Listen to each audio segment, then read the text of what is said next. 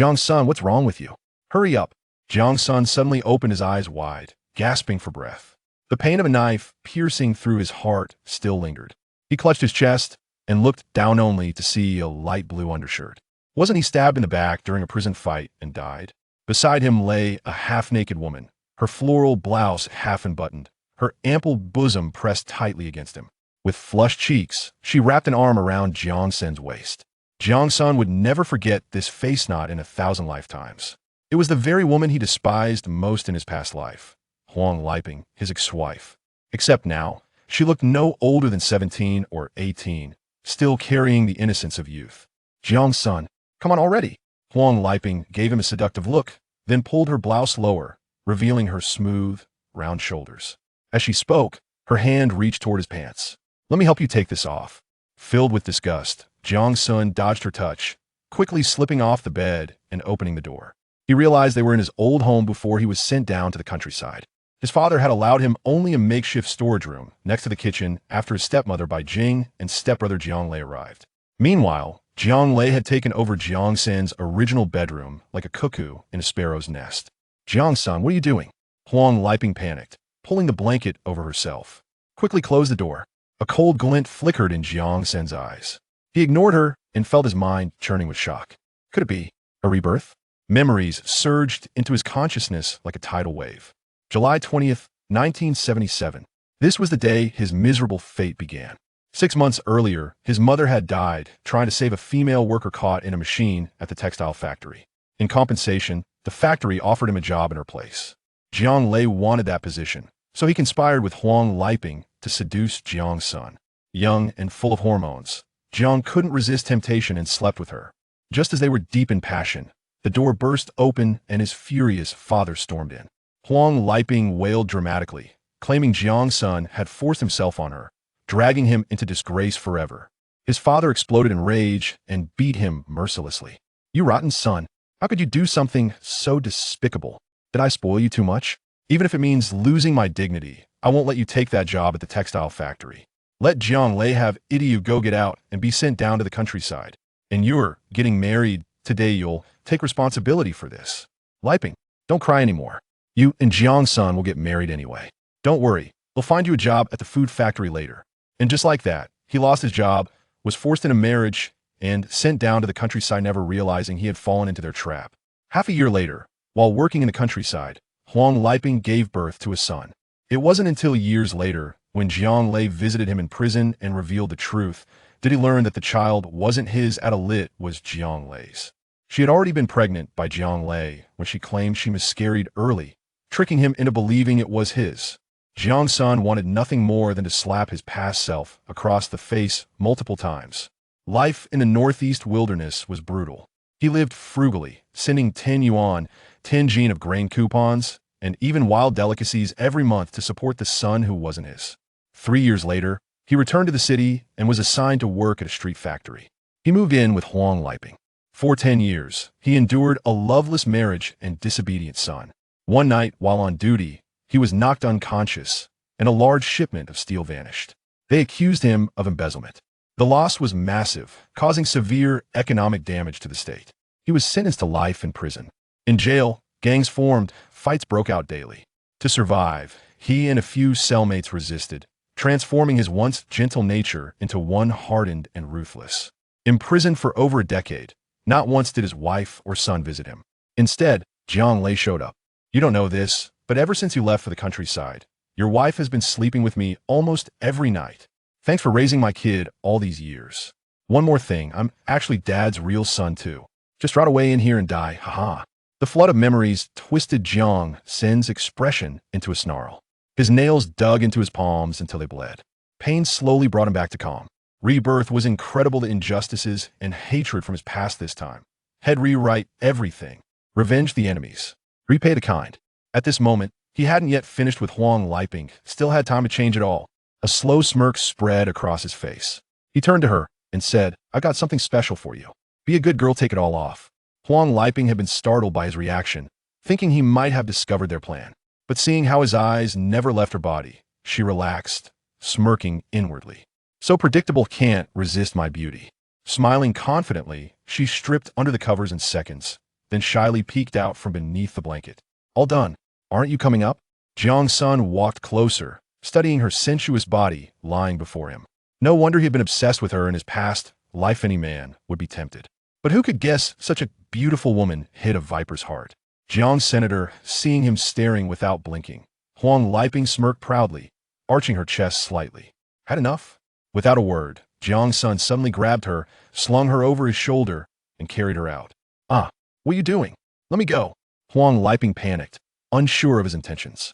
What if someone saw them in broad daylight? Naked as the day she was born, she risked being reported for indecency or even arrested for hooliganism. Jiang Sen carried her into Jiang Lei's room, the same room that used to be his, and threw her onto the bed. With a swift motion, he struck her neck, knocking her out cold. Snorting coldly, he turned and walked out. He knew Jiang Lei would soon appear outside the door, waiting to eavesdrop. And Beijing had already fetched Jiang Dayo to stage a flagrante delicto scandal. They lived in a factory compound, rows of single-story houses with small courtyards. He barely had time to hide behind the courtyard gate before the front door creaked open. Jiang Lei crept inside like a thief. Jiang Sen silently closed the gate, approached quietly, and struck him down the same way. Looking at the unconscious figure on the ground, Jiang Sen sneered. Now you taste what it feels like to be caught red-handed. He dragged Jiang Lei into the room, stripped him bare, placed him on the bed, and arranged the two bodies together in a compromising position. Then, he tossed Huang Liping's clothes into the room. Now all that remained was for his father to walk in and catch them in the act. Jiang Sen turned and stepped outside. At the alley entrance, Beijing and Jiang Dayo hurried back. Old Jiang, don't get angry. Jiang Sen has grown up, now should know better than to fool around with women in the house before marriage. Don't hold me back. I bet you've spoiled him too much all along. Oh, shush. Don't shout so loud. What if people hear about him messing around with a woman at home? If he dares to do something like this, does he care what others say? He's ruined my reputation completely. Move aside, don't stop me. Old Jiang, don't hit him too hard. Still young. Still young? If he's old enough to sleep with women, he's old enough to be beaten to death today. Old Jiang, think of his future at the textile factory. This will ruin his chances. He won't be getting any job. Let Jiang Lei take it instead. Chapter 2. Counterattack. As Jiang Sen observed them drawing nearer, he entered the abode of his neighbor, Madame Zhao, the director of the community committee. Madame Zhao had a cordial relationship with Jiang Sen's mother and had been particularly caring after her passing. However, after moving to the countryside, he had not seen her since. She was well aware of the familial affairs, often criticizing Jiang Dayo for his lack of conscience behind his back. Upon pushing open the door, a voice inquired from within. Who is it? It's me, Madame Zhao. A woman in her 50s emerged from the room. She sported a bob haircut, donned a floral blouse, and wore gray khaki trousers, her feet encased in black cloth shoes. Jiang Sen, I heard the cotton spinning factory has granted you a position to cover for someone? What splendid news. Come in and sit. Noticing Jiang Sen's pallor, Madame Zhao quickly asked, What's wrong? Have they bullied you again? Jiang Sen expressed his distress over the possibility of his father transferring his job to Jiang Lei, which prompted him to seek refuge here. Enraged, Madame Zhao seized Jiang Sen's arm, exclaiming, Come on, there's south no place for such injustice. They dare to bully a child. Jiang Sen surmised that Madame Zhao would confront Jiang Dayo, and he anticipated witnessing the scandal between Jiang Lei and his girlfriend, Huang Liping. Such a scene necessitated the presence of an influential figure. Madame Zhao was renowned as the neighborhood's loudspeaker. Any policy or gossip invariably reached every corner through her. What Jiang Sen desired was to escalate the situation. Madame Zhao, you go ahead. It's inappropriate for me to be present. Very well, you take a stroll. Leave this matter to me.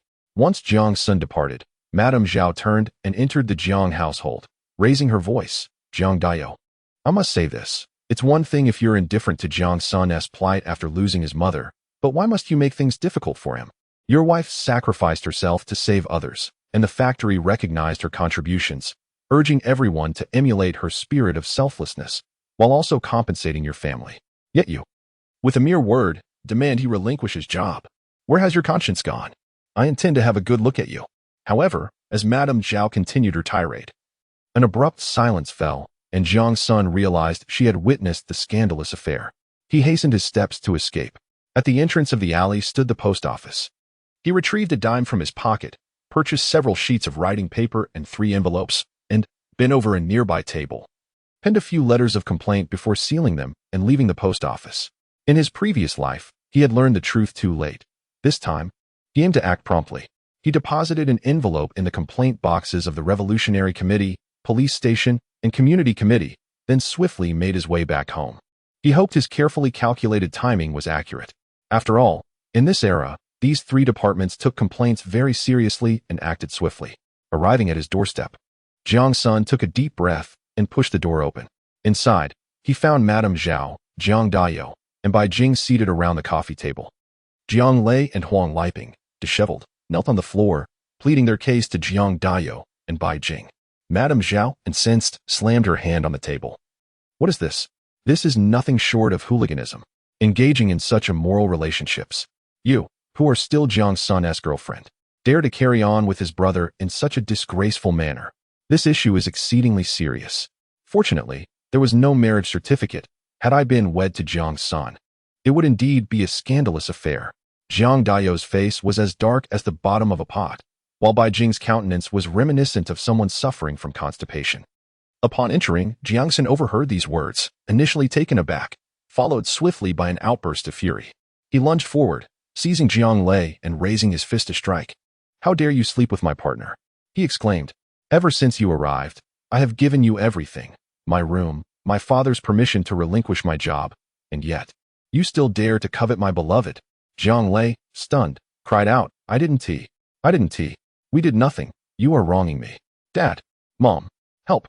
Beijing rushed forward to intervene, but Jiang Sen forcefully shook her off, causing her to stumble back, caught only by Jiang Dao. Jiang Sen unleashed all the resentment he had harbored from a previous life, his fists landing with brutal force. "Old Jiang, you must separate them. He has always resented Jiang Lei for usurping his position and despised me for taking his mother's place. If you don't intervene, he may very well kill him." Beijing sobbed in Jiang Dao's embrace, her tears cascading down her beautifully maintained visage, evoking an instinctive desire to protect her.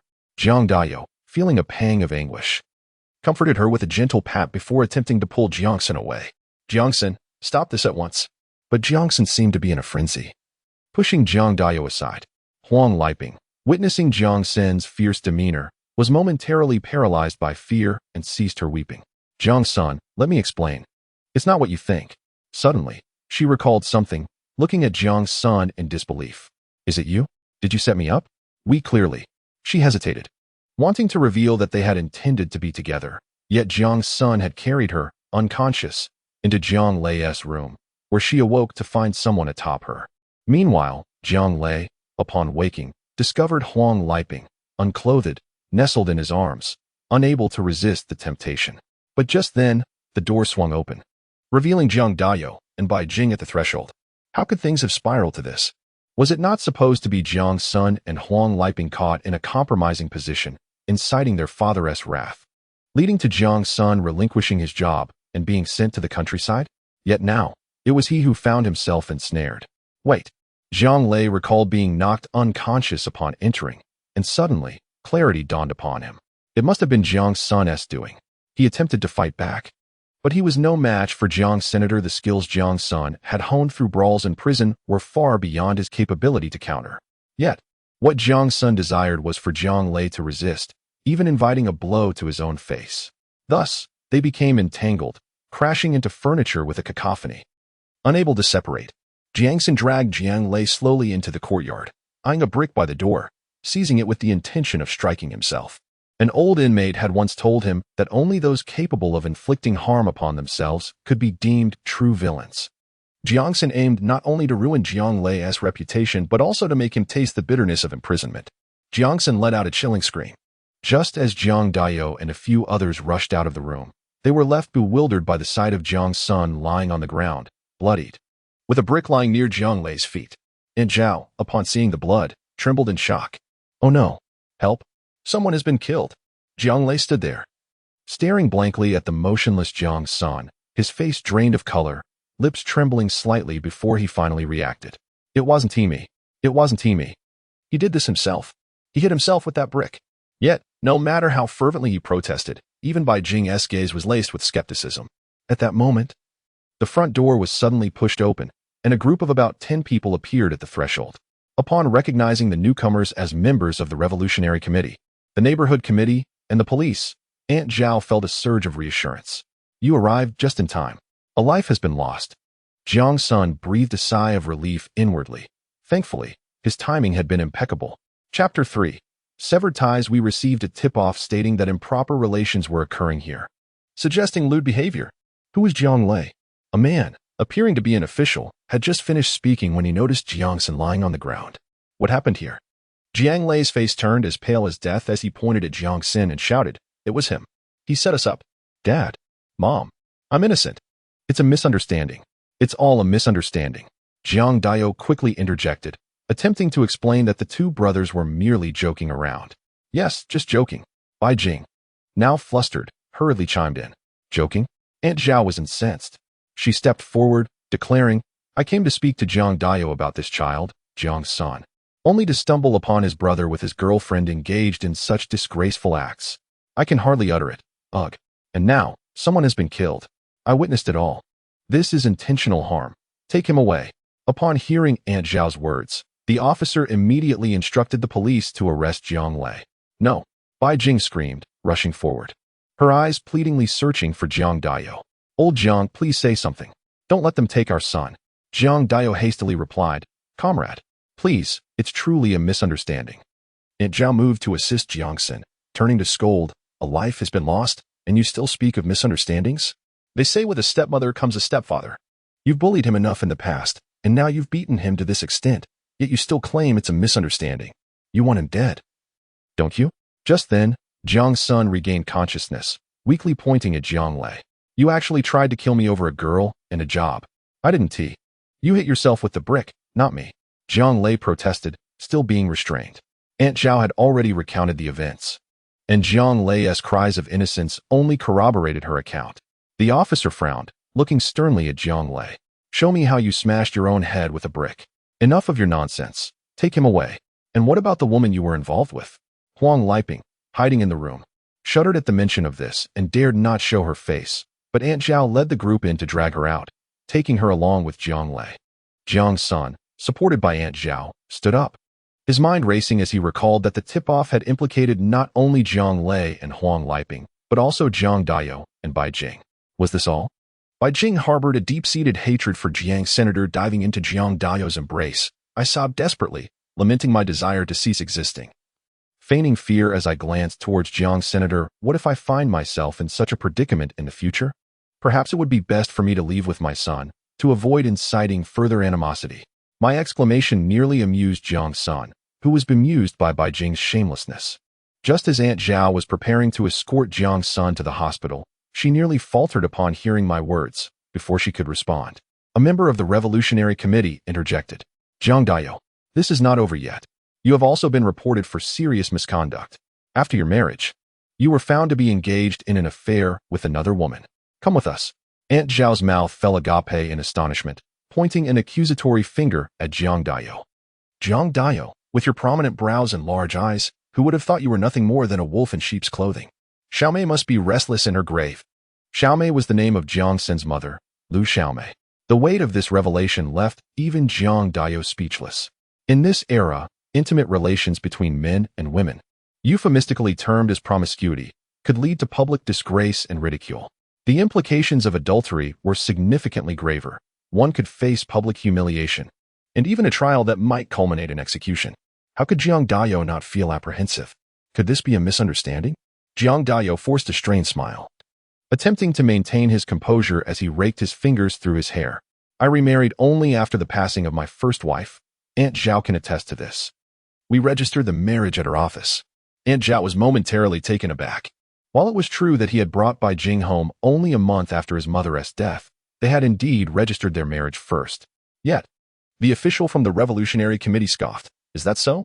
Then show me Jiang Lei's birth certificate. In this era, a child's birth registration required both parents' names. Without it, a birth certificate could not be issued.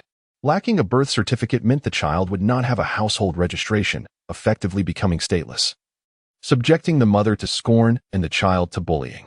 Bai Jing panicked, her voice rising. You can't take it. Jiang Sen whispered to Aunt Zhao. Jiang Lei's birth certificate is locked in their room's drawer. The key is with my father. Aunt Zhao nodded, patting his arm reassuringly. Fear not. We shall advocate for you today. She turned her icy gaze towards Jiang Dayo. Jiang Dayo, given the gravity of this situation, if you possess any semblance of conscience, surrender Jiang Lei's birth certificate. Let us ascertain whose name is inscribed as the father. If you're innocent, the leaders of the Revolutionary Committee and the police station will not wrong you. At that moment, Jiang Dayo's facade crumbled, his eyes darting nervously, his countenance more sorrowful than tears could express. Bring it forth. Aunt Zhao extended her hand, warning that should the Revolutionary Committee officials take action, his chances would vanish entirely. The committee official fixated on Jiang Dayo, refusing to comply. Then we shall conduct a raid. There may be other issues at play. The prospect of a raid loomed ominously, and Jiang Dayo, defeated, lowered his head and murmured, I will retrieve it myself. Jiang Dayo. Bai Jing called out, uttering his full name in desperation. On Jiang Lei's birth certificate, the father's name is undeniably recorded as Jiang Dayo, leaving no room for evasion. The cadre from the Revolutionary Committee, accompanied by a few eager individuals, was ready to storm in. However, upon observing Jiang Dayo's compliance, they refrained from any rash actions. This year, the atmosphere from above felt distinctly altered. Unlike in the early 60s and 70s, when no evidence was necessary to barge in, apprehend individuals, and subsequently conduct interrogations, those seized at that time might remain oblivious to their alleged transgressions. Before long, Jiang Dayo emerged, clutching a stiff card. Aunt Zhao snatched it from him, and upon reading its contents, her finger nearly jabbed Jiang Dayo's face. What more do you have to say? Per Xiaomei gave birth to Jiang Sen just a year ago, and here you are, fathering another son with this woman. How splendid. Now you conspire to bring harm to Jiang Sen. How could you be so heartless? Such a grave moral failing leaves you with no defense. Take this pair of adulterers away. The cadre from the Revolutionary Committee seized Jiang Lei's birth certificate, brandishing it as irrefutable evidence, leaving no room for denial. Zhao Dama. Jiang's son seized the moment. I will sever ties with them. Associating with such people fills me with profound shame. Your awareness is commendable. I agree. She replied. I will return to the neighborhood committee to obtain a certificate and to the police station to establish your separate household. Individuals of such moral depravity must be categorically distanced from. After Zhao Dama spoke, she turned sharply to Jiang Dayo, berating him. Has your conscience been devoured by dogs? No wonder I saw Xiaomei crying as she went to work the day she fell into misfortune. Did she discover the shameful deeds you committed? Jiang Sen felt a chill run through him. He had been unaware of this aspect in his previous life. Chapter 4. Visiting hours after Jiang Dayo and Bai Jing were taken away, the cadre from the Revolutionary Committee intended to speak with Jiang Senator, however. Upon seeing the blood on his head, he merely waved his hand, saying, First, go to the hospital for treatment, and then come to the Revolutionary Committee. There are matters that require your confirmation. Aunt Zhao responded hurriedly, urging Jiang Sen to leave quickly. Thank you, Zhao Dama, Jiang Sen said. Without you, I might have what thanks. Had I known your father, Jiang Dayo, was so inhumane, I would have intervened to help you establish your independence after your mother passed. We wouldn't be in this predicament. She lamented. I thought you were old enough that, despite their mistreatment, it wouldn't matter. Once you started working, they would be the ones trying to curry favor with you. Who could have foreseen this? Thankfully, I encountered you today, otherwise you would have. Aunt Zhao continued to express her discontent, clearly feeling indignant on Jiang Sen's behalf. A warmth began to flow through Jiang Sen's previously hardened heart. In both his past lives, he had never truly experienced care.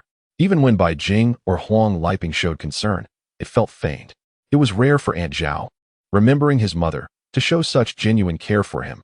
He resolved to repay her kindness whenever the opportunity arose. The two made their way to the staff hospital of the equipment factory.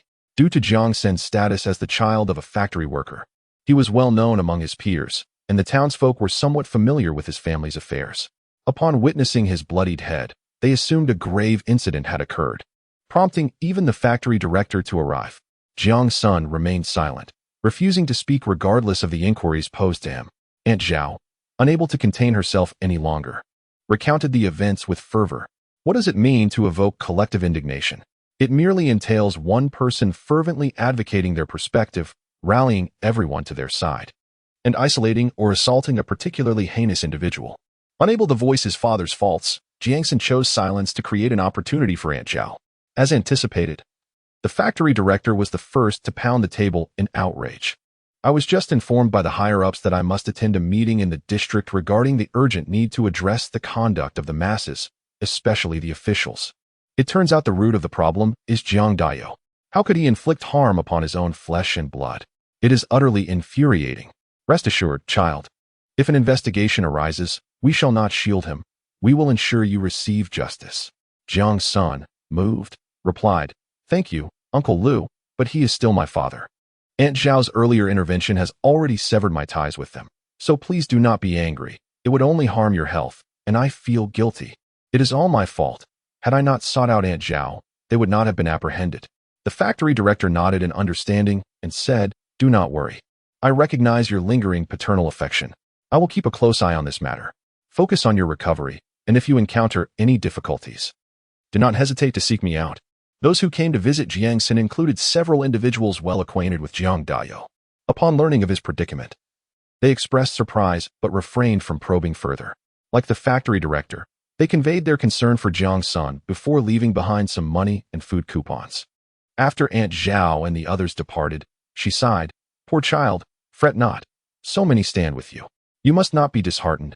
This too shall pass." Emerging from the hospital, Jiang Sen's head resembled a glutinous rice dumpling. Clutching his medicine while his pockets brimmed with over 100 yuan and a substantial amount of food coupons. In these times, mere money held little value. One also required food coupons. He recalled that it was only in the early 1990s that the government abolished such rationing tokens. Now, without coupons, purchasing anything proved challenging, unless one resorted to the black market. Yet, the black market posed its own risks. If caught, one could face a decade or more for charges of speculation. Jiang Sen, do not be disheartened. I shall escort you home to rest. I will speak to the Revolutionary Committee on your behalf. Aunt Zhao said, her heart aching at the sight of his bandaged head. You need not cook anymore. Just dine at my home. Let us go there first. Jiang Sen replied, if you are free, please accompany me. The sooner we handle this, the sooner I can recuperate. He yearned to witness the disheveled states of Jiang Lei and Beijing. How could he reconcile the pain he endured with the brick that struck his head without seeing their downfall? Upon arriving at the Revolutionary Committee, the official he had encountered previously appeared startled at the sight of Jiang Sen's head, promptly inviting him and Aunt Zhao to sit down. After a brief inquiry regarding the incident, the meeting concluded. As he was about to leave, the official remarked, "You will need to go to the police station to give a statement." Jiang Sen felt that during his previous life, he had overlooked many matters. Or perhaps had simply failed to pay attention. Is the Revolutionary Committee so accommodating now? Suddenly, he recalled that it was now 1977, and the national policies had begun to relax. Soon, the college entrance examinations would be reinstated, followed by the era of reform and opening up. By 1979, the Revolutionary Committee would be completely disbanded. No wonder their actions were no longer as ostentatious as before. They must be wary of potential repercussions. Upon arriving at the police station, the officers greeted him warmly, offering him a seat, pouring him water, and inquiring about his injuries before proceeding to find someone to take his statement. Essentially, it was Aunt Zhao doing most of the talking, with Jiang Sen providing supplementary details.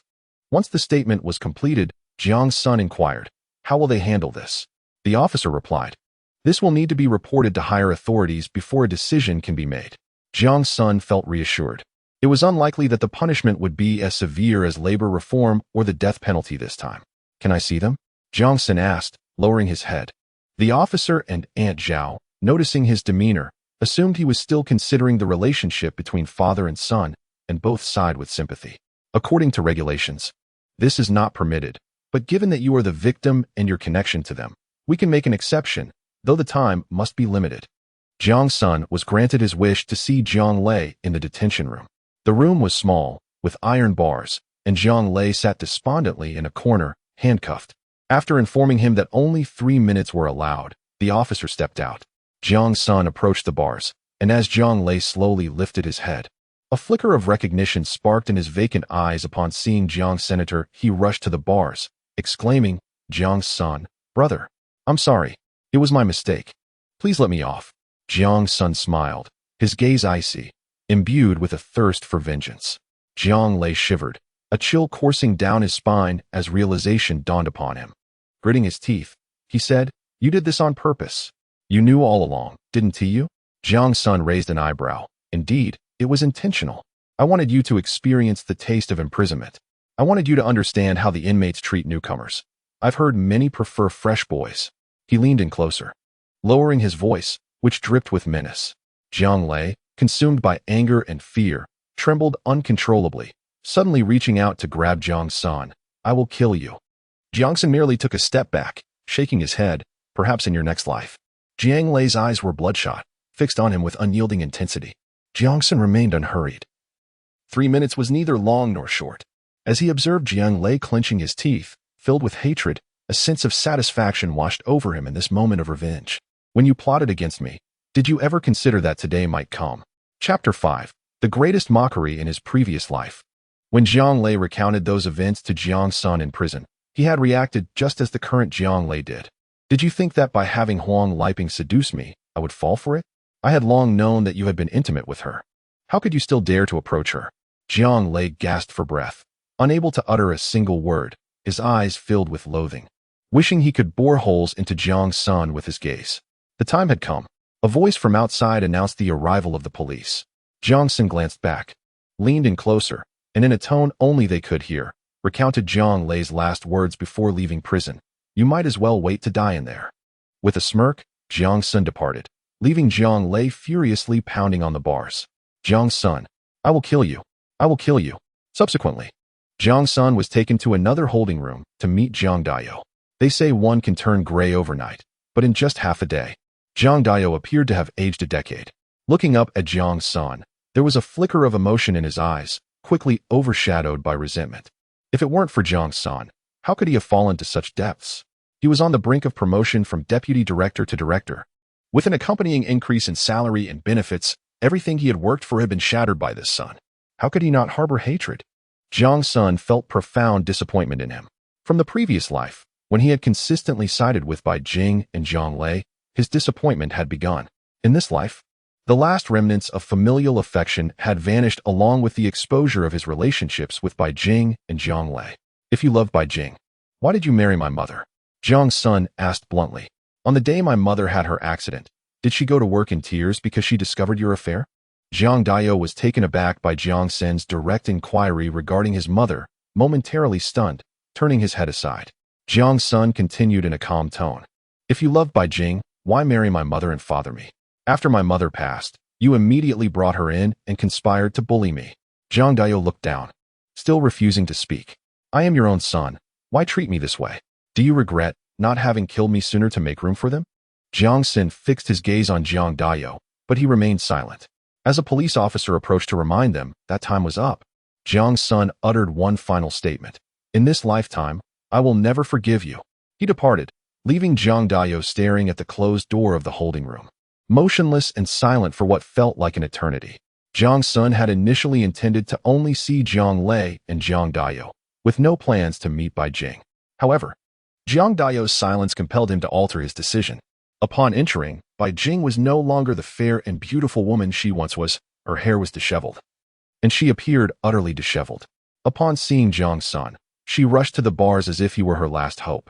With tears streaming down her face, she pleaded, Jiang Sen, I know I have wronged you, and I understand that you hate me, but Jiang Lei is your biological brother. If he is sentenced, his life will be ruined. I beg you, please speak to the police and tell them it was just a playful quarrel between brothers, all right? Please, I implore you. Jiang Sen found her plea laughable. At such a critical juncture, Bai Jing still believed she could sway him. When he remained silent, she collapsed to the ground in tears. Jiang Sen, if you spare Jiang Lei, I will do anything you ask. I can even give you all the money in the house. Indeed, all of it is yours. The money lies at the very bottom of my room's cabinet. I implore you to spare Jiang Lei. He is but a child. Jiang Sen has witnessed countless parents of unruly children utter such words in the past. Bai Jing's unconditional indulgence and Jiang Dayo's unwavering tolerance have led Jiang Lei to resort to unscrupulous means to satisfy his own desires. And I, alas, am merely a victim of their actions. What a profound irony. Jiang Sen, I beg you. I truly wish for Bai Jing to cease her tears. I understand I should not confront your mother or usurp her place. It is all my fault. I plead with you, even if it costs me my life. I beseech you to spare Jiang Lei. Jiang Sen seethed with rage, coupled with Aunt Zhao's words. it became evident that there were hidden truths surrounding the day of his mother's incident. Beijing, Jiang Sen called her by name, crouching before the railing to meet her gaze. On the day my mother had her accident, did you seek her out? Beijing instinctively nodded but quickly realized and shook her head, anxiously explaining, no, I didn't mean to. I had no idea she would be in danger that day. Please believe me. Silence. Jiang Sen interjected, seizing Beijing by the collar and pulling her to the railing. His teeth clenched as he spoke through gritted teeth. Do you have no shame? My mother is gone, and yet you so comfortably occupy her former bed and share her former lover. Do you not fear that she might rise from the depths to confront you? Jiang Sen's words pierced Beijing, evoking a sense of dread that made her wish to retreat. Yet, Jiang Sen forcefully pulled her back, slamming her against the railing, pain radiating through her chest. Beijing, mark my words, you shall never find peace in this lifetime. Prepare yourself and your illegitimate son to experience a torment worse than death. When you realize that even wishing for death is a luxury, you will understand the depth of my hatred for you. Dream on if you think I will spare Jiang Lei, even if he does not perish in prison when he emerges. I will make him beg me on his knees for the mercy of death. Just you wait. Jiang Sen's declaration sent a chilling wave through Beijing, causing her to tremble uncontrollably as she shook her head, murmuring in a daze, no, no. Jiang Sen, uninterested in casting her another glance, stood, brushed his hands as if ridding himself of filth, and departed. Beijing collapsed onto the ground in despair, her face ashen. Jiang Sen chose not to visit Huang Liping, finding it repugnant. Outside the police station, Aunt Zhao hurriedly inquired upon Jiang Sen's exit. Did you meet her? Jiang Sen nodded, responding, Aunt Zhao, I will need your assistance with the disconnection letter later. I have a headache and wish to return home to rest. Aunt Zhao, filled with concern, replied, all right. Let us go home. Do not worry about this matter. I will obtain a certificate to have Jiang Dayo sign. Make sure to rest well. Alas, what a calamity. Upon returning home, Jiang Sen felt the burdens of his past dissipate, a sense of lightness enveloping him. He closed his eyes, inhaling deeply, and when he opened them again, tranquility resided within. He directly entered the room of Jiang Dayo and Beijing, rummaging through their belongings to uncover all the hidden money and valuables. To his astonishment, he discovered that Jiang Dayo and Beijing possessed such a considerable sum, 1,800 yuan, along with over 1,000 pounds of grain tickets, fabric tickets, industrial tickets, and various other vouchers, were unceremoniously stuffed into Jiang Sen's pockets. He surveyed the modest abode, a two-bedroom apartment allocated to his parents upon their marriage by the equipment factory. This was public housing, registered under the name Jiang Dayo, rendering it unsellable. However, as he intended to sever ties with Jiang Dayo, residing here was no longer an option. Fortunately, a team was set to head to the countryside in a few days, and he hoped to enlist with them by registering at the neighborhood committee in time. Chapter 6. I want to go to the countryside that evening. Jiang Sen dined at Aunt Zhao's home, leaving behind 10 yuan and 10 pounds of grain tickets after the meal. This was a considerable sum, sufficient to cover a typical family's food expenses for over half a month. Aunt Zhao hesitated initially, but, upon hearing that Jiang Sen would be dining with her for the next few days, reluctantly accepted the offerings. Very well, I shall buy something nice to replenish your strength. Aunt Zhao retrieved a piece of paper, inscribed with proof of his severed father-son relationship, complete with Jiang Dayo's signature and thumbprint. Aunt Zhao remarked, I never anticipated this. One can know a person's face, but not their heart. I brought this to him for a signature, and he signed without a word. Don't dwell on it. If you encounter difficulties, seek assistance from the organization, and they will support you. Once you begin working at the cotton spinning factory, they will assign you accommodations. Later, you can find a good woman to marry, and the factory will provide you with housing, ensuring you never have to see them again. Jiang Sen smiled faintly, nodding without uttering a word, which Aunt Zhao misinterpreted. I've told you not to be disheartened. Your actions are commendable. Otherwise, who knows how much they would have tormented you.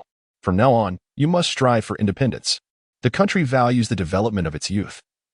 So focus on your studies and hone your skills. In due time, you shall make them regret their actions. Jiang Sen continued to nod, yet his thoughts drifted far away. In the dense, primordial forests of the greater Shingon Mountains, a live figure, gun in hand, aimed at its prey. A loud bang startled the birds into flight as the hunter dashed forward to hoist the game, turning back to reveal a charming face that smiled at Jiang's senator look. Brother Jiang, what a plump roe deer. Just what you need to replenish your strength. The woman's large eyes sparkled like stars in the night sky. and her smile was as radiant as the Milky Way. Having been reborn, Jiang Sen realized he need not go to the countryside. However, for the sake of those enchanting eyes and that dazzling smile, he felt compelled to venture forth. It was a regret from his previous life, his love thwarted by Jiang Lei and Huang Liping's scheming that led to their marriage certificate, causing him to miss out on the woman he truly cherished. Aunt Zhao, there's one more thing I'd like to ask for your assistance with. Aunt Zhao smiled. Just speak your mind, child. I wish to sell my job quota. Could you help me find someone interested in purchasing it? Sell your job quota? Aunt Zhao's eyes widened in disbelief. Have you lost your mind? Where would you find another job now? If you sell your position, you'll have to go to the countryside to serve. Are you certain about this? I am certain. I wish to respond to the nation's call and support rural development by going to the countryside. Jiang Sen scratched his head, feeling a slight itch at the scarred area. He needed to trouble you to help him register. He wished to venture into the countryside soon, as remaining at home held little meaning. There was truly nothing worth cherishing for him in Kyoto anymore. Aunt Zhao wore a worried expression, assuring him that there were ample job opportunities available. However, she cautioned that his injury was not yet healed, and the current group heading to the countryside would depart the day after tomorrow, which felt too rushed. Let me arrange for you to join the next batch, she suggested. No, I prefer to leave with this group, Jiang Sen replied with a sigh. Tomorrow, I will visit my mother's grave, tidy things up, and then set off with them. I have no desire to see them again. It is better to leave. Upon returning from Aunt Zhao's home, Jiang Sen retrieved a camphor wood box that once contained his mother's belongings in his previous life, but had since been cleared out by Jiang Daiyou and by Jing. The only remnant left was a family portrait, a black and white photograph taken when Jiang Sen turned 1, depicting the three of them together, which he had kept tucked within a book. Remarkably, upon his rebirth, only this photograph remained. After gazing at it for a moment, Jiang Sen placed the picture into a red leather notebook, stuffed it into his backpack, and began organizing his clothes. That evening, Aunt Zhao came to find him, announcing that she had sold the job for 1,500 yuan. It was not surprising that the position sold so quickly. During these times, jobs in state-owned enterprises were highly coveted. As soon as news broke, individuals would go to great lengths to secure such opportunities. The cotton spinning factory was a state-run establishment, a reliable source of employment. Aunt Zhao explained that it was a man named Yang Qiming from the Supply and Marketing Cooperative who purchased the position for his daughter. With one son serving in the military and his daughter lacking a job, she was set to go to the countryside. Jiang Sen's job was a timely blessing, especially since it was at a cotton spinning factory, the most suitable workplace for women, which is why Aunt Zhao's asking price had not been negotiated. After discussing this matter, Aunt Zhao informed him of the outcomes regarding Jiang Daiyou and Bai Jing. It was determined that their actions fell under misconduct, leading to the loss of their jobs. However, due to new policies, they would not face criminal charges, but would instead be assigned to sweep the streets and toilets daily, while also attending weekly public denunciations for re-education. Jiang Sen felt a sense of satisfaction. This outcome was more punishing than imprisonment. As for Huang Liping, although she had once been Jiang Sen's partner, her lack of marriage certificates meant she was not legally considered married, thus categorizing her issue as moral corruption. Consequently, she was mandated to attend ideological education courses and, after a single public denunciation, was assigned to sweep the streets as well, with no prospects of employment at the food factory. Aunt Zhao concluded with a dismissive shake of her head, exclaiming that it was truly too lenient for them. And what about Jiang Lei? Jiang Sen inquired. Aunt Zhao scoffed, dismissing him. Jiang Lei? Initially, he would not have faced severe repercussions for his involvement with Huang Liping. At most, he would have been assigned to sweep the streets like her. However, his decision to harm you, his own brother, with a brick in a bid to steal your partner and job, was deemed intentional injury, resulting in a 10-year sentence. Good. Jiang Sen's intention was to ensure that he experienced the bitter taste of imprisonment, though 10 years paled in comparison to his previous life sentence. Jiang Lei was not him. It remained to be seen if he could endure this decade.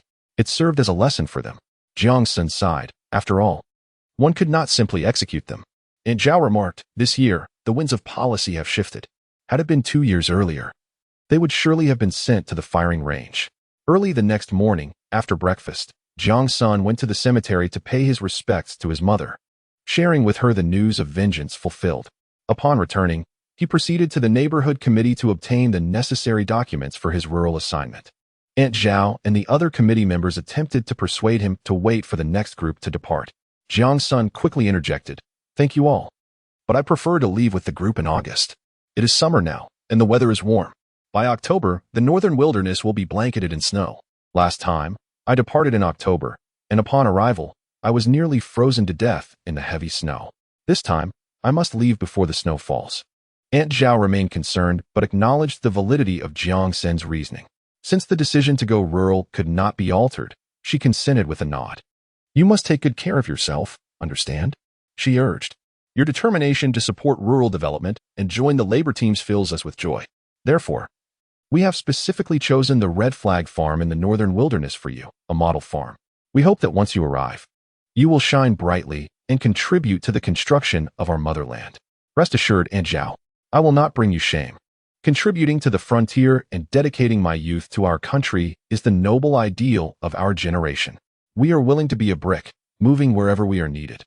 The rallying cry resonates, and it is merely a matter of who can shout it beautifully and loudly. Indeed, the members of the neighborhood committee were delighted and applauded him.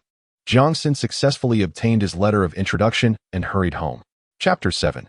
Departure. Upon returning home, Jiang Sen securely closed the door and began to pack. He had previously organized a few items, but today he rummaged through the house anew. He did not wish to leave anything of value for Jiang Dayo and Beijing. To his surprise, he discovered a box beneath Jiang Dayo's bed. Inside were 4 bottles of Mount I liquor and 2 packs of Daqianmen cigarettes. Such treasures! Jiang Sen grinned widely and claimed them without hesitation. He then wandered around the house and, spotting a kitchen knife, promptly took it and placed it in the box. Life in the countryside is arduous, often lacking basic necessities. Many people may not even touch a knife for years, resorting to using broken sickles for cutting vegetables. The Red Flag Farm selected by Aunt Zhao was the very place he had visited in his previous life. Although it was a model farm, it was also one of the most challenging locations, situated on the outskirts of a small county at the edge of the Greater Xing'an Range. In his past life, Jiang Lei had mischievously sent him to the most arduous place. This time, however, he was favored by the authorities, who assigned him to a model farm. It seemed utterly unreasonable. Nevertheless, Jiang Sen's objective was indeed that very place, as he had spent 3 to 4 years there and experienced both the people and the circumstances. Presently, he possessed around 2,000 yuan, a substantial sum in this era. In the 1980s, being a 10,000 yuan household was remarkable, let alone possessing 2,000 yuan now. He unearthed a pair of undergarments, within which were stitched 2 pockets, one on the left and the other on the right, crafted by his mother in years gone by. He tucked away several bills and a modest quantity of food ration coupons into his jacket pocket, rolling up the remainder to stow in the pocket of his undergarments. As he departed, he donned these very undergarments. Should anyone discover the extent of his financial resources, it would not be an exaggeration to say that they might resort to dire measures. In this era, greed for wealth could lead to one's demise, and tales of families being slaughtered for a mere morsel of food were not unheard of. Additionally, before his departure, he needed to procure numerous essentials. Medications like anisin, streptomycin, berberine, and cold tablets were imperative, particularly as he anticipated the potential for illness due to unfamiliar surroundings upon arrival. He also required winter clothing, such as padded jackets and trousers, scarves, gloves, cotton shoes, and woolen socks. These items were readily available at the supply cooperative, and he had a few old garments to bring along as well. What else? Matches and candles were indispensable, for acquiring such items in his destination would necessitate a lengthy journey to the supply cooperative or the county town, where availability was not guaranteed. He need not worry about food, as the monthly work points would suffice. Moreover, in the Greater Xing'an Mountains, sustenance from the land had yet to lead to starvation. Jiang Sen took out his notebook, jotting down everything he could think of to bring, preparing himself for the upcoming shopping trip. It was now the year of 1977, with reforms and comprehensive openness to the outside world on the horizon in 1978. At that time, he could seize the opportunity to trade local mountain goods and live a stable life. The following morning, Jiang Sen grasped a camphorwood box, slung a shoulder bag across him, and carried his belongings on his back as he left home. He had not anticipated encountering Jiang Dayo and Beijing again. The two were clad in tattered work uniforms, wielding brooms to sweep debris from the roadside. Passers-by would occasionally hurl phlegm, nearly landing on Jiang Dayo. Turning a corner, he spotted Huang Liping, donned in what was likely her mother's old attire, wearing a mask and holding a broom outside the restroom, pinching her nose in reluctance to enter. Someone emerged and barked, "It's filthy in there. How can you clean it?" Huang Liping, head bowed, mumbled something and reluctantly entered the restroom. Jiang Sen's heart had grown tranquil as a still lake. What was meant to be theirs would be enjoyed in due course. The square in front of the cinema was bustling with people, where special buses had been arranged to transport the educated youth to the train station. The loudspeakers blared revolutionary songs, flags fluttered, and the departing youths were adorned with bright red flowers. Aunt Zhao squeezed through the crowd, a cloth bag in hand, and found Jiang Senator. "I brought you some food for the journey." Aunt Zhao wiped her tears, urging him to take care of himself once he arrived. Jiang Sen felt a pang of bittersweet nostalgia. He had not seen Aunt Zhao since his previous stint in the countryside. If he ever had the chance in this lifetime, he vowed to visit her often. "Rest assured," Jiang Sen reassured her, "I will look after myself. You too, take care of your health. I will send you mountain goods once I settle in." Aunt Zhao's tears turned to a smile as she playfully tapped him. "You, my child. Just sending me a letter would bring me joy. No need to send mountain goods. Even if you have it, you should keep it for yourself. I've heard it's quite difficult over there." Seeing her on the verge of tears, Jiang Sen quickly reassured, "Aunt Zhao, I will definitely write to you. I must take my leave now. You should return home as well." "Oh, all right. I'll wait until I see you leave before I head back." A staff member from the Revolutionary Committee, responsible for escorting them to the train, leaned halfway out of the window, urging, "Hurry up and get on the bus. If you're late, you'll miss the train. We need to take attendance once you're on board." As Jiang Sen stepped onto the bus, he turned back to wave at Aunt Zhao before boarding. He had finally embarked on his journey to the northern wilderness. Those seeing off the youth were mostly family members, running alongside the bus, waving their hands, their cries merging into a sorrowful chorus. The passengers on the bus were also weeping loudly, leaning out of the windows to wave below. "Mom and Dad, I'm leaving." "Mom, take care of yourself." "Dad, I don't want to go." Jiang Sen joined in, leaning out as well. For reasons he could not articulate, his eyes grew warm, his nose tinged with a slight sting, and his heart felt a wave of sorrow. "I'm leaving. Aunt Zhao, please take care of your health. Send a message once you arrive, or a phone call will do." Aunt Zhao and the others who had come to see them off ran alongside the bus for a few steps until it accelerated and finally came to a stop, watching as it slowly made its way towards the train station. This privilege was afforded only to the youth from the capital. Those from farther away or with less influential backgrounds were sent directly to the train station. On the bus, Jiang Sen learned that the staff member escorting them, surnamed Jiang, shared a homophonic name but different characters. His name represented rivers and seas, while the other was associated with the legendary Meng Jiangnu.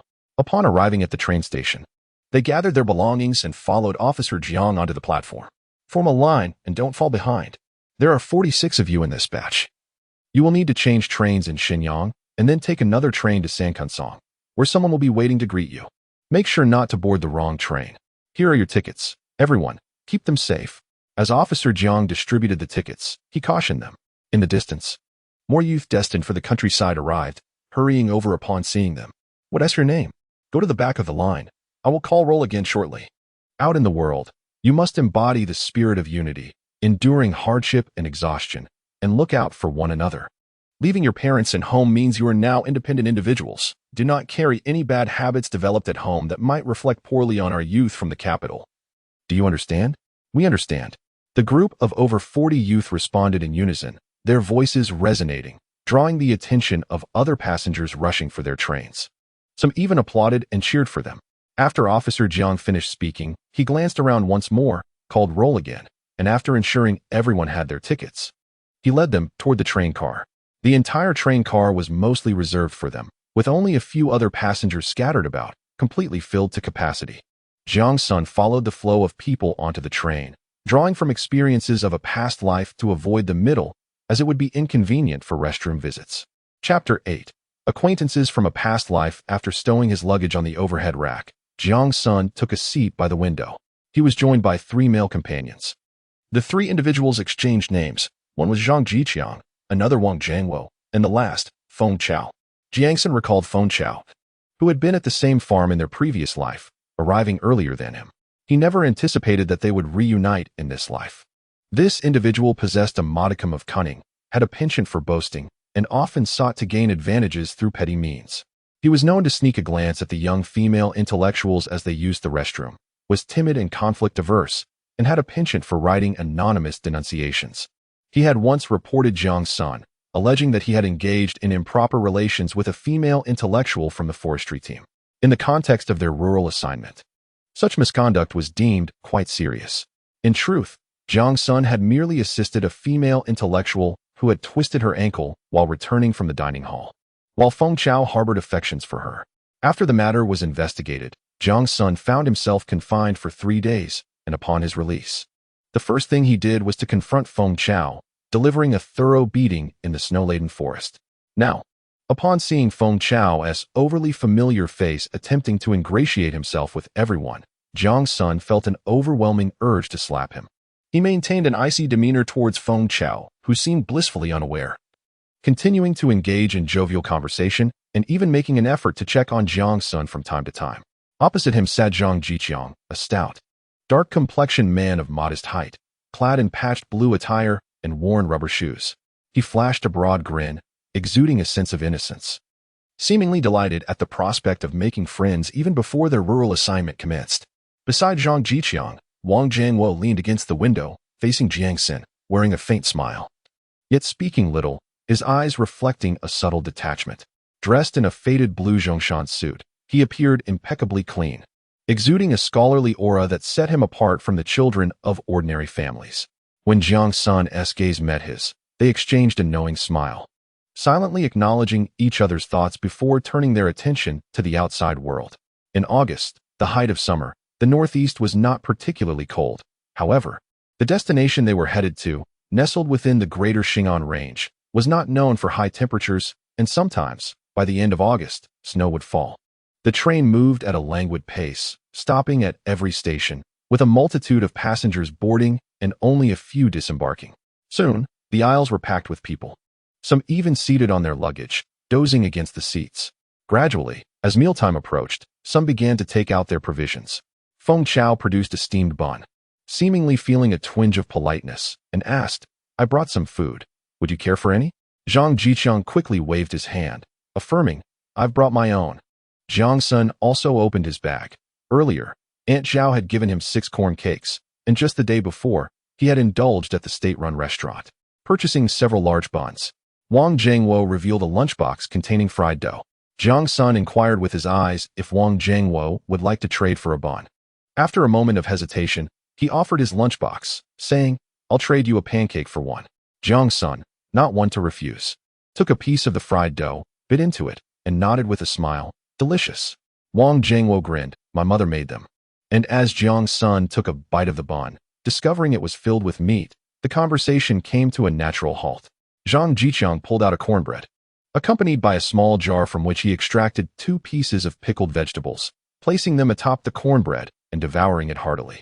Feng Chao felt a touch of embarrassment as he bit into a steamed bun, turning his gaze towards the window. Jiang Sen stifled a chuckle and engaged in conversation with Wang Jiangwo. "Your mother's culinary skills are absolutely remarkable." Wang Jiangwo's smile radiated sincerity. "Indeed, it's only during the new year that one can relish such delights. This time, while I was in the countryside, she prepared a large lunchbox for me, advising me to savor it and ensure it lasts until I reach the farm." Jiang Sen nodded, patting his bag. "No worries, I have some too. If we ration it, we shall surely make it." Jiang Jiang munched on his corn cake and pickled vegetables, the aroma wafting enticingly. His voracious manner of eating made it seem as if his food was far more delectable than that in anyone else's hands. "My mother pickled these herself. She insisted I bring them along to the countryside, saying if salt runs low, the pickles will suffice." Jiang Sen extended a bun toward him. "Here, let us trade for some pickles." "No need to trade, just enjoy your meal," Jiang Jiang replied, half a corn cake in his mouth, as he produced a glass jar filled with pickles from his bag. The jar resembled a canned container, not particularly large, by the standards of a previous life. It would be devoured by a few with just a pair of chopsticks. Yet, in this moment, it represented a precious dish, one that every household possessed and would consume sparingly, as acquiring salt required rationing tickets. Jiang Sen took a piece, seemingly from the roots of the vegetables. After signaling Wang Jiangwo, who also took a piece, he presented the lunchbox to Jiang Jiang. "I'll trade for an oil cake with you." "No, really, it's unnecessary." Jiang Jiang seemed somewhat embarrassed, placing the jar back into his bag, his face tinged with a subtle blush. "Take it. Enjoy mine first," Jiang Sen insisted, pressing the bun into his hands. "From now on, we'll look out for each other." Zhang Jiqiang's face flushed completely as he accepted the bun but refrained from eating it, placing it carefully in his bag. Feng Chao observed their selflessness with a hint of envy and a pang of hunger, yet speaking up now would feel awkward. So he stubbornly continued to nibble on his steamed bun. "By the way, do you all know where you've been assigned?" Wang Zhengwo suddenly inquired. "ISNT at the Hongqi farm?" Jiang Sen asked, puzzled.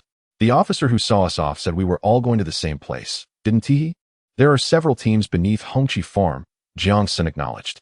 However, with so many changes occurring in this life compared to the last, he couldn't be certain whether he would end up in the same place as before.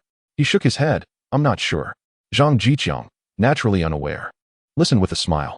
Feng Chao finally seized the opportunity to interject, stating eagerly, "I've heard that some of us might be assigned to the logging teams beneath Hongqi farm." "The logging teams?" Jiang Sen's interest piqued. "Are you certain?" Feng Chao replied. "We won't know the specifics until we arrive there. With so many people, it's impossible for everyone to be assigned to the same place. I've heard that the logging teams are the most arduous, deep within the greater Xing'an range. Just to get out, it takes at least 10 days of walking. And one might easily get lost." A flicker of concern appeared in Wang Zhengwo's eyes. Zhang Jiqiang gasped, 10 days of walking? As Feng Chao chuckled, his face illuminated with delight, he remarked to Zhang Jiqiang, "Do not fret. When the time comes, I will cultivate a good rapport with the captain at the forest farm. If one wishes to depart, they can certainly ride the sleigh." "Sleigh?" Zhang Jiqiang appeared intrigued, seemingly hearing of it for the first time. The more curiosity grew, the more animated Feng Chao became, and soon, the surrounding educated youth gathered around him. Jiang Sen whispered to Wang Zhengwo, "Do not worry, let him boast. If he ends up being assigned there, his expression will surely resemble one who has tasted excrement." Wang Zhengwo turned towards the window, breaking into a grin. The two exchanged knowing glances and continued to listen to Feng Chao's grandiose tales. "Do you know what it is like when snow blocks the mountains? The snow can pile as high as a person, making it impossible to leave. Only the horse-drawn sleigh can traverse." A girl clad in a green military uniform interjected. "But if the sleigh is pulled by horses and people cannot walk, how can the horses manage?" A brief silence enveloped the group, and Feng Chao awkwardly attempted to recover. Well, I cannot say. Perhaps those over there have their ways." A few individuals, having discerned his bluster, turned away in disdain, leaving only a few curious young women still perched on their seats, inquiring further. Jiang Sen turned to find a familiar face, momentarily taken aback. It was none other than Xiao Jiajia, the leading lady in the report Feng Chao had pinned against him regarding his alleged indiscretions with women. Chapter 9. Bring a stick when using the toilet. Xiao Jiajia hailed from a well-to-do family. Her father was the director of a soy sauce factory, and her mother worked as a street official.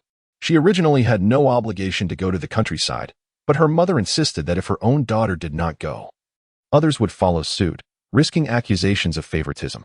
Thus, she was compelled to join the Rural Youth Brigade.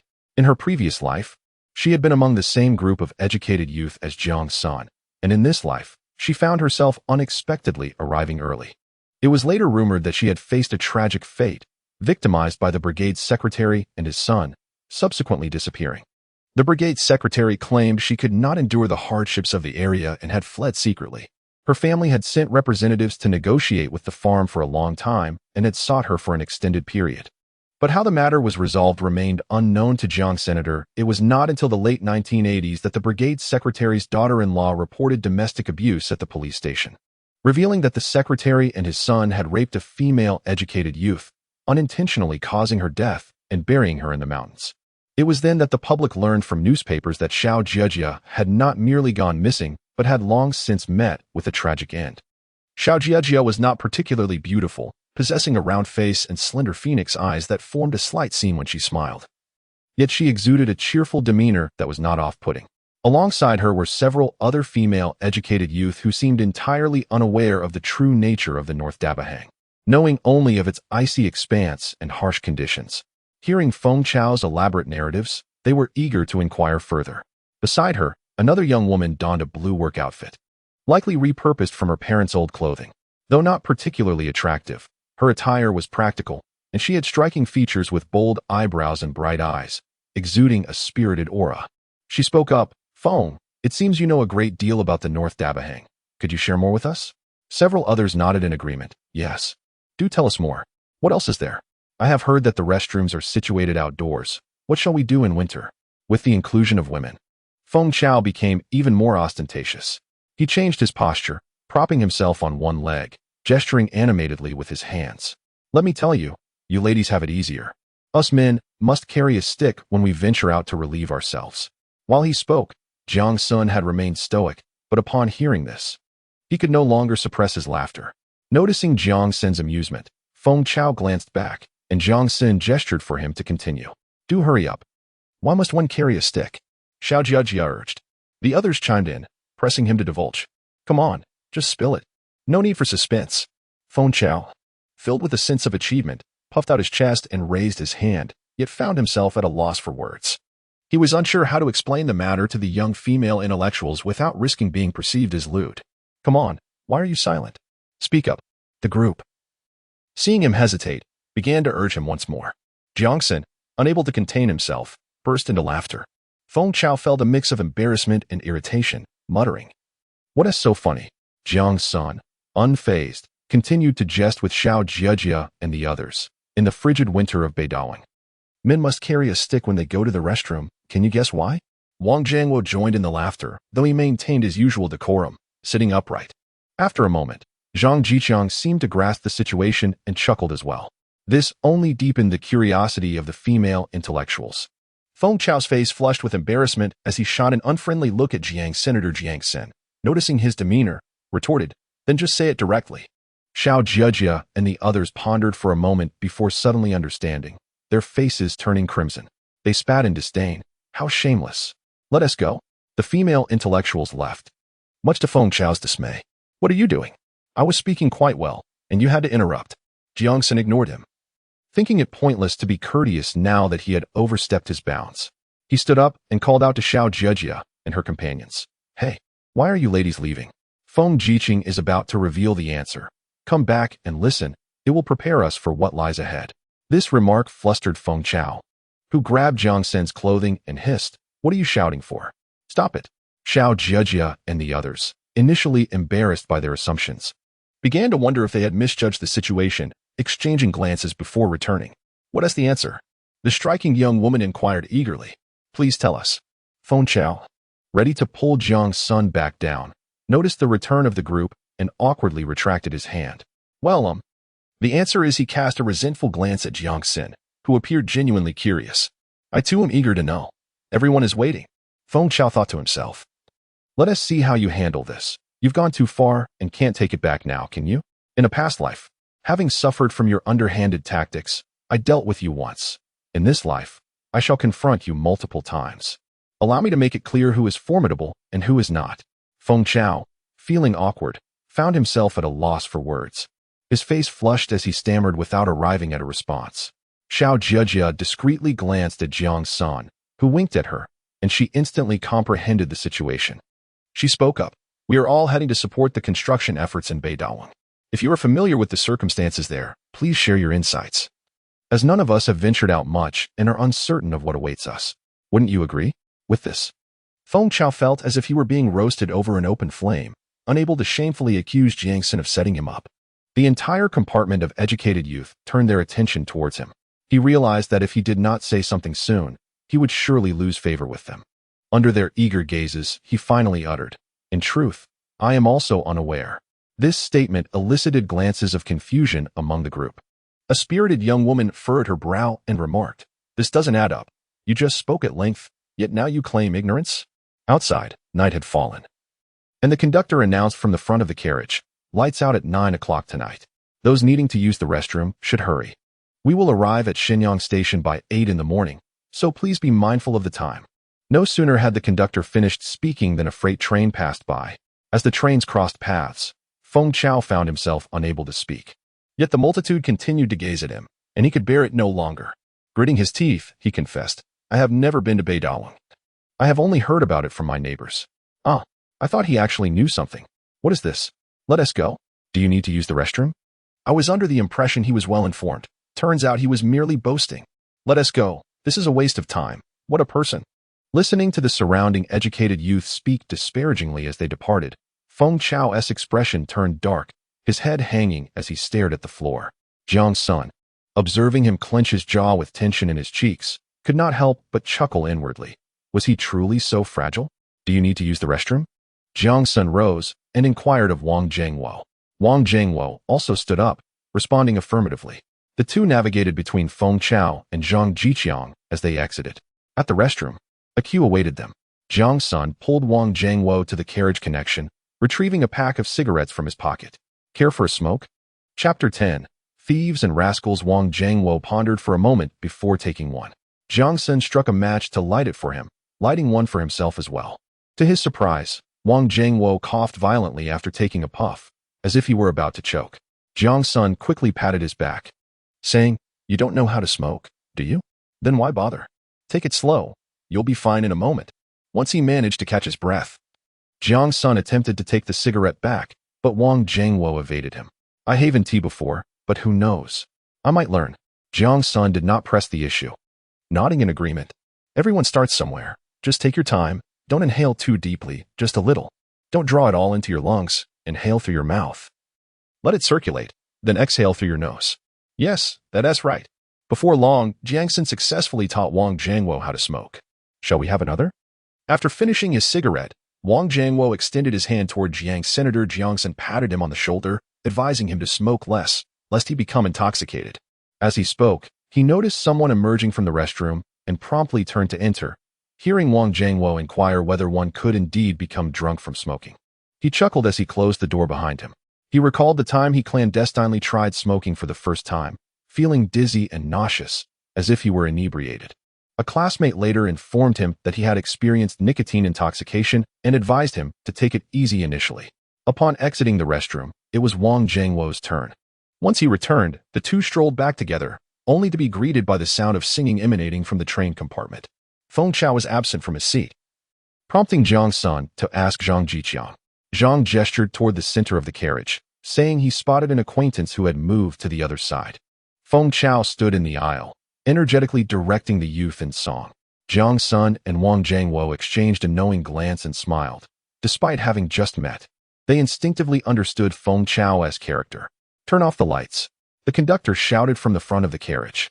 The singing ceased, followed by a cacophony of noises as the lights in the compartment were extinguished. With Feng Chao gone, Jiang Sen casually placed his bag on the seat's headrest and reclined. Ah, such comfort. He let out a long sigh, turning to glance at the two silhouettes across from him, suggesting they take turns resting.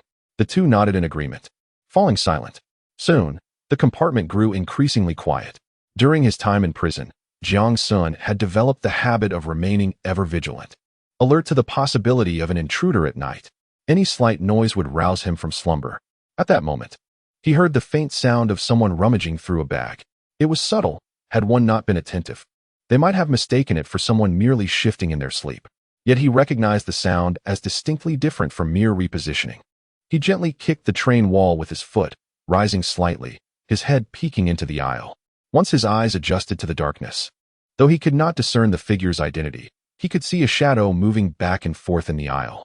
The shadow paused at each seat for a moment before shifting to the other side. Was someone pilfering? Jiang Sen remained still, choosing not to intervene. Yet the shadow was now advancing toward him. He remained composed, fixating on the figure in the darkness. In his previous train journeys, the compartments had been crowded, brimming with people, and he had never encountered a thief. After the last stop before nightfall, many passengers had disembarked, leaving only their group of youth in the carriage. As the train continued northward from Shenyang, the number of passengers dwindled, revealing expansive plains and mountains outside. The shadow hesitated, seemingly listening for sounds, then leaned into the seat behind Jiang Sen, rummaging once more.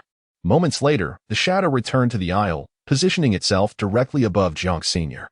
Jiang Sen squinted at the figure, determined that if it dared to invade his space, it would certainly regret its actions. A hand slowly reached for the bag resting beneath his head. Jiang Sen tensed, poised to spring into action the instant the hand delved into his belongings. "Ah, thief!" A piercing scream shattered the darkness, awakening many. The hand that had intruded swiftly retreated. Jiang Sen turned over and sat up, catching sight of a shadow settling into an empty seat across the aisle. Someone inquired, "What happened?" Another voice shouted, "Catch the pervert." "Where?" "Over by the restroom." "Let us go see." A few young intellectuals produced flashlights, illuminating the carriage as several hurried towards the front. In that fleeting moment of light, Jiang Sen discerned the figure occupying the opposite seat. It was him. The young man was slender, around 17 or 18, with 3 deep furrows on his forehead that belied his youth. His single eyelids and small pupils gave him a somewhat fierce appearance, revealing a hint of white when he looked at others. He wore drab clothes, patched in several places, yet his hands were remarkably delicate with long fingers. This individual was Wei San, a notorious thief in his past life, rarely caught in the act. Jiang Sen recalled discovering Wei San's identity during his 3rd year in the countryside when a fox pelt was stolen from the forest farm, leading the police to apprehend him. Little did he expect to encounter him on a train in this life. Jiang Sen remembered that Wei San had seemingly arrived in the countryside before him. How could it be that they were now traveling together? Reborn. It felt as though many events had deviated from their original course. Despite the multitude of questions swirling in his mind, Jiang Sen had no time to ponder. As Wei San, now accompanied by others, rose and merrily made his way toward the restroom. It was as if he had always been part of that group. Zhang Jiqiang and Wang Jingwo were also roused by the commotion, standing to peer ahead. "What is going on?" Wang Jingwo asked. Jiang Sen replied, "I heard a girl shouting about a pervert. I'm going to check it out." He followed the crowd forward while Wang Jingwo remarked to Zhang Jiqiang, "You keep an eye on our things. I'm going to see."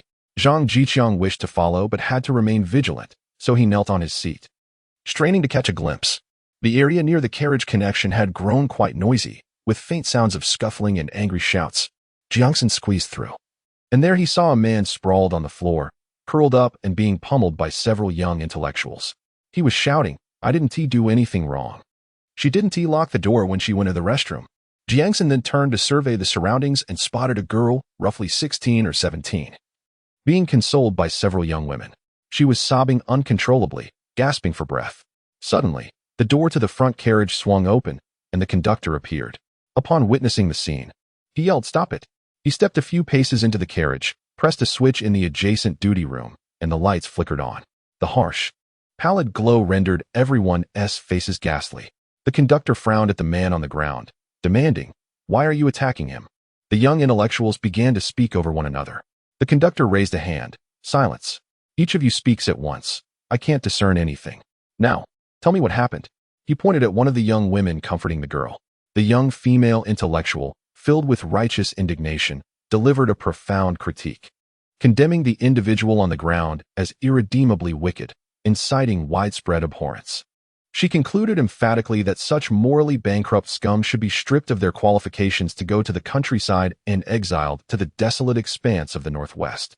Everyone was acutely aware that the most arduous terrain for the up to the mountains and down to the countryside movement was not the vast wilderness of Beidahuang, but rather the arid deserts of the Northwest. Upon hearing her words, the expressions on the faces of all present were strikingly varied. Some were furious, others gleeful, and yet others sympathetic, but none rose to defend the beleaguered individual. When Jiang Sen heard the claim that the female intellectual had left the restroom door unlocked, he instantly recognized it as a misunderstanding. Chapter 11. Remember, my name is Jiang Sen. Jiang Sen chose not to intervene in such circumstances. Devoid of witnesses and shrouded in darkness, even jumping into the Yellow River would not absolve him. Should he step forward to defend the accused, he risked being mistaken for one of them and suffering the same fate at the hands of these fervent youths. With a sympathetic glance at the young man on the ground, he turned away and met up with Wang Jingwo, urging him to return. "There's no point in staying. Let us go back," he insisted. "What is going on? Did they catch the rogue?" Jiang Sen gently pushed Wang Jingwo back to their seats and quietly recounted the events. Wang Jingwo's expression grew grave, reflecting his anger. He glanced back and gradually calmed, murmuring, "It's up to him to deal with his own fortune."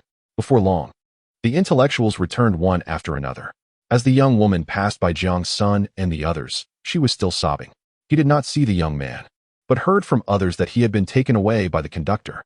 What fate awaited him was a mystery to all. Jiang Sen had assumed that boarding the train would be as uneventful as any other journey, gently swaying until they reached their destination.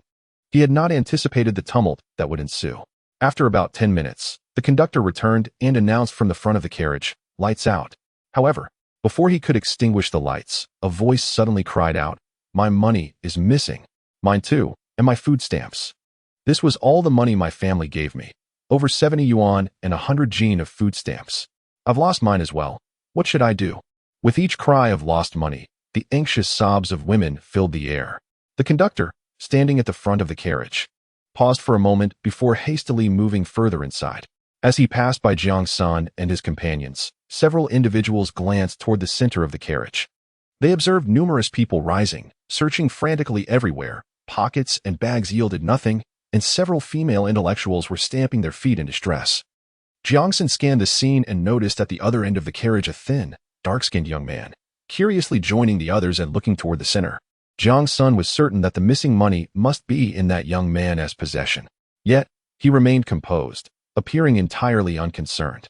Indeed, it was improbable that anyone could assert that the money on that individual belonged to the missing items, unless the currency bore a distinctive mark.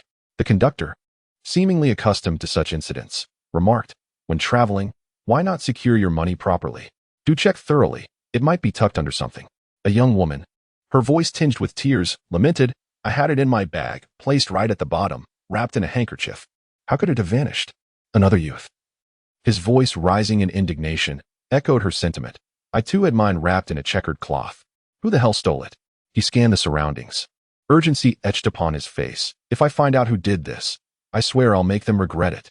The group exchanged glances, each one appearing innocent yet suspicious. And for a moment, silence enveloped them. The train attendant, aware that such incidents rarely yielded tangible results, began to assess the situation. "All right, I will report this matter and notify your farm. For now, settle down and keep an eye on your belongings." The faces of the young intellectuals reflected their dismay. Having barely set out from home, they were already besieged by troubles. What awaited them at the farm? The exuberance that once fueled their spirited singing was now extinguished, leaving them despondent, heads bowed as they retreated to their seats, sleep eluding them. In the shadows, a figure sensed the weight of a gaze upon him. He followed the line of sight, meeting Jiang Sen's eyes. As the train's lights dimmed, a look of surprise crossed his face before he vanished into the darkness. Jiang Sen smirked slightly and reclined once more, recognizing the sensitivity of the individual.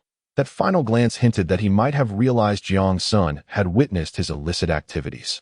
The train emitted a long, mournful whistle, the only sound left being the rhythmic clatter of the wheels. Before dawn, Jiang Sen awoke to the horizon's pale light and nudged Wang Jiangwo, signaling him to lie down and rest a little longer. Sitting upright was uncomfortable, and Wang Jiangwo promptly shifted positions to lie beside him. Jiang Sen rose to visit the restroom, and upon his return, stood at the car's connection point, indulging in a cigarette. Suddenly, he heard soft footsteps behind him. The slender young man reappeared, his head bowed, gazing up at Jiang Sen, his feet positioned one in front of the other. This stance, Jiang Sen had witnessed frequently in prison, embodied a blend of negotiation and a veiled threat of violence. He cast a sidelong glance at the youth, remaining silent as he exhaled smoke, enveloping them both in a haze. "I know you saw." The young man spoke, his voice unnaturally deep for his age. "As long as you keep it to yourself, I can share half with you." Jiang Sen remained silent, scrutinizing him. The young man perceived the disdain in Jiang Sen's eyes, momentarily taken aback. Such a gaze was not typical of one so young.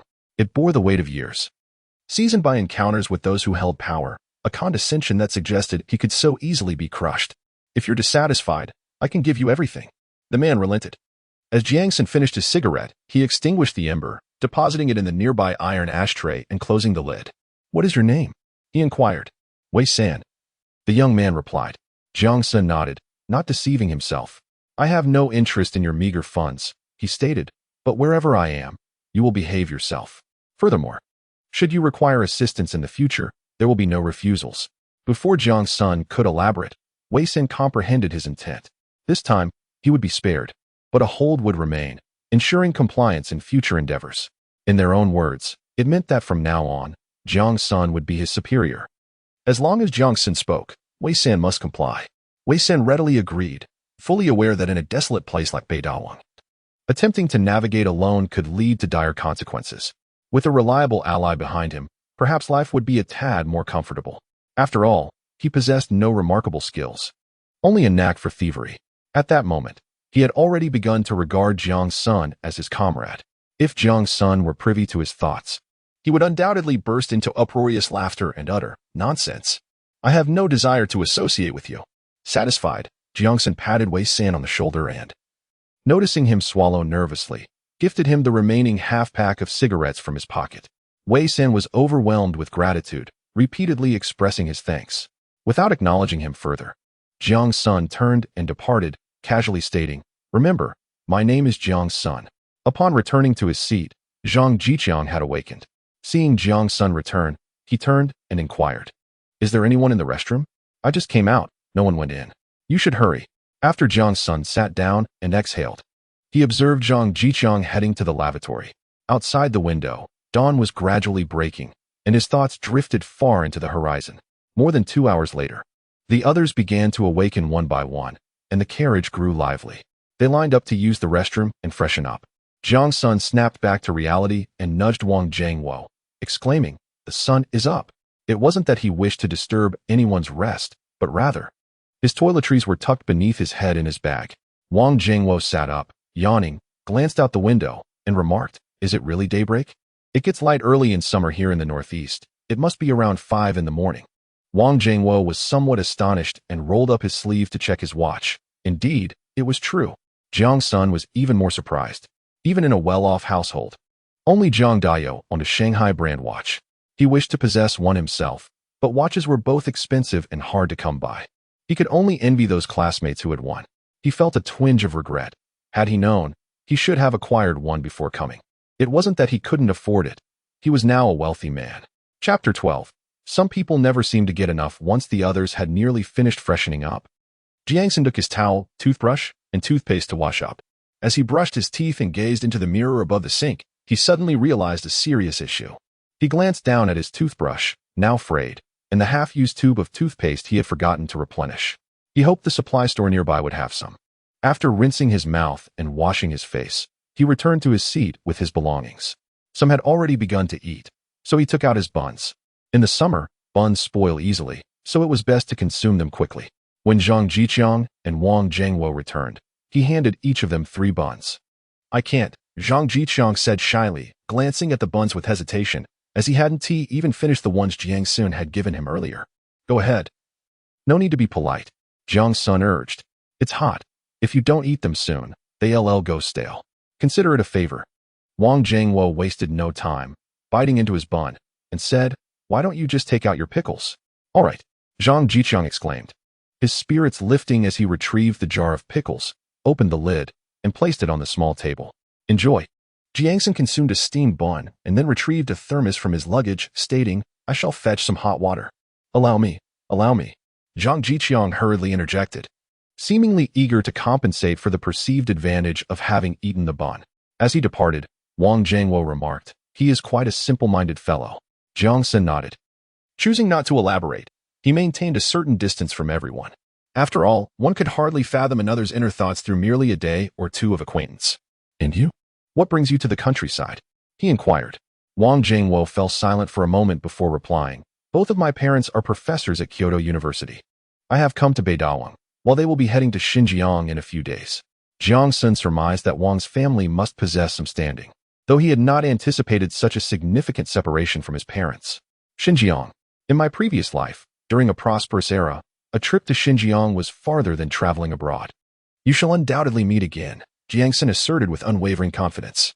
However, Wang Jiangwo shook his head, somewhat despondent. "It is quite possible that we may never meet again. If you trust me, I assure you that it won't be long before you reunite." Wang Jiangwo assumed Jiang Sen was merely offering consolation and smiled, saying, "It's fine. Regardless of the truth, I appreciate your words." Jiang Sen recognized that it was premature to utter such assurances, and few would believe them. In his previous life, high-speed trains and airplanes could traverse the distance from Kyoto to Xinjiang in just 5 to 6 hours. Yet now, traveling by land could take over a month. Zhang Jiqiang returned, holding the thermos, which drew considerable attention. Several educated youth approached with their tea mugs, saying, "Comrade, would you be so kind as to pour us some?" "Thank you." Zhang Jiqiang's face flushed once more. He felt torn between the desire to help and the awkwardness of refusal. Glancing helplessly at Jiang, Senator Jiang Sen reached out, seized the thermos, and declared, "If you wish to serve yourselves, do so. I've already given it all to you." Are we to receive nothing in return? The youth holding the mugs found themselves in an awkward predicament, ultimately retreating with a huff to salvage their pride. One of the youth, dissatisfied, remarked, "Comrade, we must assist one another in the outside world. Your actions are rather unbecoming." Jiang Sen shot him a sidelong glance and retorted, "Then why don't you share some of your provisions with everyone? I believe there are those who have not brought enough." The young man was momentarily taken aback.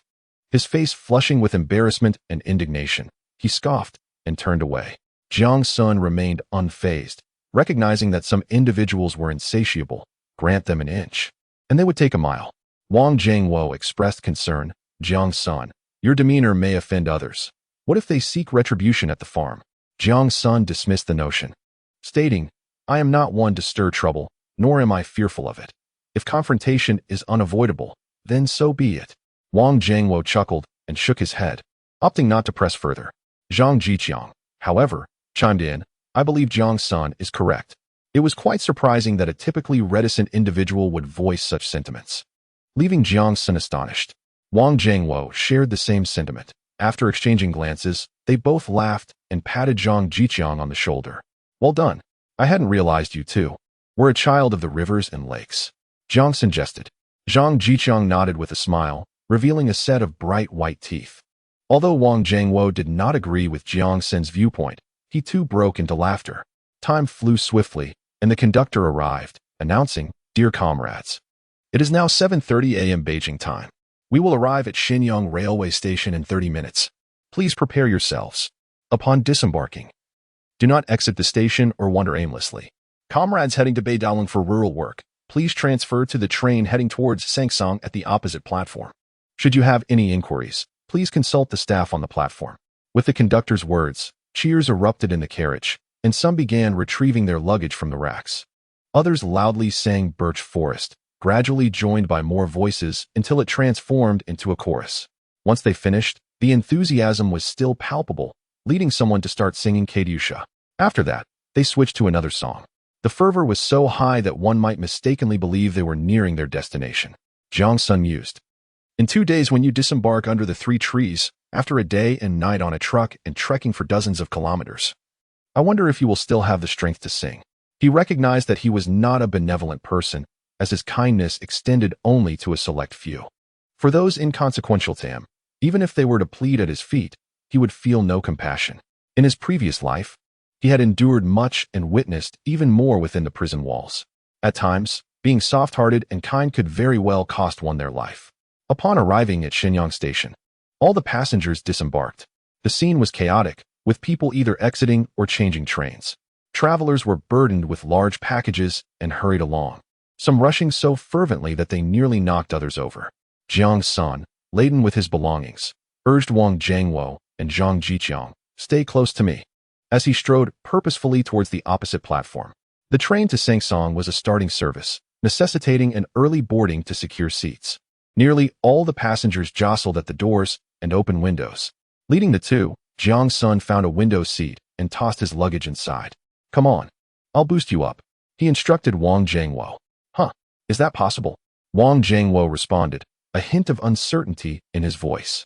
"Hurry, if you dawdle. There won't be any seats left." With no alternative, Wang Jiangwo, being the leanest among them, grasped the window. Before he could exert much effort, Jiang Sen lifted him and pushed him inside. Wang Jiangwo barely had time to react as he was swiftly ushered in. He quickly steadied himself and received the luggage that Jiang Sen and Zhang Jiqiang passed through the window.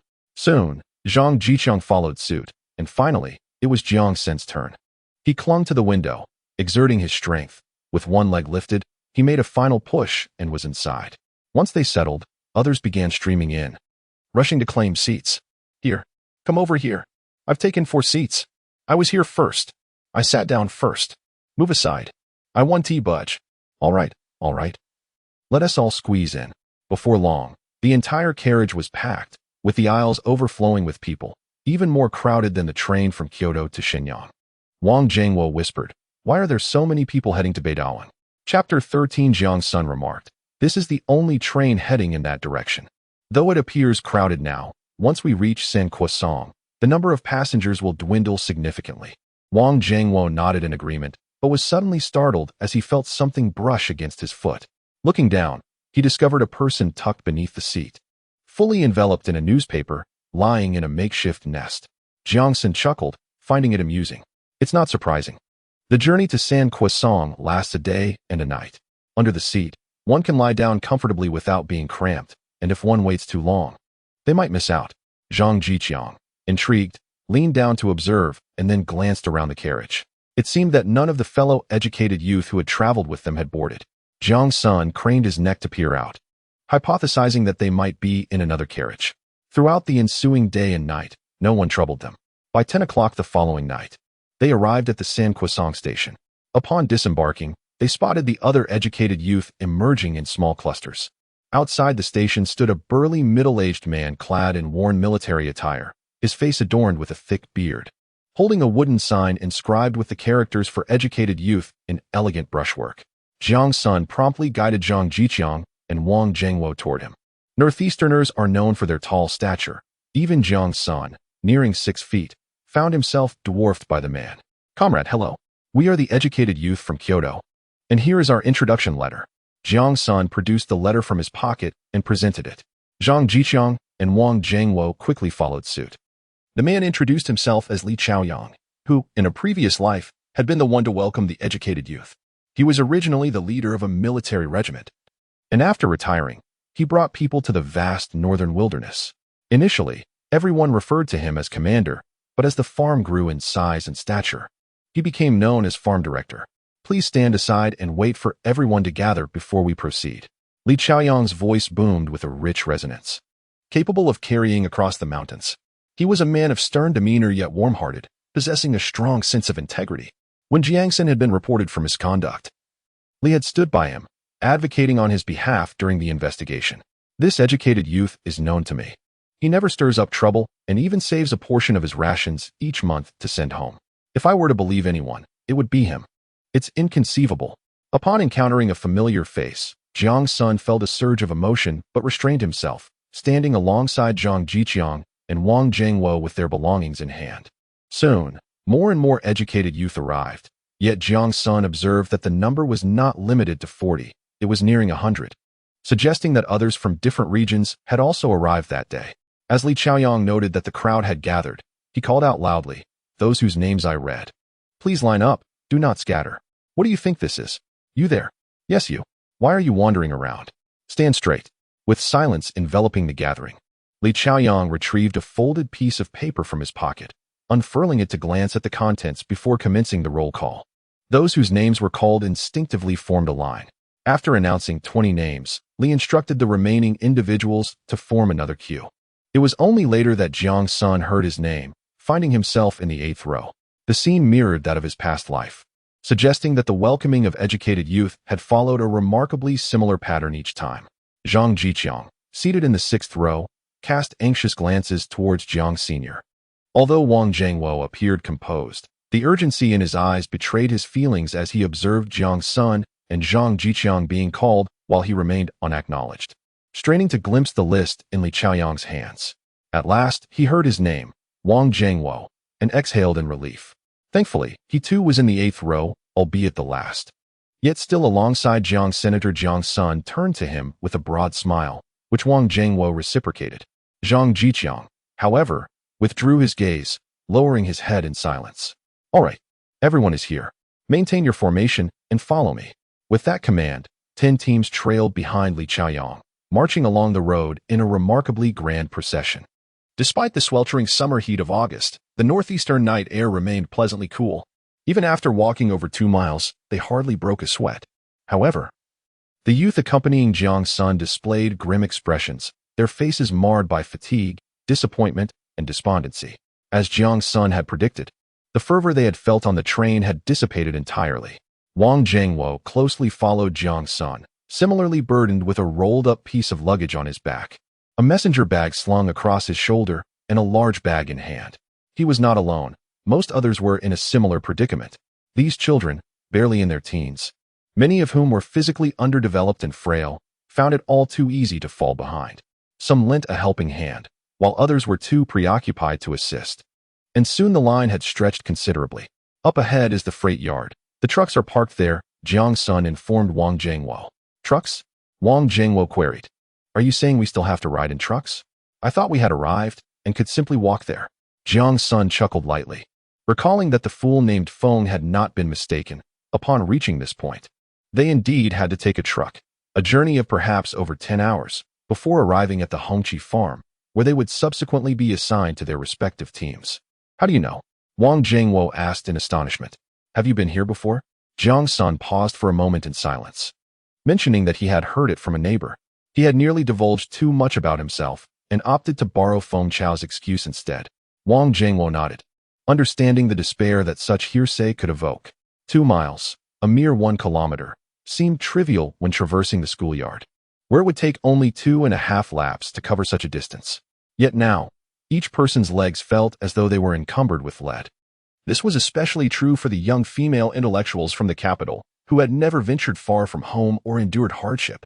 After 3 or 4 days on the train, during which they had even changed trains, many were already overwhelmed, let alone managing the weight of their belongings on foot. Finally, they approached the entrance of the freight yard, a grand arched concrete gate, with the iron doors flung wide open. 2 bright lamps illuminating the entryway and casting the surroundings into deeper shadows. All right, we have arrived. Li Chaoyang turned to face them. Wait here. With that, he entered the freight yard, leaving over 100 young intellectuals waiting in place. Some began to grumble. What is going on? Are we just abandoned here? What are we supposed to do? Haven't we arrived yet? Others, too fatigued to utter a word, dropped their belongings and sank down onto the ground, defeated. Jiang Sen also set down his luggage, while Zhang Jiqiang sat upon the baggage cart, feeling fatigued and ultimately opted to slide down to the ground, leaning against his belongings. Jiang Sen chose not to sit, instead turning to survey the surroundings. He observed Feng Chao and a few young female intellectuals engaged in lively conversation atop their suitcases, their animated voices occasionally punctuated by laughter. He raised an eyebrow, thinking to himself that this fellow indeed possessed an abundance of energy. Not being assigned to the same group as him was a relief, and Jiang Sen felt quite satisfied with the absence of such an eyesore. As he continued to glance around, his gaze met that of Zhang Jiqiang, who was peering over in his direction with a broad smile and a wave. Jiang Sen found this individual to appear rather simple-hearted, contemplating whether or not to beckon him over. However, a fleeting thought crossed his mind. Recalling the words of an elderly inmate from his time in prison, one must know a person's face, but not their heart. And one should never be deceived by outward appearances. A seemingly reliable person might betray you for the slightest provocation. Jiang Sen had learned this lesson the hard way, having been deceived by a newcomer, whose name he could not recall, only that his inmate number was 983, due to a financial mishap within the company. This salesman had been scapegoated. Upon his arrival, he had been severely bullied by the prison ruffians, forced to sleep on the bunk nearest to the window and the toilet. With no heating, the winter cold seeped through the window cracks, making one susceptible to illness, while also enduring the stench from the lavatory. In the dead of night, he was even dragged from his bed to appease the prison bullies. He was too terrified to resist, trembling at the mere thought of speaking to anyone. Jiang Sen's heart softened when, during an outdoor break, he caught sight of the man furtively weeping in a corner. With Jiang Sen's protection, the ruffians merely glared at him menacingly, yet ceased to trouble him further. However, what Jiang Sen could never have anticipated was that this person had betrayed their plan to fight against another group of ruffians. It was only after Jiang Sen emerged from solitary confinement that he learned 983 had reported them, earning a reduced sentence and an early release. Thus, when Zhang Jiqiang waved and smiled at him, the thought of inviting him over flitted through Jiang Sen's mind, but he simply returned the smile and nodded before sitting down. Behind him, Zhang Jiqiang's eyes clearly reflected disappointment as he slowly retracted his smile and lowered his head. Before long, Li Chaoyang returned, accompanied by 2 individuals, while several large trucks rolled out of the cargo area, halting beside the group of young intellectuals. Everyone stood in anticipation, awaiting Li Chaoyang's words. After a brief glance, Li Chaoyang leaned in to whisper a couple of sentences to those behind him, before turning back to address the crowd loudly. According to the previous arrangement, the first vehicle will take the first row, the second vehicle will take the second row, and so forth. Do not board the wrong vehicle, and ensure you have all your belongings. Upon hearing the instructions, the initially orderly lines began to descend into chaos. Jiang Sen held on to Wang Jingwo, remaining still. As their vehicle was at the back, once the first truck departed, the others would follow suit. Yet many were oblivious, scrambling haphazardly towards the rear. Li Chaoyang furrowed his brow and shouted, "What are you running for?" Seeing the confusion on their faces, he added, "Remain in place and wait." The individuals who fled did not dare to utter a word, for the sight of Li Chaoyang instilled a sense of trepidation within them, and they slowly returned to their original positions.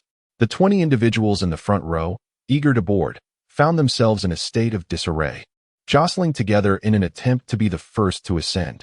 Yet, none succeeded in their endeavor. Li Chaoyang furrowed his brow once more, instructing 2 individuals to board first to assist with the luggage and subsequently pull others aboard.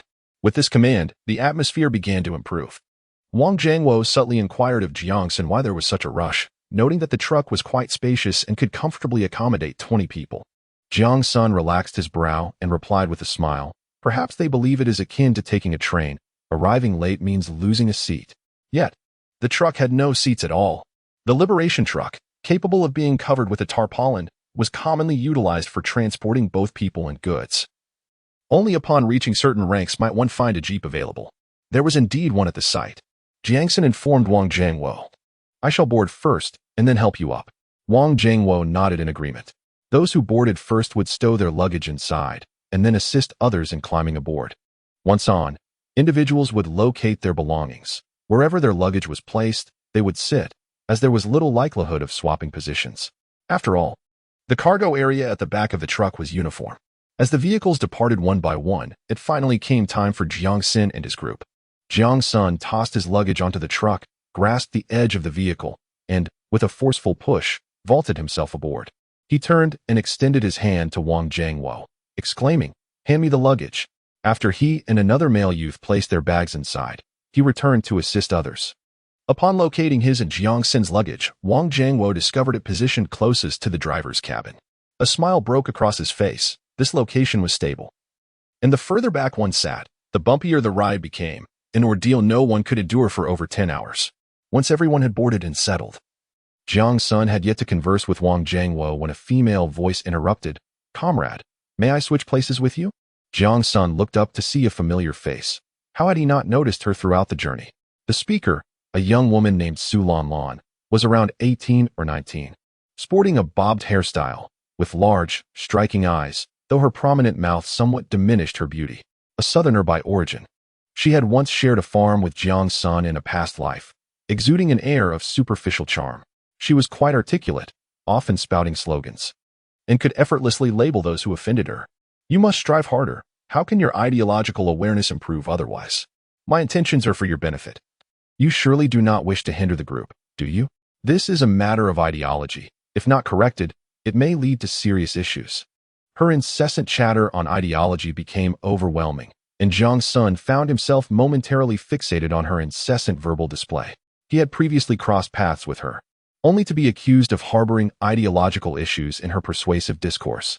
Moreover, she had brought up his painstakingly accumulated mountain goods sent to Huang Liping, implying that his marriage and fatherhood were indicative of misplaced priorities, lacking a commitment to the nation's development. Everyone ought to prioritize the collective over the individual, for one cannot be solely concerned with personal gains while others in the farm endure hunger. "Comrade, might it be possible for the female comrade to sit inside?" A voice interjected supportively. Jiang Sen, regaining his focus, glanced into the dim interior of the vehicle, where he discerned a young female intellectual seated across from them. He gestured slightly in her direction, remarking, "It is preferable for female comrades to sit together. Even if I were to offer you my seat, you would be surrounded by male comrades, which may not reflect well on you. It is prudent to maintain some distance." Su Lanlan felt a tinge of awkwardness and wished to express something further, but remained silent. She nodded and exchanged her position with the male intellectual beside her, opting to sit next to the female intellectual. The reason for approaching Jiang Sen was due to the large stack of burlap sacks left behind by Wang Jiangwo on the truck, allowing them to avoid sitting directly on the cold metal bed of the truck. This vehicle, having likely transported coal, bore a thin layer of black dust, leaving each person somewhat soiled. The truck bed fell into a hushed stillness, their bodies swaying with the vehicle's bumps, rendering sleep nearly impossible. Wang Jiangwo leaned closer to Jiang Sen, speaking in a tone meant solely for their ears. "Why don't you switch seats? It would be more appropriate for a girl to sit here." Jiang Sen sighed and replied in the same hushed tone, "In a place like this, One must look after oneself. Kindness can lead to complications. If you yield this time, what of the next? Wang Jingwo fell silent, and Jiang Sen understood that he likely disapproved of his stance. There was no alternative. The lessons learned from past experiences would not be repeated in this lifetime. Moreover, the remnants of kindness that survived from his previous life would not be easily rekindled. Wang Jingwo might be an exception, for Jiang Sen knew that his parents would likely regain their previous positions within a few years. In those days, university educators had been largely sent to remote areas. Yet with the impending resumption of the college entrance examinations, there would be a demand for university teachers. However, news of this would not reach them until 1979. Jiang Sen surmised that Wang Jingwo would indeed participate in the examinations and would undoubtedly succeed. His demeanor exuded the essence of a diligent student, unlike himself. Jiang Sen inwardly mocked his past, recalling how, during his high school years, he was preoccupied with fighting and courting Huang Liping, engrossed in films, yet neglecting his studies. Despite the truck's relentless jolting, the fatigue of the long journey proved insurmountable, and soon everyone succumbed to slumber. Upon reopening his eyes, Jiang Sen found that daylight had broken. The scenery outside was vibrant with lush green mountains and flowing waters. He recognized this road and recalled the last flatland before entering the mountains. On either side, fields of corn and sorghum flourished, indicating the presence of another farm beneath a neighboring brigade, from which 3 trucks had diverged towards that farm. The brigades were originally composed of veterans from the early days of the northern wilderness, hence the military nomenclature of regiment and brigade. Over time, these terms evolved into farm departments, teams, and merged with local villages, as well as communes and larger collectives. Continuing forward, they would soon enter the mountains. The dense primeval forests of the greater Xing'an range presenting only a glimpse of what lay beyond. Alongside the road, they could see rail tracks leading to logging areas. Suddenly, the vehicle came to a halt with a sharp hiss, accompanied by the sound of the door opening. Li Chaoyang opened the rear panel below and called out, "Take a break." The men to the left side of the vehicle, the women to the right. Chapter 15, Hongqi Farm. It need not be explicitly stated. It was clear that they were to disembark to relieve themselves. Everyone exited the vehicle, glancing around and naturally dividing into 2 groups, making their way toward the adjacent cornfields. There were only 4 female youth, with the remainder being male. After attending to their needs, Li Chaoyang lingered, holding a water bottle and nibbling on a corn cake, mumbling, "Have a bite now. Once we reach the farm, we shall have something warm to eat." With that, he disregarded the others and turned back toward the front of the vehicle. Jiang Sen retrieved a corn cake that Aunt Zhao had given him and offered it to Wang Jingwo. Wang Jingwo had already devoured his oil cake and Jiang Sen's steamed bun before they reached the 3 pines. He accepted it without reservation, taking a hearty bite, and inquired, "I still have water in my flask. Mind if I take a sip?" Jiang Sen took the flask, had a sip, and returned it, continuing to munch on his corn cake. Others nearby, in small groups, were enjoying their provisions. Jiang Sen glanced around and noticed several individuals seemingly lacking food, stealthily sipping from their own flasks. He averted his gaze, only to find himself locking eyes with Su Lanlan. He paused momentarily before turning his attention to the distance. Su Lanlan also appeared to be without provisions, standing with another female youth. The latter held a wild vegetable corn cake, hesitating before breaking it in half and offering it to Su Lanlan. "Let us make do for now. There will be food at the farm," Su Lanlan said as she accepted the offering. "Thank you, Comrade Zhao Xiaoying. We must support one another from now on. All difficulties are but paper tigers." Jiang Sen stifled a laugh, exchanged a glance with Wang Jingwo, and climbed aboard the truck after finishing his corn cake. It was essential to rest whenever possible. Upon arrival, they would need to embark on a lengthy trek to the next team.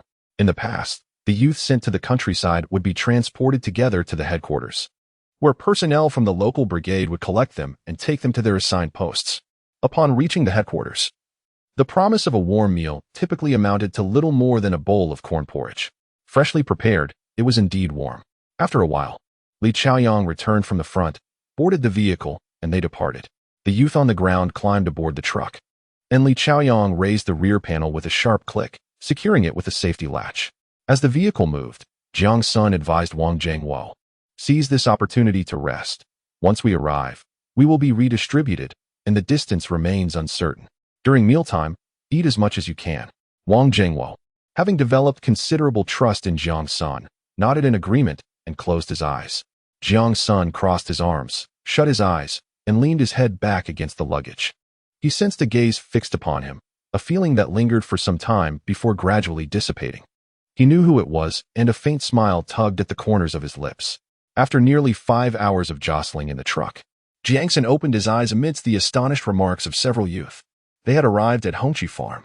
Upon disembarking, the trucks that had earlier emerged were neatly parked in an open area. Directly ahead, 2 rows of wooden houses came into view, and above the wooden archway, several tin letters proclaimed Red Flag Farm. At long last, they had returned. Suddenly, an incongruous voice echoed from the entrance, calling out, "Jiang Sen, Wang Jiangwo, over here." Feng Chao appeared quite exhilarated, waving at Jiang Sen and his companion. However, Jiang Sen's joyful demeanor was abruptly shattered, his delight dissipating in an instant. He picked up his luggage and remarked to Wang Jiangwo, "Let us go." As they approached, Feng Chao seemed to have forgotten the unpleasantness of the train journey, warmly leading them inside. "I've been here for quite a while, waiting for your arrival. I was concerned you might not know your way around. Come, let me take you to the dining hall." Jiang Sen remained silent, and Feng Chao, undeterred, continued his enthusiastic introduction. "This is the administrative center. Over there is a supply store, and we also have a medical facility. The communication office is combined with the medical station. Any items you wish to send will be handled here, and letters from home will also arrive here." Li Chaoyang beckoned to the other young intellectuals to follow. Casting a glance in their direction, "Everyone's here. Let us head to the dining hall for a meal. If you need anything, you can buy it at the supply store nearby.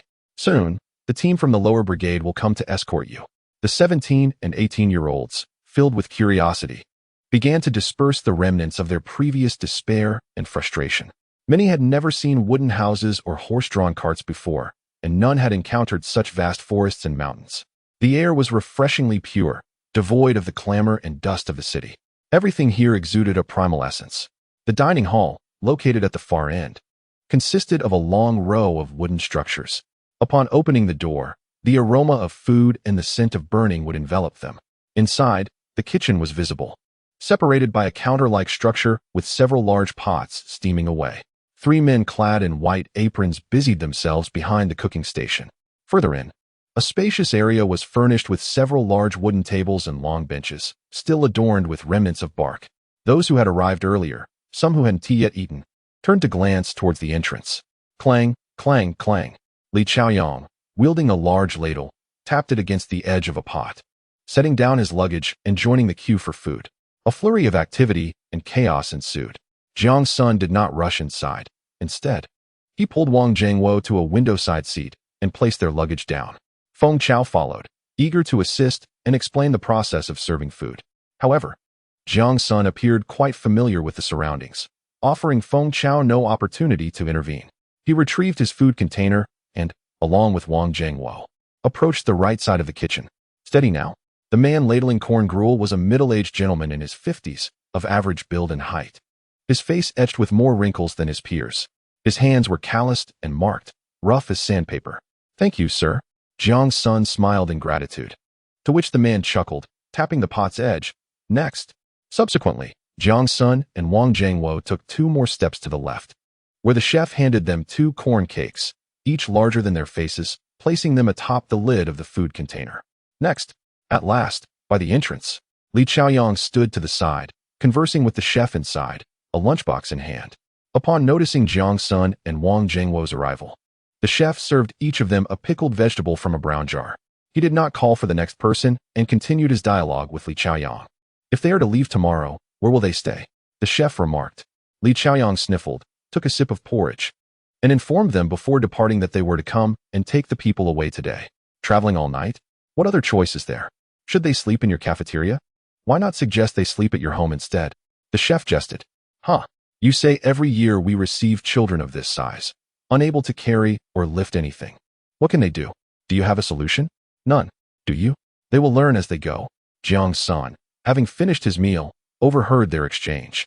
He was well aware that Li Chaoyang was the type who, despite recognizing difficulties, never uttered the words "no solution."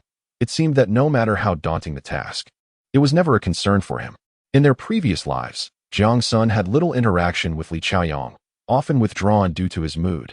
Remaining low-key for an extended period, so much so that most were unaware of Jiang Sen's existence. Even when returning to the base for an introduction letter, the accountant took a moment to recall who he was. Feng Chao, having presumably finished his meal, lingered at the table, observing Jiang Sen and Wang Jiangwo eat while chatting incessantly. Upon my arrival here, I inquired and learned that we traveled separately, but once we reach our destination, we will have to reassign ourselves. Jiang Sen ignored him, but Wang Jiangwo looked up. Reassign? In Chapter 16, Rooted in Decay, at the Sankushu railway station, Li Chaoyang had previously mentioned that they should queue according to the roster for the truck. Wang Jiangwo, or rather everyone, believed that those in the assigned lines would remain comrades, as many were already quite familiar with each other. Yet, Feng Chao insisted on reassignment. Jiang Sen felt certain that Li Chaoyang would not engage in such unnecessary actions and casually inquired, "Is that so?" Noticing Jiang Sen finally reacting, Feng Chao became animated. "Of course. Who told you that? I heard them all say so." Feng Chao appeared somewhat awkward. Jiang Sen quickly deduced that this assertion was merely Feng Chao's own analysis, with no one having actually said such a thing. "Oh." Jiang Sen continued sipping his porridge, making a sloshing sound.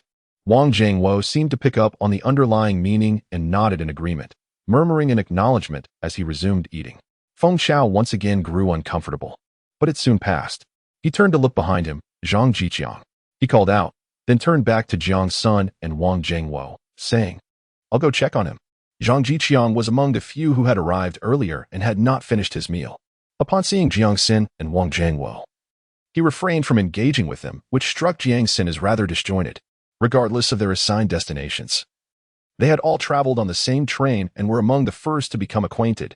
It was entirely normal to exchange a few words. Yet, he chose not to approach, as if an invisible chasm had developed between them. Feng Chao intercepted Zhang Jiqiang. "I didn't see you earlier. Have you finished your meal? Are you planning to go to the supply and marketing cooperative to purchase some items? I will accompany you." Jiang Sen did not turn around, and Wang Jiangwo looked up at him. After a moment, he slightly furrowed his brow and said to Jiang Sen, "Why does he act as if he doesn't know us?" Jiang Sen, having finished one corn cake and feeling somewhat satiated, placed the remaining one into his bag. "I'm not sure. Perhaps he feels that being with us diminishes his chances of meeting us again in the future." Wang Jiangwo, being perceptive, instantly grasped Jiang Sen's unspoken thoughts. He exhaled deeply and asked, "Do you believe what Feng Chao said was true or false?" Jiang Sen turned his gaze towards the kitchen, noticing that Li Chaoyang had already left, and replied, "Who knows? That person seems quite insincere, speaking such a mix of truth and falsehood that it becomes impossible to discern what is real and what is not." Wang Jiangwo chuckled, rising to assist Jiang Sen in tidying up, and he also tucked a corn cake into his bag. "Let us see what we can buy at the cooperative." "Indeed, we should," Jiang Sen affirmed, recalling that while he had thought of everything else on their way here, he had forgotten to bring a toothbrush and toothpaste. "If they have any, let us buy some extra. By the way, you should get some too. I've heard that each brigade is quite far from the supply center." "Right." Wang Jiangwo seemed to have overlooked this detail. "Let us go." The two temporarily placed their luggage in the cafeteria and, upon exiting, walked forward, to their right. They spotted the cooperative marked by a sign. When they arrived, it was already crowded with educated youth. Inside, it appeared that an argument was unfolding. They stood at the back, straining to catch a glimpse of what was happening. They saw Xiao Zhejia's face flushed with anger as she glared at another person. "You're a rogue." "A rogue," Xiao Zhejia shouted, pointing at the individual, while a female youth behind her covered her face and wept. Jiang Sen shifted his foot for a better view and finally spotted the man opposing Xiao Zhejia. He was in his 20s, possessing an unremarkable face, but his smirk imparted a distinctly lewd impression. "Didn't I just say that there are too many people? It's crowded, and if someone accidentally bumps into you, what is this nonsense about being a rogue? Besides, look at her. She is as thin as a reed, with not a single appealing feature. What man would be interested?" "How can you say that?" Xiao Zhejia was infuriated but felt utterly powerless against him. Jiang Sen frowned. He recognized the man. It was Zhang Shuibing, the son of the accountant from the logging team, who, riding on his father's coattails, lounged around all day, causing trouble alongside a few young rascals from nearby farms. Yet, should someone report him to the authorities, unless Li Chaoyang was present to rein him in, others would merely turn a blind eye. Jiang Sen was aware that in the past, more than 10 female youths had suffered at the hands of this scoundrel. Eventually, Li Chaoyang had caught him in the act. and the matter could no longer be concealed, leading to his father's dismissal and subsequent assignment to a labor reformatory. Even then, Zhang Xuebing's nefarious character remained unchanged.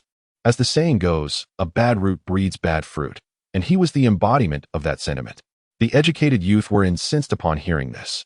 They could hardly believe that upon their arrival at the collective, someone had already been bullied, especially a seemingly delicate female youth, which immediately stirred an uproar. One male youth confronted Zhang Xuebing, declaring, "A rogue like you deserves to be sent to a labor reformatory." Upon witnessing someone step forward, another immediately emerged beside him. Clearly a Navi youth. "I perceive the situation. Can you still deny it? Strike him." At that moment, the young individuals harbored no concept of whether fighting was appropriate. At times, they believed that a brawl was the sole solution to their dilemmas.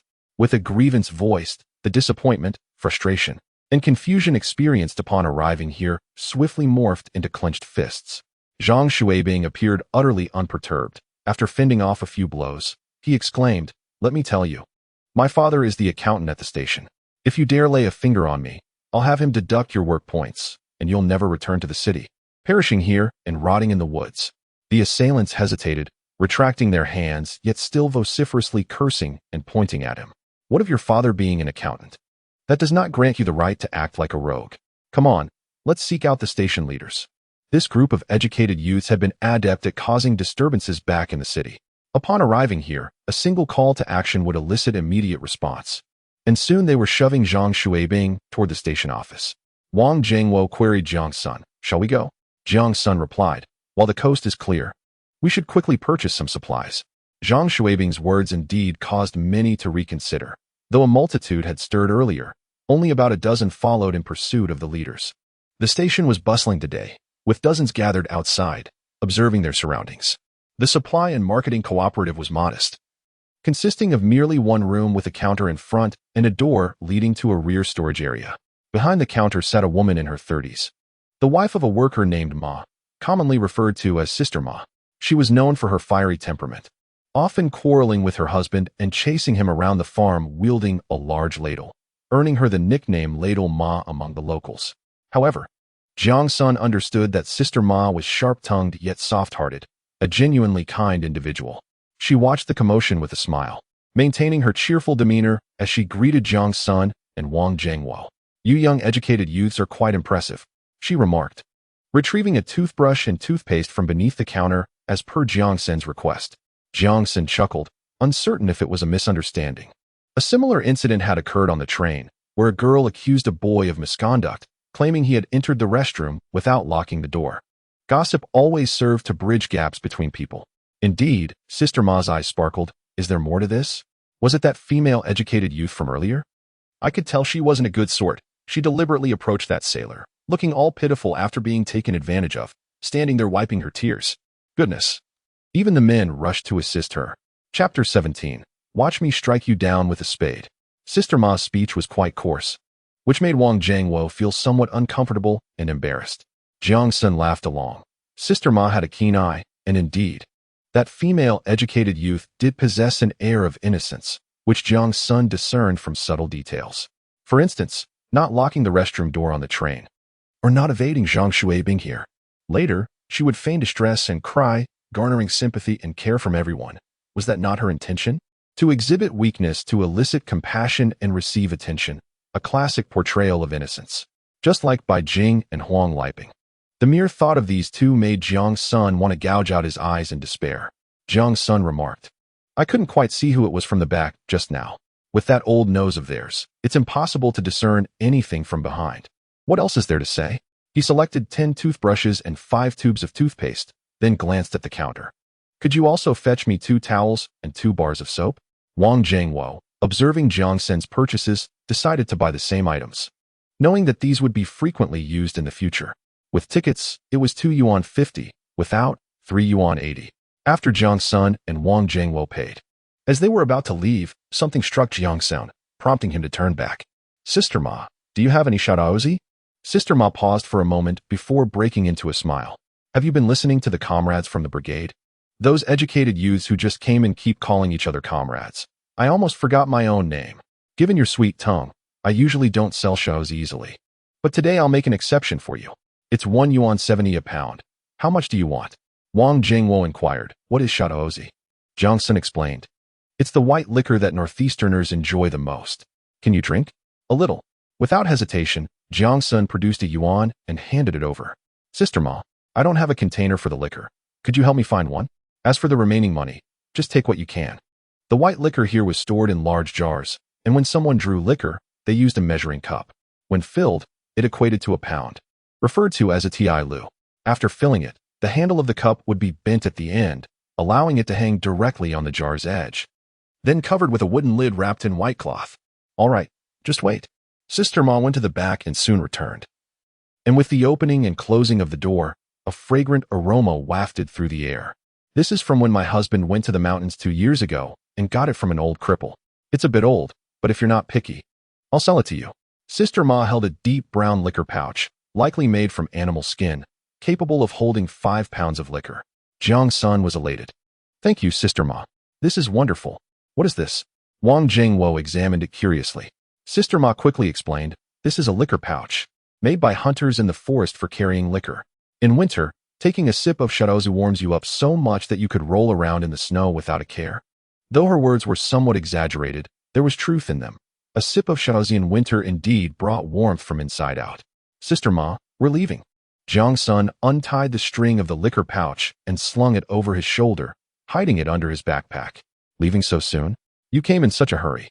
Once outside the supply and marketing cooperative, Wang Jingwo quickly asked, it's summer now. Why are you buying so much liquor? Jiang Sen replied, we don't know where we'll be assigned. If we end up at the forest farm, it might snow by the end of August. Better to be prepared. A strange feeling suddenly arose in Wang Jingwo's heart. It seemed as though Jiang Sen was intimately familiar with everything here, as if he had lived his entire life in this place. Suddenly, a cacophony of shrieks pierced the air as Zhang Shuibing burst out of the office, crying, you little rascal, stand right there. Just wait until I smack you with a shovel. Li Chaoyang shouted angrily as he chased after Zhang Shuibing, his shovel occasionally striking the ground with a sharp clang as Zhang deftly evaded him. Wang Jingwo stood there, dumbfounded, observing the chaotic scene. Jiang Sen, however, found amusement in it. The temperament of Director Li remained as fiery as ever. From the main gate of the yard, a group of people rushed out, including some who were not youth workers, all pursuing the commotion. Director, do not hold back. Crush that scoundrel Wang. The voice belonged to Accountant Zhang from the yard. Beside him stood the tall, thin figure of Ma, the husband of Sister Ma. Although he did not shout, he joined the fray. The youth workers behind them appeared somewhat bewildered. They had merely lodged a complaint, yet it had escalated into a full-blown chase. Were they not supposed to convene for a discussion? Was this not a recipe for disaster? The city children had never witnessed such scenes. This blatant abuse of power was unacceptable. Thus, someone cried out, Director, you cannot kill. Murder is against the law. Come on, let us catch up. Su Lanlan appeared, insisting they must convey their policy concerns to the director, asserting they could not stand by and watch him err due to their demands. Jiang Sen and Wang Jingwo gaped as Su Lanlan led a group of 10 or so in pursuit. After a while, they finally closed their mouths. Wang Jingwo remarked, that young woman seems to have a valid point. Jiang Sen nodded, recognizing her high sense of moral consciousness, fearing the director might err. The director's wrath had caused everyone to forget the original grievance. In the long summer days of northeast China, when Jiang Sen and his companions had arrived, it was already past 4 in the afternoon. After dining and lingering at the supply and marketing cooperative to witness the commotion, it was already past 6, and the sky had yet to darken. From a distance, the sound of jingling bells heralded the approach of a horse-drawn cart. Li Chaoyang returned with his shovel, and Zhang Shuibing, having evaded capture, was nowhere to be seen. Su Lanlan walked beside him, seemingly engaged in conversation, but Li Chaoyang's expression was grim, and he remained silent. Upon reaching the gate of the yard, he thrust the shovel forcefully into the ground and announced loudly, everyone, gather your belongings and assemble at the gate. Su Lanlan appeared dissatisfied, having spoken at length without receiving a response from the director. Observing others retreating inside, she summoned her courage to continue, Comrade Director, I hope you can deeply recognize the gravity of the situation. Regardless of who has erred, it should be handled by the authorities. You have no right to wield such extrajudicial punishment. Jiang Sen felt inclined to commend her. Li Chaoyang's patience had been thoroughly exhausted by Su Lanlan's insistence. and he rebuked her. "What is this? Are you here to take my position as director?" Su Lanlan's face flushed. "I did not mean that." "Then why waste words? Hurry and gather your belongings." In the past, disobedient soldiers would have been executed on the spot. Su Lanlan was intimidated by Li Chaoyang's fierce demeanor. Her eyes reddened as she turned and ran inside. Jiang Sen and Wang Jiangwo did not linger either, quickly returning to the cafeteria to retrieve their belongings before heading back to the gate, where they witnessed him reprimanding Accountant Zhang. "If you continue to coddle him, when something truly goes awry, it will be too late to lament." Accountant Zhang sincerely acknowledged his mistakes, his face a portrait of helplessness and sorrow. Had it not been for the untimely demise of his wife, and with the dual burden of fathering and mothering, coupled with the demands of work that led to his negligence in his son's upbringing, his child would not have turned out as he has today. "It is entirely my fault. Upon returning home, I shall certainly give him a sound thrashing that would keep him bedridden for half a month, then continue to indulge him. Eventually, he will be spoiled beyond redemption." The two fell into a silence. Mr. Ma returned with a clipboard, joining them as they gazed at the approaching horse-drawn carriages. Upon counting the number of carriages, Li Chaoyang furrowed his brow. "Is this all that has arrived?" he inquired. Mr. Ma shaded his eyes with his hand, peering ahead before nodding. "It seems only 4 teams have come." 4 horse-drawn carriages came to a halt before them, and the 2 drivers, beaming with cheer, leaped down, thrusting their whips into the yoke. "Where are the people?" the foreman exclaimed.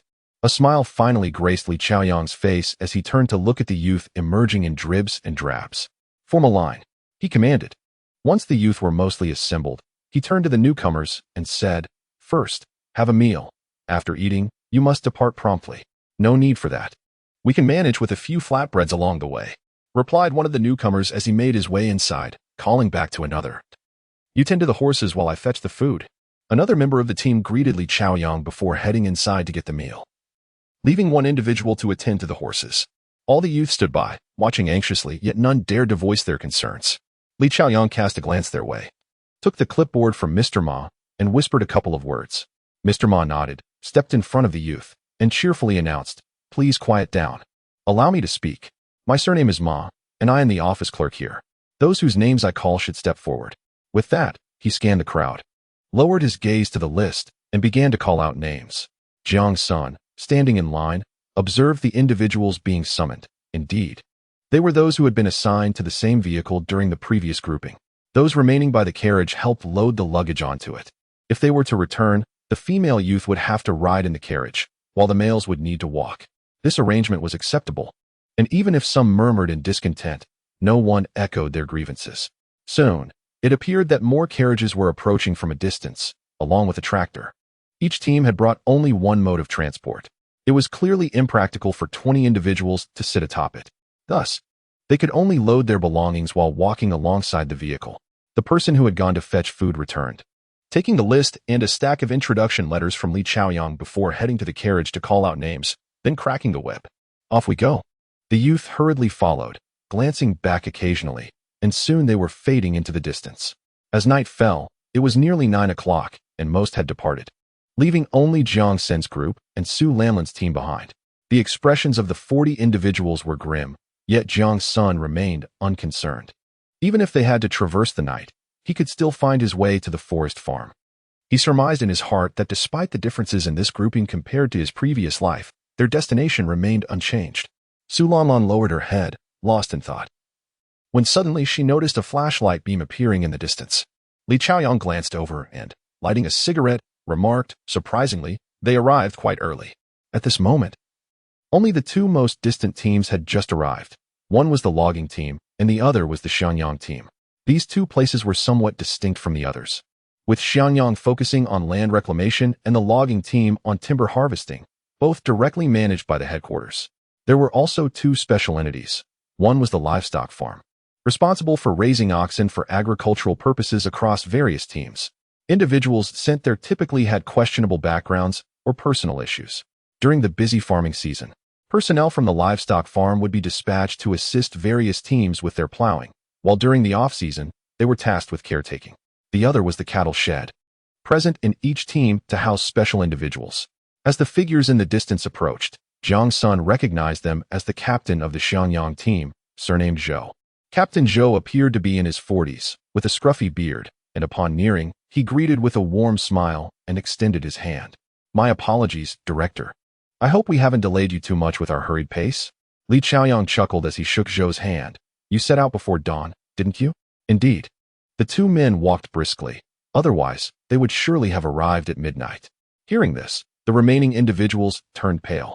They had walked the entire day and were now told they were moving quickly. How far could that place be? Li Chaoyang suggested, you should grab a bite to eat. Everyone is here, and we can depart once you're finished. Uncertain if they would indeed accompany these two men, the remaining young intellects murmured among themselves. Wang Jiangwo turned to Jiang Sen and queried, do you think we will follow them? Which team are they from? Will it take us more than a day to reach?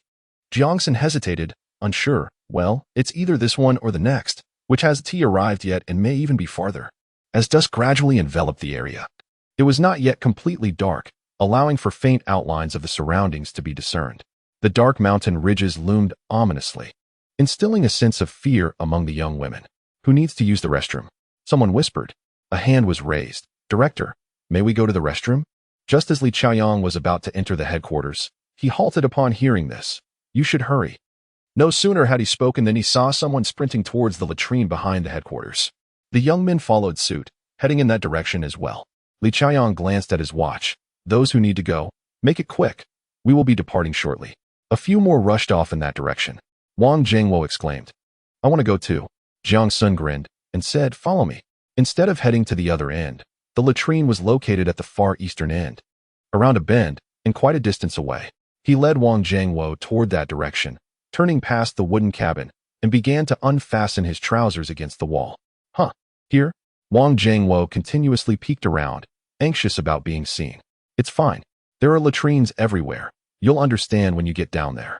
When the two returned to the group, the others had yet to come back.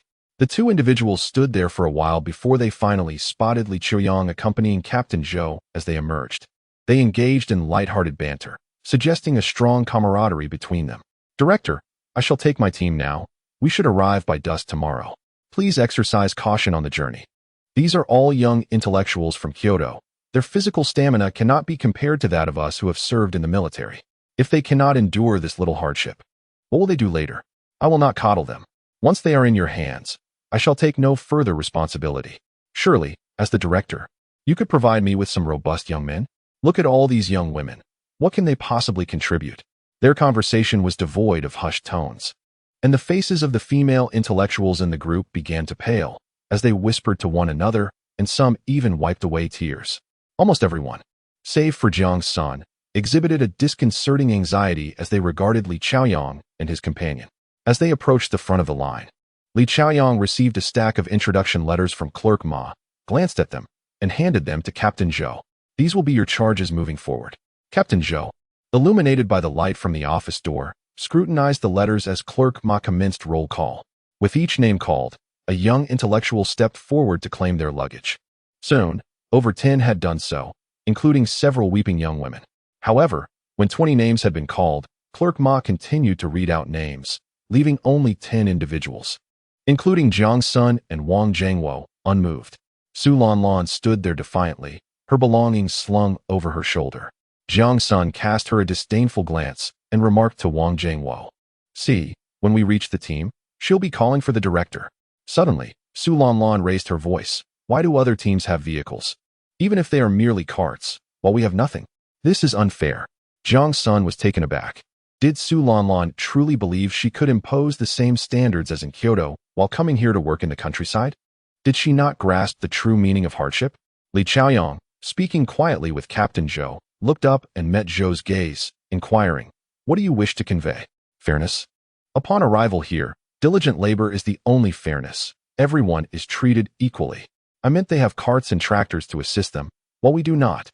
From what you mentioned, the destination is far, and we must carry our luggage. This is unjust. Li Chaoyang frowned. What qualifications do you possess to demand a vehicle? Spare me your futile arguments. Did you come here to indulge in comfort? If you are capable, stay. If not, I will arrange for your swift return. Chapter 19. We do not harbor idlers. The initiative of going to the countryside was to support border development and undergo re-education by the impoverished and lower middle-class farmers. This was the essence and purpose of the campaign. Su Lanlan previously publicly criticized Li Chaoyang for not resorting to extrajudicial measures to prevent mistakes. And now she audaciously claimed unfairness, ignorant and foolish. She was utterly unaware of Li Chaoyang's true character. Nor did she comprehend who Captain Zhou was. Both had participated in wars and bore scars from their injuries. Li Chaoyang did not indulge her ignorance, his displeasure evident in his gaze. "Let us depart." Captain Zhou spoke softly, suggesting that those who were unwilling to go could voice their reluctance now, so as not to impede others once they arrived. "I only want those who are willing to work. I do not accommodate idlers." Su Lanlan attempted to respond, but was discreetly restrained by a fellow female youth, who urgently signaled her to keep silent. "Director, we are leaving. We shall come again for a drink," Li Chaoyang remarked, standing to see the group off. Among the remaining 10, Jiang Sen surmised they were all headed to the forestry station. Awaiting them was the station's captain, Zhang Jianjun, a man in his 30s with a considerable beard, dressed in a faded, patched military uniform. Like Captain Zhou, he had once served under Li Chaoyang. "Commander." Upon arrival, he offered a salute, still addressing him with the old title. "Haha, good lad," Li Chaoyang responded, shaking his hand vigorously. "Did you come alone?" "Indeed. August is the perfect time. Everyone is eager to harvest as much timber as possible before summer ends, ensuring we have enough throughout winter. So, I'm the only one who came." "Was the journey uneventful? Did you encounter any wolves?" Zhang Jianjun patted the hunting rifle slung over his shoulder. The others listened intently to their exchange, particularly intrigued by the rifle, which sparked envy among those who had never seen a firearm. Jiang Sen, familiar with hunting rifles and adept in marksmanship, felt little surprise. Wang Jiangwo's eyes gleamed with curiosity as he asked, "Is it possible to handle a gun at the forestry station?" Jiang Sen replied, "Don't get your hopes up. Only the captain and the deputy captain are armed, primarily for protection against wild beasts." "Oh." Wang Jiangwo appeared slightly disheartened, prompting Jiang Sen to add, "However, there are exceptions." "Oh." Wang Jiangwo's hope reignited. No man is indifferent to firearms. The mere chance to hold one or fire a shot could bring joy for an entire year. At this time, the state had not yet imposed a firearm ban, but regulations were strict on the farm, restricting ordinary individuals from accessing weapons to prevent potential misconduct or uncontrollable incidents. By the time Zhang Jianjun arrived, it was already midnight. The 10 individuals, including Jiang Sen, were exceedingly fatigued, yawning incessantly. "All right, we shall not depart tonight. We will set out early tomorrow morning," Li Chaoyang declared. "Ma, please arrange accommodations for them." "Jianjun, let us first grab a bite at the canteen." After Li Chaoyang departed with Zhang Jianjun, Ma approached and informed them, "You will rest here at the station tonight and leave first thing in the morning. Follow me." Some voiced their dissatisfaction. Why was this not mentioned earlier? "We've been standing around all day?" Jiang Sen remained silent, as did Wang Jiangwo, following Ma into the building. They arrived at the last room on the right, where Ma opened the door to reveal a large dormitory. "This is where the men will stay," he instructed. "Make haste to rest, do not wander about. There are wolves in the woods at night. Lock the door securely while you sleep. Bears can open doors. Do you understand? Follow me." The cadre Ma led 3 young female intellectuals into the adjacent room. After uttering the same words, he departed. Among these young women were Xiao Jiajia, the girl with prominent eyebrows and large eyes, and the one who had been inappropriately approached by Zhang Xiaobing at the supply and marketing cooperative. Upon hearing Ma's words, their faces turned pale with fear, and they hastily entered the room, securing the door behind them. Jiang Sen was the first to step inside, placing his luggage on the Kong, pushing it beneath his feet, and reclining upon it. Ah, the comfort! He relaxed his body, acutely aware of the aches that pervaded him. Although in his previous life, he had often found himself embroiled in fights while imprisoned, thereby fortifying his physique, in this life, he was still quite young and slender, unable to bear the strain. It seemed he would need to find ways to strengthen his body in the future with his current frail frame. He would surely collapse sooner or later. Wang Jiangwo, emulating him, pushed his luggage deeper into the room, lay down, and exhaled a sigh of relief. The others were not faring much better, each collapsing onto the Kong, quickly succumbing to slumber. Everyone was utterly fatigued. Those who had departed earlier would likely be utterly exhausted upon arrival. They could still catch a brief nap. However, Jiang Sen, not yet asleep, rose to close the door, bolted it, and propped a broken stool against it before reclining once more. He did not unpack his luggage, which was still filled with many items. He merely retrieved a thick garment from the suitcase to cover himself. Reaching beneath the edge of the Kong, he found the lamp cord and extinguished the light. In the stillness of the night in the greater Xing'an range, all was quiet, occasionally interrupted by the sounds of animals or birds. The rhythmic chirping of crickets was remarkably soothing, lulling Jiang Sen into a deep slumber. It felt as though he had merely closed his eyes before being roused. The sky outside had brightened, and Ma was knocking on the window, calling out, "Get up. We will head to the cafeteria for breakfast before setting off. Make haste." Jiang Sen had actually awakened before Ma reached the door, but only opened his eyes at the sound of the knocking. The others, one by one, rose from the Kong, their eyes still heavy with sleep, reluctant to leave their warm beds. Jiang Sen nudged the still sleepy Wang Jiangwo, urging him to rise. "Get up." Wang Jiangwo groggily replied, "Huh? Oh." Without further ado, Jiang Sen retrieved his toothbrush and towel from his backpack and hurried outside, jogging to the side of the building. Along the side of this row of houses, there was a set of communal faucets. Typically, horse-drawn carts would come here to fetch water for their horses, and everyone would also collect water from this spot. Only during winter would they bundle it with hemp rope to prevent freezing. Nonetheless, the faucets would still freeze. And in winter, if one needed to use them, they could only pour hot water over them. This was a groundwater faucet modified by the camp itself. There were several of these. The cafeteria had one, while the lower teams had to draw water from their own wells. In the sweltering summer, the water from the faucet was icy cold. Jiang Sen grimaced and brushed his teeth, washed his face, and hurried back. At the entrance, he encountered Wang Jiangwo, who, noticing Jiang Sen returning with his towel and toothbrush, quickly inquired, "Where did you brush your teeth?" The others also emerged. Jiang Sen, unreserved, pointed to the side, right there, at the side of the building. "Hurry." Everyone rushed to gather their towels and toothbrushes, a swarm making their way to that location. Just as Jiang Sen was about to enter the door, the adjacent door swung open. Xiao Jijia peeked her head out, addressing the educated youth. "You mentioned their essay place to wash up? Over there, hurry along." After she uttered a few words, the door swung open, and 3 young ladies, clutching their towels and toothbrushes, made their way toward that direction. Jiang Sen returned to the room, organized his belongings, and stood at the door waiting for everyone. He refused to remain alone in the room, wary of potential schemes against him. A decade spent in prison had imparted numerous lessons.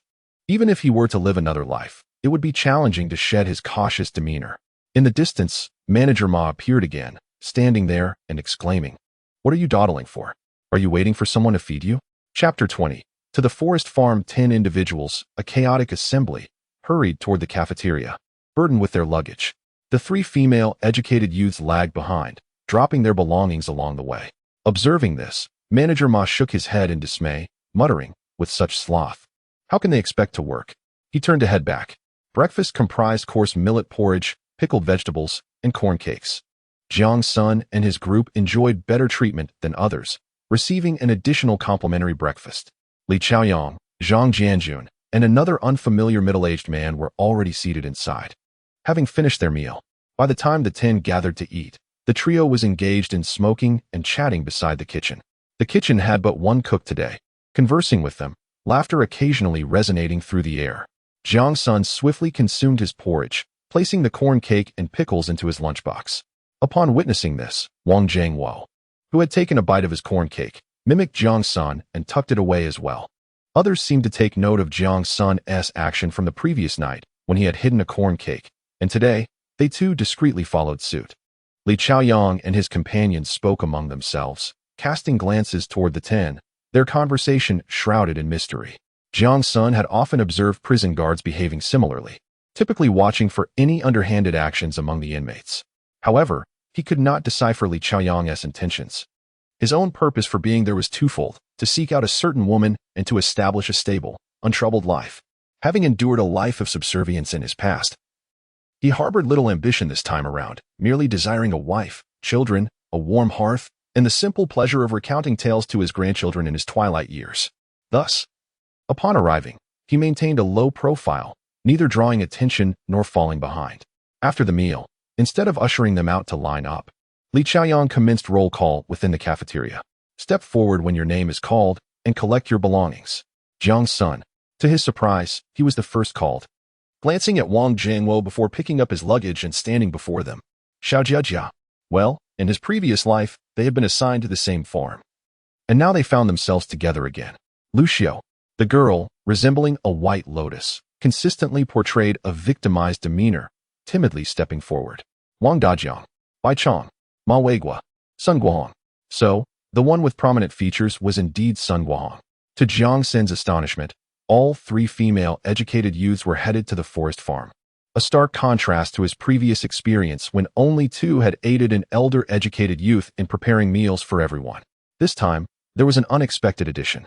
Among them, only Xiao Jejia had shared a past life with him. Lucio and Sun Guohong were strangers. Jiang Sen awaited Li Chaoyang's continuation, yet to his surprise, he halted after mentioning only 7 out of the 10 individuals. Wang Jingwo felt a pang of anxiety, while Jiang Sen, perplexed, exchanged a glance with him, urging him to remain calm. Observing their reactions and the remaining 3 individuals, Li Chaoyang declared, "You 7 shall accompany Captain Zhang to the forest farm. The remaining 3 will proceed to the livestock farm." The mention of the livestock farm drained the color from Wang Jingwo's face. Jiang Sen's mind raced with questions. Why was he assigned to the livestock farm?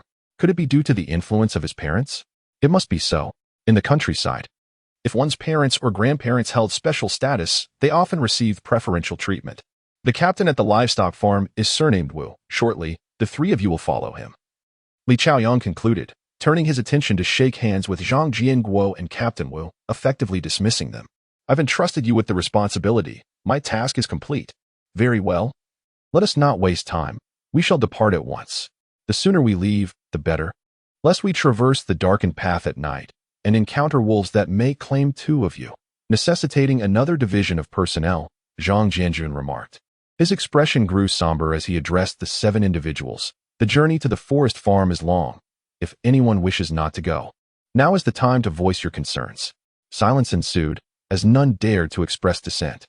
Those who arrived as educated youths and defied authority or resisted assignments faced only 2 fates. Either they were sent to the livestock farm or returned to their place of origin. The consequences of returning home were severe, as it was viewed as a grave violation of policy, a manifestation of laziness and a refusal to accept re-education from the poor and lower middle class, thus undermining the nation's border development, indicative of profound ideological issues. As for those sent back, even the most menial tasks, such as cleaning toilets, would not befall them. They would be dispatched to even more remote locations, such as the vast Northwest. Noticing the silence, Zhang Jingguo turned to Li Chaoyang, offering a smile. "Commander, I take my leave. Travel safely. Next time you visit, let us share a drink." "Indeed." Zhang Jianjun stood at attention, forgoing a salute, then turned to Jiang Sen and the others. "Stay close. We shall set forth." Wang Jingwo grew anxious, and Jiang Sen turned to him, reassuringly mouthing, "Do not worry. All will be well." While others were unfamiliar with the livestock farm, Jiang Sen was well aware of its realities. It lay over 100 kilometers from the headquarters, far from the reach of authority, although conditions were harsh. Minimal oversight allowed for the successful raising of cattle, provided they remained alive.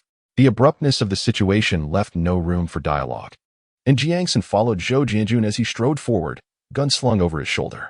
Jiang Sen recalled that there were 2 routes to the forest farm, one suitable for horse-drawn sleds and the other along the railway.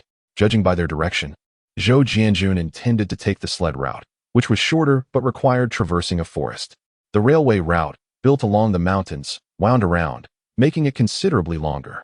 7 individuals, all around 17 or 18 years of age, burdened with luggage, pulling suitcases and slinging backpacks, found themselves devoid of extra hands and strength to assist the 3 young female intellectuals.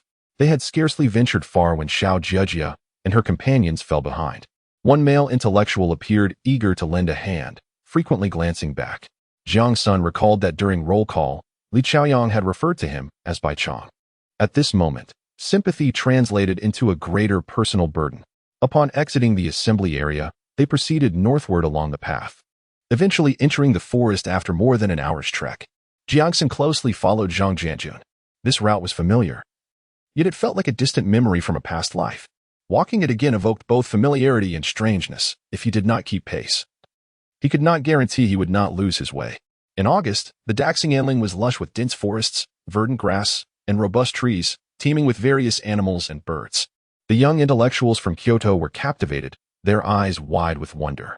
As they ascended a ridge, Zhang Jianjun halted, turning to survey the group. The seven had unwittingly formed a disjointed line resembling a military formation, straggling along.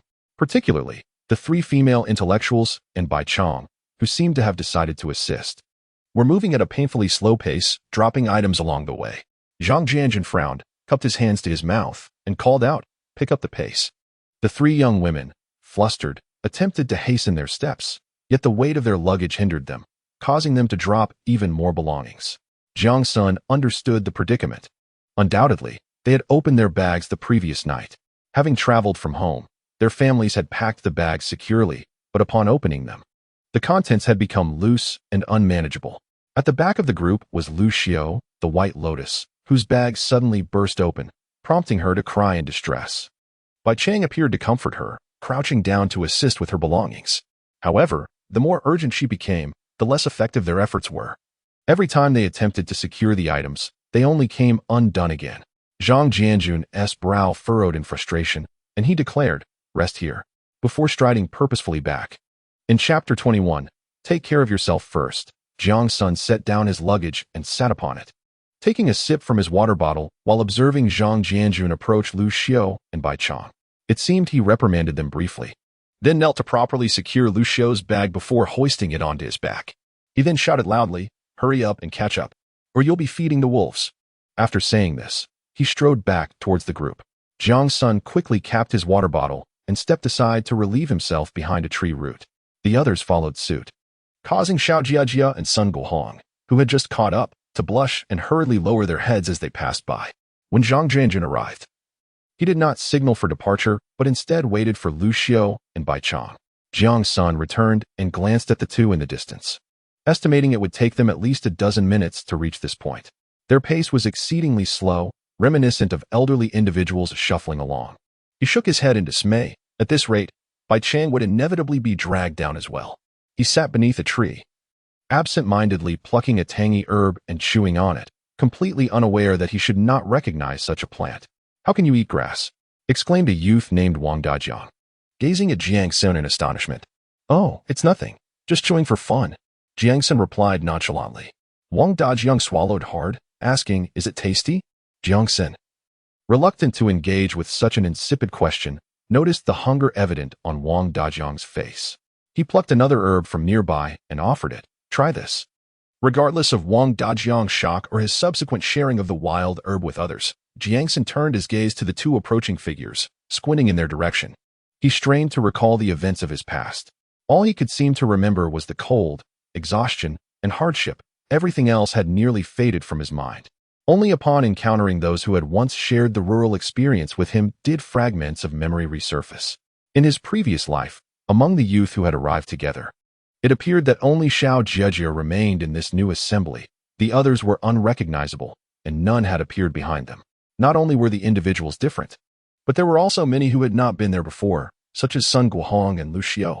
In other words, upon arriving at the forest station, it seemed that the people and events there had also undergone transformation. Yet, the leader of the station, Jiang Jianjun, remained unchanged. A wave of concern washed over Jiang Sen. What if that girl was no longer present and had been replaced by someone else? He began to reflect on the occurrences since his rebirth. Originally, he would have been coerced into marrying Huang Liping, subsequently relinquishing his job, only to be unceremoniously cast aside here. However, he had altered this trajectory. Jiang Lei had been imprisoned due to his actions, while Bai Jing and his father, Jiang Daiyou, met their deserved fates. It seemed that many changes had commenced from that moment. Lost in thought, Lu Xiao and Bai Chang finally reached this spot, dropping their luggage and collapsing onto the ground. Lu Xiao looked at them with tearful eyes, her expression one of pitiful grievance. Jiang Sen turned his head away, refusing to look at them. The other youths gathered around to offer consolation, with Wang Dajiang and a youth named Ma Weigua even sharing the burden of Lu Xiao's belongings. Bai Chang, utterly exhausted, opened his water bottle and took several deep gulps, rendered speechless. Observing that Lu Xiao's load was being shared while no one extended the same courtesy to him left him feeling somewhat dejected, and he instinctively glanced towards the unmoving Jiang Senator Jiang Sen. However, offered no opportunity for conversation, rising instead to shoulder his own baggage and stride towards Zhang Guojun. Noticing this, Zhang Guojun declared, "All right, let us not waste any more time. We must reach the hunter's dwelling before nightfall, or we shall have to sleep outdoors." The prospect of spending the night in the wild, potentially encountering wild beasts, met with unanimous agreement from the youths, who promptly followed Zhang Guojun's lead. Bai Chang exhaled deeply, striving to stand, only to discover that Lu Xiu, now relieved of her burden, had not waited for him but was instead trailing closely behind Ma Weiguo. "She has gone." Bai Chang stared in disbelief, ultimately sighing as he hurried to catch up with the group. Jiang Sen remained steadfastly in pursuit of Zhang Guojun, unwilling to meddle in others' affairs or play the benevolent savior by shouldering their burdens. The distance to the forest station was far too great, nearly 300 kilometers. They would need to walk for at least a week. If traversing flat terrain without any burdens and without rest, it would still take 3 days and 3 nights. However, they were currently navigating the challenging terrain of the Greater Xing'an Range, laden with baggage, so a week would be a conservative estimate. When he had arrived at the logging site in his previous life, he felt as if he had been brought back from the brink of death. Helping others was the least of his concerns. He needed to prioritize his own survival first. Zhang Jianjun refrained from commenting on the actions of the other educated youth. All experiences must be gleaned through personal exploration. Once the door to preferential treatment is opened, it cannot be easily closed. The Greater Xing'an Range demands not only collective endurance through hardship but also individual survival skills. Especially after heavy snow seals the mountains, foraging for food becomes perilous. If one consistently burdens others, it could lead to dire consequences. These were hard-earned lessons learned through the bloody realities faced by those who came before them. After several hours had passed, Zhang Jianjun found himself at a loss for words regarding this group of educated youth, as they had barely covered 20 miles that morning. At this rate, it was uncertain when they would reach the logging site for a respite. "Let us make haste and eat lunch," Zhang Jianjun called out. They had reached a relatively flat area atop a ridge, surrounded by dense forest, beneath a clear blue sky dotted with fluffy clouds that seemed within reach. Jiang Sen sat down on a rock and noticed a wild bayberry tree in the opposite grove. In August, the bayberries were ripe and ready for picking. His excitement was palpable as he glanced back and forth before making his way towards the tree. The tree was ablaze with vibrant red berries, tantalizingly enticing. Standing beneath the tree, he grasped a branch and easily plucked several clusters. The others, filled with curiosity, looked on but hesitated to act without Zhang Jianjun's approval. Zhang Jianjun, munching on a corn cake and holding a water bottle, smiled at Jiang Sen's berry-picking antics. "That is the wild bayberry, a unique fruit of the Northeast. If you fancy it, go ahead and pick."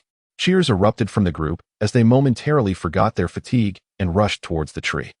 Jiang Sen had already gathered 2 pouches of berries but was prudent enough not to overindulge and cleared a space for the others.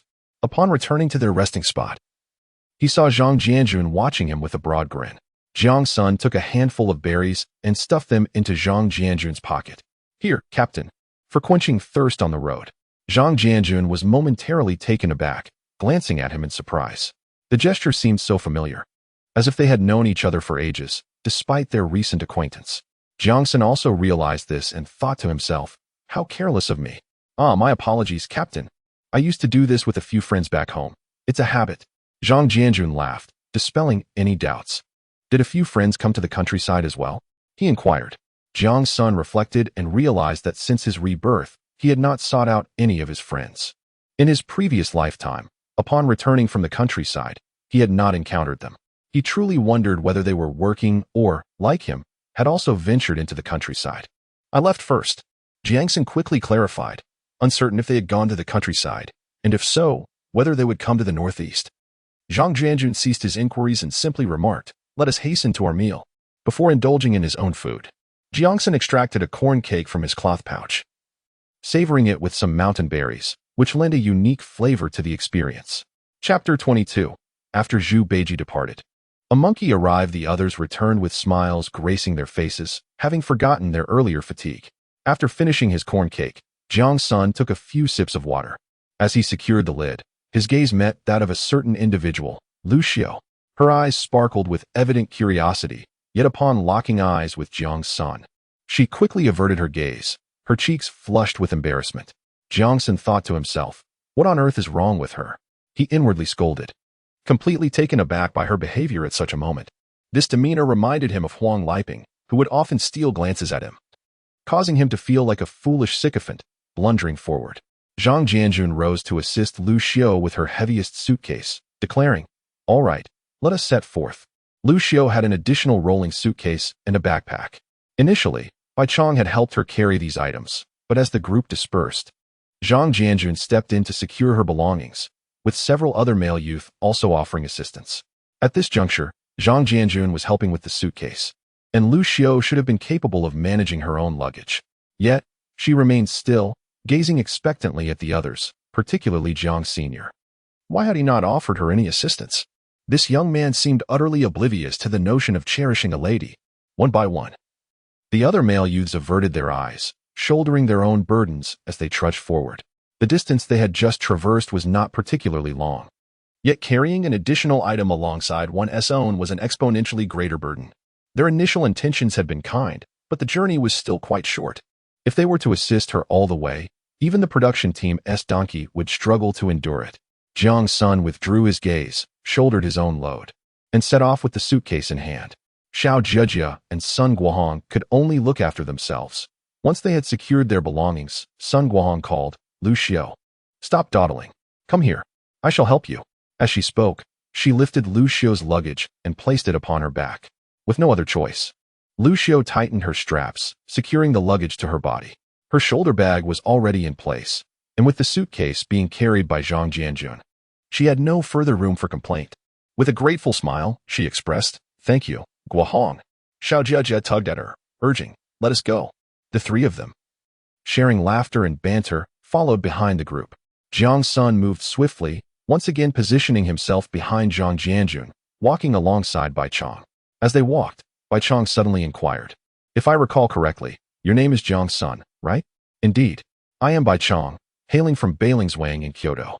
Since Beichong had initiated the conversation, Jiang Sen felt compelled to respond, albeit without offering too much detail. "I'm from Haidian. Just head west, and you will reach Beidahuang."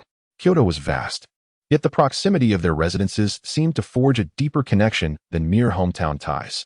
Beichong glanced back and quietly asked, "Among all of us, you are the only one who did not assist her." Jiang Sen looked at him, puzzled, and replied, "My own belongings are quite heavy.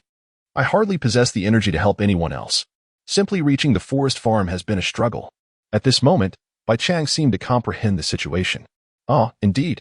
Upon witnessing her plight, I felt a pang of sympathy and extended a helping hand.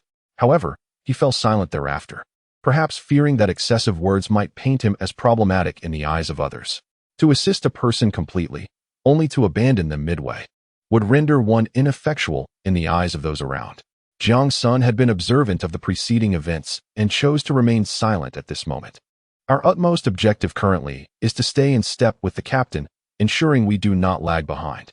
The two remained mute, while the few educated youth behind them, upon setting off, pretended not to see Lu Xiu, believing that others would lend their support, rendering their own assistance unnecessary.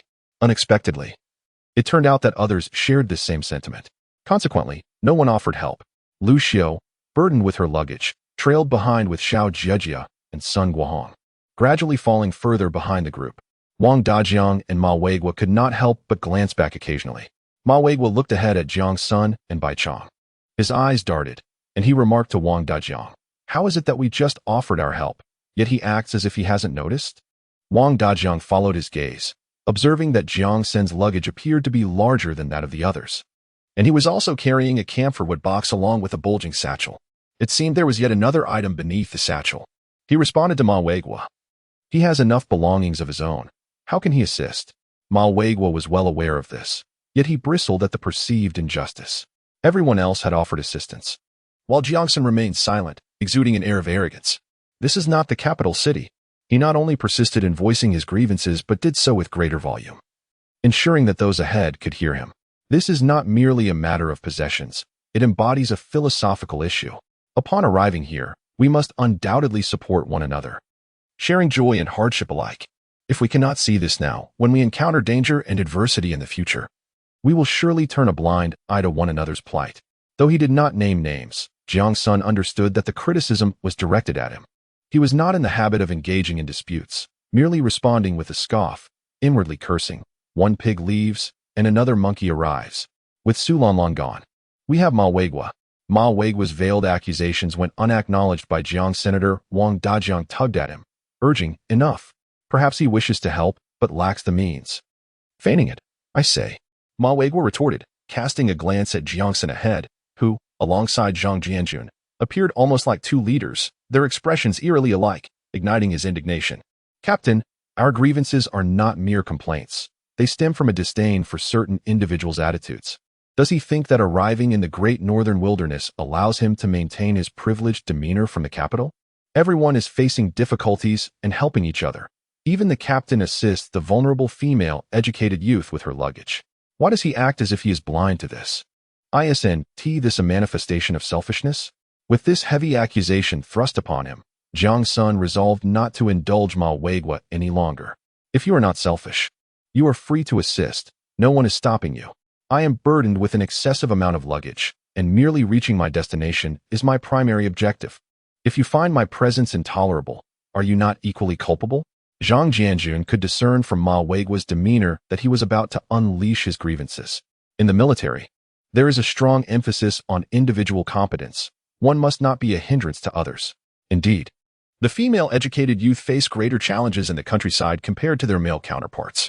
However, if one cannot even reach the logging site while laden with baggage, it is certain that the subsequent tasks at the logging field will remain unfulfilled.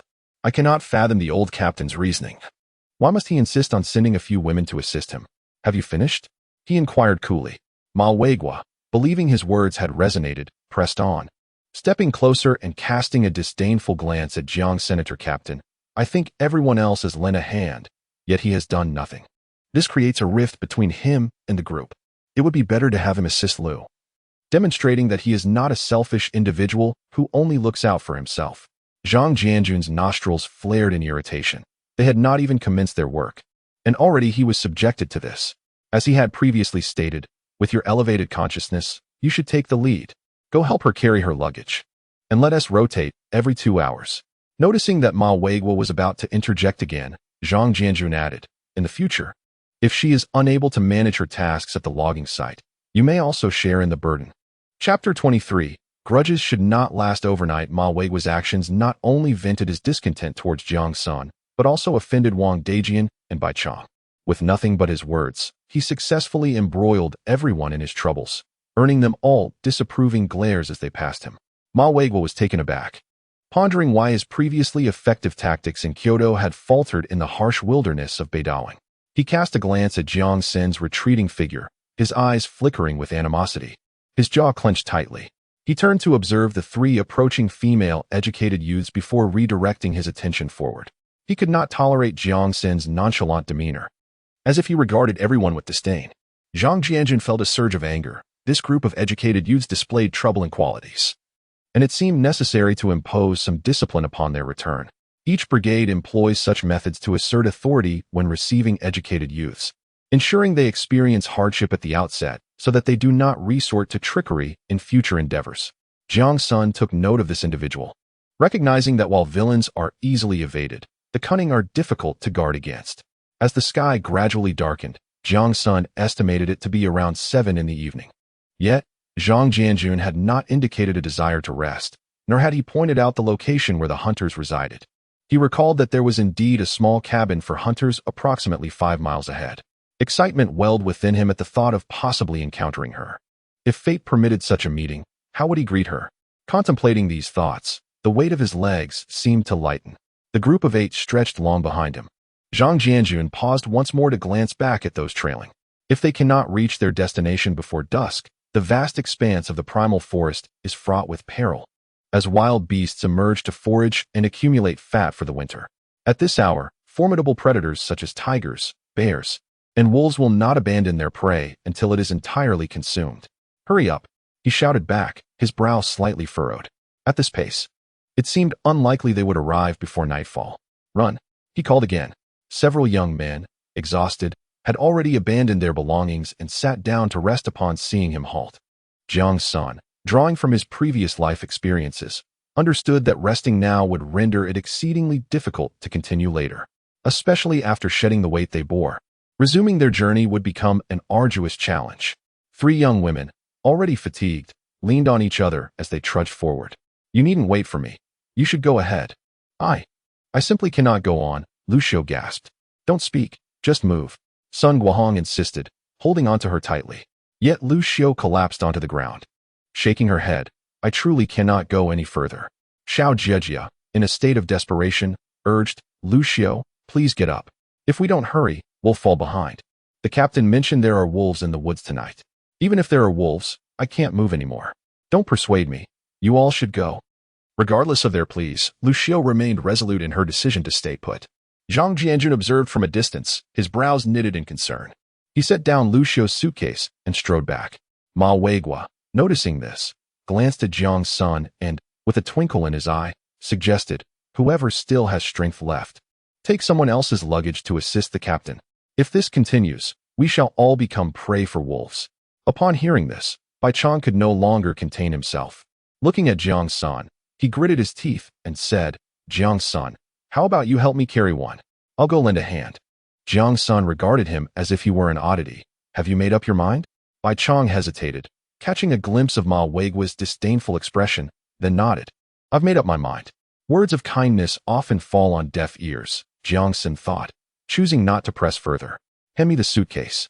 Thank you, Baichang replied, visibly moved as he passed the suitcase and set off to catch up with Zhang Jianjun. Jiang Sen turned to Ma Weigua, who was still basking in his smugness until it collided with Jiang Sen's icy gaze. Startled, he averted his eyes. Jiang Sen was of the mindset that if one did not provoke him, he would not seek trouble. However, since Ma Weigua had chosen to target him from the outset, he would not allow him any respite. He harbored no belief in the saying that revenge is a dish best served cold. His experiences in prison taught him that grievances must be addressed promptly, for allowing them to fester would only lead to decay. In the confines of prison, 10 years was a luxury he could not afford. One might not survive long enough to seek vengeance. Hey, you. Jiang Sen could not even be bothered to call him by name. Weren't you the one insisting on mutual assistance without selfishness? Now's your chance to prove it. He pushed Baichang's suitcase toward Ma Weigua. Wang Dajiang, come here. Ma Weigua swallowed the curse that nearly escaped his lips. All right, I'll take it, he replied, seizing Baichang's suitcase. Wang Dajiang glanced at Jiang Sen, who flashed him a grin. Aren't you going to help? Wang Dajiang cast a glance at Ma Weigua and remarked, I have 4 pieces of luggage. My hands are full. He was burdened with a rolled-up bundle, a large suitcase, and a cloth bag, while a satchel hung from his shoulder, leaving him indeed without free hands. Jiang Sen nodded in acknowledgement, secretly commending him for his resourcefulness. Now, Ma Weigua had unwittingly harmed himself, and if blame were to be assigned, it would be for his exceedingly bothersome demeanor, though he wore a smile upon his face. His heart seethed with frustration. Jiang Sen, just you wait. Jiang Sen observed the insincerity etched across his face, silently vowing, you one T escape unscathed. Zhang Jianjun and Baichang approached the trio of young female intellectuals. Zhang Jianjun's countenance was notably grave. What are you doing? He chastised. You're already a hindrance. And now you're throwing a tantrum? Stand up and proceed. His stern tone and commanding words made Lu Xiao's heart race. She quickly stood with the assistance of the 2 men, her head lowered in silence. However, the drops of water cascading to the ground made it evident that she had been crying. Zhang Jianjun was adept at leading troops into battle and managing logging operations. Yet he detested witnessing a woman's tears, which ignited an ire in him with no outlet. He wished to bundle this weeping woman and send her back, leaving her to whoever might desire her. Why have you stopped? He bellowed. Xiao Jiejia glanced at Lu Xiao but remained silent. Sun Guohong also looked at Lu Xiao and summoned her courage to speak. Captain, she can't go on. Is that it? If she can't walk, will she simply refuse to move? If she can't work, will she roll on the ground? He retorted. Enough of this nonsense, move out. The 3 were intimidated by Zhang Jianjun's severity and hastened to continue forward, while he trailed behind, seething with anger.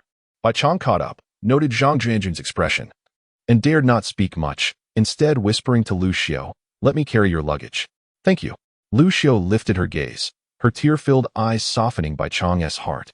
As Lu Xiao began to untie her burden, Zhang Jianjun interjected, are you going to do her work for her in the future?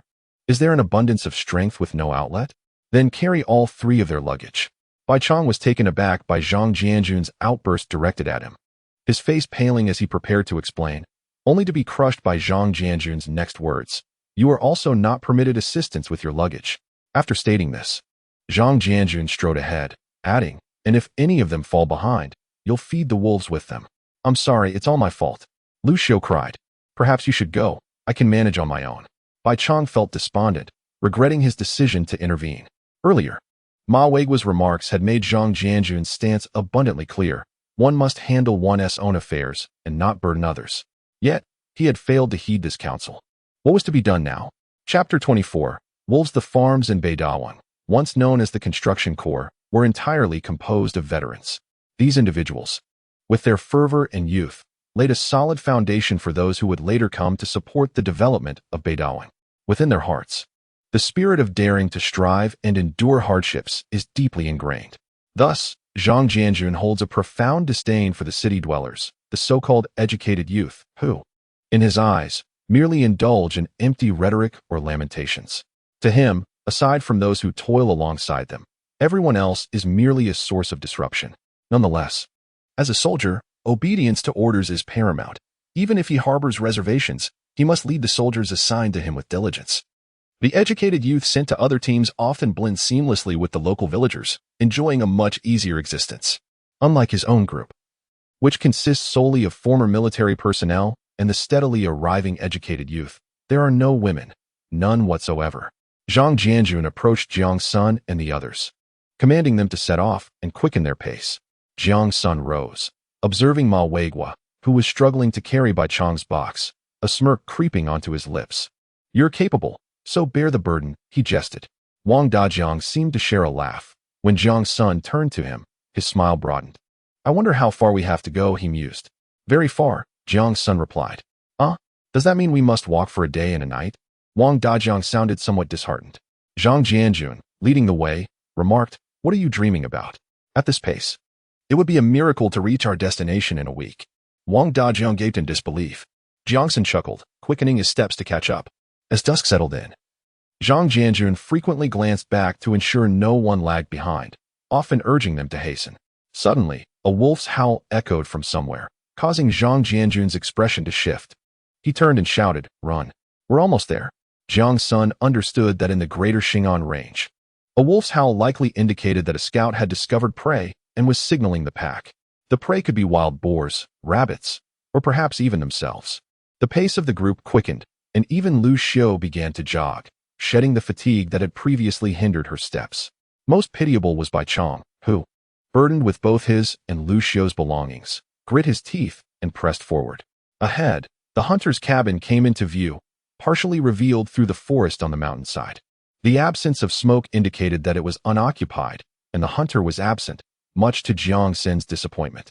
As the first wolf's howl faded, distant echoes confirmed the presence of scout wolves. "Faster!" Zhang Jianjun bellowed, urging them to increase their speed once more.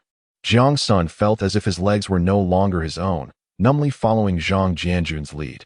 The three female educated youth, too preoccupied to consider anything else, closely trailed behind. Just 30 meters from the cabin, a cry of "ouch" rang out from behind. Jiang Sen turned to see Lu Xiu had fallen hard to the ground.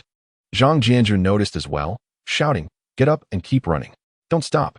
Bai Chong, unable to bear it, reached out to help, and Lu Xiu sprang to her feet, resuming her run. Once again, Bai Chang felt his kindness was met with misfortune. Gritting his teeth, he chased after them. "Faster!" Zhang Jianjun urged. "We're almost there." He halted 10 meters from the cabin, calling to Jiang Sen and Ma Weigua, "Quick, get inside." Jiang Sen hurriedly dashed towards the small cabin, flung open the door, and entered, discarding his luggage and suitcase. He swiftly made his way to the stove, seized the axe from the woodpile, and rushed back outside. Wang Dajiang was the second to enter. He dropped his belongings and, mimicking Jiang Sen, searched for something for self-defense, ultimately retrieving only a firewood stick. Emerging from the cabin, he stood beside Zhang Jianjun alongside Jiang Senator Ma Weigua also approached, picking up a stone to clutch in his hand. The two were utterly oblivious to the purpose of these items. They merely followed suit after seeing me emerge with the axe. Zhang Jianjun, observing the four figures still 30 meters away, was filled with anxiety, repeatedly shouting, "Run." Jiang Sen scanned the forest incessantly, left, right, and then behind. He spotted two small green lanterns in the woods to the left, the eyes of a wolf. If Bai Chong and the three female educated youths did not hasten their approach, the wolf would intercept them. "Captain," Jiang Sen shouted, 10 o'clock. Zhang Jianjun immediately turned to the left, swiftly grasped his hunting rifle, and bellowed, get inside. Jiang Sen gestured to Ma Weiguo and Wang Dajiang, urging them, you too. Go in. Wang Dajiang hesitated, while Ma Weiguo was in a panic. Seeing Jiang Sen remain still and Wang Dajiang also unmoving, he felt compelled to do nothing. However, a wolf had already emerged slowly from the woods, its eyes glowing green, panting with a hissing sound. It stood at the forest's edge, observing Zhang Jianjun and his companions, then glanced back at Bai Chong and the three female educated youths, who dared not advance.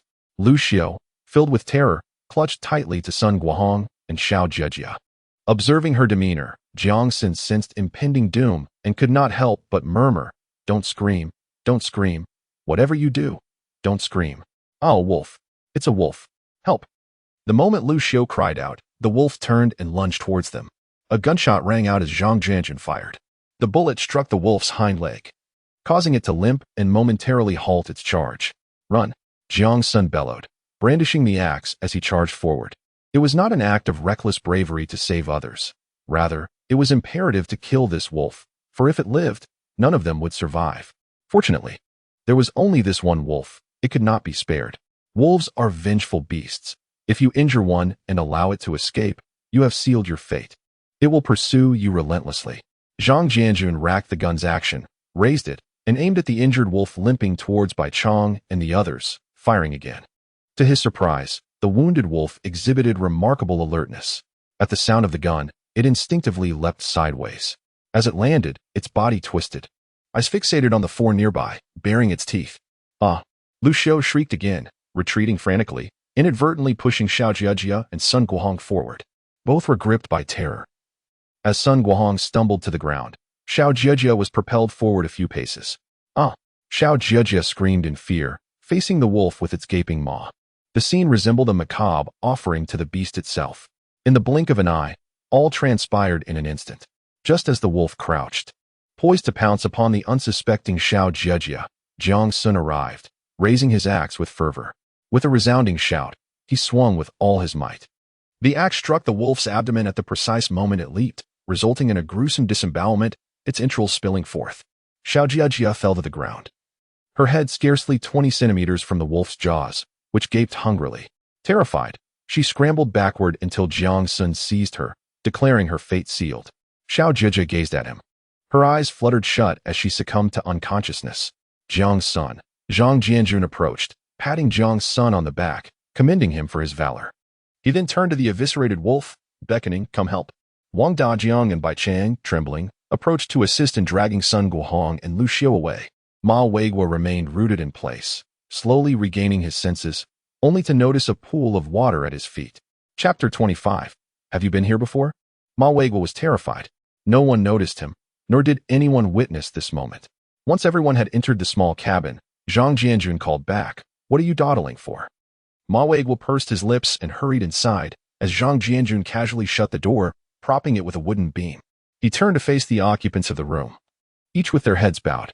Among the three female educated youth, one wept, another sat with her arms crossed on the kong, her gaze vacant, while the third sat on a small stool, lost in thought. Of the four male educated youth, one stood awkwardly, another slumped on a bench, head drooping. One huddled tightly in a corner, and Jiang Sen busied himself stoking the fire with kindling.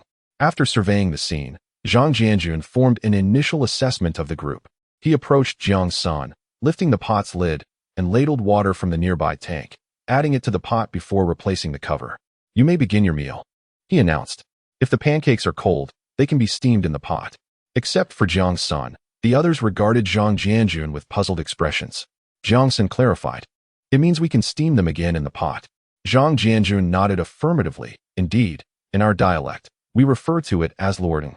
With newfound understanding, everyone retrieved a corn pancake from their bags, placing them atop the pot's lid. Jiang Sen also produced a lunchbox from his pack, adding his pancake within. They had each brought back a leftover from the mess hall, unaware that the journey ahead would last a week, and this meal might be their last. Had they known, they would have brought more provisions. Jiang Sen felt little concern. He had provisions in his luggage, albeit inconvenient to access. Moreover, Zhang Jianjun would ensure no one would go hungry along the way. The mountains offered an abundance of edible delights, wild vegetables, fruits, and game were plentiful during this season. However, as winter approached, sufficient dry rations would be necessary for entering and exiting the forest. Jiang Sen silently tended the fire, adding 2 more pieces of wood before finally sitting down, surveying the modest cabin. Everything here remains unchanged, exactly as it exists in his memories. The wooden house, a heated Kong, and a half-wall separating the stove. Behind the stove stands a wooden dining table accompanied by 2 long benches, with a shelf for bowls on the side, obscured by a piece of colorless fabric. Against the wall by the door, ropes, buckets, and a carrying pole are piled up. On the inner wall hang several oddly shaped traps for hunting. Beside the firewood pile sits a water tank, covered with a wooden lid, upon which a water ladle is inverted. Next to the water tank is a wooden rack holding 2 cloth bags filled with dried goods and a bit of corn grits. Passers-by often take some of these provisions to eat and leave behind a little something in return, money, tickets, or other food items.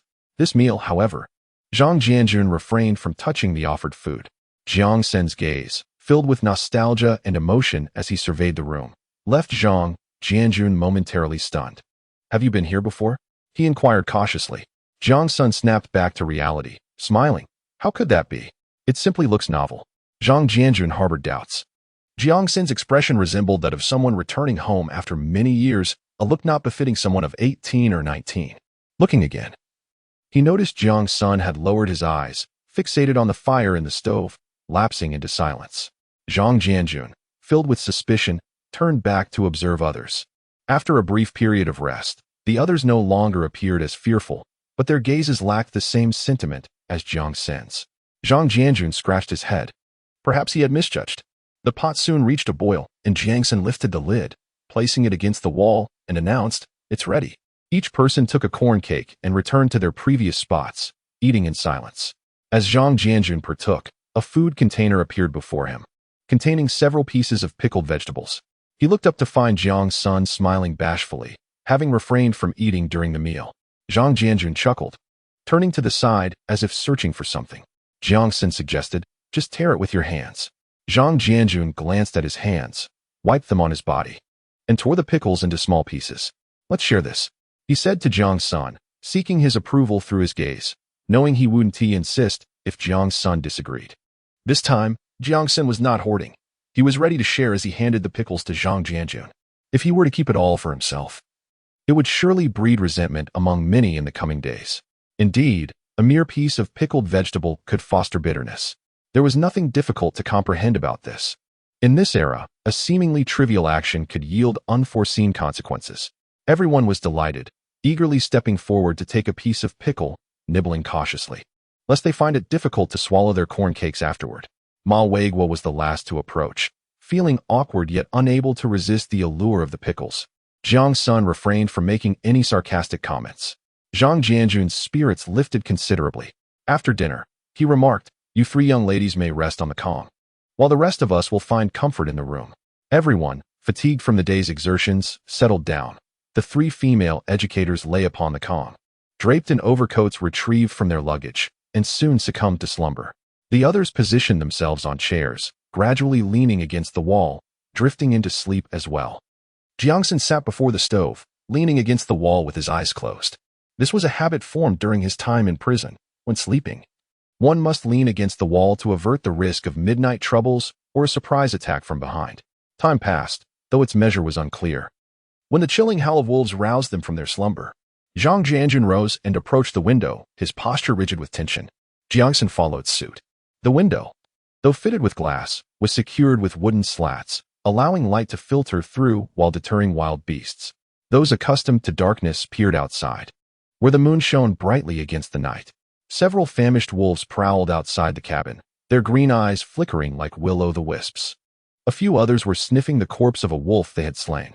Suddenly, one wolf lifted its head and emitted a long, haunting howl. In an instant, a dozen wolves surged from various directions, ravenously feasting upon their fallen kin. Jiang Sen turned to see Bai Chang, his face paling in fear, his speech faltering. Zhang Jianjun stated, "Before winter descends, they will not squander a morsel. Should their prey be abundant beyond their capacity, they will return to their lair to stockpile." The vivid image of a pack of wolves driving them to their den, only to emerge and winter for sustenance, send a shiver through Jiang's senator. Would they dare enter? Wang Dajiang approached, and Zhang Jianjun assured him, they cannot breach our sanctuary, yet they will follow us relentlessly. A female voice questioned, will we perish? Jiang Sen felt his anger flare. It was Lu Xiao again, always weeping. Must you always cry? If not for you, we would not have encountered the wolves. Nor would we be in this predicament. The expressions of all were grave.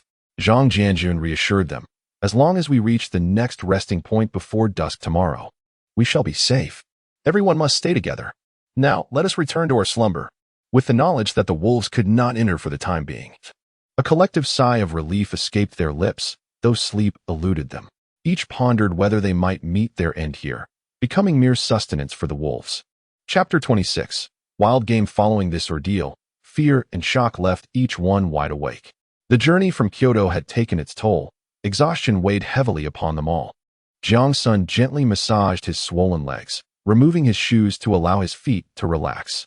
The soles of his liberation shoes were nearly worn down, and the toes were close to breaking through, held only by the horizontal stitching. His socks bore 2 holes, with his big toe poking out, wiggling slightly. There was no opportunity for a change now. He could only wait until they reached their destination to mend them. He elevated his feet upon the stove, a precaution to prevent swelling that would render his shoes unwearable by the following day. In a state of drowsiness, akin to having just closed his eyes, Zhang Jianjun's voice resonated. Everyone wake up, he proclaimed. It is nearly time to rise. We shall depart after breakfast. Jiang Sen opened his eyes and lowered his legs from the stove. After a night of tension, his legs struggled to bend properly. He donned his shoes, stood, leapt a couple of times, and stretched his neck back and forth. The door swung open, revealing a brightening sky. Zhang Jianjun retrieved a tea jar from the shelf, scooped a cup of cornmeal, and turned to the stove.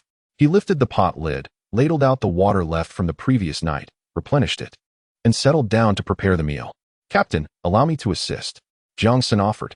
No need, Zhang Jianjun replied. You all focus on tidying up. Just make a bit of porridge. By the way, do you still have any corn cakes? They can be added to the pot. Jiang Sen produced the last one, placing it upon the curtain, while the 3 female youth each produced one as well. The remaining 3 young men appeared somewhat sheepish, having previously consumed a substantial amount in the mess hall, leaving only one behind, which had now vanished.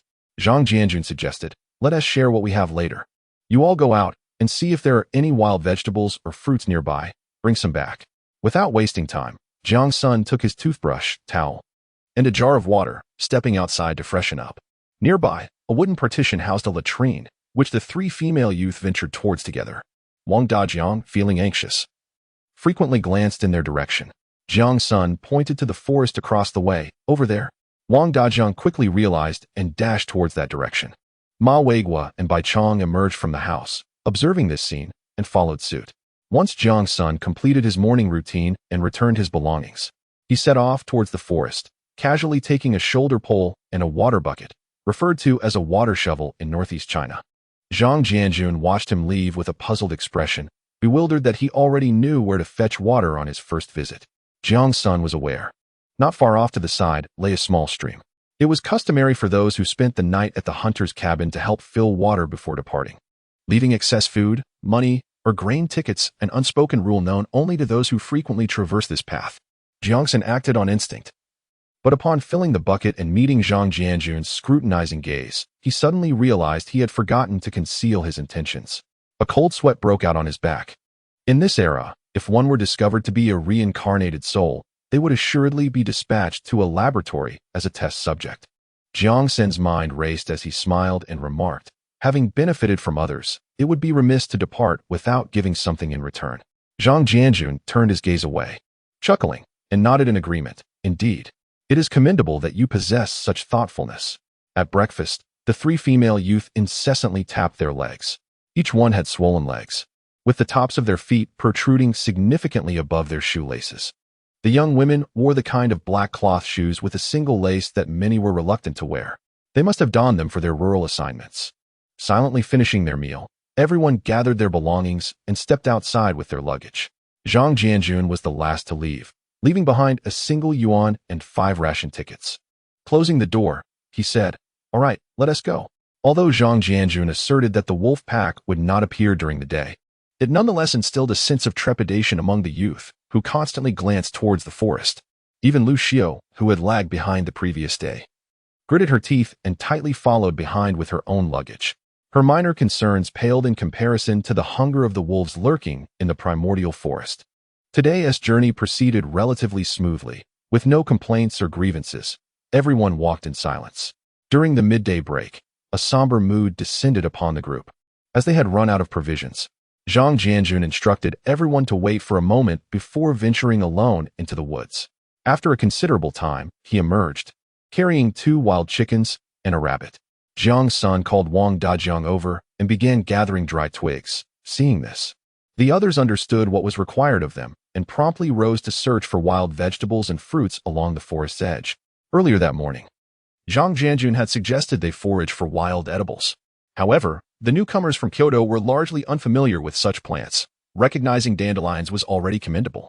While gathering twigs, Jiang Sen stumbled upon a cluster of mushrooms, specifically the hazelnut mushrooms unique to the northeastern forests. At this time of year, these mushrooms proliferated abundantly, unlike in previous years when their prices soared exorbitantly. Wang Dajiang, Jiang Sen called out to him from a distance, handing over the twigs he had collected. Take these back first. I found mushrooms. Wang Dajiang, brimming with excitement, dashed off with the twigs. Jiang Sen then retrieved the cloth bag that Aunt Zhao had given him for the corn cakes and began to collect the mushrooms. Currently, the hazelnut mushrooms were plump and sizable, unlike their slender counterparts from early spring. As he brushed aside the surrounding grass, he discovered a patch of them. There was no such thing as too many. Even if they couldn't consume them all, dried mushrooms would still be delectable. The bag filled up quickly. Just as he was about to remove his clothing to carry more, Wang Dajiang returned, accompanied by 3 female youth. Oh, so many mushrooms! Xiao Zhezhe exclaimed, her eyes sparkling with delight. As they arrived, they had prepared a cloth, which they spread on the ground to begin foraging. Seeing their enthusiasm, Jiang Sen decided to return. Zhang Jianjun wore a smile upon seeing the mushrooms, prompting him to prepare a wild vegetable and mushroom soup. He propped up several lunchboxes with sticks, placing the cleaned wild vegetables inside first, followed by the mushrooms. Before long, the moisture from the vegetables and mushrooms began to seep out. He then opened a water bottle and poured some water into one of the lunch boxes. Nearby, Lu Weiguo and Bai Chong watched the wild chickens and rabbit roasting, their mouths watering. Back in Kyoto, it was a rarity to taste meat, and now they had wild chickens and rabbits to enjoy. They rotated the twigs in their hands, as the fragrant aroma wafted through the air, accompanied by the rumbling of several stomachs. Though the portions were modest, they sufficed to satisfy everyone's appetite, especially with the presence of meat. Zhang Jianjun carefully retrieved a paper packet from his pocket, gingerly unfolding it to reveal salt within. A small portion was pressed into a lunchbox, causing even Jiang Sen to salivate. The young woman who had been mushroom picking returned, presenting a surprisingly large pile beside her. Zhang Jianjun remarked, "Spread them out to dry. The drier they are, the better." What a splendid meal it was. Jiang Sen gazed skyward, savoring the moment, feeling as though he had never tasted anything so exquisite in 2 lifetimes. Of course, the collective hunger of the group contributed to this sensation. With only 2 wild chickens and a rabbit, each person received merely a small morsel, paired with the wild vegetable and mushroom soup from the lunchbox. A few of them found tears welling in their eyes. After the meal, Zhang Jianjun extinguished the fire and covered it with some damp soil before leading the group onward. Perhaps due to the consumption of game, everyone seemed to regain their strength in the afternoon, and their pace noticeably quickened. Zhang Jianjun also became more talkative. "Do not worry. We shall only walk for 1 more day before someone from the forest farm comes to fetch us." Chapter 27. The mischief resumes. Ma Weiguo immediately quickened his pace and inquired, "Someone will come for us tomorrow?" "Yes. The forest farm is in a rush, and the carts are not available. Otherwise, I wouldn't be the only one to come for you." "How splendid!" Ma Weiguo exclaimed, turning back to inform the others. "The captain says someone will arrive tomorrow." I always felt that Ma Weiguo was a bit too obsequious. However, it was understandable, though I had traversed this route before. Who would prefer to walk if there were a cart? There was a train for transporting timber, but it only ran once a month, making it difficult to catch it at the right time. In my previous life, I had trudged this path, encountering the first snowfall and nearly freezing to death along the way. Even though it was only August now, the greater Xing'an range was far from warm. I hadn't even broken a sweat during the trek, and the nights had begun to grow cool. Gradually, the surrounding forest thickened, and the howls of wolves and the calls of various unknown creatures echoed through the trees. The three young women, with serious expressions and clenched jaws, diligently kept pace with the group, uttering not a single complaint of fatigue. After a brief rest, Zhang Jianjun encouraged, "Let us hold on a little longer. We'll arrive in an hour." He was quite pleased with the performance of the young workers today. Seizing the moment, Jiang Sen opened his backpack and retrieved 2 strips of cloth, rolling up his trousers to replace the bindings he had previously used, securing his outer pants inside the bindings. He had been concealing this from others earlier. Initially, he had not used new bindings. The old ones had endured the journey, some parts even fraying. Zhang Jianjun, who had already been wearing bindings, was slightly surprised by Jiang Sen's actions. He looked up and addressed the others. "The further we go, the denser the forest becomes. Everyone should tighten their pant legs." "Why?" Ma Weigua asked, looking at Jiang Sen as if he were foolish. "There are many insects and snakes in the forest. Tightening the pant legs prevents them from crawling in. Additionally, it helps avoid swelling in the legs from prolonged walking." Only then did everyone understand, and they hurried to rummage through their belongings for suitable items. However, they were not as prepared as Jiang Senator. Once everyone had gathered, a vibrant array of colors emerged: scarves, shawls, and shirts. Nonetheless, it was better than nothing. Having something to wear was commendable. "Let us set off," Zhang Jianjun declared with a wave of his hand. And they resumed their journey. It must have been around 5 o'clock by now. The meager portion of meat they had for lunch had long since been digested. Only Wang Dajiang appeared unwell. Perhaps due to his infrequent meat consumption, he was feeling discomfort after such an unexpected feast. Throughout the journey, he had to pause several times. However, Zhang Jianjun did not make the group wait. Instead, he slowed his pace, allowing Wang Dajiang to catch up after he had finished. At this moment, Wang Dajiang's complexion had turned pale, his legs began to tremble, and he gradually fell behind. Finally, they arrived at the second rest stop, a hunter-esque cabin nestled just a bit up in the nearby woods on the left. Zhang Jianjun felt elated, as they had encountered no troubles along the way, and the time was still early, allowing for the possibility of hunting some wild chickens or rabbits in the vicinity. The layout of these hunters' resting cabins was largely similar. However, this one contained a noticeably larger supply of food than the previous one they had visited. Zhang Jianjun peered inside and noticed half a bag of cornmeal. "Let us make some corn porridge today," he exclaimed, turning to see who would volunteer to cook. To his surprise, everyone looked at him in confusion. Jiang Sen sighed inwardly and raised his hand. "I'll take care of it." Zhang Jianjun visibly relaxed. If he had to cook and hunt as well, he might as well have been a caretaker. "Can you manage it?" he inquired. Jiang Sen replied, "Just boil it in water." Zhang Jianjun chuckled, patting Jiang Sen on the back. "Right, just be careful not to burn it. Add plenty of water." He then turned to the others. "You all divide up tasks to gather some wild vegetables, fruits, and mushrooms while I go hunting." Upon hearing the word hunting, their eyes sparkled with enthusiasm, and they quickly set out, momentarily forgetting their fatigue. Wang Dajiang, feeling weak in the legs, also wanted to join them. Jiang Sen said, "Wang Dajiang, why don't you help me with the fire?" Wang Dajiang cast him a grateful glance and replied, "Sure." In truth, he was not needed for the fire. He understood that Jiang Sen was looking out for him. Jiang Sen wasn't genuinely concerned for him. He simply couldn't bear to see someone of such stature suffer from poor digestion. If he didn't recuperate well today, he might be the one to hold them back on the morrow. The corn porridge began to bubble, and Jiang Sen served Wang Dajiang a bowl of rice soup. "Drink this first. Your stomach isn't well. Even if there's meat tonight, you should avoid it." Wang Dajiang sighed. "Such is my fate. I was never meant for a life of luxury. Even a bit of good food seems beyond my reach." Jiang Sen chuckled at his plight, sitting there, methodically cleaning the mushrooms. The meal they had at noon had been devoid of washing, leaving a gritty sensation in their mouths, yet everyone had finished their portions. Laughter erupted from outside. The 3 female youth were surprisingly spirited, which was quite unexpected. After finishing his rice soup, Wang Dajiang said, "I should contribute somehow." Jiang Sen understood that if others saw him idly sitting without any task at hand, despite having rice soup to drink, he would certainly feel a sense of discontent. Even if he did not voice it. "Please wash the mushrooms," he said, rising to wipe his hands before lifting the pot lid and stirring the contents with a spoon to prevent them from sticking to the bottom. Before long, Xiao Jiaji returned, still wearing the same cloth she had when she packed mushrooms at noon. With a cheerful demeanor, she placed her findings on the ground. "I gathered a great deal of wild vegetables." Jiang Sen glanced over, only to be met with disappointment as he resignedly squatted down to sort out the inedible plants. What? None of these can be eaten? Xiao Jie exclaimed, her surprise palpable. Earlier, Lu Xiu had assured her that all of these were edible, encouraging her to gather more while she went in search of mushrooms. Sun Guang was over by a thicket of hazelnut bushes, busy picking. Upon hearing Xiao Jie's words, Jiang Sen quickly grasped the situation. Today had been somewhat better, but tomorrow there might be another cart coming to collect them. And Lu Xiu could not resist the urge to stir up trouble again. At times, he found it difficult to comprehend how people like Lu Xiu thought.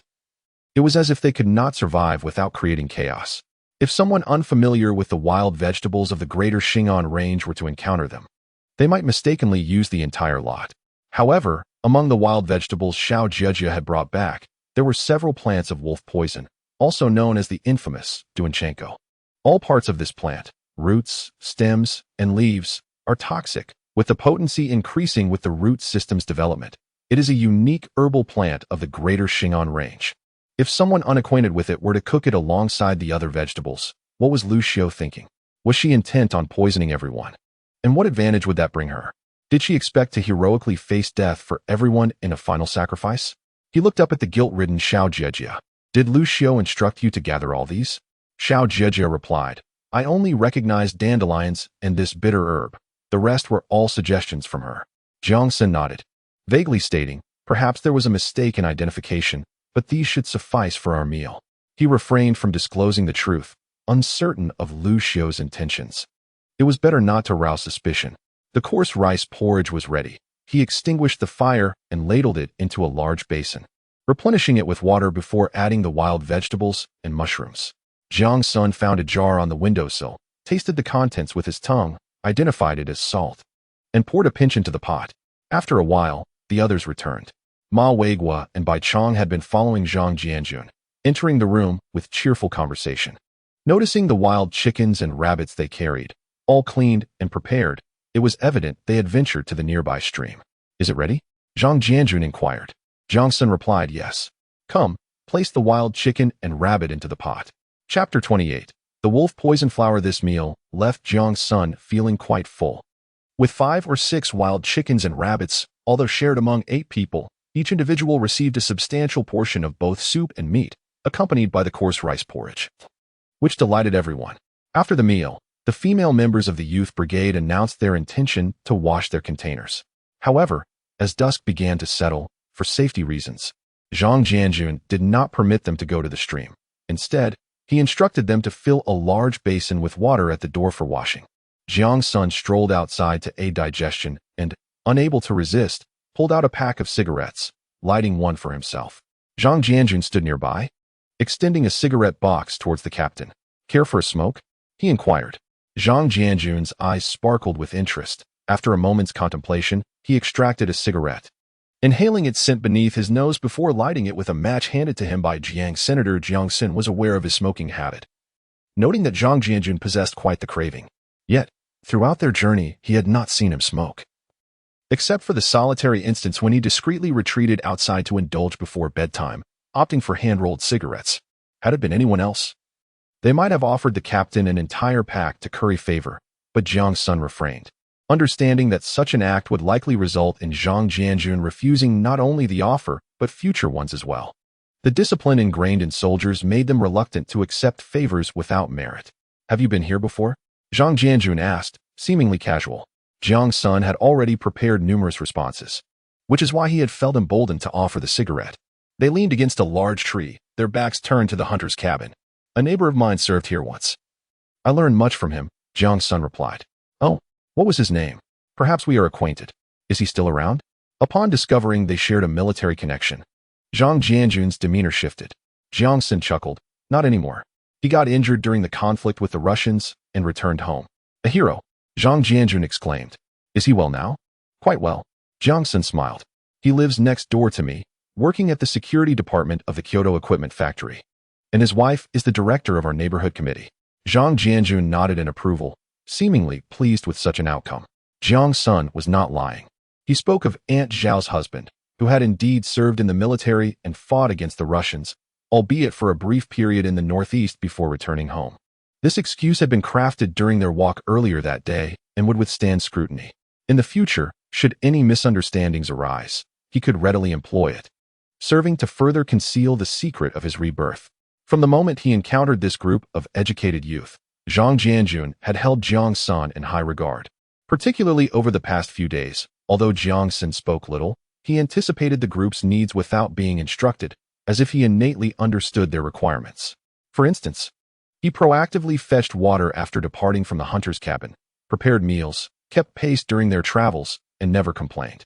He was knowledgeable about mushrooms and wild vegetables, traits that, while seemingly trivial, were immensely valuable in the harsh, frigid terrain of the greater Xing'an range. By the way, you've heard much from your neighbor. But how do you know so much about wild vegetables? Many of them aren't found in Kyoto, Zhang Jianjun inquired. Jiang Sen replied, during my school days, I had little interest in academics and preferred to peruse various books, which contain numerous tales of warfare in this region, complete with illustrations. The literature of that era predominantly celebrated combat narratives, extolling the bravery of soldiers and depicting the trials of survival. Zhang Jianjun, believing him wholeheartedly, remarked, that knowledge is invaluable to you. While the forest offers plenty to consume, one must possess the skill to procure it. Jiang Sen pondered whether to disclose Lu Xiu's peculiar behavior to Zhang Jianjun, feeling a persistent sense of unease. Throughout the journey, Lu Xiu presented herself as a delicate and vulnerable individual, often subjected to the whims of others. Initially, Jiang Sen perceived her as a naive and innocent figure, akin to Huang Liping and Beijing. However, when he observed Xiao Jiajia, under her guidance, foraging for the poisonous wolf bane, mistaking it for edible wild vegetables, doubt began to creep into his mind. Perhaps the impression Lu Xiu left as a paragon of purity was merely a fade, concealing ulterior motives. Yet, he hesitated to voice his suspicions, lacking tangible evidence. A mere denial from her could render him powerless, and he risked being accused of slandering a fellow educated youth and undermining unity. With a dejected demeanor, Jiang Sen smoked a cigarette, while Zhang Jianjun stealthily observed him. Suddenly, he inquired, upon my return, I noticed Wolf bane by the entrance. Does anyone here possess medical knowledge? Jiang Sen, startled by the heat on his fingers, hastily discarded the cigarette, extinguishing it underfoot before smiling and lifting his gaze. Those women simply cannot manage. They brought back a heap of wild vegetables. Yet I discarded more than half as inedible. Is that the flower that looks rather attractive? Zhang Jianjun nodded. Jiang Sen replied, I don't recognize it. To be honest, I only retained those I knew, haha. Ah, so it is. Zhang Jianjun felt a sense of relief. A youth of 18 or 19 from Kyoto, even if possessing some survival skills, could hardly be expected to recognize every plant in the greater Xing'an range. His caution was understandable. Last year, among the educated youths assigned, one had conspired with others for personal gain, attempting to smuggle drugs across the border. At this juncture, numerous enemies lurked within the populace, necessitating vigilance. Every suspicious individual warranted careful observation and preemptive precautions. In Jiang Sen's mind, alleviating Zhang Jianjun's doubts was sufficient. As for Lu Xiu, it was prudent to remain wary of her. Wang Dajiang struck him as a simple-minded brute, while Bai Chang's inherent kindness made him susceptible to exploitation. As the saying goes, goodness invites deceit. Yet, Jiang Sen refrained from speaking out, recognizing that in such an environment, only through hardship does one learn to mature. Furthermore, Ma Weigua, with his cunning and deceitful nature, warranted caution as well. Gazing skyward, Jiang Sen noted that even in a second life, one encounters a myriad of personalities and events. A sudden soft rustling sound broke the silence. Jiang Sen and Zhang Jingguo instinctively turned, their vigilance heightened. Although their movements differed, their reactions were equally swift. Zhang Jianjun was astonished by Jiang Sen's reflexes, yet, at that moment, Jiang Sen was consumed by a sense of urgency. The alertness cultivated in prison rendered him acutely aware of potential dangers. Let us go, Zhang Jianjun whispered, and the two cautiously retreated towards the house. At the entrance, 3 female educated youths remained undeterred, grooming themselves before a small mirror. Bai Chang and Ma Weigua conversed a few steps away, while Wang Dajiang squatted by the window, observing Jiang Sen and Zhang Jingguo. Upon noticing their defensive retreat, he immediately stood up. Hey, look, he called, prompting the others to turn their attention. Witnessing Jiang Sen and Zhang Jingguo carefully backing away. In the forest, greenish will-o'-the-wisps flitted about. It was a pack of wolves. They had unexpectedly followed them here. Zhang Jianjun gestured to the individuals behind him, urging them to retreat into the house swiftly. However, he overlooked the fact that the others were not Jiang Sen, nor were they like him. Faced with such peril, they would not first heed commands, but rather succumb to panic. They scrambled chaotically towards the shelter. The wolves are coming. Hurry inside. Zhang Jianjun and Jiang Sen were drenched in sweat. The wolves gradually emerged from the woods, fixating their gaze upon them, their gaping maws emitting raspy breaths. Zhang Jianjun grasped his firearm, murmuring, "You go in first." Chapter 29. Dare you admit you locked the door? This was not a moment for bravado. There were no grand declarations of "you retreat, I will cover you." Only by obeying orders and following commands could they maximize their chances of survival. Jiang Sen nodded slightly, slowly retreating until he reached the door, where he turned to open it. Jiang Sen paused, followed by a surge of fury. The door had been bolted from the inside. "Open the door," he growled. Inside, chaos had erupted. Wang Dajiang attempted to open the door, but Ma Weiguo restrained him, insisting, "We can't open it. If we do, we will all perish." The three young female intellectuals huddled together on the Kong, trembling in fear. Bai Chang, seeing Ma Weiguo blocking the door, felt terror but was also concerned for Jiang Sen and the captain outside. He stood up and made his way to the entrance. Suddenly, a shrill scream pierced the air, startling him. "Don't open the door. The wolves will get in." He turned to see Lu Xiao. Ma Weiguo held back Wang Dajiang while Lu Xiao screamed. Bai Chang, recalling the events leading up to this moment, gritted his teeth and opened the door. Jiang Sen stepped inside and shouted to the outside, "Captain, come in." Zhang Jianjun slowly backed away, the pack of wolves closing in. Abruptly, he leaped through the doorway, and Jiang Sen slammed it shut, bracing his body against it as he secured the door. Zhang Jianjun grabbed a stick to prop against the door. Bang! Bang! The door reverberated violently as the wolves clawed incessantly at it. The young women began to shriek once more. "Everyone shut up," Jiang Sen bellowed, his eyes ablaze with a frenzied bloodlust. "Whoever screams again will be thrown outside." Zhang Jianjun's expression darkened. It was his first experience of being betrayed from behind. Not on a battlefield, but by a group of newly arrived intellectuals. He was outside fending off the wolves, allowing them to seek refuge inside, while his own escape route had been obstructed. In a battlefield context, this would be akin to being shot in the back, a profoundly grievous act, tantamount to treachery. Jiang Sen coldly surveyed the individuals inside, scrutinizing each one for several seconds. Bai Chang leaned against the wall and said, "Jiang Sen, we didn't mean to. Please don't be angry." Jiang Sen was aware that Bai Chang had opened the door but did not press him further. Instead, he cast his gaze towards Wang Dajiang, whose face flushed with shame as he glanced at Ma Weiguo and lowered his head. Ma Weiguo's eyes darted around nervously as he noticed Jiang Sen's unwavering gaze upon him. He mumbled, "We are utterly terrified. Who knows if those wolves will come in?" Jiang Sen let out a cold snort and turned his attention to the three young female intellectuals huddled together on the Kong. Xiao Jiejia, her eyes brimming with tears, shook her head in despair. "I'm sorry, I wanted to open the door," but Sun Guohong shot a furious glare at Lu Xiao, then at Ma Weiguo, stating, "I apologize. I should have gone to open the door." From the reactions of the individuals present, Jiang Sen began to grasp the situation. He chuckled coldly, his sinister expression instilling fear among them. Ma Weiguo took a few steps back and, raising his voice, questioned, "Jiang Sen, what are you doing? Are you truly considering killing us over such a trivial matter?" Jiang Sen unconsciously exuded the menacing aura he had developed during his time in prison. If he showed any mercy, it could very well be his own demise. He understood that to psychologically dominate the others, he must be more tyrannical and fearless than they were. He had lost count of the number of fights he had been in, only recalling that a moment's inattention could make him the next to fall. He did not fear direct confrontation, but he detested being stabbed in the back. I asked, "Who locked the door?" Jiang Sen still held the axe firmly in his grip.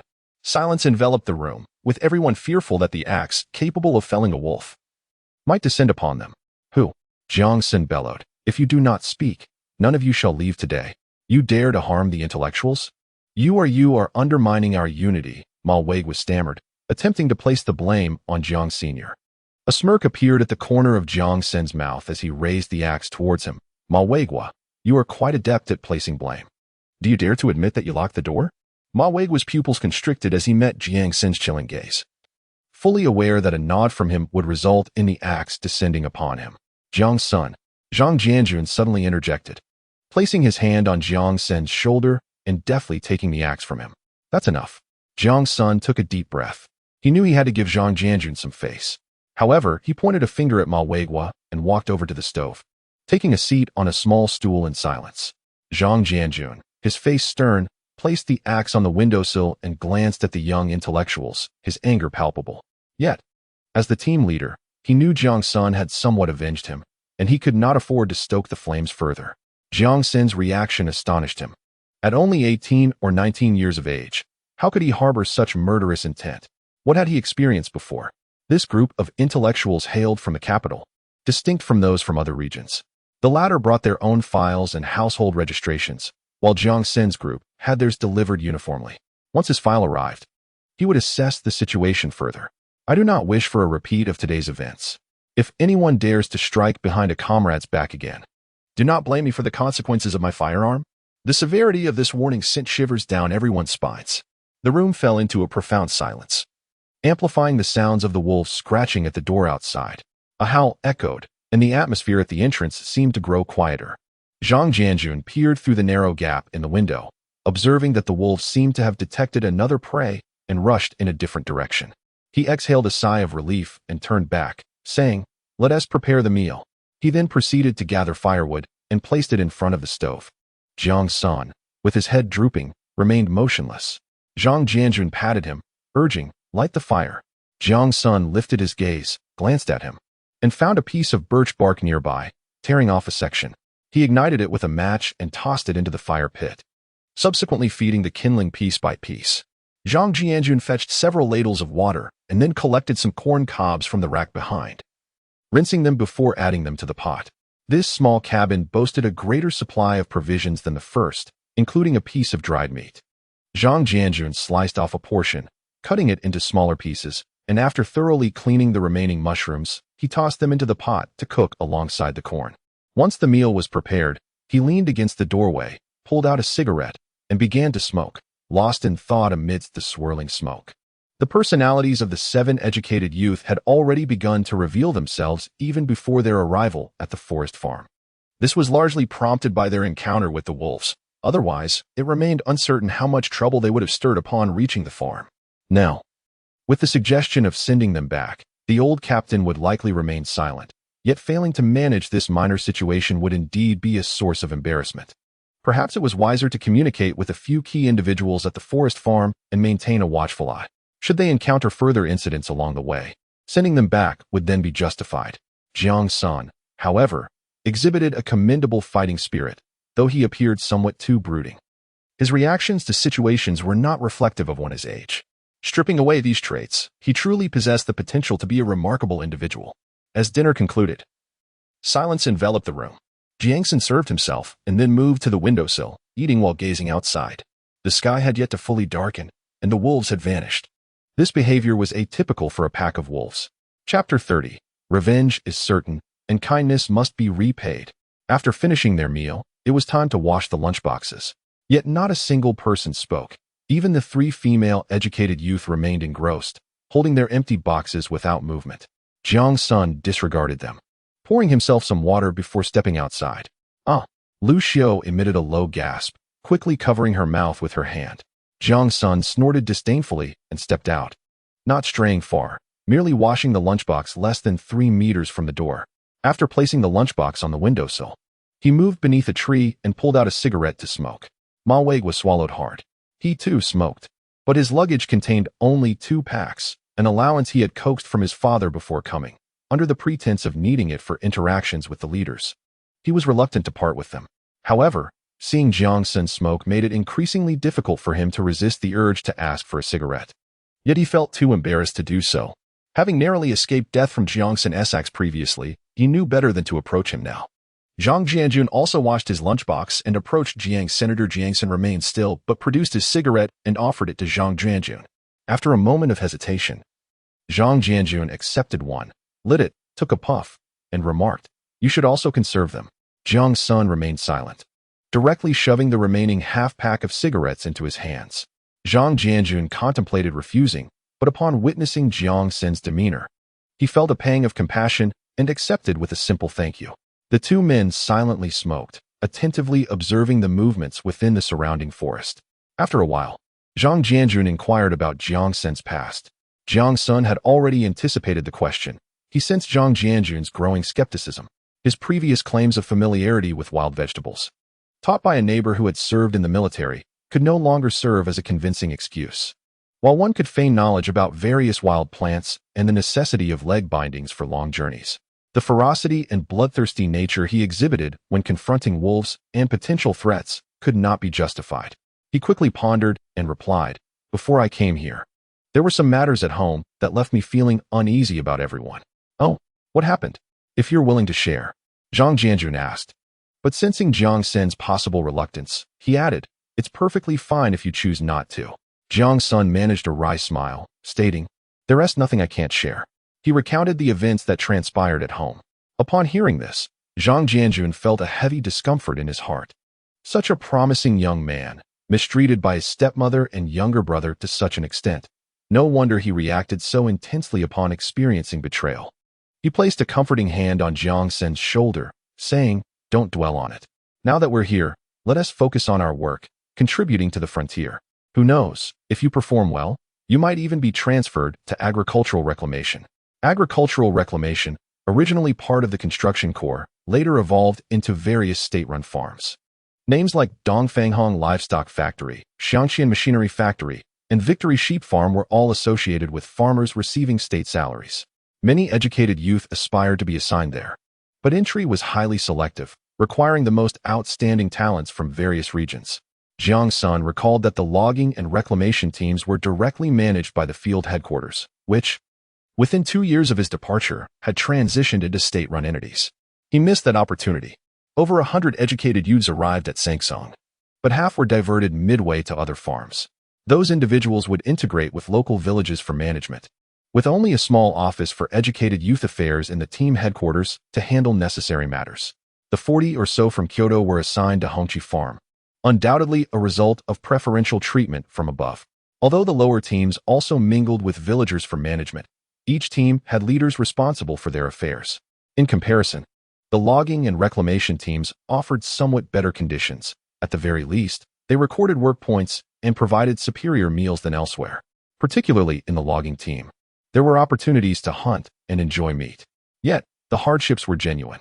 The distinction lay in the fact that one group consisted of educated youth sent to support Beidahuang, while the other comprised those who were part of the insertion teams. The difference in titles signified a divergence in nature. Reflecting on these memories, Jiang Sen surmised that their group primarily consisted of the children of workers. After Zhang Jianjun finished speaking, Jiang Sen silently nodded, finishing his last puff of smoke, extinguishing the cigarette and grinding it underfoot, exhaling a deep breath. "I am fine. I simply wish to work diligently and improve myself." Zhang Jianjun felt a deep sympathy for him, yet among men, excessive words are often futile. After stepping aside for a brief moment, the two returned to the room only to find several individuals standing around, exchanging glances of surprise. Zhang Jianjun furrowed his brow, aware that time was of the essence as darkness approached. Observing that he and Jiang Sen had returned from outside without encountering even a single wolf, the others finally ventured out together to wash their lunch boxes and use the restroom, hastily returning thereafter. As night fell, the routine remained unchanged. 3 female educated youths slept on the calm, while the male youths, along with Zhang Jianjun, found makeshift spots on the floor to rest. The weather during the day was still pleasant, but the evenings had begun to turn slightly chilly. Jiang Sen, leaning against a pile of firewood, reminisced about his previous life and the circumstances that led him here. By the end of August, a heavy snowfall was anticipated, one that would blanket the mountains and catch everyone off guard. The crops would remain unharvested, and the educated youths would brave the blizzard, their bare hands desperately trying to gather the last remnants from the ground. Due to the snow sealing off the mountains, the timber yard's supplies failed to reach the various teams in time, resulting in an entire winter devoid of warmth. Ultimately, they resorted to burning straw. However, the straw was insufficient for so many people and teams, and it quickly ran out. Many fell ill, and even more suffered from frostbite. Jiang Sen pondered whether he could find an opportunity or excuse to remind everyone to prepare in advance. Yet, he merely entertained the thought. His compassion had long since waned within the confines of prison. He could only look after himself, stockpiling food and vegetables, and perhaps assist Zhang Jianjun in doing the same. His feelings for Zhang Jianjun were distinct. In his previous life, he had nearly perished from the cold during a heavy snowfall, only to be rescued by Zhang Jianjun. Zhang had rubbed snow over his body, offered him a few sips of strong liquor to warm him, and wrapped him in his military coat, carrying him all the way back to the timber yard. A debt of vengeance must be repaid, and kindness must also be acknowledged. This principle resonated deeply within Jiang Sen's heart. The three female educated youths unpacked their luggage, having slept fully clothed the night before, only to be awakened by the cold in the latter half of the night. Tonight, they intended to use blankets. Jiang Sen too felt the shift in temperature, realizing that in just over 10 days, the anticipated snowfall would arrive. Observing the hesitation of the other educated youths as they pondered the arduous task of repacking their belongings for tomorrow, he chose not to intervene.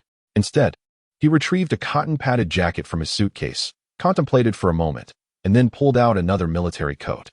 He had several garments layered beneath the food in his box, and he wished to keep them concealed from everyone. He offered the military coat to the somewhat underdressed Zhang Jianjun, saying, "Captain, please take this." Zhang Jianjun replied, "You should keep it. I'm fine." Jiang Sen wrapped himself in the cotton-padded jacket, curling his legs, insisting, "This will suffice for me. You take it." Zhang Jianjun did not refuse again. When they ventured out, the daytime temperature still lingered around 28 or 29 degrees Celsius, while the night hovered at 17 or 18 degrees, comfortable for him, which led him to pack lightly, believing that with August being the warmest month, their stay would last merely half a month.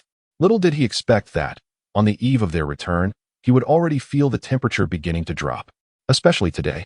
The daytime temperature hovered around 23 to 24 degrees, and as soon as the sun dipped below the horizon, the temperature plummeted to approximately 10 degrees. A sense of urgency gripped his heart, for such a drop in temperature clearly signified an impending change in weather. Could it be that this year's heavy snowfall would arrive so early? Chapter 31. The carriage arrives the following morning. As Jiang Sen awoke to the dawn's faint light, he noticed a military coat draped over him, the very one he had lent to Zhang Jianjun.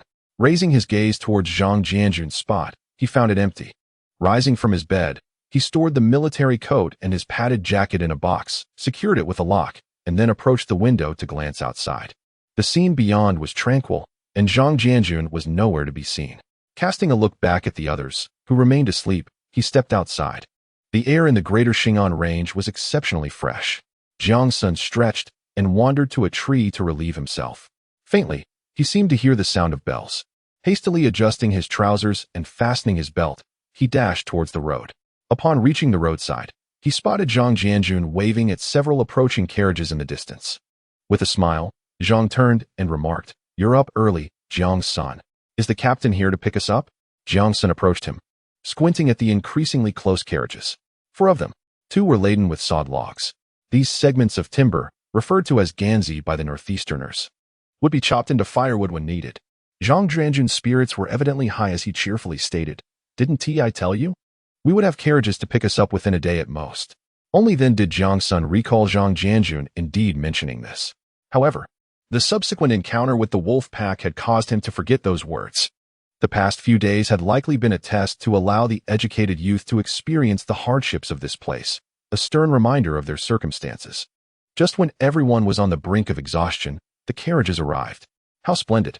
Jiang Sen could hardly articulate his thoughts. Riding in a carriage was infinitely preferable to trudging on foot. Yet, a realization struck him. Did they ride in carriages in his previous life? They had encountered heavy snow the very next day, and he remembered suffering a high fever. With a vague recollection of Zhang Jianjun calling out his name while rubbing snow on him, before carrying him away, when he next regained consciousness, they were already at the farm. Whether they had indeed ridden in a carriage during that time was a complete enigma to him. "Are they here to pick us up?" Jiang Sen inquired. "Indeed," Zhang Jianjun replied. "After encountering wolf packs for 2 consecutive days, and with the temperature dropping again, it feels more pronounced in the mountains. I anticipated they would arrive earlier. We waited here for a while this morning, and sure enough, they came." Though there was a tinge of regret for not fulfilling the purpose of toughening the new educated youth, he felt a surge of happiness at the prospect of no longer having to witness the frustration of those inept young masters and mistresses. As the carriages approached, the driver halted and, with a hearty laugh, jumped down, exclaiming, "Captain, We've arrived. You came out early? Zhang Jianjun responded, shaking hands with him and then with those behind. Come, let me introduce you to Jiang Sen, our new educated youth. This lad is quite impressive. He took down a wolf.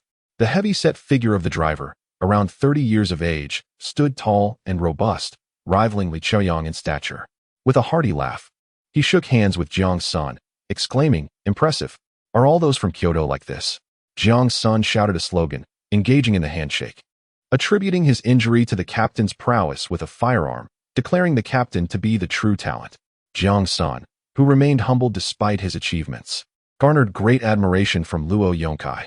This is Luo Yongkai, Zhang Jianjun introduced, the deputy captain of our logging team, and also the leader of the youth assault team. Jiang Sen recalled him vividly. During logging, one could accomplish the work of two, as he effortlessly swung an axe to fell a tree, while others struggled in pairs. Nowadays, the task was often accomplished with chainsaws, yet Luo was known to still wield an axe with vigor. Captain Luo, I aspire to learn from you and contribute to the nation's development as you do, Jiang Sen proclaimed enthusiastically. Excellent. Luo Yongkai chuckled heartily, patting Jiang Sen on the shoulder. This lad appeals to me, but he must strengthen his physique. At that moment, Jiang Sen did appear quite lean, at 18 or 19. He was at an age for growth, yet at home, all the delectable food had been stealthily given to Jiang Lei by Beijing. It was a rare occasion for him to enjoy meat even once a month. Understood, Jiang Sen replied cheerfully, longing to regain the robust physique he once had during his imprisonment. Then, he would no longer need an axe to have his way with Ma Weigua. His previous reluctance to confront Zhang Jianjun was not merely out of respect, but also because he was nearing exhaustion. Although he could indeed have dealt with Zhang, he knew it would not be satisfying. Is it just him? Luo Yongkai inquired of Zhang Jianjun. Zhang Jianjun gestured towards the hunter's cabin. There are 6 more inside, possibly still asleep. At that moment, 2 horse-drawn carts, laden with logs, approached. Captain, we shall head to the base now. Team leader Wu, be wary of wolf packs on the way, and return swiftly. I sense a change in the weather, Zhang Jianjun remarked, glancing at the sky, which was a pristine blue without a cloud in sight. Understood.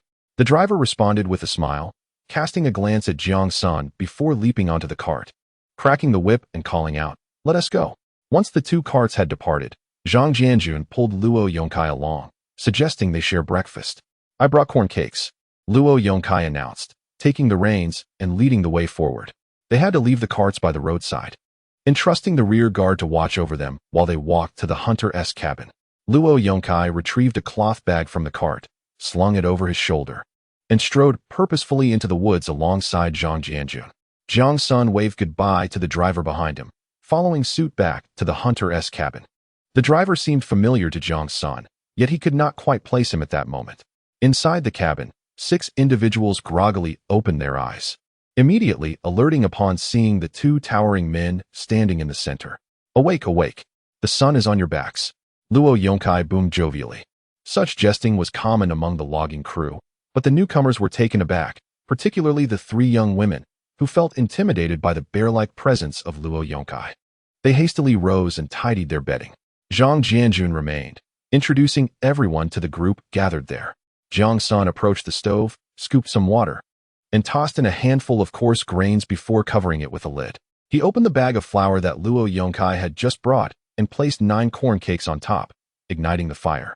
Behind the pile of firewood at the hunter's cabin lay some dried vegetables. Jiang Sen washed them, chopped them finely, seasoned them with salt and a touch of water, then lifted the pot lid and placed it in the center of the curtain. When mealtime arrived, it would serve as a savory side dish. Luo Yongkai was the kind of person who, despite appearing carefree, possessed an acute attention to detail. While Jiang Sen's every action seemed unnoticed, they were all registered in Luo's keen eyes, as was the case with the others.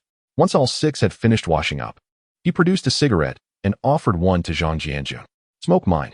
Zhang Jianjun pushed his hand away, exclaiming, The frog head is choking me. He retrieved a half-pack of Deqianmin that Jiang Sen had given him. Deqianmin? Did you steal it from the commander? Luo Yongkai took it, sniffed it twice, and then ignited it. Just smoke it. Why ask so many questions? He chuckled. Jiang Sen remained silent, never disclosing that the cigarette was indeed his gift. The burden of possessing valuable items was not lost on Zhang Jianjun, who chose to protect him from having his cigarettes snatched away.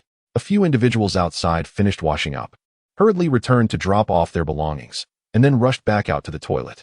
3 female, educated youth murmured to one another, their words lost to the air. Until finally, Sun Guohong approached. "Captain," Sun called out, "could you accompany us to the side? We're a bit afraid to go alone." Chapter 32. Arrival at the Forest Farm. Upon hearing this, it was clear that the 3 female, educated youth wished to use the toilet, but were apprehensive of wolves lurking in the woods. Unfortunately, this hunting cabin lacked an outdoor toilet. Zhang Jianjun frowned, staring at Sun Guohong. Luo Yongkai, unrestrained, remarked, "Ladies don't need to venture into the forest for the toilet. You can go behind the house. Just call out if you need us." Even if Sun Guohong were bold enough to respond, her face flushed upon hearing this, and she turned away, acknowledging the suggestion. Her voice was softer than a mosquito's buzz, a stark contrast to her striking features and spirited demeanor.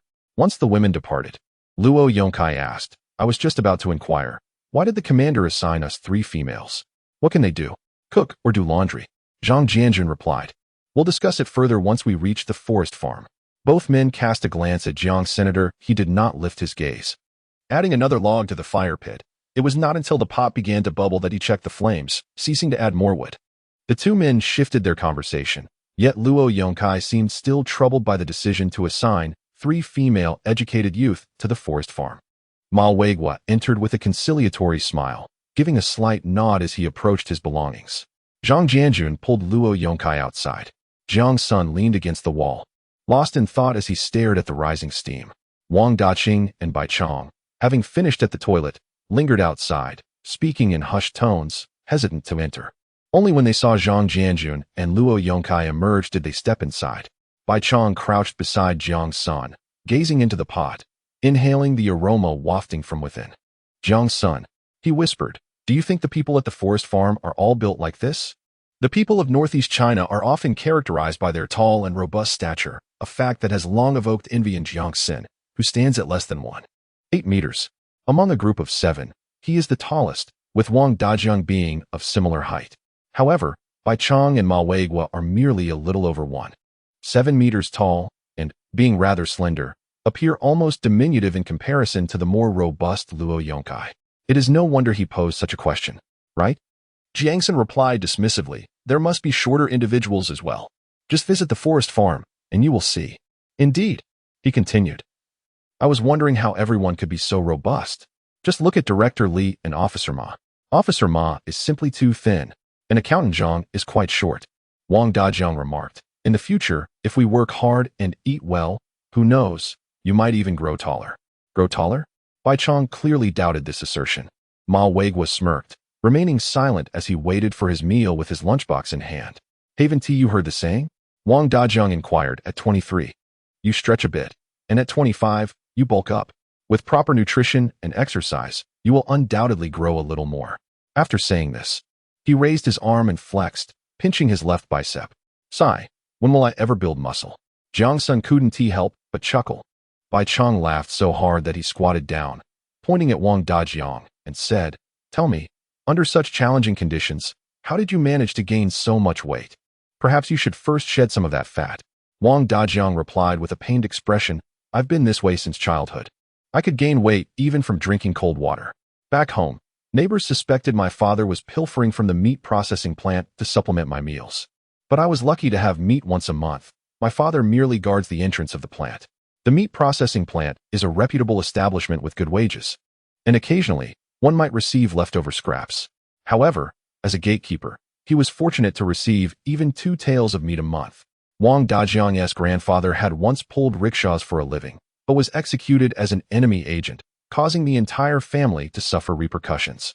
Ultimately, it was his grandmother's resolve to distance herself from his grandfather that improved their situation. However, his father's job in the workshop was relegated to guarding the entrance. Wang Dajiang's mother frequently brought this up, stating that she had married him due to his employment at the meat processing plant. Now it seemed, they could only watch pork pass by, without any landing at their home. Wang Dajiang could have taken over his father's position. Yet he was reluctant to continue guarding the entrance and did not want to endure his mother's incessant nagging, so he volunteered to support the development of Beidahuang. Beichong and Jiang Sen listened in astonishment, though they found nothing particularly surprising. In that era, anything was possible. especially regarding Wang Dajiang's grandfather.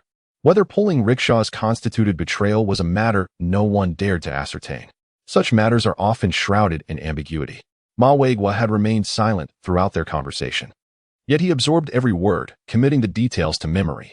When the meal was ready, a coarse rice porridge, corn cakes, and Jiang Sen's signature pickles, they all relished the food. Afterward, Zhang Jianjun pulled out 2 yuan from his pocket and placed a grain ticket worth 10 jin atop the water jar. "All right, let us set off," Zhang Jianjun announced. As everyone hoisted their luggage and departed from the hunter's cabin, they were greeted by the sight of 2 horse-drawn carriages on the road outside, much to their delight. "Place the luggage onto one of the carriages," exclaimed Luo Yongkai, while others settled into one of the vehicles. Zhang Jianjun observed that there was still some space on the carriage after everyone had loaded their belongings, and suggested the female youth can sit atop the luggage, while the male youth should take the front. Thus, the 2 carriages set forth towards the forestry station. Jiang Sen perched on the edge of the carriage, swaying gently with its motion, experiencing an unprecedented comfort in this mode of travel. The 3 young women settled atop the luggage, eventually reclining and chattering merrily. Luo Yongkai drove the carriage, with Zhang Jianjun beside him, engaged in quiet conversation. The carriage, after all, was swifter than 2 legs.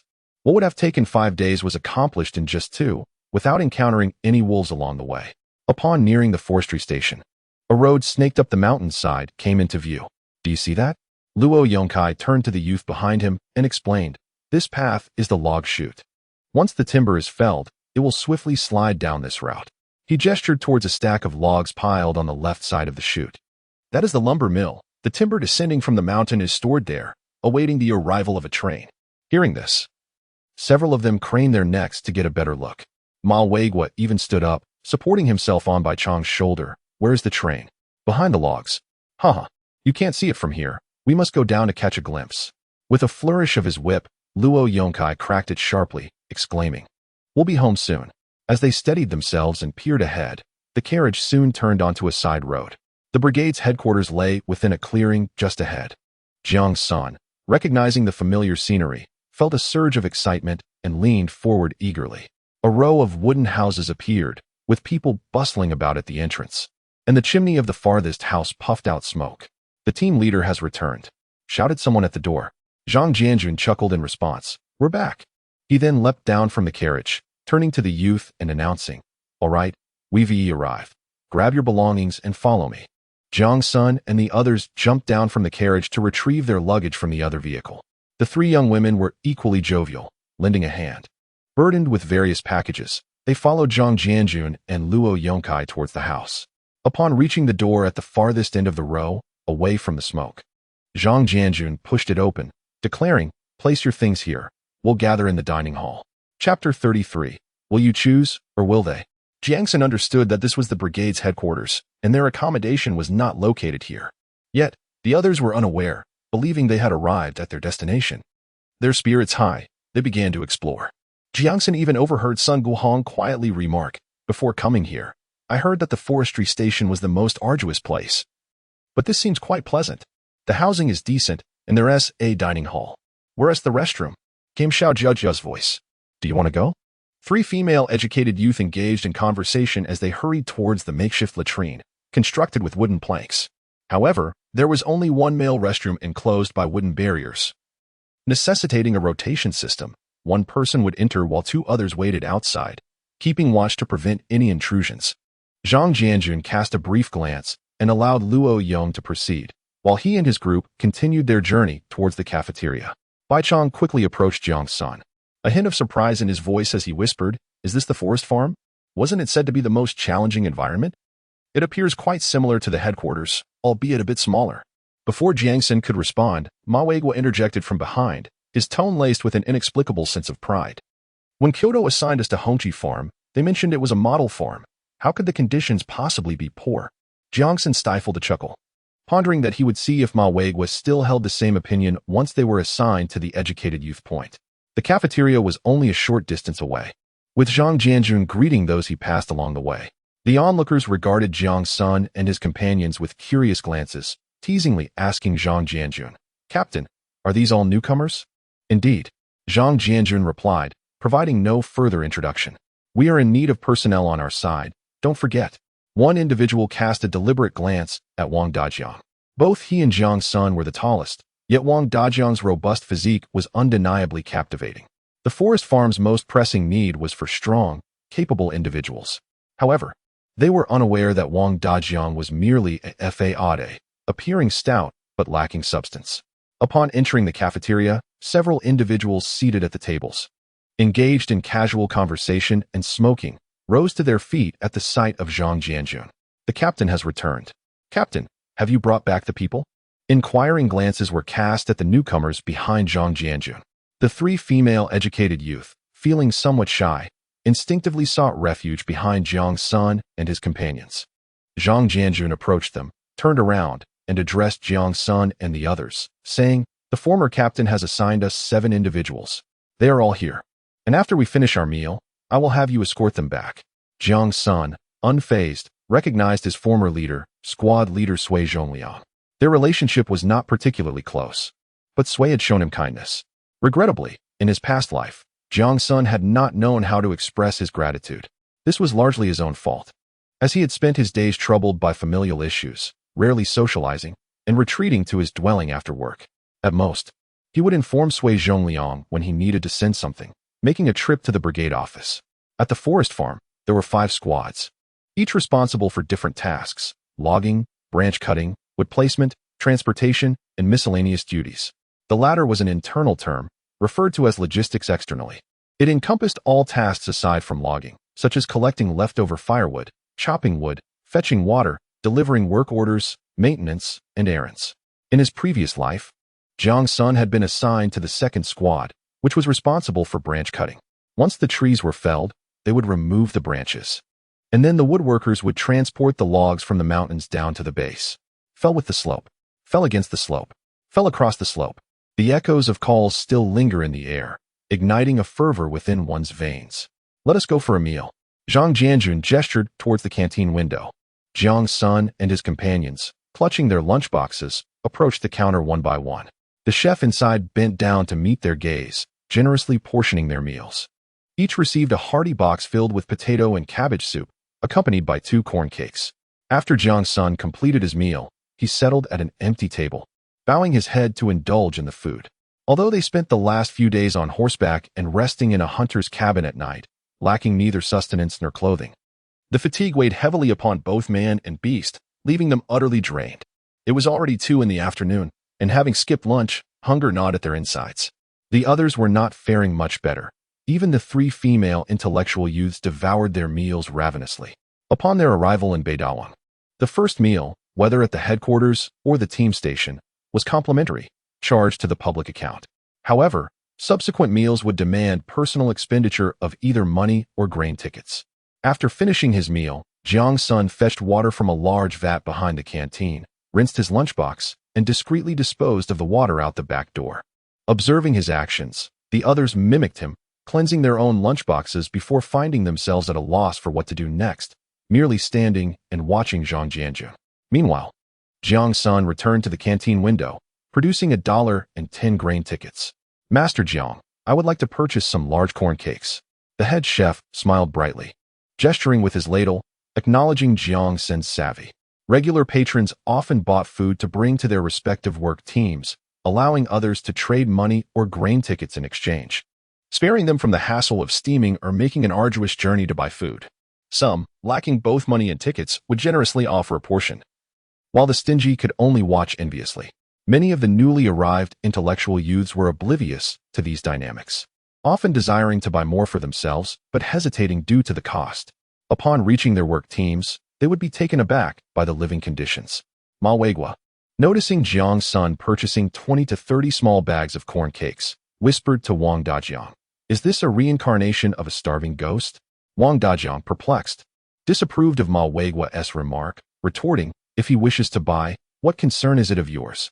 Seeing that everyone had finished their meals and noting Jiang Sen's plentiful corn cakes, Zhang Jianjun was aware but chose to remain silent.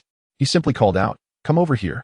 As the door opened, several heads popped out, grinning widely as they peered inside, primarily to catch a glimpse of the 3 female intellectual youths. In the logging camp, women were a rare sight, more precious than the dragons soaring above the mountains. Lu Xiu lowered her head, retreating behind Sun Guohong, muttering, "Why is everyone looking at me?" Sun Guohong shot a glare towards the entrance, stating, "Ignore them." Xiao Jijia merely turned slightly, remaining silent. Jiang Sen approached with half a bag of corn cakes. Observing the heads at the door and the reactions of the three female intellectual youths, he understood the situation without uttering a word, standing silently in front of Xiao Jijia. "This is Class 1 Leader Tong Changshan. This is Class 2 Leader Sui Zhongliang. He is Class 3 Leader Zhang Shaowen, Class 4 Leader Lu Chongqing. And who is the Class 5 leader?" Zhang Jianjun called out into the crowd. At the entrance, one of the heads responded, "The squad leader from Class 5 has gone to the field office to deliver some supplies." "All right. You must have seen him. He's the short and stout one. The one who drives the cart, named Lu Hongjun." After Zhang Jianjun finished speaking, he turned to the squad leaders. "All right, there are 7 of you. Will you choose among yourselves, or shall they decide?" The young intellectuals exchanged bewildered glances, puzzled by the notion of selection. Jiang Sen remained silent, feeling indifferent about which class he would join. The heads at the entrance began to chatter animatedly. "Squad leader, we need someone to tend the fire." "Squad leader, we have no one to do the laundry." Such remarks clearly hinted that their respective squad leaders desired female young intellectuals to join them. However, the squad leaders had different thoughts. Their teams were composed of rugged men capable of cooking, washing, and other chores, albeit in a rather unrefined manner. Yet, they were in greater need of strong laborers. Each pretended not to have heard. Zhang Jianjun suggested, "Then let's draw lots." Chapter 34. Drawing lots with 5 classes and 7 young intellectuals. It was impossible for everyone to be grouped together, but if each class had 1 person, there would still be 2 left over. One of these might remain at the team office. Lu Xiu whispered, "I can't cook." Sun Guohong, slightly irritated by her, furrowed her brow and declared, "First, I can cook, do laundry, and work just as hard as the men." Xiao Jijia nodded in agreement, indicating her alignment with Sun Guohong. Seeing the female young intellectuals express their willingness, Ma Weigua hastily followed suit. "I will comply with the leadership's arrangements." Wang Dajiang and Bai Chang exchanged glances and also stated their willingness to follow orders. The squad leaders observed the young intellectuals with interest, perceiving them as mere children. As the saying goes, you can tell a person's character from a young age, and their every action revealed their true natures. Among the 3 female young intellectuals, Sun Guohong, with her prominent eyebrows and bright eyes, was tall and donned a worn worker's uniform. If she were to lead a chant, it would surely energize the others. Xiao Jijia was quiet and demure, fitting to remain at the team office as a statistician or bookkeeper. But Lu Xiu was small and frail, resembling a miner unable to carry or lift anything. What could she contribute? Yet, everyone had voiced their opinions, leaving only Jiang Sen silent and under scrutiny. Realizing he was the center of attention, Jiang Sen stood tall and proclaimed, "I hope to go to the most challenging place." "Excellent," Zhang Jianjun exclaimed. "Then let us proceed with drawing lots."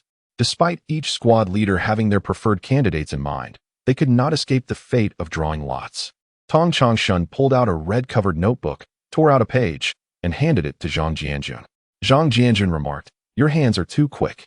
Pass this on, and draw for yourself." Tong Changshan, unperturbed, folded the paper, tore it neatly, chuckling as he retrieved a small cloth pouch from his pocket. He opened the drawstring, pinched a handful of tobacco leaves, placed them on the paper, and rolled a cigarette. "We must not waste it," he said, inquiring if others wanted one. The squad leaders, all smokers, accepted without hesitation, pinching off some tobacco leaves, rolling them up, moistening them with their tongues, striking matches, and lighting up together. Suddenly, a pungent aroma of smoke permeated the air, prompting 3 female youths to cough softly twice. Zhang Jianjun remarked, "All right, let us hasten the drawing of lots. We must leave quickly, or we shall not reach the 3rd team before nightfall." The 4 team leaders each drew a slip, leaving the remaining 2 for the logistics of the 5th team or the brigade office. The 7 youths eagerly watched, speculating under whose command they would ultimately serve. Jiang Sen too pondered whether he would return to the 2nd team in this lifetime or be allocated elsewhere. When he arrived in the previous life, it was also by lot. It seemed that drawing lots had become a tradition for distributing youths at the forest farm, preventing disputes over preferences. Indeed, the local pastime during the winter months was brawling. A group of men, idling away under the unbearable cold, found fighting to be their favorite pastime. However, it was not the kind of fighting one might envision, an aggressive clash born of discord, but rather akin to Mongolian wrestling, where a circle of onlookers cheered, occasionally placing a bet. With a cigarette at stake, team leader Tong Changshun rose first and announced, "Wang Dajiang, come with me." Wang Dajiang hurried over, turning to wave goodbye to Jiang Sen and the others, saying, "We shall meet again." Team leader Sui Zhongliang, cigarette in hand, stood up and said, "Jiang Sen, follow me. You will now be part of our second team." As expected, Jiang Sen turned to the others and said, "I'm off," and followed Sui Zhongliang out of the dining hall. Upon reaching the luggage area, he spotted Wang Dajiang carrying his belongings alongside Tong Changshun. Tong Changshun remarked, "Second, I'll take my team ahead. They are still working overtime up there. If we return early, we might complete our tasks before the snow begins. Wait for me a moment, and we shall depart together." Sui Zhongliang responded, then turned to Jiang Sen, saying, "Go fetch your luggage." Jiang Sen retrieved his belongings, and Sui Zhongliang took hold of his suitcase, exclaiming, "Oh, this is rather hefty. Have you brought your entire home?" Jiang Sen chuckled. "I thought this would be useful and that as well, so I brought everything." Sui Zhongliang gestured for him to follow, indicating that it was reasonable. The brigade office was somewhat better, but the higher-ups lacked everything. Jiang Sen did not witness how the others were assigned. Following Tong Changshun and Sui Zhongliang along a path adjacent to the lumber trail, they ascended the mountain. Among the 5 teams, only the first, second, and third were situated on the mountain, while the 4th team was stationed at the train station lumber mill, tasked with hoisting timber down from the mountain onto trains using a crane. If the crane malfunctioned, manual labor was required, which, despite its proximity to the brigade office, still spanned nearly 5 miles. After a day's work, exhaustion rendered even the act of walking a chore, and few ventured the distance to the brigade office dining hall for a meal. The 5th team, handling logistics, was based at the brigade office. Yet they were hardly ever seen, as all members had to traverse between various teams. It seemed the easiest job, but it was, in fact, the most arduous, with some even needing to spend nights in the wild. This was not all. They were also responsible for delivering supplies to the brigade office, handling various applications, and delivering and collecting letters, among other tasks. The brigade office housed a small clinic, practically manned by just 2 doctors and 2 nurses, thus more commonly referred to as a health station. Each brigade has a designated medic, yet individuals with medical knowledge are a rare commodity. Only the pioneering team is equipped with one. In other brigades, many rely on local barefoot doctors from nearby villages for assistance. In the event of a serious illness or severe injury, one must traverse mountains and rivers to reach the nearest commune or county seat. However, the closest county to this location is Sankesong. There are several communes nearby, but traveling from the site to the commune requires either a horse-drawn cart or a tractor, taking a grueling 10 hours or more. The vast expanse of Beidahuang is characterized by its bounteous land and sparse population. Furthermore, the forest farm is home to ethnic minorities such as the Awenki, Orokan, and Huzha, who reside within the greater and lesser Shingon Mountains. The Jiang Sen forest farm is situated near an Orokan tribe. Wang Dajiang was quite pleased to have Jiang Sen accompanying him. Just as he was about to speak, someone called from behind, "Hey, why are you 2 leaving without waiting for us?" Turning around, they saw Zhang Shaoan, the 3rd squad leader, followed closely by Ma Weigua, who waved excitedly at them. Once they approached, the group set off once more. The 3 squad leaders led the way, with 3 young intellectuals trailing behind. Ma Weigua, glancing at the trio ahead, gossipingly remarked, "You 2 go ahead. The back is filled with Bai Chong and Xiao Jiejia, who have both been assigned to the 5th squad.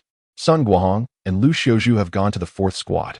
The mention of Sun Guohong's assignment to the 4th squad led to further chatter. As for Lu Xiuzhu, she'll probably end up complaining about her hand getting pricked again, sobbing about how painful it is. Then a bunch of big men will rush over to express their concern, urging her to rest aside. He chuckled and shook his head, thinking that as long as she didn't stir up trouble, she could manage to get by here. However, while the people here might seem simple, they are not easily fooled. One must rely on their own wits. Nonetheless, Xiao Jiejia seemed promising. The logistics department also needed clerks and statisticians. The 5th squad leader would surely not let her run all over the mountains, but would keep her at the brigade headquarters to handle logistics, which was quite suitable. "You didn't see," Ma Weigua continued. Lu Xiuzhu cried so much that it irritated the 4th squad leader, who complained to the brigade leader about wanting to swap her out. Chapter 35. The road deer Jiang Sen was already aware that Lu Xiuzhu would likely cause trouble again.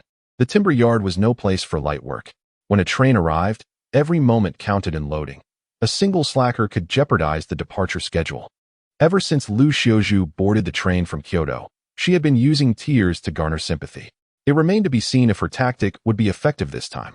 Wang Dajiang inquired, crying, "Does it help? If conditions there are too harsh, she could apply for another position." Jiang Sen scoffed inwardly. In this place, which position was truly easy? There might actually be one. Perhaps she wished to swap with Xiao Jijia. She must have noticed that the 5th Squad was based at the brigade headquarters, where they lived and ate together. Moreover, based on her experiences in Kyoto, logistics was indeed a cushy job. It was likely just as he thought. Ma Weiguo replied, "I'm not sure. When I left, I saw the squad leader looking grim. The 4th Squad leader was also clamoring for a switch, but whether it happened, I cannot say." Jiang Sen pondered, and it truly was uncertain. Perhaps Sun Guohong or Xiao Jijia would suggest a change of positions themselves. The mountain was steep. The timber along the logging path had been felled, and daily logging rendered this passage remarkably smooth. When those on the mountain desired to reach the brigade headquarters during winter snowfall, they would simply slide down on a board. However, mastery of technique was essential. Otherwise, one might collide with a tree or tumble into a snowdrift. Few dared to engage in this activity, save for 2 or 3 audacious lumberjacks who frequently partook. Ascending the mountain was a challenge, while descending was effortless. Here, however, the reverse held true. It was easy to descend but arduous to ascend. 3 educated youth shouldered their luggage, with their boxes mainly in the hands of the squad leader, who had already left them quite far behind. After walking a short distance, they would pause for a cigarette, waiting for the others to catch up before continuing. The adage "a horse tires before the mountain does" held true indeed. Upon reaching the mid-slope, they could already see great trees toppled, accompanied by a thunderous roar, timber down the mountain. Then, a cacophony of cracking and crashing ensued as a towering tree succumbed to gravity. The 3 team leaders laughed heartily, guiding the 3 individuals along a narrow path beside the logging trail, ensuring they were shielded from any descending timber. When they had approached from below, they had traversed a small detour leading to the logging route. If one were to walk from below, they would witness many large trees stacked at the base of the logging path, which were subsequently hooked by the 4th Squad and hoisted into the lumber yard with cranes. This required both audacity and meticulousness.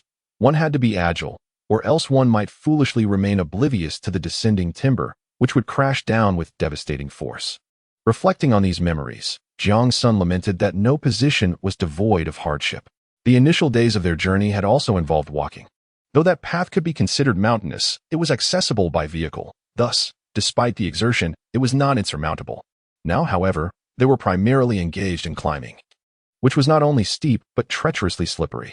Especially with the worn soles of their liberation shoes, every step was precarious. Even Jiang Sen felt the strain. He gasped for breath, gritting his teeth as he ascended. Once he paused, he doubted he could muster the strength to continue. The 3 team leaders maintained their rhythm, walking a bit and then stopping, glancing back at them and exchanging words. This was reminiscent of the intimidation Zhang Jianjun had displayed in the first 2 days. Yet it was not intimidation. The mountain path was simply arduous. Suddenly, an animal sprang forth beside him. Startling Jiang, Senator Ma Weiguo exclaimed in delight, "It's a deer." Jiang Sen corrected him, "It's a roe deer." In that moment, Sui Zhongliang lowered his rifle from his back, signaling Jiang Sen and the others to crouch as he aimed at the roe deer. Jiang Sen slowly crouched down, motioning for Wang Dajiang and Ma Weiguo to hurry and do the same. "Hey!" Sui Zhongliang shouted, causing the roe deer to turn its head. With a resounding bang, the gunshot echoed through the mountains. He hit it. Ma Weiguo leapt up and dashed toward the direction of the deer, showing no signs of fatigue from the climb. Your marksmanship remains impeccable." Tong Changshan chuckled as he took a couple of steps back. "Hey, you all, drag the roe deer over here." Jiang Sen and Ma Weiguo each grasped a leg, while Wang Dajiang held on to an ear, and the 3 of them struggled to drag the sizable roe deer, which weighed no less than 100 pounds. When they brought it before Tong Changshan, he bent down, twisted the deer's head, and observed that the bullet had entered through its eye, leaving the rest of its body unscathed. He exclaimed, "What a magnificent deer skin. You've done remarkably well, heir." With that, he turned and hoisted the deer onto his shoulder, still clutching Wang Dajiang's box, and set off, exclaiming, "Time for a feast tonight." As they continued their upward trek, Jiang Sen felt invigorated. The thought of roe deer meat, which he had savored once in a past life, lingered in his memory. Even after returning to Kyoto where meat was more accessible, the group of 6 departed shortly after 2 o'clock in the afternoon, determined to reach their destination before nightfall. However, their progress was slow, and they only spotted a wooden cabin and 2 tents resembling those of the Orican people as darkness fell. Several individuals emerged, calling out that the captain had returned, eagerly rushing to assist with their luggage and the deer. "Hold on, don't rush to eat," Zhang Shaoan cautioned. "First, let us skin it carefully, so it remains intact. Let the first and second squads have something to eat and rest before we continue tomorrow." They were now in the 3rd squad, responsible for the mountain, which involved wood gathering. The 2nd squad still had a couple of hours to trek deeper. While the 1st squad was stationed at the farthest point, there were over 10 members in the 3rd squad, out of which only the squad leader and a deputy were veterans. The rest were mostly educated youth. They welcomed Jiang Sen and his companions with particular warmth, especially towards Ma Weigua. Upon learning that Ma would be joining their squad, they promptly led him and the others towards the tents, where the educated youth resided. Ma Weigua's expression changed to one of distress. With 6 or 7 large men cramped into a single tent, the conditions were hardly ideal, and the thought of winter loomed ominously.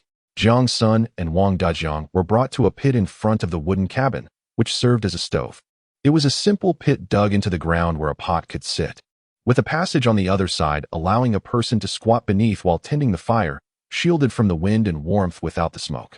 This was a crucial survival skill for outdoor military operations. The deputy squad leader and a few others went to the side to butcher the deer, while someone brought Jiang Sen and Wang Dajiang warm water. After expressing their gratitude, Jiang Sen produced 6 corn cakes, a surplus from their rations that he had set aside. The visitor accepted them with a smile, saying, "I'll make sure you have something to eat shortly." After that, he entered the wooden cabin. Wang Dajiang whispered, "Do we need to pay for the food?" "I didn't bring any." Jiang Sen reassured him, "I covered it, it's fine. I'll give you some grain tickets instead." Wang Dajiang felt a bit embarrassed. He had pondered earlier why Jiang Sen had purchased so many corn cakes. Now realizing the situation, it felt too late to offer his share. "Let us discuss it when we reach our squad tomorrow," Jiang Sen said. "You're now a member of the 1st squad. Even if you can't contribute, your captain will cover it." Though Jiang Sen's words were comforting, Wang Dajiang still felt a pang of guilt. Indeed, it matters not whether Jiang Sen presents his offering or not, passing through for a meal. The 3 groups have long ceased to keep accounts, their records now a blur. However, his ability to produce 2 corn cakes is of secondary importance. What truly matters is that others perceive him as considerate and discerning. The roe deer has yielded a pristine hide, particularly the head, which remains remarkably intact, promising future exchanges with the hunters of the Awenki. Naturally, the deer skin belongs to Sui Zhongliang, while the meat has been divided into 3 portions. The 3rd group promptly roasted their share. Jiang Sen was moved to tears by the delightful aroma. Chapter 36. The return. Wang Dajiang, plagued by an upset stomach, could not resist indulging in a copious feast. Ma Weigua, consuming the roe deer meat, wore a perpetual frown. Inside the tent of Xie Renju, a pungent odor of sweat lingered, with clothes and bedding strewn haphazardly, resembling a refuse heap. In the center lay a pit akin to the one outside, utilized for warmth and cooking during the winter months. After their meal, already deep into the night, Jiang Sen and Wang Dajiang enjoyed a taste of official privilege, lodging in a wooden cabin. Externally, the cabin appeared acceptable, yet internally, it was quite dilapidated, with a wooden platform resembling a Korean bed, low and uncomfortable, constructed from neatly arranged logs.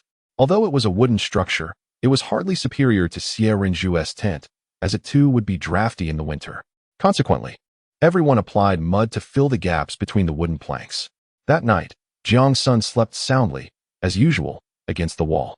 The following morning, they were served a bowl of porridge and vegetable buns.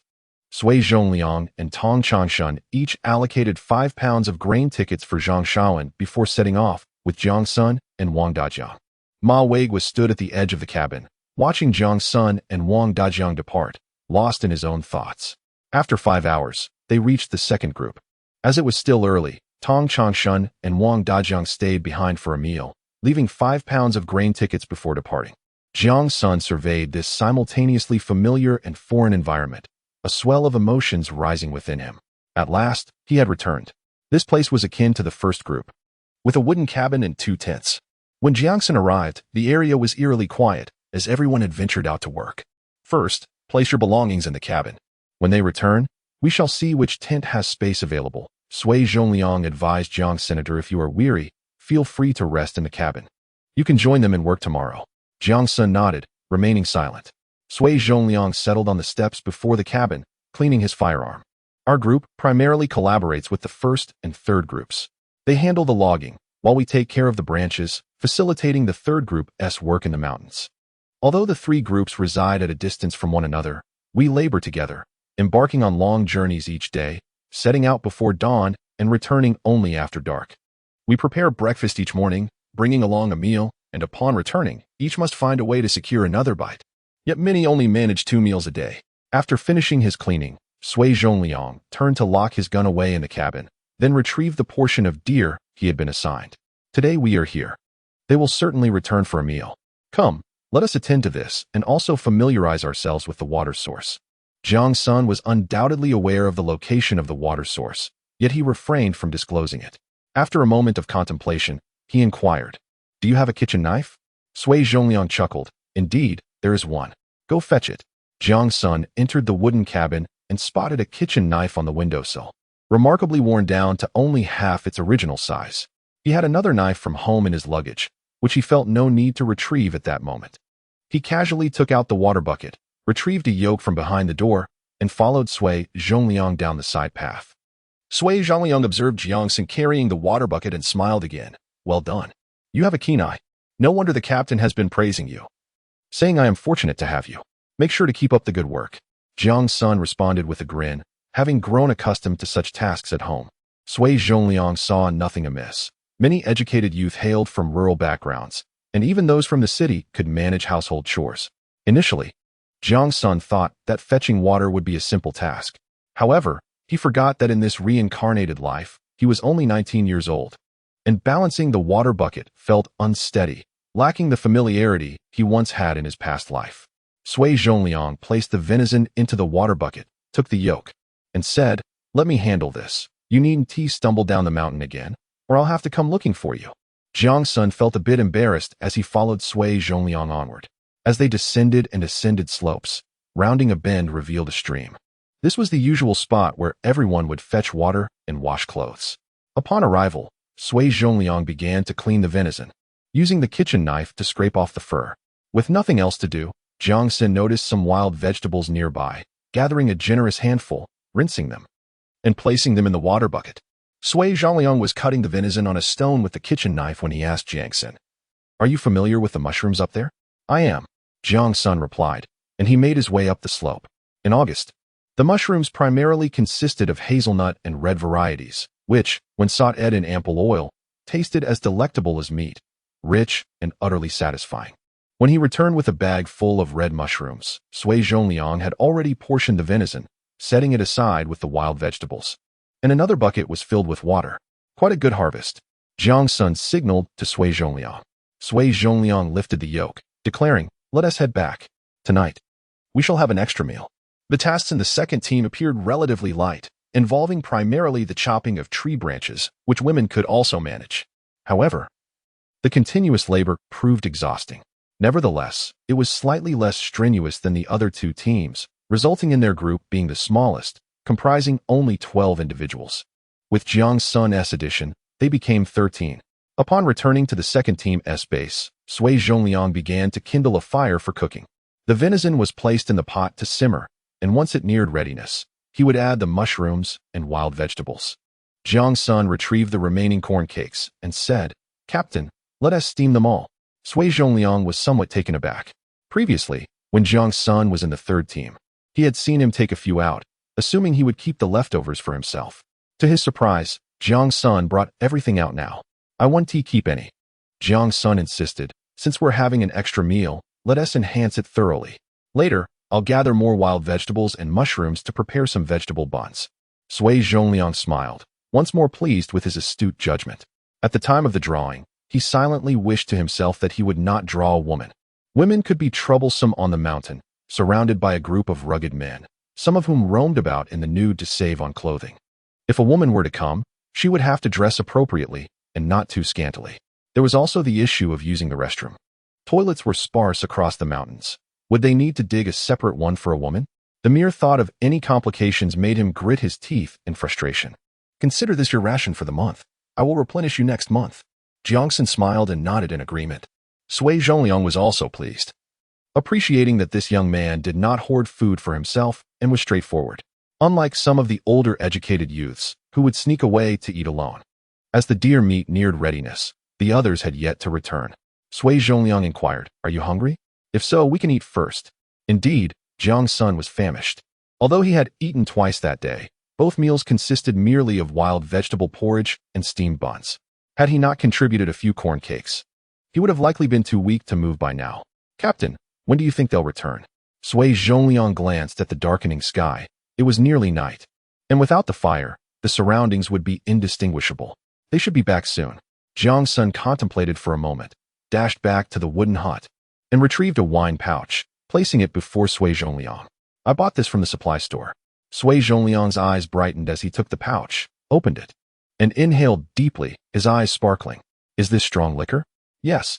Jiang Sen nodded with a smile. "My neighbor's elder uncle fought against the Russians in the northeast. He once told me that in winter, a single bottle could suffice for 10 men. He advised me to buy some if I came this way." Sui Zhongliang nodded appreciatively. "So this pouch was a gift from him?" "We only have this here." "No, I purchased it from Sister Ma at the supply station." Chapter 37. Staying behind to cook, Sui Zhongliang looked around, went into the wooden hut, and brought out an enamel cup, filling it just a little. It truly was just a sip, barely enough for 2 gulps. He handed the wine pouch to Jiang Sen, who accepted it with care. "It's a waste to drink now.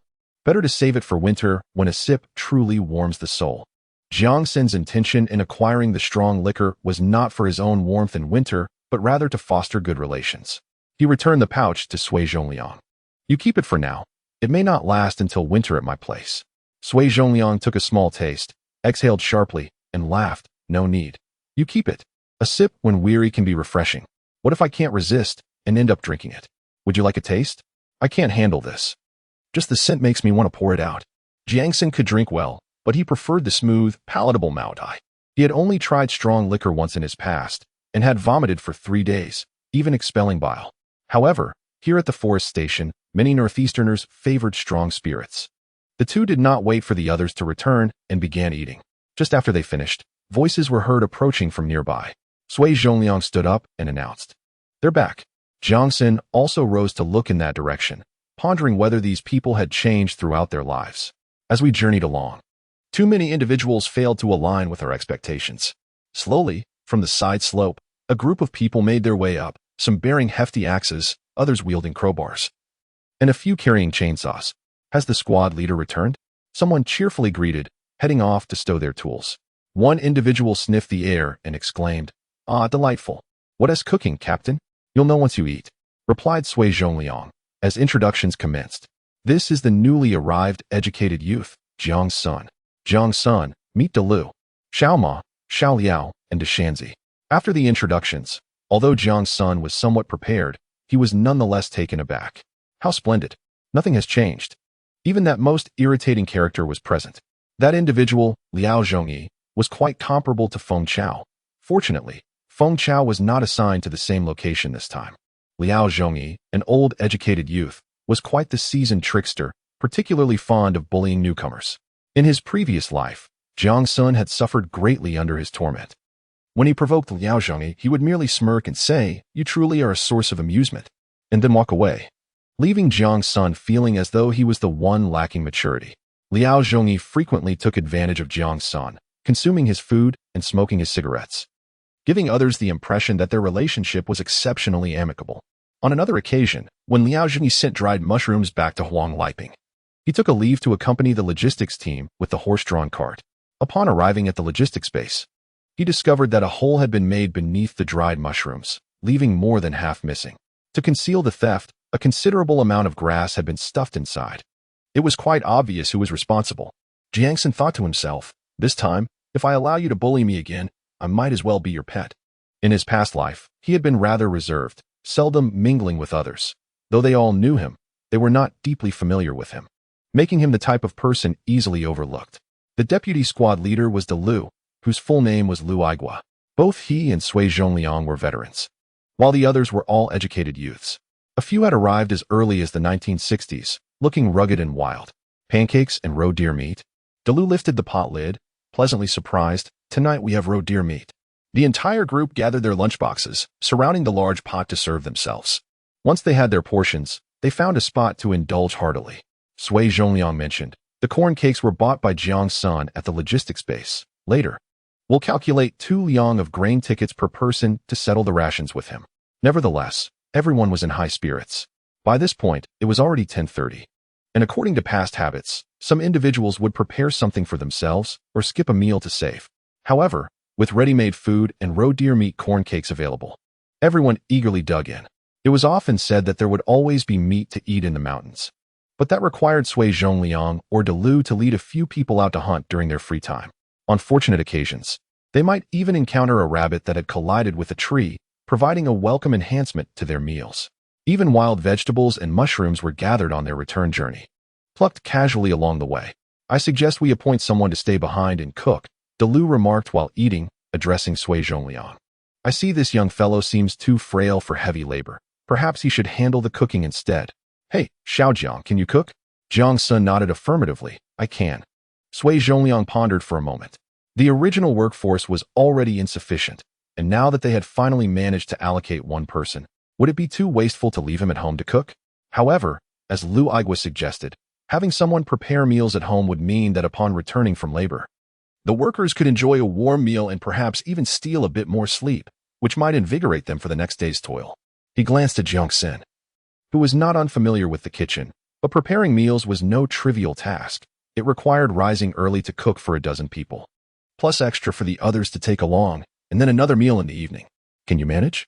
It wasn't that he doubted Jiang Sen's capabilities, but in his eyes, Jiang Sen still resembled a young lad.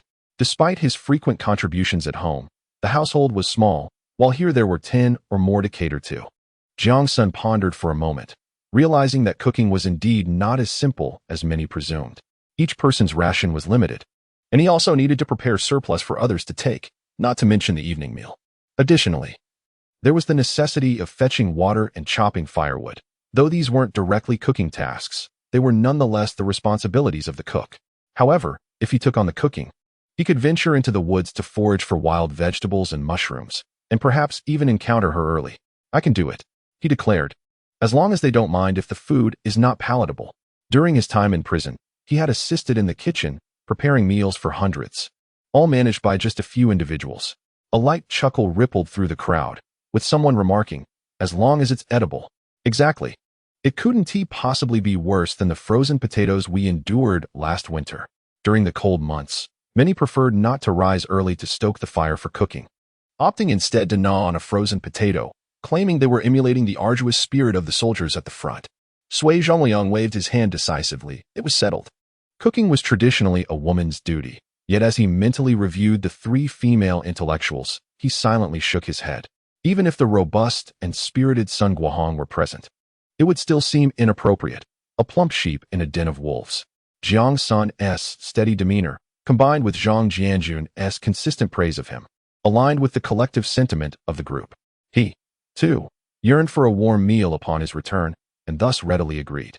After the decision to have Jiang Sen cook was made, some began to make snide remarks. Liao Zhongyi, with a grin, said, Little Jiang, you've only just arrived and already get to stay at the camp, while many seasoned intellectuals have toiled for years without such fortune. Upon hearing this, several heads turned to Jiang Senator. They were all aware that staying at the camp, albeit merely to cook, meant he could rest while they worked. For them, rest was a rare luxury, often limited to a brief respite during lunch, after which they would return to labor.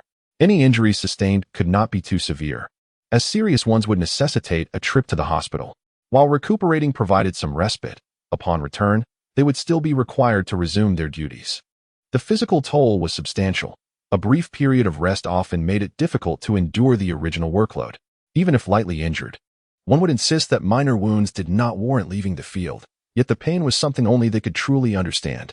Thus, it was enviable that Jiang Sen could remain to cook so soon after his arrival.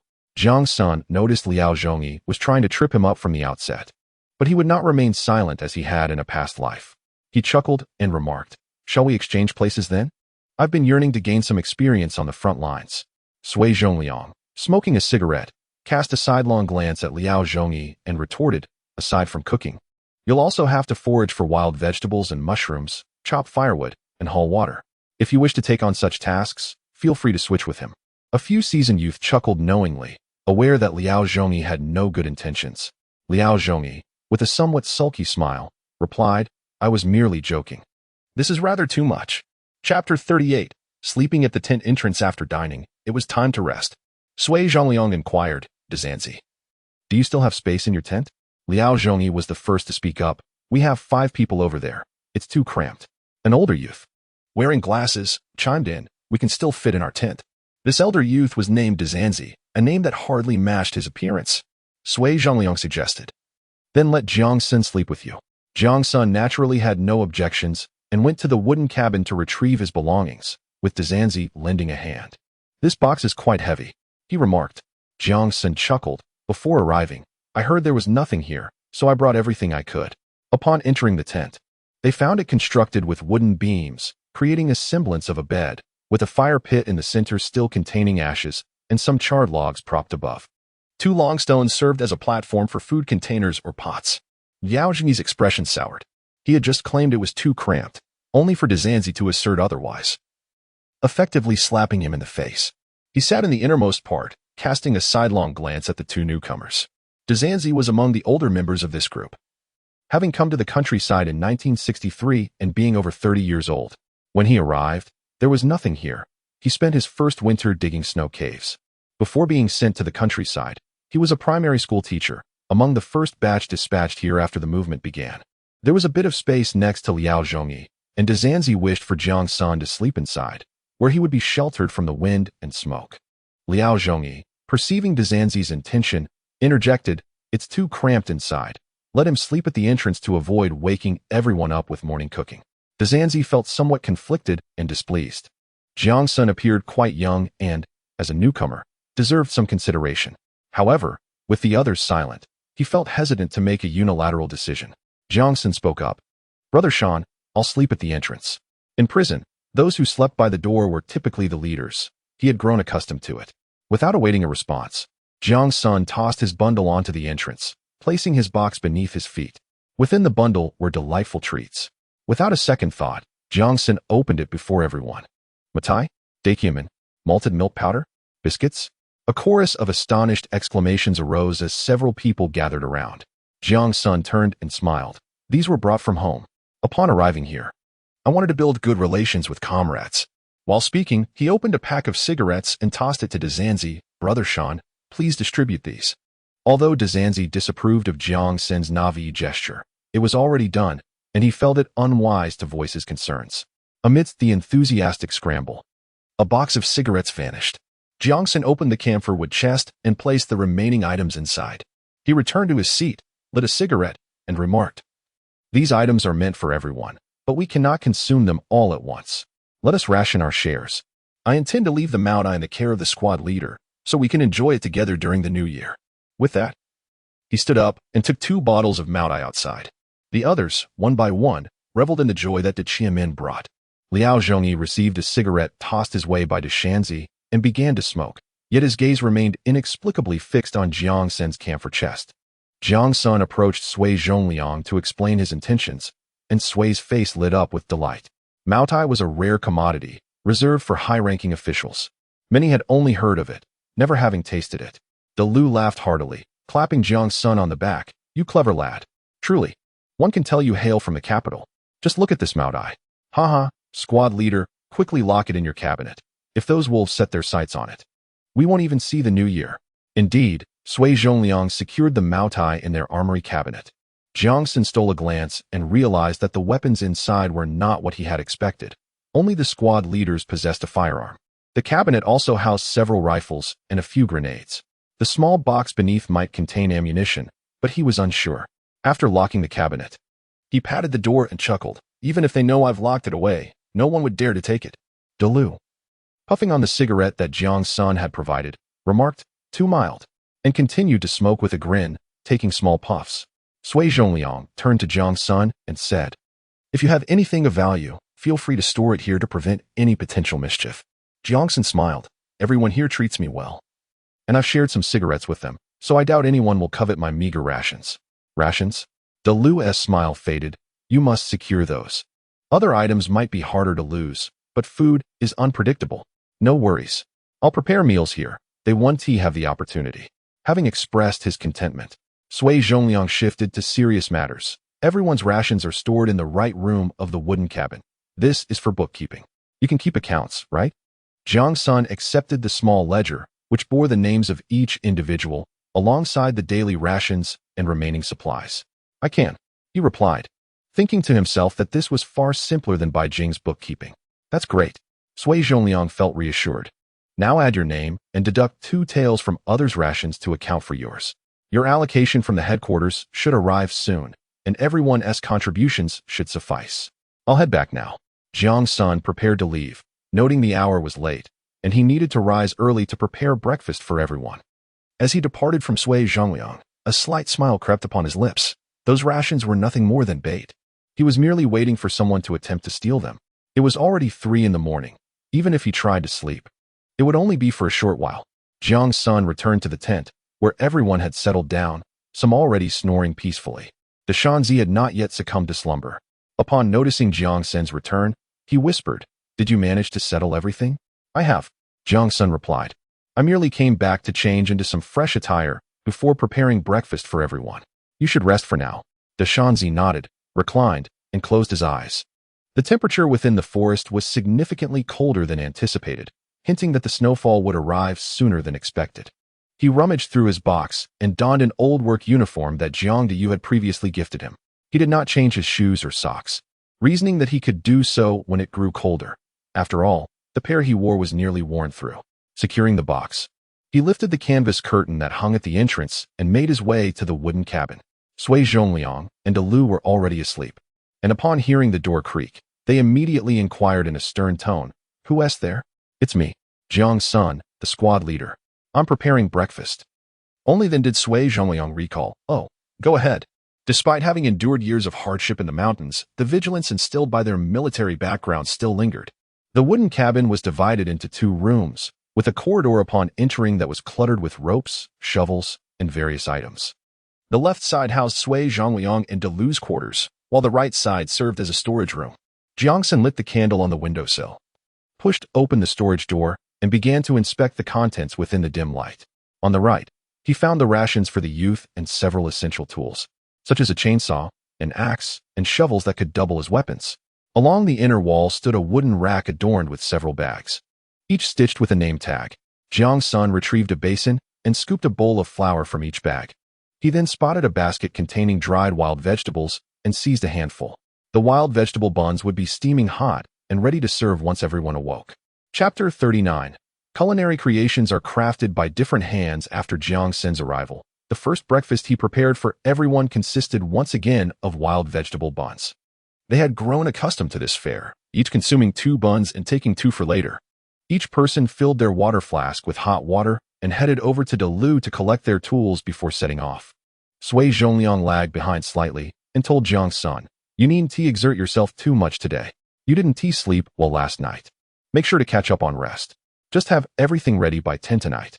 "Understood," Jiang Sen replied, watching as Sui Zhongliang departed with his hunting rifle slung over his shoulder.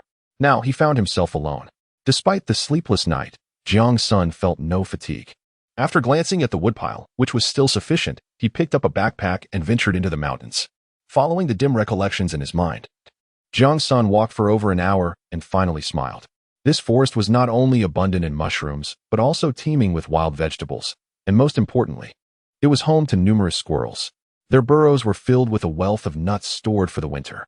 This was a sight he had fortuitously discovered in a previous life while gathering mountain goods to send home. Nearby, a spring trickled down the mountainside. Upon finding the spring, Jiang Sen set down his basket, washed his face, and looked up to see several squirrels scampering up and down a tree. The tree was tall, and the squirrel burrow was situated about 2 meters above the ground, where a thick branch split. Climbing the tree posed no challenge for Jiang Sen. Though his liberation shoes had worn thin, they did not hinder his ability to ascend. He hoisted his basket onto his back and set off towards the grand tree. This winter had arrived early, and the creatures of the forest were particularly attuned to the changing weather. There must be a bountiful harvest awaiting him. He spat into his palm, embraced the tree trunk, and with alternating feet, swiftly ascended. Startled, 2 squirrels darted to a nearby tree, watching him from a distance. Settling on a branch, he reached into the tree hollow, extracting handfuls of hazelnuts, pine nuts, chestnuts, and walnuts, which soon filled his basket. When he could no longer reach the hollow, he deemed it sufficient and descended to seek another tree. He could not deplete the squirrels' home. After all, they had their struggles too. Within just a few hours, his basket was already half full. He weighed the load, shouldered the basket, and retraced his steps. A few paces past the spring, he encountered several fallen trees adorned with clusters of hazel mushrooms. After filling his basket, he savored a steamed bun by the spring. Nodding in approval, the taste remained unchanged. By the time he returned to camp, it was already past 1 in the afternoon. He spread the mushrooms out on the ground to dry, leaving the nuts untouched as he retreated to his tent for a well-deserved nap. Upon awakening, he realized it was dark outside, prompting him to hastily prepare dinner. He estimated it to be around 8 o'clock. Surprised at how long he had slept undisturbed in the serene mountain air, which was cool and refreshing. Rising at this hour, after days of fatigue, was quite an achievement for anyone. He first filled a pot with water to boil. Utilizing the flickering light of the fire pit to knead flour mixed with chopped wild greens, steaming a large batch of buns. Subsequently, he began to shell the nuts. Instead of cracking each one open as he had in his previous life, he found a wooden cutting board, placed a handful of nuts upon it, and struck them forcefully with a sharpened stick. All the nuts were crushed, their shells discarded, and the flesh gathered into a bowl for further grinding. He then casually picked a handful of fresh wild greens and chopped them finely. Once the buns were steamed, he took them out along with the cloth, ladled the pot water into a large basin for washing hands and faces later. After replenishing the pot with water, he added the wild greens and a spoonful of oil skimmed from the previous day's venison stew. When the pot began to boil, he tossed in the greens and added a pinch of salt. Thus, the unique wild greens and nut soup, a creation of Jiang Sen, was born. The nuts, rich in starch and sugars, infused the soup with a delightful sweetness. Even Jiang Sen, accustomed to tasting for seasoning, could not resist sipping a bowl. It was delicious. He mused that culinary creations, even those deemed unconventional, required a deft hand. He felt like a genius. He returned the cloth to the pot to keep the buns warm and laid out the remaining nuts and mushrooms to dry. He would gather them again before sleep and resume drying at dawn. The squirrels, those small creatures, stored only the finest and largest nuts, with not a single bad one among them. This realization brought a broad smile to Sui Zhongliang as he returned to a warm meal. Wondering why he had never thought of this before, Lu sighed, pondering how anyone in this place could be unaware that squirrels conceal such items, or who would dare to rummage through a squirrel hole. De Shanzi looked at Jiang Sen, recognizing the boy's remarkable intelligence and capability. Despite having barely slept the previous night, he managed to prepare breakfast for everyone, making their labor feel significantly lighter than before. Now, returning to a warm meal, life seemed somewhat more bearable. However, as they finished eating and prepared to change clothes, faces fell in dismay. They sifted through their garments, sniffing for less soiled options, and donned what they could find. A few young intellectuals fetched basins of water to wash their clothes. However, washing merely entailed a quick dip in the water, a twist, a shake, and draping over a nearby branch to dry, considered sufficient. They were reluctant to use soap, as it required money and tickets to purchase, necessitating a journey to a distant supply station. Every saving counted. Are you still getting used to it? Sui Zhongliang inquired of Jiang. Senator Jiang Sen nodded, affirming, it's manageable. The water barrel is empty. Lao Zhengyi interjected, reminding them to fetch water the next day. Without another word, he retreated to the tent. Jiang Sen remained silent. While Sui Zhongliang and Lu furrowed their brows, Lao Zhengyi was the most vocal in his complaints, yet he never committed any grave errors, just lacked endearment.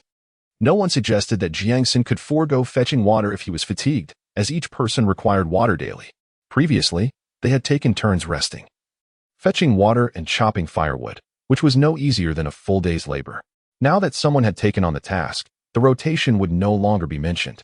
The next morning, Jiang Sen prepared steamed buns made from crushed nuts mixed with cornmeal, imbued with a subtle sweetness. He also cooked a pot of wild vegetable porridge for everyone to enjoy. As they prepared to depart, Sui Zhongliang offered a few words of caution, and Jiang Sen asked, "Could you bring back some firewood tonight? Is it insufficient?" Sui Zhongliang glanced at the woodpile in the back, noting it was ample. Jiang Sen replied, "I noticed the temperature dropped significantly a few days ago, and this morning suddenly warmed up. I fear snow may come. So I thought it wise to stockpile some firewood in advance to avoid shortages later." "All right, I understand." Sui Zhongliang departed, and Jiang Sen took up his shoulder pole and water bucket, setting off. He knew his current condition allowed him to carry only half a bucket of water, but he could still manage a basket of wild vegetables and mushrooms. By the time he filled the water barrel, it was already past 4 in the afternoon. There would be no chance for a nap today, so he decided to sort the wild vegetables and mushrooms. On his last trip for water, fortune smiled upon him as he discovered a nest of freshly laid wild chicken eggs. He unhesitatingly collected all the eggs. Had he possessed the means, he might have even caught 2 wild hens.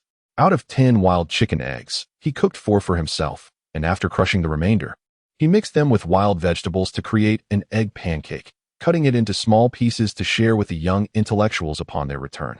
The aim was not to satiate hunger, but merely to indulge a craving. For dinner, he prepared a hearty porridge with coarse mushrooms and wild vegetables, cutting the remaining buns into pieces so that everyone could have a share. Indeed, when everyone returned and tasted the wild chicken eggs, they were thoroughly impressed by Jiang Sen's efforts. Although the wild chicken eggs were divided among everyone into mere bites, each person savored them slowly, chewing thoughtfully, treating it as a dish to complete their meal. Chapter 40. Bear Blind Man. It seems that leaving Jiang Sen in the camp to cook was indeed a wise decision. After the meal, Lu summarized with a remark. Everyone applauded, encouraging Jiang Sen to continue his efforts, assuring that they would work even harder without any worries. Jiang Sen, feeling a bit bashful, smiled and humbly nodded. "I'm just doing what I can. As long as you don't mind, that's enough." "You're far better than us," someone exclaimed. "If it were me, I would end up making a messy porridge." Haha. The post-meal chatter was the only time everyone could converse together. However, it was only a brief moment before they had to tidy up and prepare for bed. Once everyone departed, Jiang Sen began to clean the stove, washing the pots and gathering the dried mushrooms and wild vegetables. When they returned, they brought back a plethora of miscellaneous items, haphazardly piled in front of the woodpile. Sui Zhongliang and Lu sat on the steps at the entrance, smoking and conversing. When Jiang Sen finished tidying up and was about to leave, he was called over. "Jiang Sen, come over here for a moment." Sui Zhongliang waved to him, handing him a cigarette. Jiang Sen lit it and took a puff, feeling significantly more relaxed. "Having been here for 2 days, how do you feel about the food?" Sui inquired. Jiang Sen had traveled from Kyoto to the forest farm without a moment's rest, preparing meals for everyone without a single complaint. Notably, he spoke little, completing all tasks and even bringing back an abundance of wild vegetables, mushrooms, and nuts. "It's fine," Jiang Sen replied tersely. Lu laughed and pretended to kick him. "When I talk to you, it's always just 2 words. Can't you say a bit more?" Jiang Sen chuckled. "Really, it's fine. There. That has 2 more words." Lu spread his hands in mock exasperation. Sui Zhongliang laughed heartily, saying, "2 extra words, and I'm giving you face." He then looked at Jiang Sen. "Today, I encountered class leader San. He mentioned he would head down to the team office tomorrow. It seems there might be some blockage under the timber path. The reason is unclear. I'll have him inquire with the office if they received any notifications about changes in the weather." Jiang Sen understood. It was likely related to his earlier concern about the weather, which he had mentioned to Sui Zhongliang, worrying they might need to bring back some items.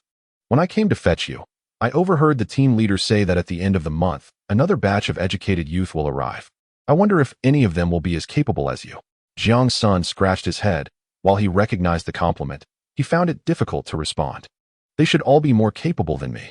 Lu disagreed, asserting, "I've never seen a man cook as well as a woman." This sentiment was likely another form of praise. Jiang Sen smiled faintly. "It's all right." Sui Zhongliang remarked, "If heavy snow arrives early, we won't have time to set up the camp." Lu asked, "Once this task is completed, won't there be a few days of downtime?"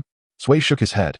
"If heavy snow indeed comes early, we will certainly have urgent tasks. Timber needs to be transported ahead of time." Lu fell silent.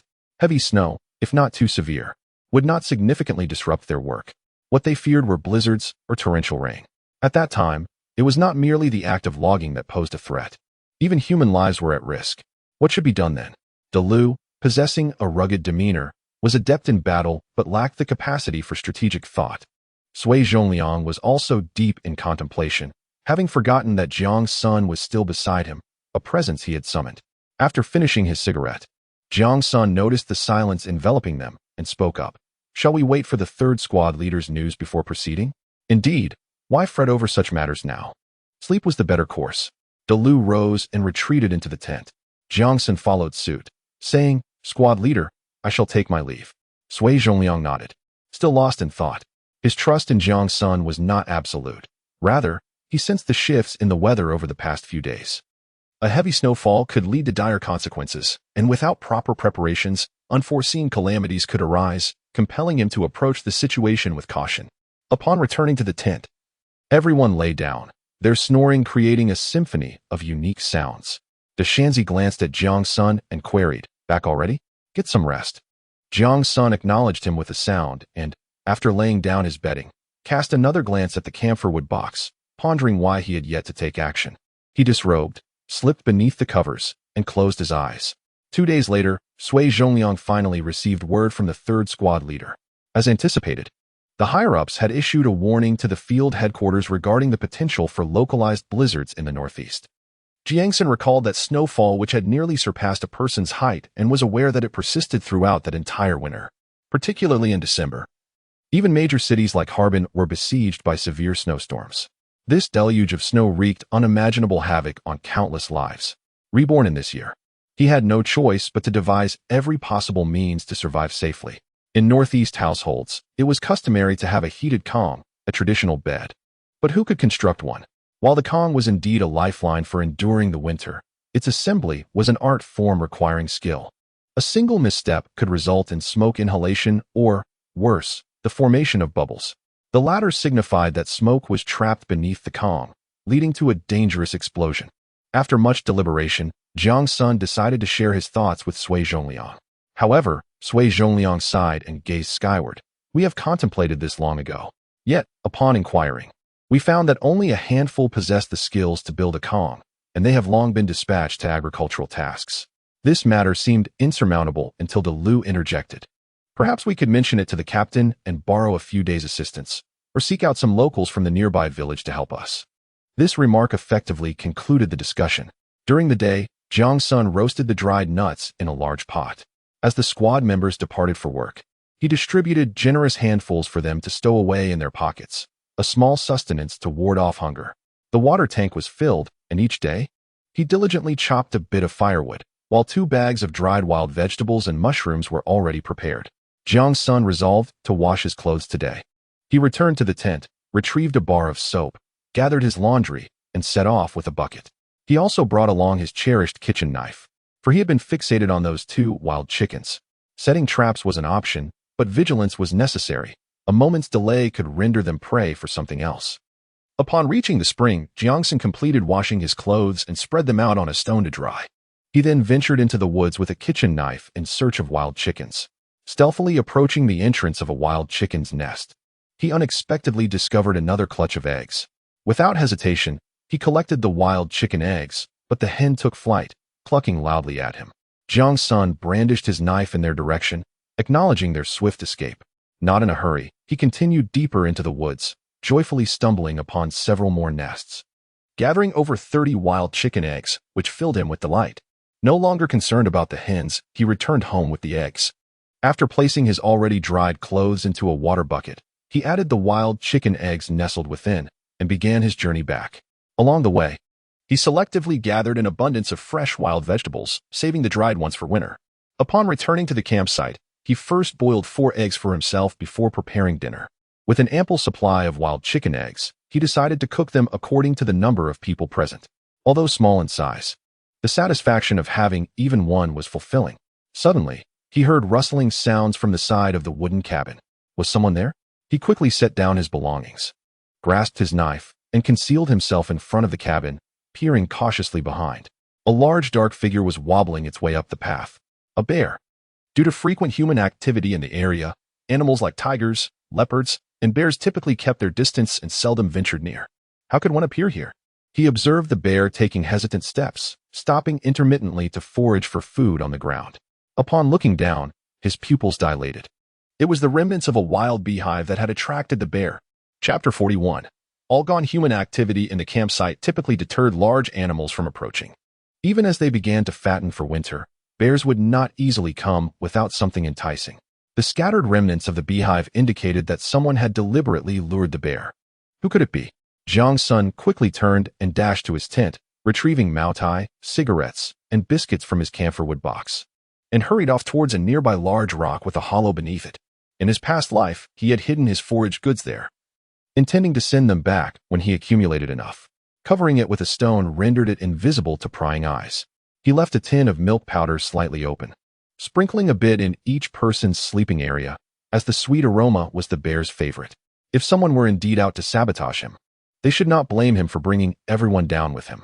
It was a pity, however, that he had only 3 tins, and he had not yet indulged himself before feeding the bear. Having concealed his treasures, he quietly returned to the campsite, observing the bear sniffing around. The doors of the wooden cabin and the storage room were unlocked, but fortunately, the leader's room was secure. The bear sniffed around but did not enter, instead circling the stove twice. It then lifted its head, its nose twitching, and headed towards the tent. The black bears in northeast China are quite large, and upon entering the tent, its rear end remained exposed. Seeing the tent nearly collapsing, Jiang Sen sprinted towards the area where the youth were working. Fortunately, he had been reborn, and he still remembered the path to work. The journey that typically took 1 or 2 hours, he managed to traverse in just over half an hour, nearly exhausting himself in the process. A thunderous shout echoed down the mountainside, accompanied by the sound of splintering wood, as a towering tree slowly succumbed to gravity. The squad leader, Jiang Sen, was too hoarse to utter a sound, his throat parched to the point of feeling scorched. It was Xiao Jiang. Upon turning, Deshanzi spotted Jiang Sen, who was leaning against a tree and retching, and rushed over. Xiao Jiang, what's wrong? Why are you in such a hurry? Jiang Sen struggled to swallow, but his dry throat prompted another wave of nausea. Come on, don't panic, have some water. Deshanzi quickly took out his water bottle and offered Jiang Sen a few sips. The commotion attracted the attention of the others, who soon gathered around. Daliu approached, axe in hand, and asked what is going on. Sui Zhongliang followed closely, crouching down to inquire. Xiao Jiang, is there trouble? Finally, Jiang Sen regained his composure, scanning the faces surrounding him until his gaze fell upon Liao Zhongyi, whose face was noticeably swollen. Trembling, he grasped Sui Zhongliang's hand and stammered, Bear? Bear? What? A bear? Daliu stood up immediately, skeptical that a bear could venture this far. Sui Zhongliang urged, calm down. Are you injured? Jiang Sen shook his head. Sui Zhongliang then rose and commanded Daliu, take 2 men and head back to check. If necessary, take decisive action. Understood. Daliu saluted and called for 2 others to accompany him as they hurried back to the camp. Sui Zhongliang instructed Deshanzi, stay here with him. I'll go inform the squad leader. We'll wrap up early today. Jiang Sen ran swiftly, anxious that if he slowed down, the bear might flee before help arrived. Liao Zhongyi lingered nearby, dodging and weaving. Jiang Sen chose to ignore him, gradually calming his trembling legs while conversing with Deshanzi and the others. They speculated on why a bear would come to their camp. I hope Daliu returns quickly, otherwise, if our rations are consumed, we'll be left with nothing but chaff and vegetables, Xiao Ma expressed with concern. Deshanzi pondered aloud, it's strange. We didn't see any bears all winter last year. Why are they appearing now? Could winter be arriving early this year, prompting them to come out for fattening? Deshanzi contemplated this, nodding and then shaking his head, uncertain. As they mulled over various possibilities, Jiang Sen lay on the ground, eyes closed, resting. He noticed the swollen area on Liao Zhongyi's face, clearly a result of a wasp sting, further confirming his suspicions. Struggling to suppress a smile, he raised his arm to shield his eyes, fearful that he might inadvertently laugh. Before long, Sui Zhongliang returned and declared, let us go back. Deshanzi helped Jiang Sen to his feet, asking, can you walk? Jiang Sen nodded affirmatively. The group moved swiftly, leaving Deshanzi to support Jiang Sen as they trailed behind. In the distance, 2 gunshots rang out. After 2 hours, they finally arrived at the camp. As Deshanzi and Jiang Sen reached the clearing in front of the wooden cabin, they were taken aback. One tent had collapsed, while another leaned precariously, threatening to fall as well. In the wooden cabin's warehouse, the bear had finally made its entrance, scattering grain all over the floor. Even the bags containing mushrooms were torn asunder, though it appeared that the losses were not excessively severe. At the entrance, the cooking stove lay overturned, while chicken eggs reduced to mere shells, and a portion of the cooking pit had collapsed underfoot. The scene could aptly be described as one of utter chaos.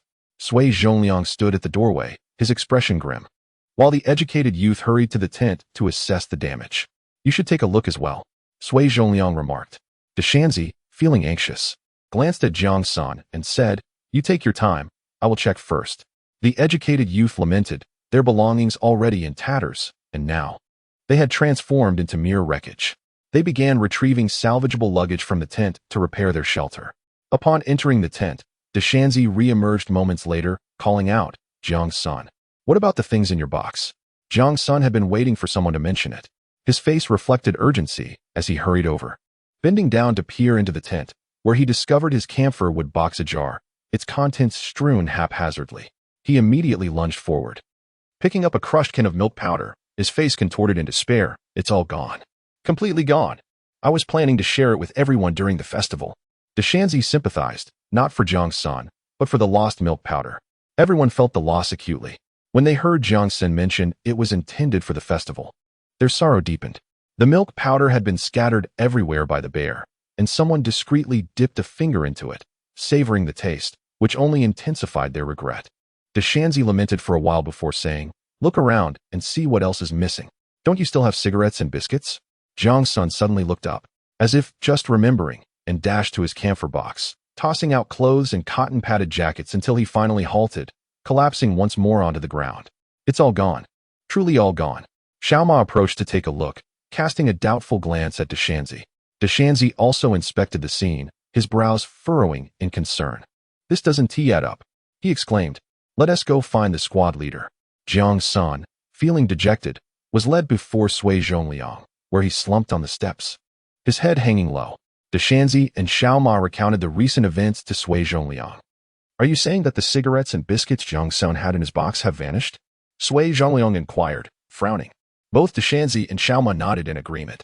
Deshanzi continued. When Xiao Jiang arrived, he took out a plethora of fine items from his luggage, including 2 bottles of Maodai, saying he would leave them here for safekeeping until the new year. Sui Zhongliang nodded, affirming the truth of this statement. Xiaoma, impatient with the slow pace of the recounting, interjected, "He stored a large front door, 3 cans of milk powder, and 2 boxes of biscuits in the box. We all witnessed it. Now, we only find 1 can of milk powder ravaged by the bear, while the rest, including the boxes, have completely disappeared." At this moment, Jiang Sen lifted his head to add, "Actually, there was also a bottle of Maodai inside." Chapter 42. What happened? Did it go awry? At this point, anyone who failed to grasp the situation would be deemed foolish. The bear consumes food and wreaks havoc, yet it neither smokes nor drinks. Nor does it abscond with 2 boxes of biscuits and 2 boxes of malted milk. The phrase "the bear picks corn," discarding one after another, illustrates that a bear cannot carry many items at once, and it also characterizes individuals who are careless and forgetful. The loss of Jiang Sen's belongings indicates that someone must have lured the bear here to create a diversion, concealing the act of theft. Sui Zhongliang strode towards the tent. The fallen tent had been propped up, with several individuals securing it with branches and sticks. Adjacent stood the tent of Jiang Sen and his companions, leaning askew. Upon entering, Sui Zhongliang surveyed the interior and immediately noticed Jiang Sen's camphor wood box wide open, clothes and blankets strewn about, and a crushed tin of malted milk, which was indeed empty. He turned back to scrutinize the people inside the tent. They all hung their heads low. Liao Zhongyi had his back to the others, organizing his belongings. Emerging from the tent, Sui Zhongliang urged everyone to make the most of their time to regroup. He then returned to the wooden cabin. Deshanzi and Xiao Ma went to assist with the tent repairs, leaving only Jiang Sen, who sat there with his head downcast. "Do you have any suspects?" Sui Zhongliang inquired, seating himself beside him and offering a cigarette. Jiang Sen took a puff, exhaling with a long sigh before shaking his head. "I just arrived, and everyone has been kind enough to let me stay here to cook for them. Even if someone were envious, they wouldn't express it openly. Squad leader, please allow me to work alongside everyone tomorrow." This statement from Jiang Sen was a strategic retreat. However, to Sui Zhongliang, it conveyed a different sentiment. He sensed that Jiang Sen felt wronged, yet was unwilling to accuse others. Had it been someone else, they might have readily named their suspicions. What a commendable young comrade. In his heart, Sui Zhongliang had formed a hypothesis, though lacking evidence. At that moment, De Lu returned, laughing heartily. The perpetrator has been successfully neutralized. He, along with two others, struggled to carry a large black bear back, prompting onlookers to rush over to assist. Upon seeing such a massive bear, the gloom that had hung over them due to the bear's prior mischief quickly dissipated, and everyone began to strategize how to manage the situation. Sui Zhongliang appeared somewhat relieved. Exchanging glances with De Lu, he sensed that something was amiss. De Lu called out, "Hurry up! Since we returned early today, let us deal with this creature." The group abandoned their tent repairs, rushing over to the bear, with some tending to the cooking stove, others fetching firewood, and many surrounding the bear.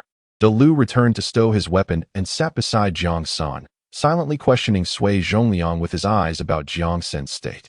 Is he frightened? Sui Zhongliang recounted the incident of Jiang Sen's belongings being lost.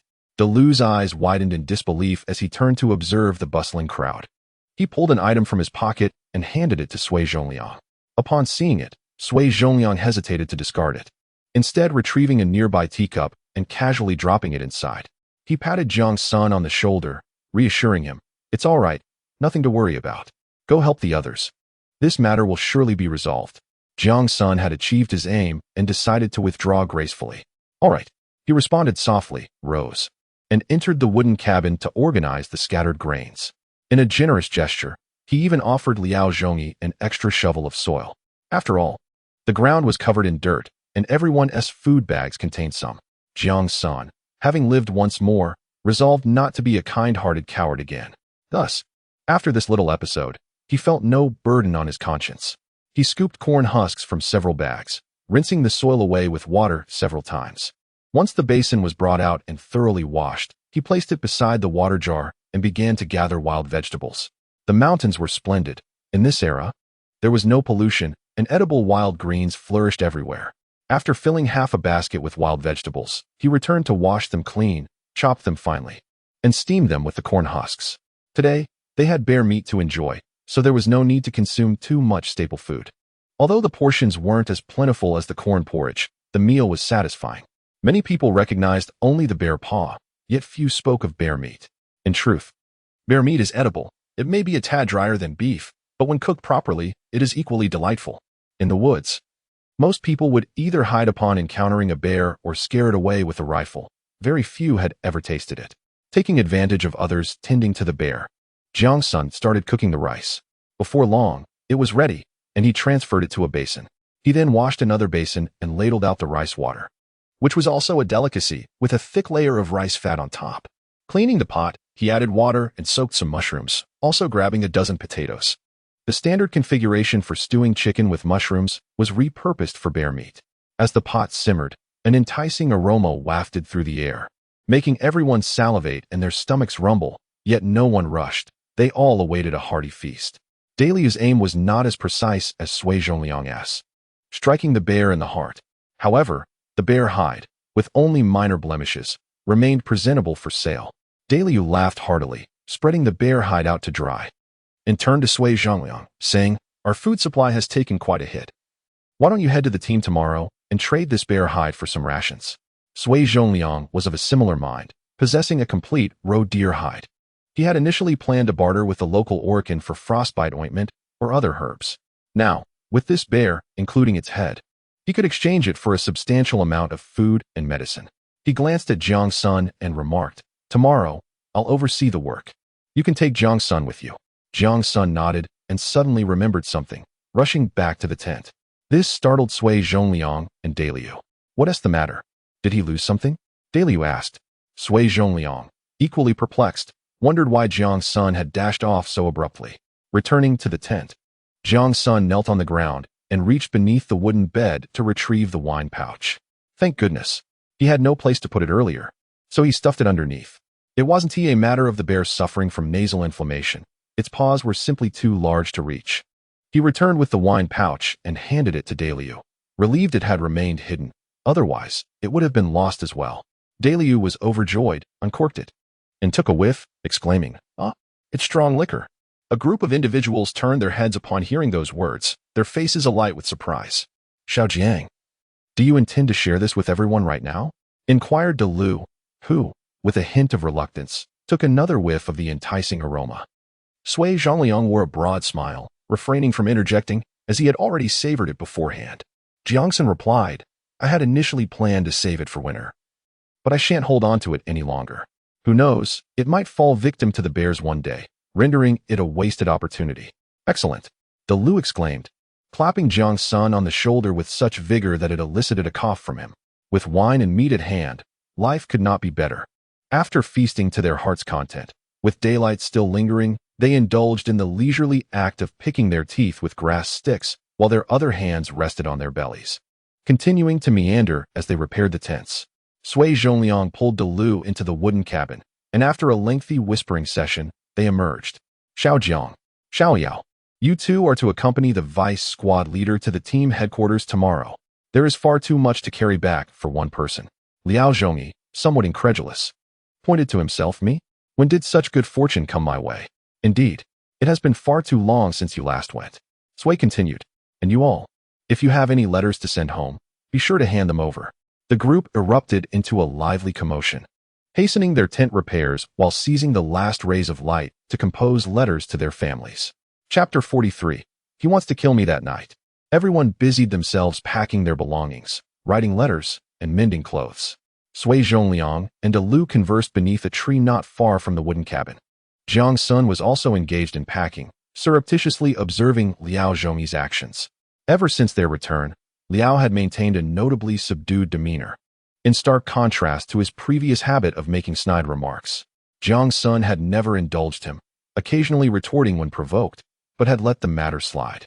Even when others noticed Liao's intentional teasing of Jiang Sen, they refrained from commenting, opting for a more peaceful existence. However, following the events of that night, several gazes cast upon Liao Zhongyi were filled with skepticism.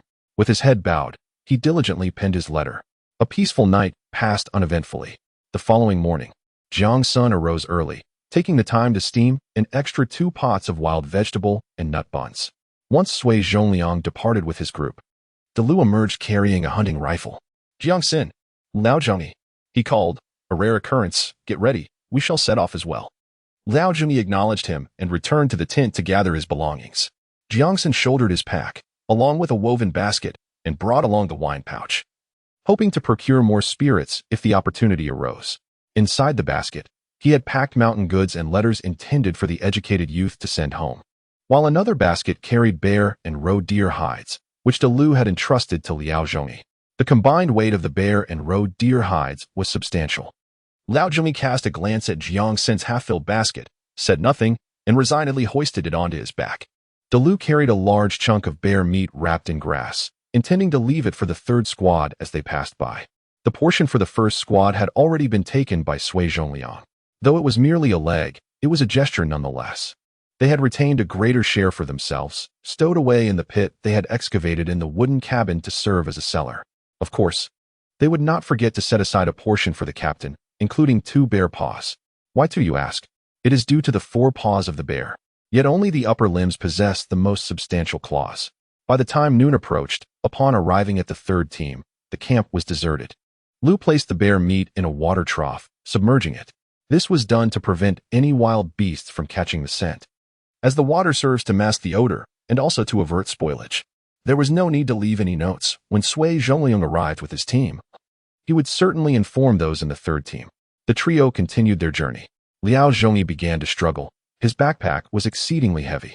Stealing a glance at the leading Lu, he hastily caught up with Jiang's senator from the reactions yesterday. It appeared that no one suspected him. Moreover, the fact that the team leader specifically requested his presence at the headquarters further solidified this notion.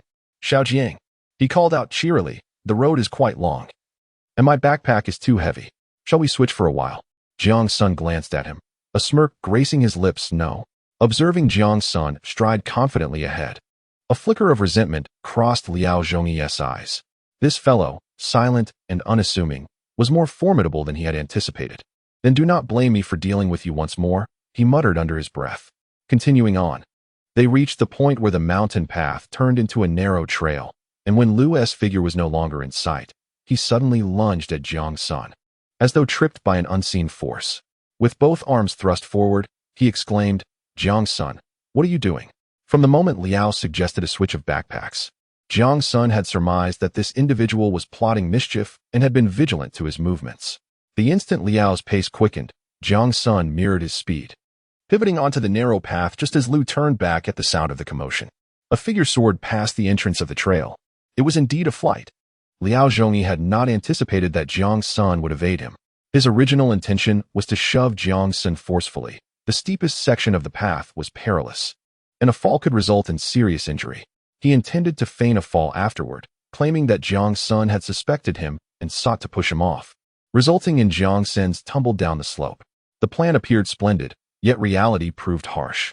Instead, he found himself tumbling downwards, his footing lost, propelled by gravity. Lu was startled and promptly ran back, racing along the edge of the mountain path, a mix of sliding and running. Jiang Sen, exclaiming in sympathy for Liao Zhongyi, followed suit. Along the way, he collected a bear pelt and a roe deer hide, both with intact antlers. Upon reaching the base, Jiang Sen lamented, "How did you sustain such injuries?" Liao Zhongyi, fortunate not to be severely harmed, had merely scraped the exposed flesh during the tumble. His face, swollen from a hornet sting, appeared as if he had been struck, yet he was still able to speak. Trembling, he raised a finger towards Jiang Sen, stammering, He wants to kill me." Lu furrowed his brow. "What nonsense are you spouting? Are you able to stand?" At last, Liao Zhongyi was supported by Lu De and Jiang Sen as they made their way to the team headquarters. Upon arrival, he was unceremoniously tossed into the central infirmary, where a leisurely barefoot doctor in his 60s began to tend to his injuries. "What happened to you?" the doctor exclaimed, observing Liao's condition. "If you keep injuring yourself like this, it'll be hard to find a wife in the future. TSK, TSK. The sound of his spitting was not a vulgar curse, but rather a gesture made as he spat onto a patch of dark, dried ointment, which he then smeared with his finger and slapped onto Liao's waist. The pain made Liao's head jerk back sharply. In the dining hall, the chef chuckled heartily as he held up a bear's leg, remarking, "Look at this, the bear must weigh at least 200 pounds. Lu De laughed along, saying, "This creature will wreak havoc at the camp. When Xiao Jiang comes looking for us, I'll return, pull out my gun, and with a single shot, take down this big fellow." Zhang Jianjun, seated on a chair, listened to their banter before turning to Jiang. "Senator, have you adapted to the past few days?" he inquired. Jiang Sen nodded affirmatively. "Yes, I have." He retrieved a backpack, explaining that it belonged to the deputy squad leader, who had also brought along a roe deer skin, as the squad leader had instructed them to bring it down to trade for rations. "Our supplies have all been ravaged by the bear. Is there a roe deer skin?" Sui Zhongliang rose to take a look, as the chef emerged as well. Both were astonished at the sight of the two pristine pelts.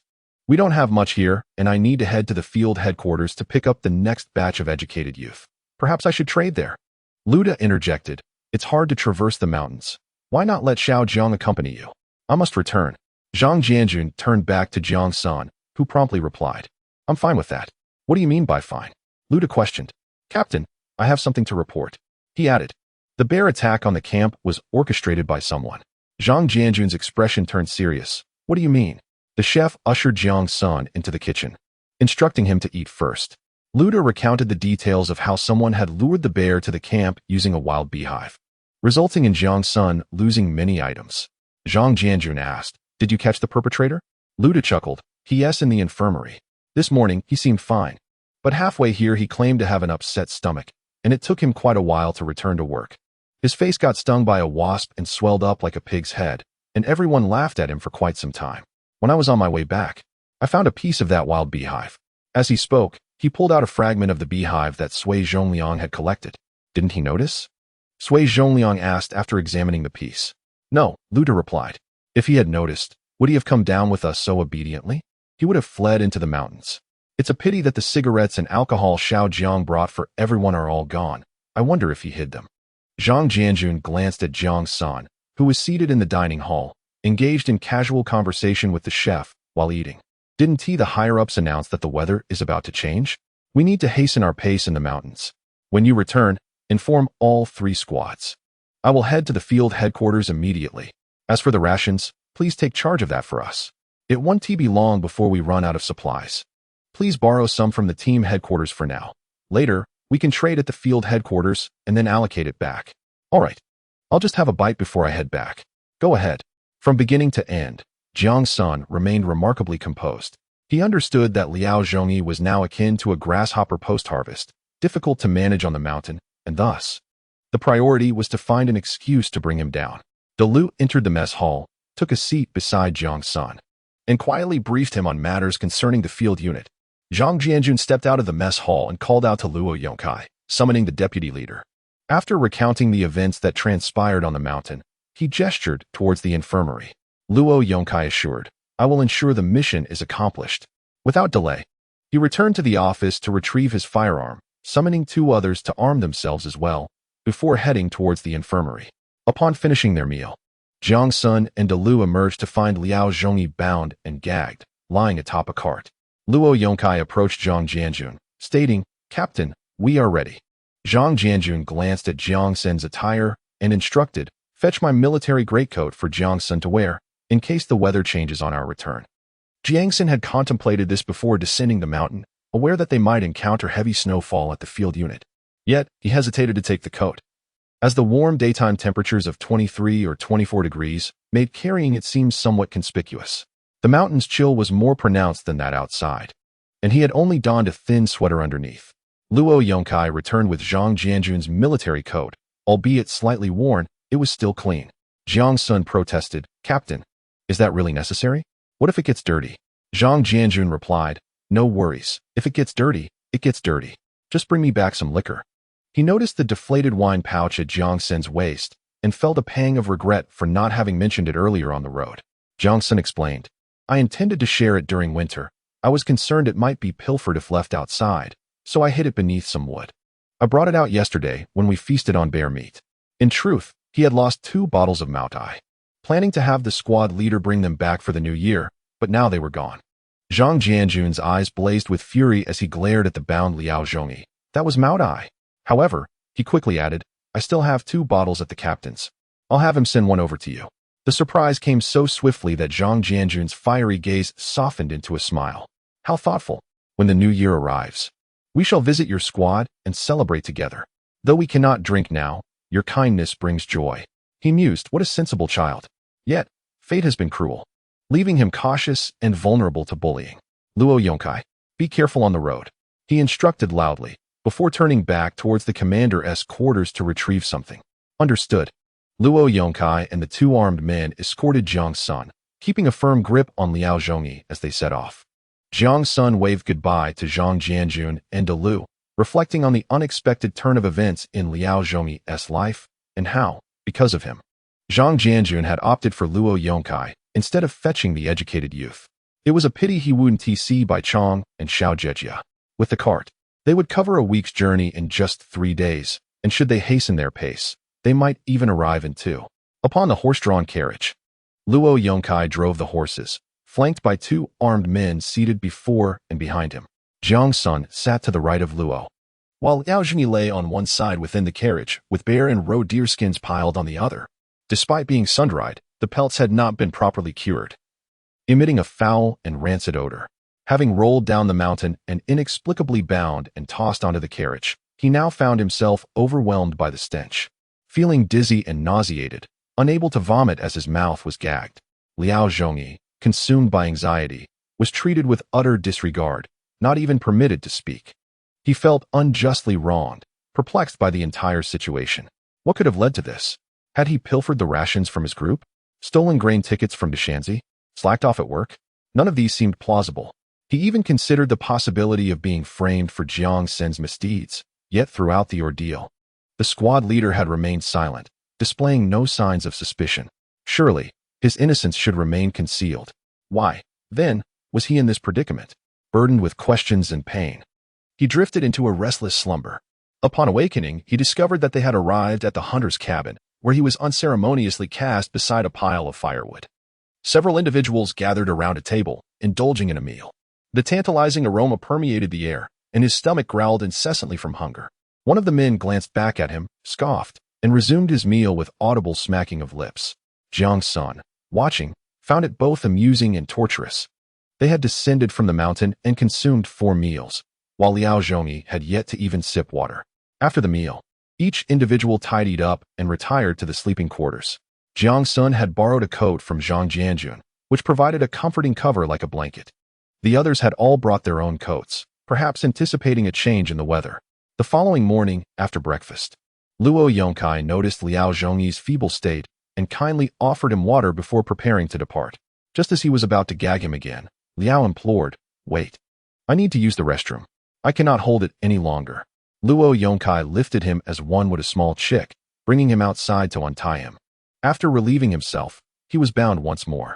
"Vice Captain, please do not tie me up." Liao Zhongyi weakly protested, "I cannot escape." After a moment's contemplation, Luo Yongkai decided to bind him, albeit loosely, securing a few loops around his wrists, leading him forward like a tethered donkey. Seated in the carriage, Jiang Sen observed Liao Zhongyi's unsteady gait and chuckled.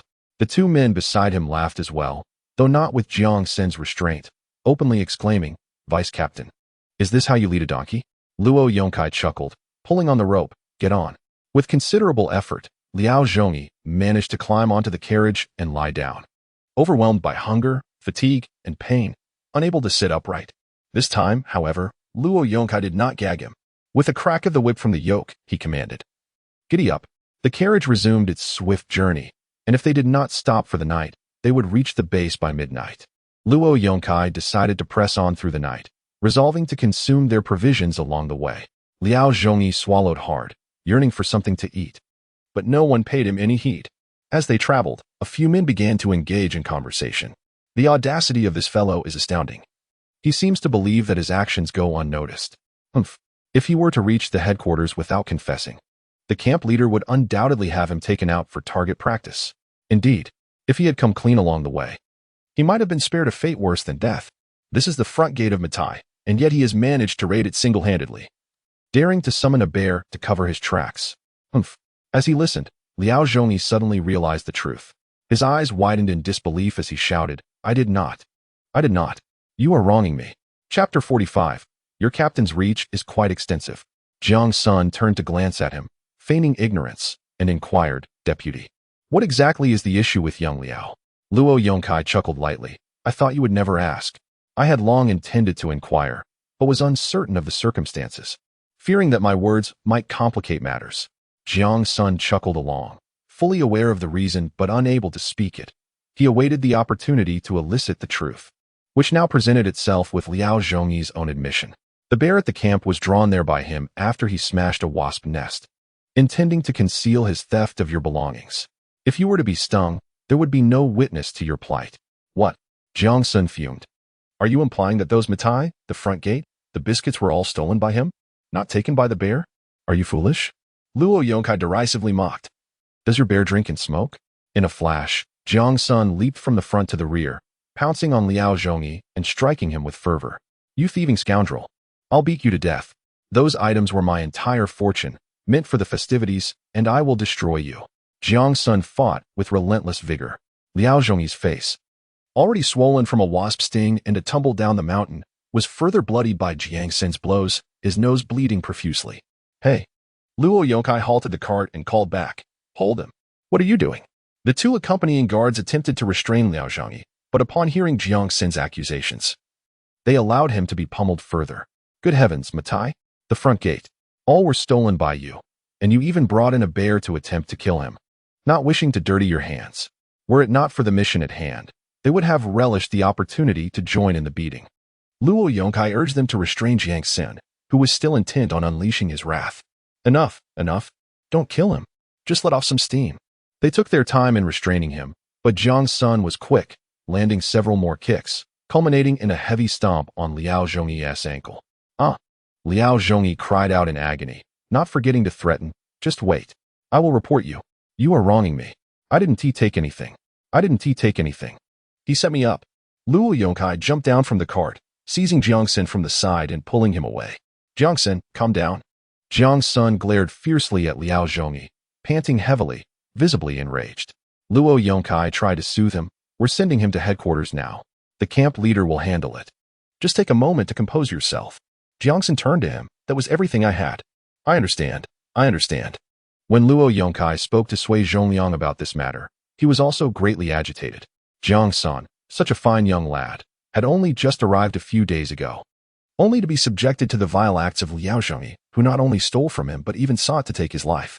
After being thoroughly beaten by Jiang Sen, Liao Zhongyi had 2 of his front teeth knocked out, his face a canvas of blood. Yet no one felt any sympathy for him. "Let us go," Luo Yongkai urged, pulling Jiang Sen to the front seat while he returned to the rear. Drawing out the whip. "Go." This time, Luo Yongkai had no intention of stopping, driving the cart at a swift pace, eager to reach the camp sooner.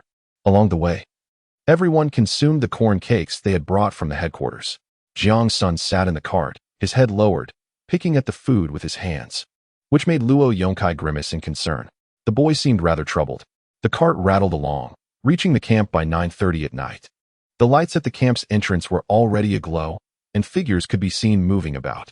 Upon arrival, Luo Yongkai leaped down from the cart, instructing, "Give the horses some water, wait here," and strode purposefully inside. Before long, Li Chaoyang, accompanied by the horse officer and several armed men, emerged briskly alongside Luo Yongkai.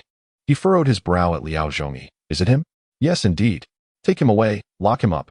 Several men approached, yanking Liao Zhongyi off the cart without hesitation, his feet barely touching the ground as they dragged him away. Li Chaoyang turned to Jiang Sen, who had only just arrived and already faced such troubles, yet reassured him, "Do not lose faith in this place. You will receive an explanation." Jiang Sen nodded. "I'm fine. The squad leaders have all been very kind to me."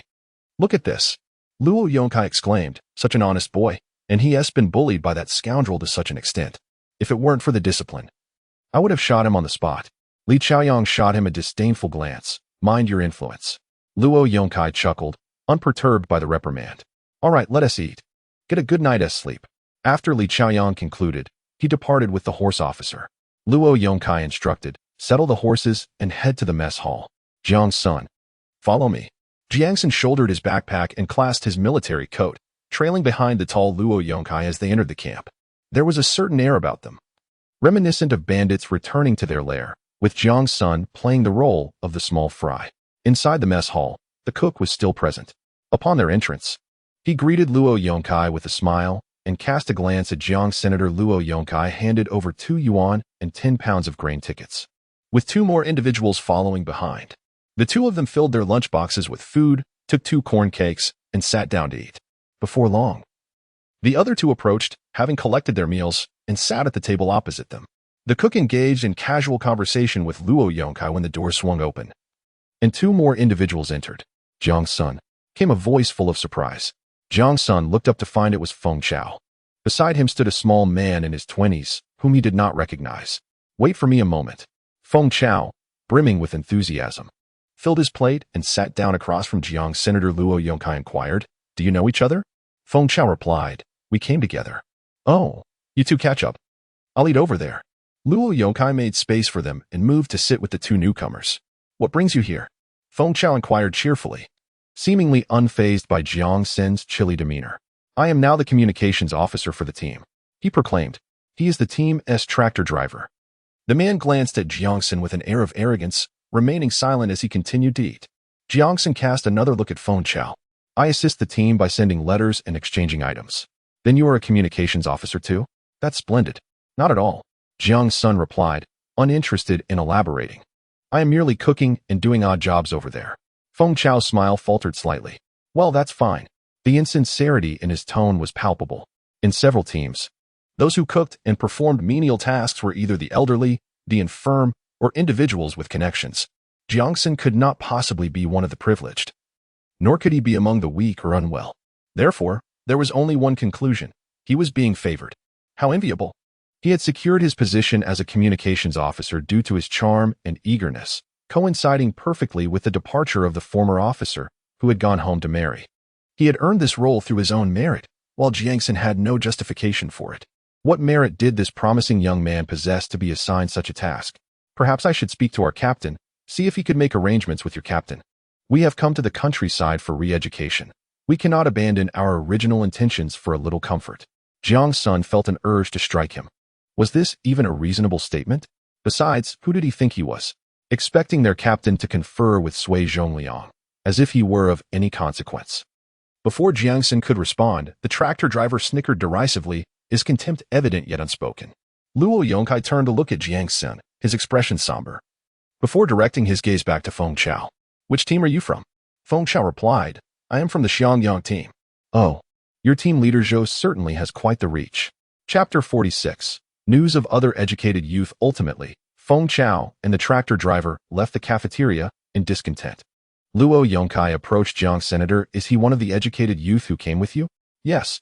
Keep your distance from him. That fellow seems quite untrustworthy. The Xianyang team operated as a reclamation team, directly overseen by the forestry department. Understood. Jiang Sen did not feel the need to elaborate further. He himself felt quite helpless. In his previous life, he had spent years in prison, and many of his habits had yet to change. For instance, when a squad leader or team manager spoke to him, he instinctively straightened his posture, lowered his gaze, and responded with only a word or two. He would have to adapt gradually. After finishing his meal, Jiang Sen accompanied a few others back to their former quarters while Luo Yongkai went to find Li Zhaoyang. As for how Liao Yongkai conducted the interrogation and handled matters, Jiang Sen was not concerned. He simply washed up and retired for the night. The next morning, after breakfast in the cafeteria, Jiang Sen shouldered his backpack and headed to the communications office, which also functioned as a post office. He affixed stamps to the letters for the educated youth, wrote the addresses, filled out the parcel slips, and handed them over. This office was managed by a middle-aged man in his 50s, who hunchbacked and clutched a large teacup throughout the day. His surname was Bai, and he claimed his name held significance, though he never disclosed what that significance was. Bai Shu. I've finished writing, Jiang Sen called out. Bai Wenxiu gazed at Jiang Sen over his glasses, a smile gracing his lips. With so many people gathered, he remarked, only you can speak up? Look at all these folks, they're all from Kyoto. Just in time, there's a vehicle heading to the county tomorrow. Jiang Sen also penned a letter to Aunt Zhao, enclosing a packet of dried mushrooms. Their time together was too brief, allowing for only 2 pounds to be sent. However, even these 2 pounds were considered a rare delicacy in Kyoto. After leaving this place, Jiang Sen made his way to the supply and marketing cooperative. Madam Ma, Jiang Sen called out as he entered. Oh, you're back again. Is the team still treating you well? Which brigade have you joined? Upon seeing Jiang Sen, Madam Ma's face lit up with joy. Among the many educated youth, Jiang Sen left the most profound impression on her. What do you need to buy? She asked. I just received some soy sauce. She whispered, only 1 vat, not easily sold outside. Jiang Sen chuckled, then I shall purchase some. The salt on the mountain is scarce. They say it's so bland it makes one feel like a bird. He took down his wine pouch. Madam Ma, please fill it with the strong liquor. Ha. Is that all you'll drink? Don't mind those rascally men. None of them are respectable. Just a moment. Madam Ma retreated inside while Jiang Sen perused the counter for anything else to buy. He realized he had suffered no loss, having hidden away everything. Yet, he lamented the waste of a can of malted milk powder. This item was also rare and costly at the cooperative. He could afford it, but chose not to purchase it. Before long, Madam Ma emerged, handing Jiang Sen the wine pouch. Here you go. I've packed the soy sauce in a small jar for you. It'll cost a dime. Altogether, it's 1 yuan and 35 cents. Jiang Sen, unconcerned about the small sum, paid without hesitation. Both items required special tickets, soy sauce and liquor tickets, which were notoriously hard to acquire. Even when Zhang Daiyou and the others received them, they were spent as soon as they were in hand. Arriving late meant missing out completely. Is there anything else? Madam Ma inquired. Jiang Sen shook his head, smiling. I was hoping to get the bear and roe deer skins that the captain and squad leader were trading. But the squad leader took them to the site manager early this morning to exchange for some rations. Bear skins? Roe deer skins? Madam Ma's eyes widened in astonishment. The roe deer skins are manageable, but bear skins are quite a rarity. What happened? With nothing pressing to do, Jiang Sen recounted the recent events to Madam Ma, including his own misfortunes and how Liao Zhengyi was apprehended and taken to the site office. He omitted no details, knowing that in time, Madam Ma would learn everything. Most importantly, he could glean much information from her. After hearing his tale, Madam Ma's eyes widened even further. That scoundrel. When he came down the mountain before, he tried to take things from me without payment, and I had to send him packing. Let us see how he manages this time, Jiang Sen remarked. Among the educated youth who came with me, I'm doing quite well now. The comrades at the forest farm have been treating me kindly. I wonder how the others are faring. Madam Ma, eager to share, launched into a lengthy discourse. In the span of an hour, Jiang Sen learned a great deal from her, including surprising news about 3 female educated youth assigned to the forest farm. It appeared that Lu Xiuguo was indeed restless. Upon being assigned to the wood storage factory, she cried, and the squad leader clamored for her replacement. However, the change never materialized. Upon arriving in the 4th class, Sun Guohong was steadfast, working diligently alongside others, demonstrating her competence as she asserted that her efforts were no less than those of her male counterparts. In contrast, Lu Xiao, when tasked with work, incessantly complained, whether it was from pricking her hands, stubbing her toes, or struggling to lift and subsequently falling. Concerned for her safety, the group refrained from allowing her to partake in labor, assigning her instead to peel birch bark. Surprisingly, she excelled in this task, managing to strip 2 or 3 trees in a day, while she herself could barely complete half a tree, claiming her hands ached and dissolving into tears. Within a mere 2 days, she had managed to incite considerable annoyance among her peers. However, the class leader found herself in a predicament. She could not allow Lu Xiao to remain idle. Thus, she was assigned to assist a veteran in his 60s with meal preparations. This veteran, known informally as Old Lame, had been wounded in battle, resulting in a limp and the loss of an eye. His name had largely faded from memory. It was said that he was a skilled hunter, leading newcomers to believe he was a local hunter conscripted by the logging camp. The liquor pouch given to Jiang Sen by Ma was a request made by Ma last year. The old veteran single-handedly prepared meals for nearly 20 individuals, fetching water and chopping firewood, a demanding task, yet one he managed with relative ease. When Lu Xiao was assigned to help, Old Lame made no complaints, observing her delicate demeanor. He assigned her lighter duties such as gathering firewood, tending the fire, or adding water to the pot, as well as washing vegetables and mushrooms. The first day passed without incident, as the majority of the work had already been completed by Old Lame. However, the following morning, as Old Lame rose early to cook, Lu Xiao remained in bed long after others had eaten. Hesitant to disturb her, he refrained from calling out, mindful of her status as a young woman. Eventually, Lu Xiao arose, limping towards Old Lame, lamenting her leg injury. A mere glance from Old Lame revealed her deceit. The class leader had not mentioned any injury concerning Lu Xiao, and his own blindness in one eye did not render him oblivious. Observing Lu Xiao's apparent vitality, he instructed her to sit and peel the cabbage and prepare the potatoes. After issuing his command, he took up his yoke to fetch water. The 4th class enjoyed a stroke of fortune, as the stream on the mountain had converged into a river not far ahead. Upon his return with the water, Old Lame discovered Lu Xiao seated on a bench, having stripped the cabbage down to mere hearts and barely finishing 5 heads. Not a single potato had been peeled. He merely noted her progress without comment and continued to fetch more water. By the time he filled a barrel, Lu Xiao had finally completed the 10 cabbages, now attempting to peel the potatoes. Yet, her method was far from effective. Instead of using a spoon, she wielded a kitchen knife, reducing the potatoes to less than half their original size in the basin. Old Lame remained silent as he prepared the meal, utilizing the cabbage and potatoes as they were, neglecting the refuse left by Lu Xiao. Chapter 47. Intolerance. That evening, when all returned from work and beheld the insipid potato and cabbage soup, their expressions soured. The class leader, Lu Chongqing, approached Old Lame while holding his meal container and inquired, "Have our stored cabbage and potatoes vanished?" Old Lame replied, "They are indeed present. Shall we indulge ourselves to our heart's content?" The old cripple glanced at him, lowered his head, and continued smoking while adding a piece of firewood to the stove to heat water. "Are you blind as well?" he retorted in a monotone. The old cripple's stature commanded respect. Even Li Chaiyang would defer to him with a smile, and so would Lu Chongqing. Upon hearing this, he immediately recalled something and turned to look.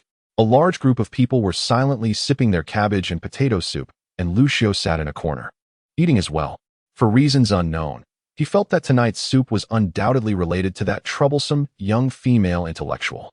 He followed her seating position, gradually glancing sideways, and was met with a pile of neglected cabbage stalks and potato chunks not far away.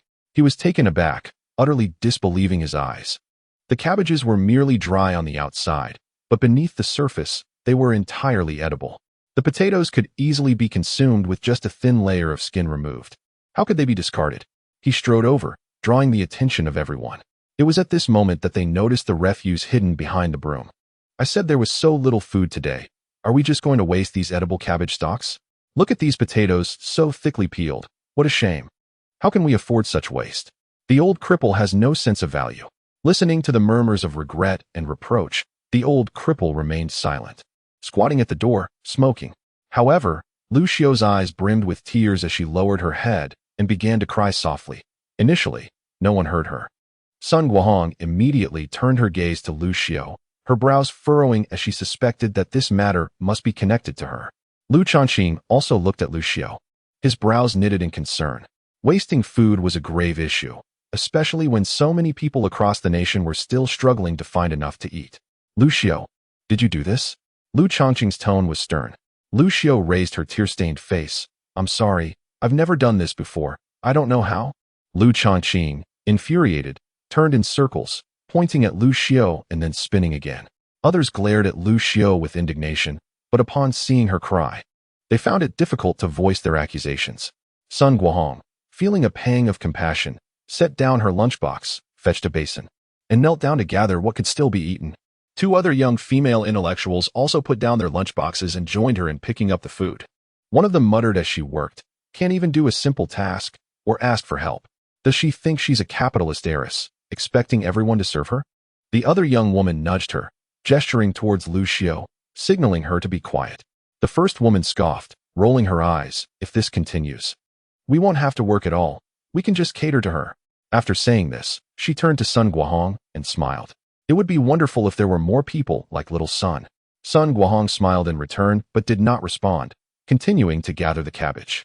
Lu Xiao came from a humble family, living in a shared courtyard with 7 or 8 members. She had 2 older brothers and an older sister, as well as a younger brother and sister. To claim she couldn't work was absurd. In these times, every child learned to contribute at a young age. It was clear that Lu Xiao simply wished to shirk her responsibilities.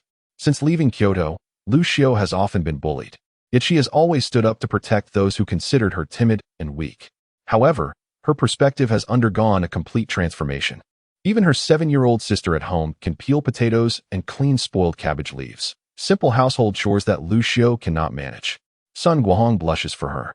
Lu Changqing, exasperated, finds himself at a loss for words. If he were to express his anger, it would only bring forth Lu Xiao's tearful demeanor, as if he were the one bullying her as class leader. Yet, neglecting her behavior is simply unacceptable. In previous years, such actions would have resulted in severe punishment, either execution or exile to a labor camp. Could one merely shed tears to absolve such transgressions? Comrade Lu Xiao. He suppresses his fury, determined to produce a thorough 10,000-word self-critique today. Do not weep, and certainly do not tell me you cannot. I have long maintained that I do not harbor idlers.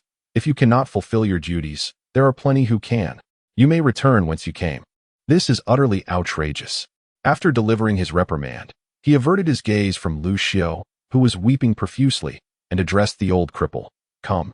Accompany me to the team headquarters. The old man remained silent, fetching a hunting rifle and a backpack from the house. Let us see if we can procure something to make amends for this meal. His voice, neither too loud nor too soft, was clear enough for all to hear. His intentions were not to intentionally make things difficult for Lu Xiao, nor was it that the task of cooking was so trivial that it could not accommodate others. Rather, as an old revolutionary and a valiant retired soldier who had sustained injuries, he could not abide Lu Xiao's pampered and scheming demeanor. What had she come to the northern wilderness for? To build the frontier, to undergo re-education among the poor and lower middle class. He recalled the days when they struggled for sustenance, often resorting to foraging for roots, and witnessing such waste struck him deeply. In his eyes, there was no distinction between genders, nor any inclination to coddle the delicate. Those female soldiers of yesteryear endured the same hardships and still vanquished the enemy. Thus, he disregarded Lu Xiao's plight and neglected the refuse, wishing for everyone to witness her behavior. His philosophy aligned with that of Lu Changqing. The 4th class does not harbor idlers. The same held true for other classes. Those who were not diligent faced consequences. It remained to be seen what fate awaited Lu Xiao. Madame Ma, indeed a master of gossip, recounted Lu Xiao's actions in a manner that stirred public outrage. What happened next? Jiang Sen could not contain himself and interrupted her narrative, directly inquiring about the outcome. What was the result, you ask? She was sent back by the logging camp, and the camp leader dispatched her to the 3rd Brigade. The 3rd Brigade, being the one most closely integrated with the local village, meant that upon arrival, the educated youth would settle directly in that village, managed by the village committee. One earned work points through labor, which could then be exchanged for food. Lu Xiao would find such tactics ineffective there. who would exert themselves to earn additional work points to assist her. Furthermore, Madame Ma's revelations grew increasingly sensational. One female educated youth, upon her arrival at the brigade, was rumored to have a penchant for casting aspersions, ultimately being reported for harboring ulterior motives and undermining unity, which resulted in her assignment to clean the pigsty. Do you know her name? The first person that Jiang Sen thought of was Su Lanlan. He forgot to ask and planned to inquire the next time someone from their team visited. As he exited the supply and marketing cooperative, it was nearly lunchtime. He was carrying a jar of soy sauce when he spotted Luo Yongkai emerging from the director's office. "Xiao Jiang," he called out, gesturing for Jiang Sen to approach.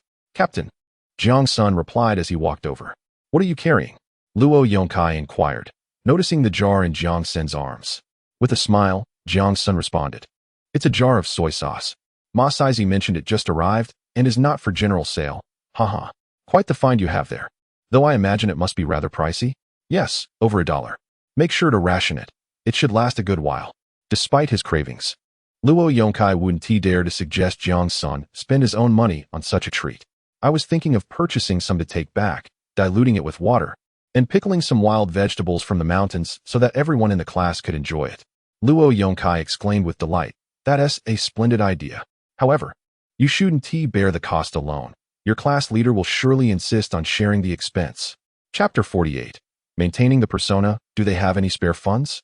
Jiang Sen asked, aware that each person had their own rations and little money or food coupons, unless the class leader or deputy class leader contributed their own funds.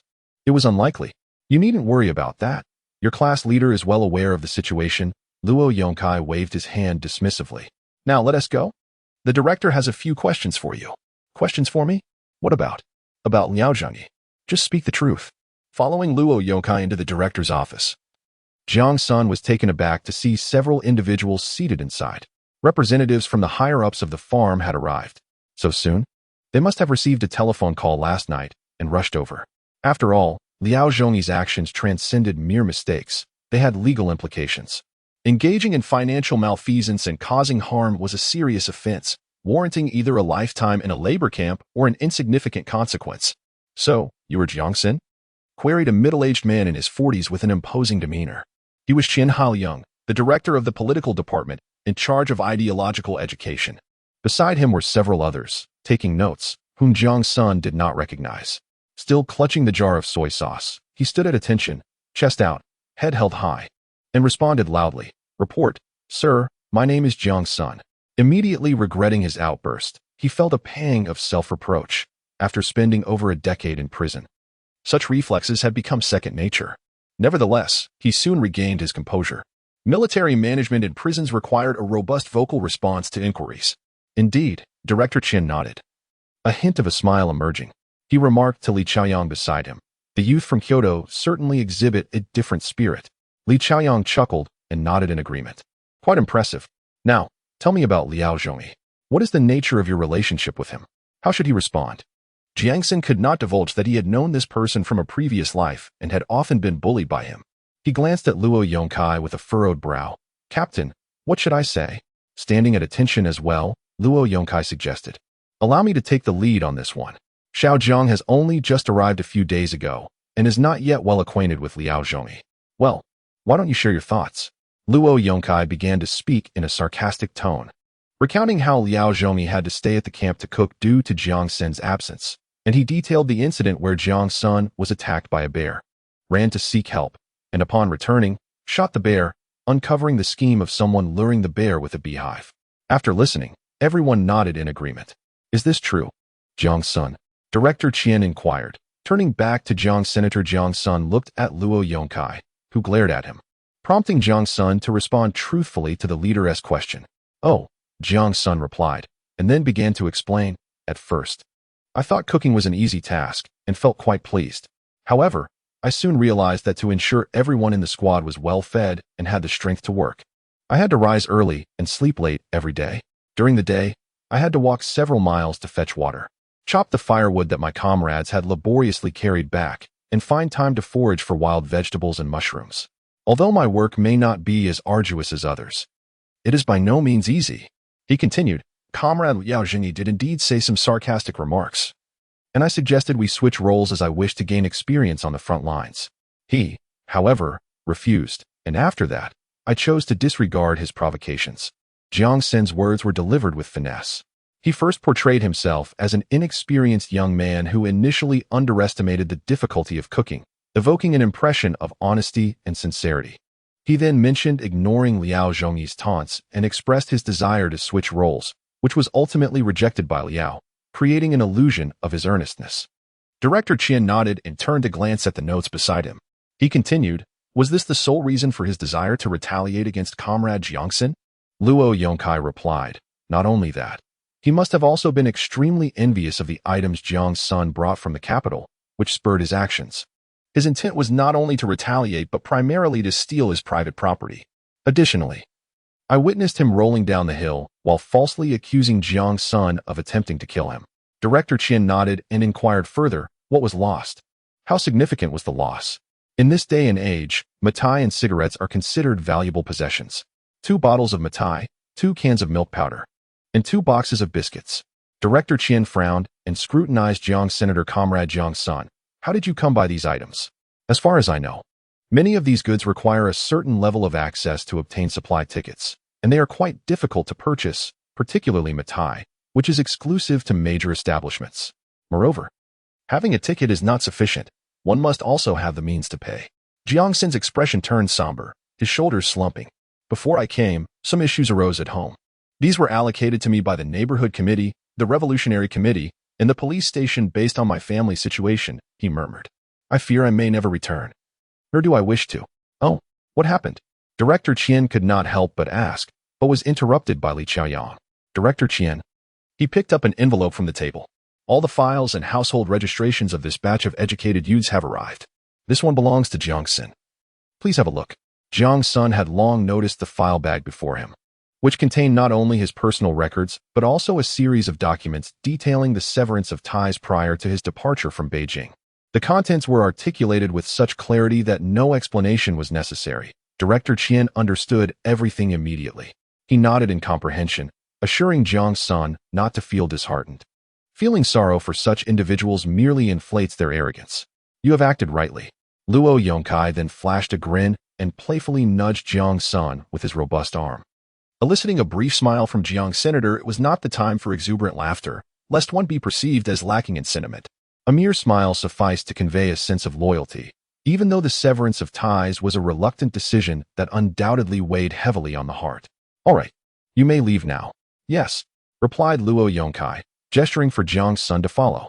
Jiang Sen, steadfast in his persona as an honest man, bowed deeply at a 90-degree angle before accompanying Luo Yongkai out. The two made their way to their quarters, where Luo Yongkai reassured him, "Rest assured, the staff at the division will provide you with an explanation. I overheard the commander mention that all the rations previously allocated to Liao Zhongyi would be transferred to you as compensation.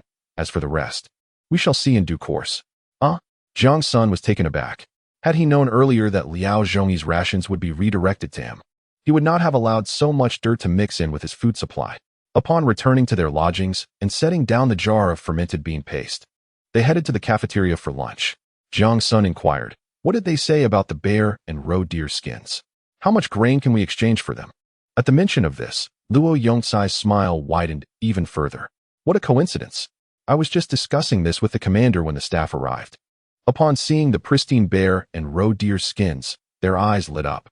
They immediately offered to trade with us. They had no rations available, so they provided 50 yuan and 150 jin of grain coupons, along with a few industrial and cloth coupons. All of this was pooled together by the staff from the division, and they will go and purchase some items for you to take back.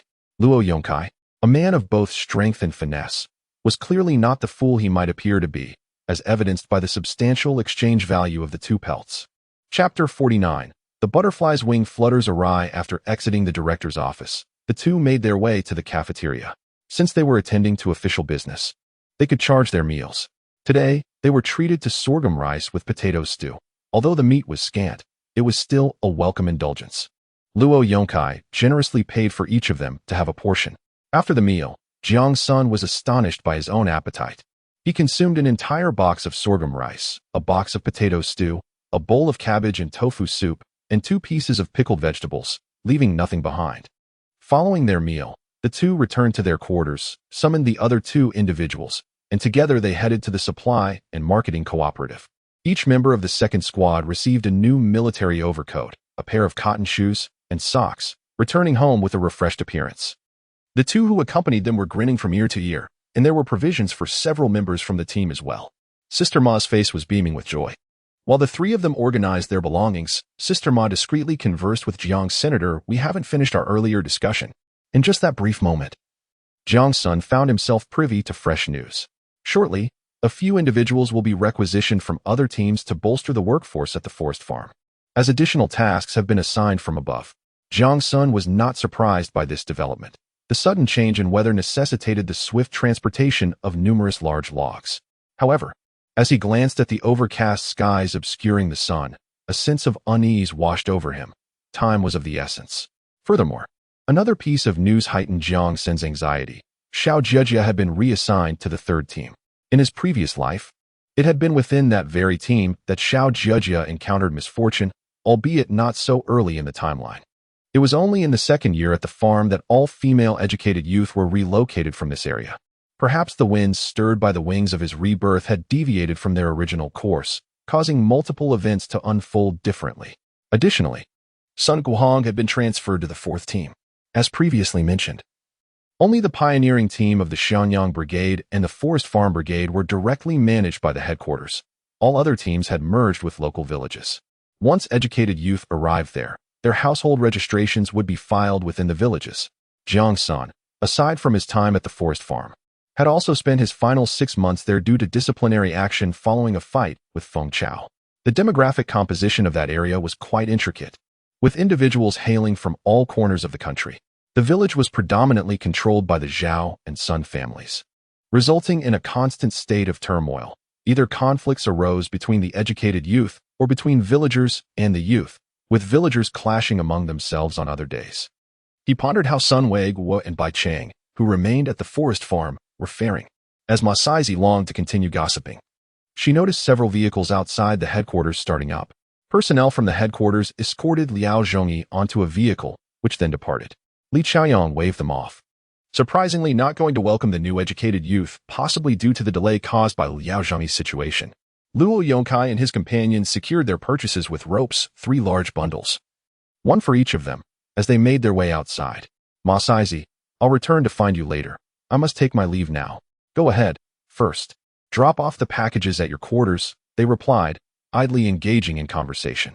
We still have to wait for a day? Luo Yongkai remarked. The new educated youth will arrive tonight, and we can bring them back. The two companions were indifferent, relishing the comforts of the headquarters where they could eat and drink without expense or labor. If heavy snowfall arrives early this year, we might find ourselves in a predicament. One voiced his concern. The other echoed this sentiment. Deputy team leader, can we purchase some liquor to take back? You may go buy as much as you can. Luo Yongkai encouraged, withdrawing money from his pocket and offering 2 coins. Buy as much as you can. The two laughed and exited, finding the company of Jiang Sen uninteresting. Luo Yongkai suggested, come, let me show you around the headquarters. Though Jiang Sen was quite familiar with the area, he did not refuse the offer. They exited, locked the door, and strolled toward another side. In an instant, Jiang Sen realized Luo Yongkai likely intended to go hunting. If we are hunting, why mention exploring the headquarters? He mused. Should we inform the farm director? Luo Yongkai grasped his gun firmly. No need. If we catch anything, I'll share half with you. The mountains behind the camp are not high, but they slope down into a vast incline, shielding against the blizzard and the cold currents from the north. Within the valley, an abundance of prey resides, predominantly small creatures such as rabbits, foxes, and wild chickens. Perhaps the thrill of bear hunting stirred the adventurous spirit in Lu, prompting him and Luo Yongkai to venture restlessly into the mountains for game, while the other two headed to the supply cooperative. Ma Saizi remarked, are there any spirits left? They ran out days ago. The local drinkers are sharper than the tigers in these woods. They catch a whiff and they're here. Everything sells out in a day. The two felt somewhat dissatisfied. When might there be more? Who knows? This time, it was due to the delivery truck breaking down en route, fortuitously coinciding with ours, allowing us to share a barrel in gratitude. Disheartened, they returned with their heads hung low. Soon after they departed, Li Chaoyang arrived, brandishing an empty wine bottle. Sister-in-law, fill this up. Have you already finished it in just a few days? You all drink like there's no tomorrow. Before long, Li Chaoyang left, jovially clutching his bottle.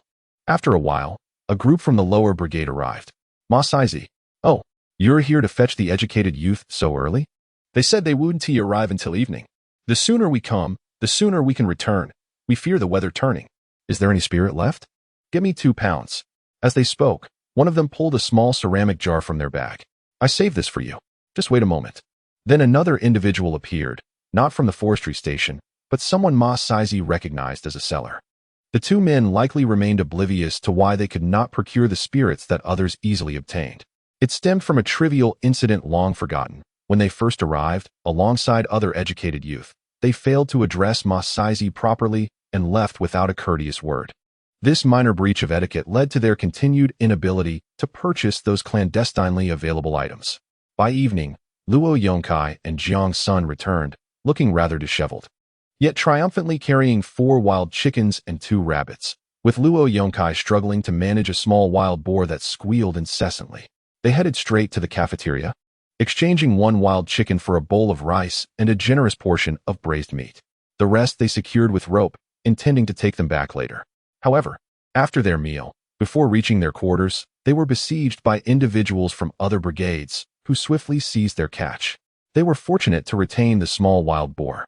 Looking at the boar, Luo Yongkai and Jiang Sen exchanged puzzled glances, wondering why it was deemed the most valuable. Initially, they intended to gift it to the camp leader. Luo Yongkai contemplated for a moment before finally uttering a word.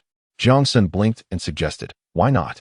Before Jiang Sen could utter anything further, Luo Yongkai immediately pulled him back to their quarters. After a brief discussion with the other 2, they quickly secured the small wild boar with additional bindings, muzzled it, and stowed it in a backpack, covering it with various items. All set, Luo Yongkai exclaimed, clapping his hands. "Deputy Captain, have you all gone hunting?" One of the men inquired. "We, unfortunately, had no luck. The liquor has all been sold." "Sold out?" Luo Yong questioned, perplexed. Just moments ago in the cafeteria, he had seen several individuals from the brigade indulging in drinks, and he had managed to partake in a few sips himself. Jiang Sen raised an eyebrow, as if a realization dawned upon him. Chapter 50. Truly, each batch is worse than the last. Jiang Sen refrained from mentioning that he had already purchased several kilograms of liquor, nor did he express any intention to procure more. That would be tantamount to a direct affront, and he was not one to stoop to such behavior. Though he had not attended university, he had spent time in prison, which he regarded as the finest institution of learning. It imparted upon him a wealth of knowledge, including the virtue of humility. What irked him now was that many matters had transcended the familiar scenarios he once knew, including the absence of opportunity to seek out that woman, the one akin to a fleeting breeze, residing deep within the mountains. To encounter her, he would either have to search for her or, as in a past life, venture to that place once more. The 4 of them toiled in the room for quite some time, even fashioning a ventilation hole to prevent suffocating the young wild boar. Then, nonchalantly, they stepped outside for a stroll. As they walked ahead, Jiang Sen suddenly felt an impulse to send a letter to the livestock farm from the communications room, addressed to Wang Jiangwell. He had momentarily forgotten about this and saw it as an opportunity to inquire about conditions over there. The livestock farm, situated far from the emperor's reach, left him wondering about its state of affairs. Sister Ma rolled her eyes and remarked, "Ah, that place. It's a long story. On the bright side, no one oversees it. On the downside, living conditions are almost akin to that of cattle, lacking in clothing and supplies." "Why do you ask?" "A fellow educated youth who came with us has formed a good relationship and was assigned there." As Jiang Sen spoke, he began to retrieve his money. "Sister Ma, you have such a kind heart. Could you find out what they lack most over there? I would like to send something to them." Sister Ma beamed. "You dear child.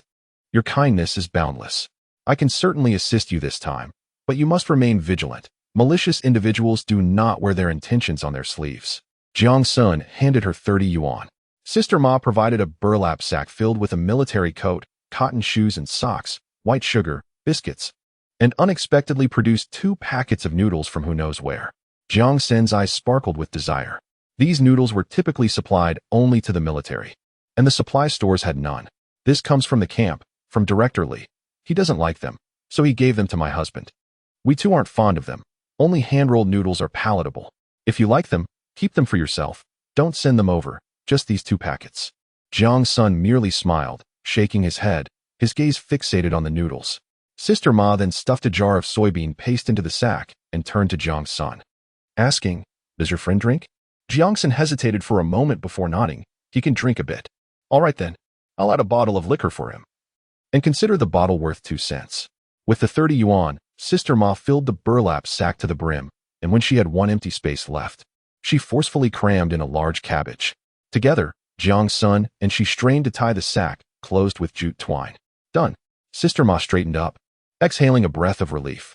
Subsequently, the two individuals stood silently, gazing at the heavy sack. After a considerable pause, Sister Ma let out a hearty laugh, exclaiming, "It's too heavy. Do you think you can carry it?" Jiang Sen scratched his head, also surprised by the sheer volume of items purchased. The sack, designed to hold 100 pounds of rice, was now stuffed to the brim, making it impossible to lift even by hand. Just moments ago, it seemed there wasn't too much there. Wait a moment. Sister Ma called out to a figure resting on a nearby cart.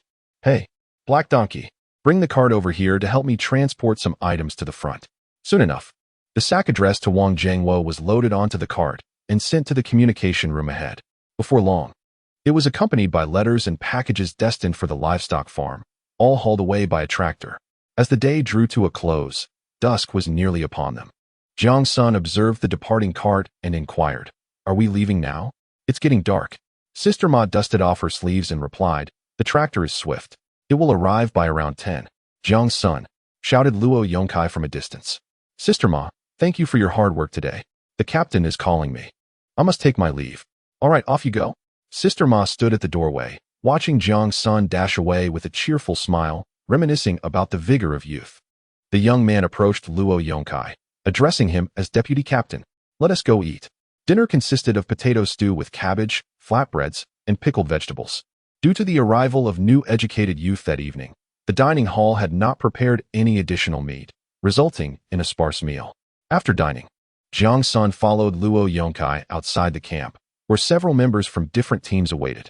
Li Chaoyang also arrived, cheerfully greeting everyone before stepping up to Luo Yongkai. "You, my friend, managed to keep only one wild chicken for us after securing so much good stuff?"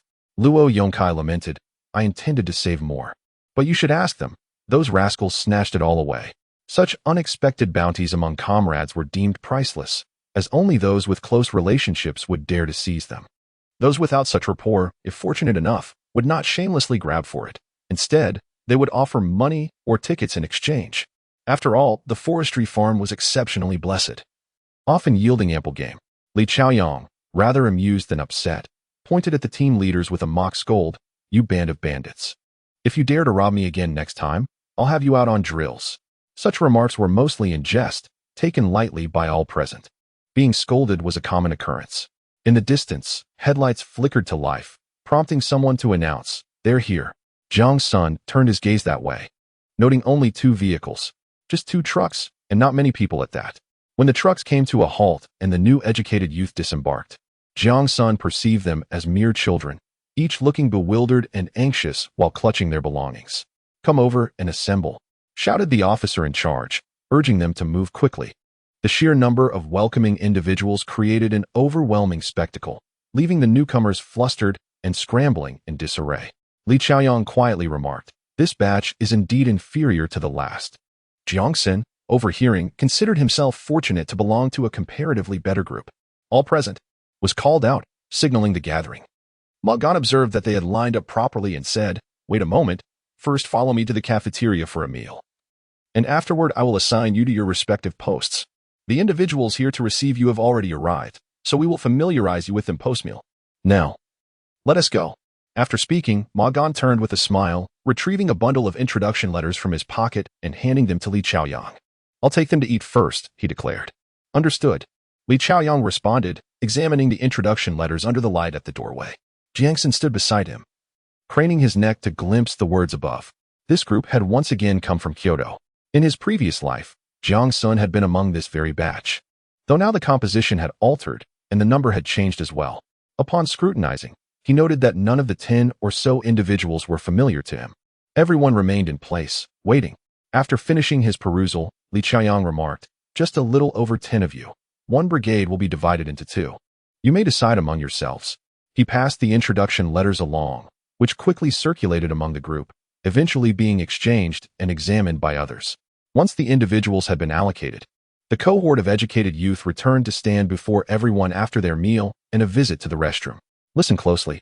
The Hongqi farm welcomes the educated youth from Kyoto to support the vast northern wilderness and partake in rural re-education. Without further ado, we shall begin. Those whose names are called, step forward. Each team leader stepped up to introduce themselves, calling out 2 individuals, exchanging greetings with Li Chaoyang before leading them away. Ultimately, only 2 remained. Naturally, they were from the forestry team. One was named Wang Haiyang, notably tall and well-built, standing erect, clad in military attire. He resembled a soldier. Luo Yong had nearly come to blows with the leader of the 3rd Brigade over him. The second was Lu Hongji, who presented a rather dubious demeanor. To someone like Jiang Sen, who had encountered countless individuals in prison, this man did not appear trustworthy. Although he stood there seemingly docile, his face devoid of expression, there was an unspoken resentment lurking in his eyes. Particularly when he caught sight of Jiang Sen, he visibly froze for a moment before quickly averting his gaze. A warning bell rang in Jiang Sen's mind.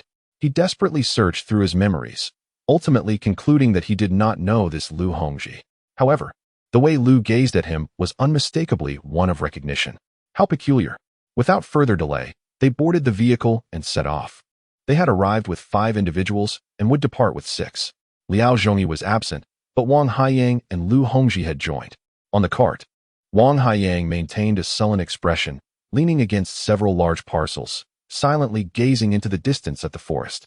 Meanwhile, Lu Hongji occasionally inquired about the forestry conditions from the 2 armed men accompanying them. Luo Yong drove the cart back, with Jiang Sen seated beside him. A distant wolf howl echoed from the forest, prompting Wang Haiyang to sit up slightly. Lu Hongji, however, turned pale, exclaiming, "There are wolves here?" Haha. Luo Yong and the 2 accompanying men burst into laughter. Luo Yong remarked, "What is absent in the greater Xing'an range? Wolves are merely the most common sighting. What else is there?" Lu Hongji's voice trembled, and he instinctively leaned closer to the armed men, clearly frightened. A few individuals erupted in laughter, one of them remarking, "What is a wolf compared to a tiger, a leopard, a bear, or venomous snakes? There are even more creatures like wild chickens, rabbits, and foxes." "What do you mean by venomous snakes?" Longqing asked, turning to him. "Venomous snakes? You don't know? Venomous snakes are simply snakes." "Oh, indeed, they are." Another chimed in. "Are there venomous snakes here?" "Quite a few," came the reply, "such as the chicken neck and the 7-inch snake, which are among the most poisonous." Wang Haiyang's expression shifted, and he glanced nervously at the surrounding woods, though he concealed it well. Jiang Sen, with his back to them, listened intently. Through snippets of their conversation, he discerned the duplicity of Lu Hongji's character. As for Wang Haiyang, he puzzled over him. However, one certainty remained. Wang Haiyang's family situation seemed quite affluent, as he wore no patched clothing and sported a watch. Was he perhaps a child of high-ranking officials sent here for training? Or had he been implicated in some family matters and relegated to this place? Jiang Sen quickly dismissed the latter notion. If he had been implicated, how could he have arrived with a suitcase and a watch? They would have been confiscated long ago. Around 10 o'clock that night, they arrived at the first hunter's cabin. Due to the small number of people and minimal issues, all being men, there were no unexpected occurrences. Even the wolf pack he encountered earlier had not reappeared. The following day, after resting midway, they finally returned to the farm on the evening of the 3rd day. Upon reaching the logging area, Jiang Sen spotted Zhang Jianjun, and Wang Haiyang turned his face away. Zhang Jianjun paused momentarily before smiling, saying nothing, leading Jiang Sen to believe they were acquainted, or at least, that Zhang Jianjun recognized Wang Haiyang. Along the way, Lu Hongji had become familiar with Luo Yongkai and the other 2, and upon seeing Zhang Jianjun, he no longer appeared as tense as before. "You just saw one off. Since there were few people to begin with, they've all been assigned to your team. Put in a little effort and take them back." Jiang Sen observed Zhang Jianjun and replied, puzzled, "Didn't 3 female educated youths leave as well? And since you know Wang Haiyang, why not keep him nearby?" He kept his questions to himself, knowing they would eventually be clarified. "Xiao Jiang, take them to eat first. After the meal, you can leave." Jiang Sen turned and said, "Let us go? I'll lead you to the cafeteria." Wang Haiyang said nothing and followed, while Lu Hongji lingered behind, not drawing closer to Jiang Sr. Upon reaching the cafeteria, The chef, already familiar with Jiang Sen, greeted him with a smile. Have you brought them back? Yes. The captain said they're all assigned to our team. The chef nodded in agreement, acknowledging that they had taken on additional tasks and required more personnel. After Jiang Sen finished serving himself, he waited for the other two to do the same before casually choosing a table to sit down. Jiang Sen was not one for conversation, nor was Wang Haiyang. Both were absorbed in their meals. Lu Hongji attempted several times to engage Wang Haiyang in conversation, but the latter's demeanor compelled him to remain silent. After finishing their meal and washing their containers, Jiang Sen requested a bottle from the chef, pouring the contents of the flask into it, and also filled a tea mug for the chef. Turning around, I addressed Wang Haiyang and Lu Hongji, saying, "We still have quite a distance to the camp. Do you have anything you need to do? Hurry up and take care of it." Without waiting for their response, I pulled out some money and purchased a bag of corn cakes. Upon exiting the cafeteria, Luo Yong had already moved the items inside and called out to Jiang Sr. As Jiang Sen approached, Luo Yong said, "The bear skin and roe deer skin belong to your class. You can take these according to the number of people." Jiang Sen glanced at the 3 large bundles and exclaimed, "But there are only 3 of us. How are we supposed to carry all this back? We have our own luggage as well." Luo Yong chuckled, "That's not my concern anymore. It's yours now." Jiang Sen realized that Luo Yong was not just coarse, but truly cunning. If he couldn't carry it all, there was a chance the items would be gone upon his return. Gritting his teeth, he turned back to Wang Haiyang and Lu Hongji and suddenly asked, "Vice Captain, what about that wild boar? It has been sent to the cafeteria," came the reply. "Does that mean I get a share?" Luo Yong underestimated Jiang Sen, thinking he might have forgotten, but he had not. Scratching his head, Luo Yong replied, "You can take half, but can you manage it?" Jiang Sen smiled and suggested, "How about this?" He revealed his wine pouch. "Why don't you accompany me to inspect the camp? We can have a drink on our side. And if there is any left over, you can take it back." Luo Yong was momentarily at a loss. However, refusing meant losing face. Originally, the hunting had been a joint effort between the two of them. Everything else had been taken, leaving only this wild boar. Even with his thick skin, Luo Yong could not deny Jiang Sen's contribution. The wild chicken and rabbits were primarily discovered by Jiang Sen, and he had assisted in capturing the wild boar. After contemplating, he said, "This doesn't seem quite right. Besides, the cafeteria has all the ingredients. What do you have in the mountains?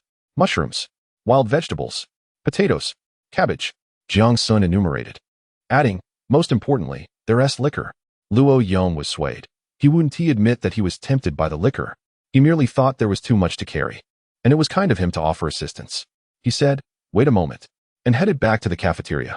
In the meantime, Jiang Sen found Zhang Jianjun and secured a military coat, leaving behind a bottle of liquor while pocketing a pack of cigarettes. Just as the chef turned to sharpen his knife, Jiang Sen seized the already slaughtered wild boar, which hadn't been gutted yet, and dashed out of the cafeteria, throwing it into his backpack. He then returned inside to grab a yoke, hoisted the 3 large bundles onto his shoulders, and waved to the others, "Let us go. Hurry up. Run." Wang Haiyang and Lu Hongji were bewildered by the sudden turn of events, but grabbed their belongings and followed closely behind. Behind them, the chef emerged with a knife, looking around anxiously. He questioned everyone he encountered, and when he had exhausted all options, he stood at the entrance, raising his voice in frustration. "Who was it? Which thick-skinned individual took my pig? I'll make sure to dismantle you piece by piece. Damn it, how infuriating. Come out. Don't make me catch you. If I do, I'll steal you just like a wild boar." He shouted, "Who are you? Who is it, exactly?" Chapter 52. A master of wood splitting a group of individuals, laughter ringing in the air, halted their sprint at the wood path, finally pausing to catch their breath. Jiang Sen seemed to have overlooked a significant matter. The heavy snowfall from his previous life had, astonishingly, been delayed. Luo Yongkai, a towering figure reminiscent of a hulking bear, stood there with a shoulder pole bearing 3 hefty bundles, resembling a small mountain as he gazed down upon the trio. After their vigorous run, the 3 were thoroughly exhausted, and upon seeing him stop, they hastily set down their burdens and collapsed onto the ground, gasping for air. Jiang Sen nearly lost his breath entirely, all due to Luo Yongcai's sudden placement of an almost 80-pound wild boar into his backpack. The pack was too small, causing the boar's head to bob precariously against his shoulder. Yet, a smile lingered on his lips. The chef's proficiency in butchering was commendable. Jiang Sen waved at Luo Yongcai. retrieving a packet of cigarettes that Jian Jun had given him. For the captain, he remarked. Luo Yongkai, grinning widely, stepped forward, placed down the shoulder pole, and accepted a cigarette. Ah, peony, he exclaimed, inspecting and sniffing it before lighting it with matches. Jiang Sen then turned to present the cigarettes to Wang Haiyang and Lu Hongji, both of whom surprisingly indulged in smoking as well. The four of them shared puffs, the twilight deepening around them as they finished their cigarettes. Luo Yongkai extinguished the stub with a decisive gesture, declaring, "Let us depart. If we linger, we shall find ourselves trekking into the night." Jiang Sen propped himself against a sturdy tree, casting a glance back at the two individuals burdened with luggage, and then proceeded forward. The journey was lengthy, and the weight of their belongings was considerable, yet neither of the two uttered a word of complaint. Jiang Sen could understand Wang Haiyang. His demeanor suggested he had undergone military training at home, each movement reminiscent of a soldier, likely stemming from the prestigious military district in Kyoto. Otherwise, such pride would not be so evident. Lu Hongji, however, impressed Jiang Sen. Despite the visible strain as he hunched over and sometimes grasped nearby branches for support, he had yet to vocalize any fatigue. If this individual proved to be troublesome, his level of competence far surpassed that of Liao Zhongyi. As they ambled along, stopping intermittently due to the burdensome load, they finally reached the third squad at 10:30 that night. Had their belongings not been so cumbersome, they would have returned to the second squad much earlier. Regrettably, under Jiang Sen's sympathetic gaze, the third squad unceremoniously claimed 1/3 of the wild boar, preparing it for dinner that very night. The way the third squad regarded Jiang Sen had shifted. Since his arrival, they had feasted on several hearty meals, leading them to believe that this young intellectual was a harbinger of good fortune. Unaware of their admiring glances, Jiang Sen focused solely on his meal, devouring his food voraciously and hoping to encourage Wang Haiyang and Lu Hongji to indulge as well, wishing to make the most of this feast. To his surprise, upon glancing up, he found that the two were relishing their meals even more heartily than he was. After dinner and a brief wash, they were granted the privilege of staying in a wooden cabin. The following day, after enjoying yet another hearty breakfast, the group resumed their journey. On the road, Lu Hongji could no longer contain his curiosity. How much farther? He inquired. Luo Yongkai, walking ahead, did not hear him. Without turning his head, Jiang Sen replied, "Perhaps another hour." "What? Is it still that far?" Lu Hongji exclaimed in disbelief. Jiang Sen smirked slightly, thinking that upon arrival, when they beheld their lodgings, he suspected Lu might wish for this road to stretch on forever. At last, at 9:30, they arrived at Class 2. Luo Yongkai set down the shoulder pole and glanced around before walking over to the water tank. He lifted the lid and took large gulps from the ladle inside. Lu Hongji and Wang Haiyang, utterly exhausted, discarded their luggage onto the ground and leaned against the steps of the wooden hut, panting heavily. Jiang Sen, undeterred by fatigue, briskly carried the 3 large parcels bought from the supply and marketing cooperative into the wooden hut's storage room. He then emerged with a large basin filled with cornmeal and another containing mushrooms. "Can't you take a break?" Wang Haiyang asked, casting a sidelong glance at Jiang Sen's industriousness. Jiang Sen retorted, "Aren't you eating lunch?" Wang Haiyang fell silent, closing his eyes, muttering an inaudible curse. After finishing his drink, Luo Yongkai approached to assist. Jiang Sen insisted, "I can manage alone." Luo Yongkai did not contest this and instead picked up the shoulder pole, preparing to fetch water. He inquired of Wang Haiyang and Lu Hongji, "Who will accompany me to fetch water? It's also a chance to familiarize yourselves with the route." Wang Haiyang remained unresponsive, making no move. Lu Hongji harbored the same desire, but he found himself still attentive to Luo Yongkai. "I'll go with you," he declared, rising unsteadily, his legs trembling. Luo Yongkai grimaced. "Never mind, you rest." Without waiting for a response, he departed on his own. The deputy leader also had to contribute. Otherwise, when it came time to feast on pork and drink strong liquor, they would feel guilty. Jiang Sen busied himself preparing the meal, slicing the wild boar meat into several chunks, dividing it into 2 portions, one of which was designated for Class 1. He even hung the pig's head at the entrance. Once the cornmeal porridge was ready, he ladled it out, added water, and began cooking the wild boar meat, covering the pot before turning to wash the mushrooms and potatoes. As the enticing aroma wafted through the air, he heard the 2 men's stomachs grumbling. "Hey!" Wang Haiyang called out to Jiang Senator without turning his head. Jiang Sen replied, "Jiang Sen." "What?" "I said Jiang Sen." Wang Haiyang continued, "All right, Jiang Sen, may I inquire where we will be staying tonight?" I wish to put my things down. Jiang Sen looked up, shaking the water from his hands. You should first place your luggage in the wooden hut. Once the squad leader returns this evening, we will arrange your accommodations. Wang Haiyang, uninterested in further discussion, stood to retrieve his belongings. I think this wooden hut looks just fine. I shall stay here. He pushed against one door only to find it locked. Turning to another door, he discovered it led to the storage room, and then looked back at Jiang Senator. Hey Jiang Sen, open the door. That's where the squad leader and deputy stay. If you wish to reside here, it will be over there. Jiang Sen gestured dismissively. What? You want me to stay in a tent? Wang Haiyang was visibly displeased, questioning why they could occupy the wooden hut while he was relegated to a tent. Lu Hongji had remained silent, observing where Wang Haiyang would be placed. Upon hearing Jiang Sen's directive regarding the tents, he too noticed the two slanted tent poles, their pointed tops askew, and a surge of anger welled within him. However, rather than confront Jiang Sen as Wang Haiyang had, he simply scoffed and remarked, Jiang Sen, are you picking on us because we are newcomers? Jiang Sen glanced up at him. I already stated that we will discuss this once the squad leader returns. You were the ones who insisted on asking. With that, he lowered his gaze and resumed his work, ignoring whatever they might say next. The pot had come to a boil, and he placed the freshly washed mushrooms and potatoes inside, sprinkled a handful of salt, covered it with a lid, and added a few sticks of firewood. Afterward, he went to chop more firewood. What attitude is that? Lu Hongji remarked to Wang Haiyang. Who does he think he is? Wang Haiyang narrowed his eyes slightly. A habit formed over time that prevented him from making hasty judgments about others. Ignoring Lu Hongji, he strode purposefully toward the slanted pillar. Peering inside, he took a quick look around. Retracting his head, he spotted Jiang Sen chopping wood, adopting a stance, raising his axe, and striking down. With a sharp crack, a log split in two. He picked up one half and continued, bowing his stance, raising the axe, and striking down again. Although he appeared quite thin, he exhibited considerable strength.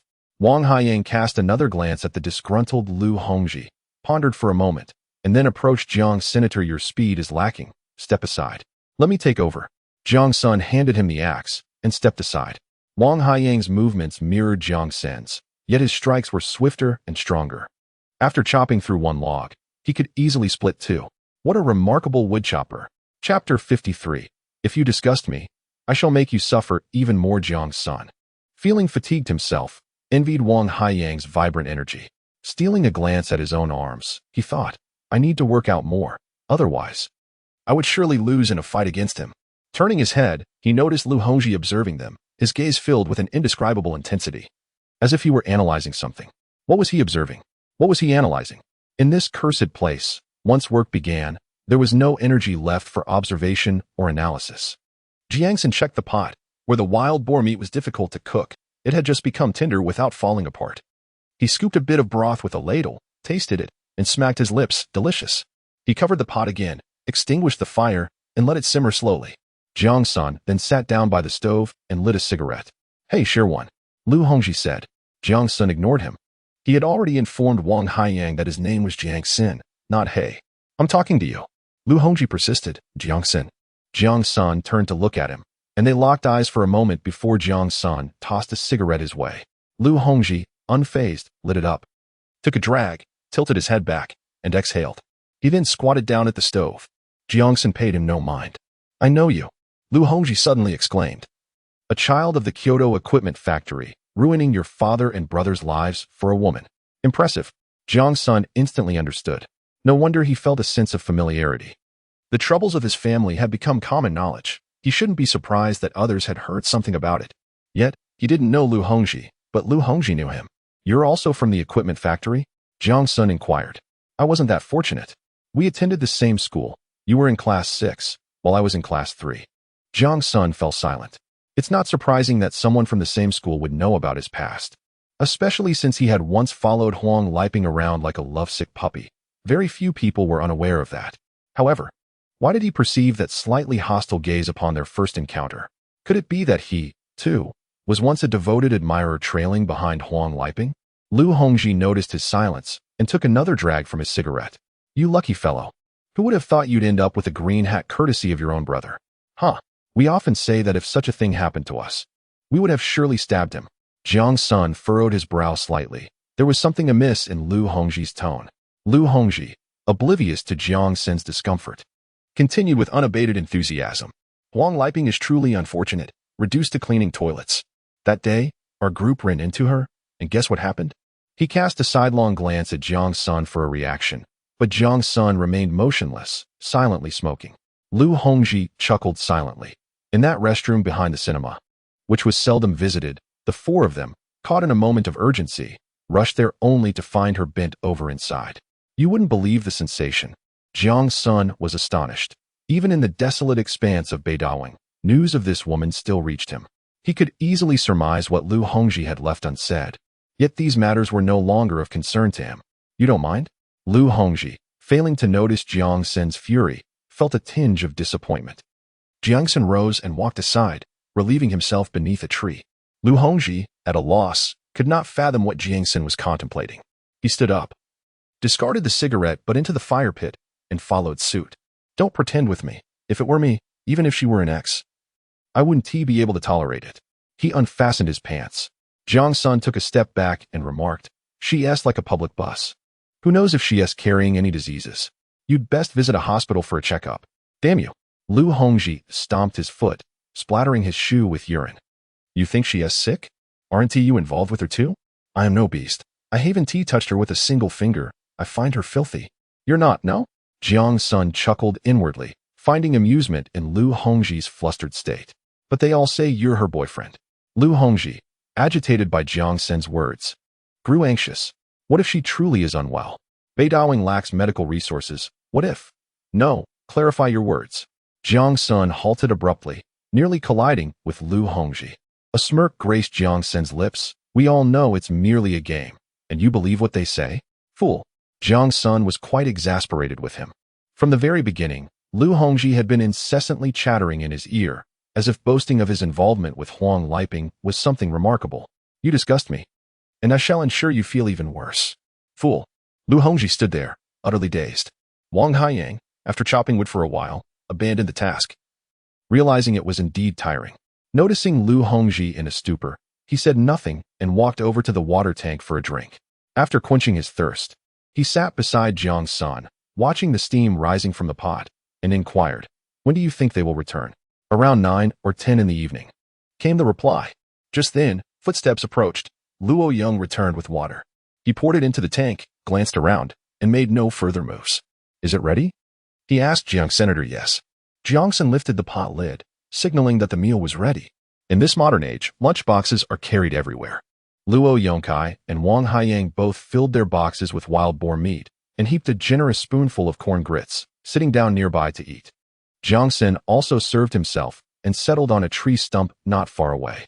Noticing Lu Hongji's distracted demeanor, Luo Yongkai called out, Hey, Xiao Lu, it's time to eat. Lu Hongji looked up, his eyes reflecting despair and helplessness. He grabbed a lunchbox, took a small portion, and wandered off to eat in silence. What is the matter? Are you already homesick? Luo Yongkai furrowed his brow slightly, realizing this could be problematic. If he sent Lu back, it would likely result in a transfer to the remote northwest. Upon hearing this, Lu Hongji, already feeling downcast, was dealt another heavy blow, and tears streamed down his face. Oh dear, I didn't say anything to provoke this. Why are you crying? Luo Yongkai scorned the sight of a man weeping. When your class leader returns, don't start with this wailing. He won't tolerate it. Lu Hongji wiped his eyes with his sleeve, ceasing his tears, and bowed his head to eat. Jiang Sen found the spectacle amusing, turning his body and chuckling while he ate. Luo Yongkai quietly asked Wang Haiyang what was going on. Wang Haiyang shrugged. Who knows? I've never seen anything like this. Luo Yongkai savored the wild boar meat, which grew more delicious with each bite, leaving him little time to concern himself with Lu Hongji. Many youths had come here, and many had cried. One more wouldn't make a difference. After finishing the meal, Luo Yongkai announced, I'm going to check the site. You all take a break. He stood up to leave, but Jiang Sen called him back. Vice Captain, please help Class 1 take this over. Jiang Sen went to the storage area, bundled the portioned wild boar meat with straw, and handed it to Luo Yongkai. All right, I'm off. With that, Luo Yongkai departed, leaving the three behind. Jiang Sen busied himself tidying the stove, pulling out a basin of flour, wild vegetables, mushrooms, and potatoes, and seated himself next to a water tank. Wang Haiyang, feeling bored, yawned and asked, Jiang Sen, can you at least tell me where I'll sleep? I'm exhausted. Jiang Sen replied, why don't you check which tent has space?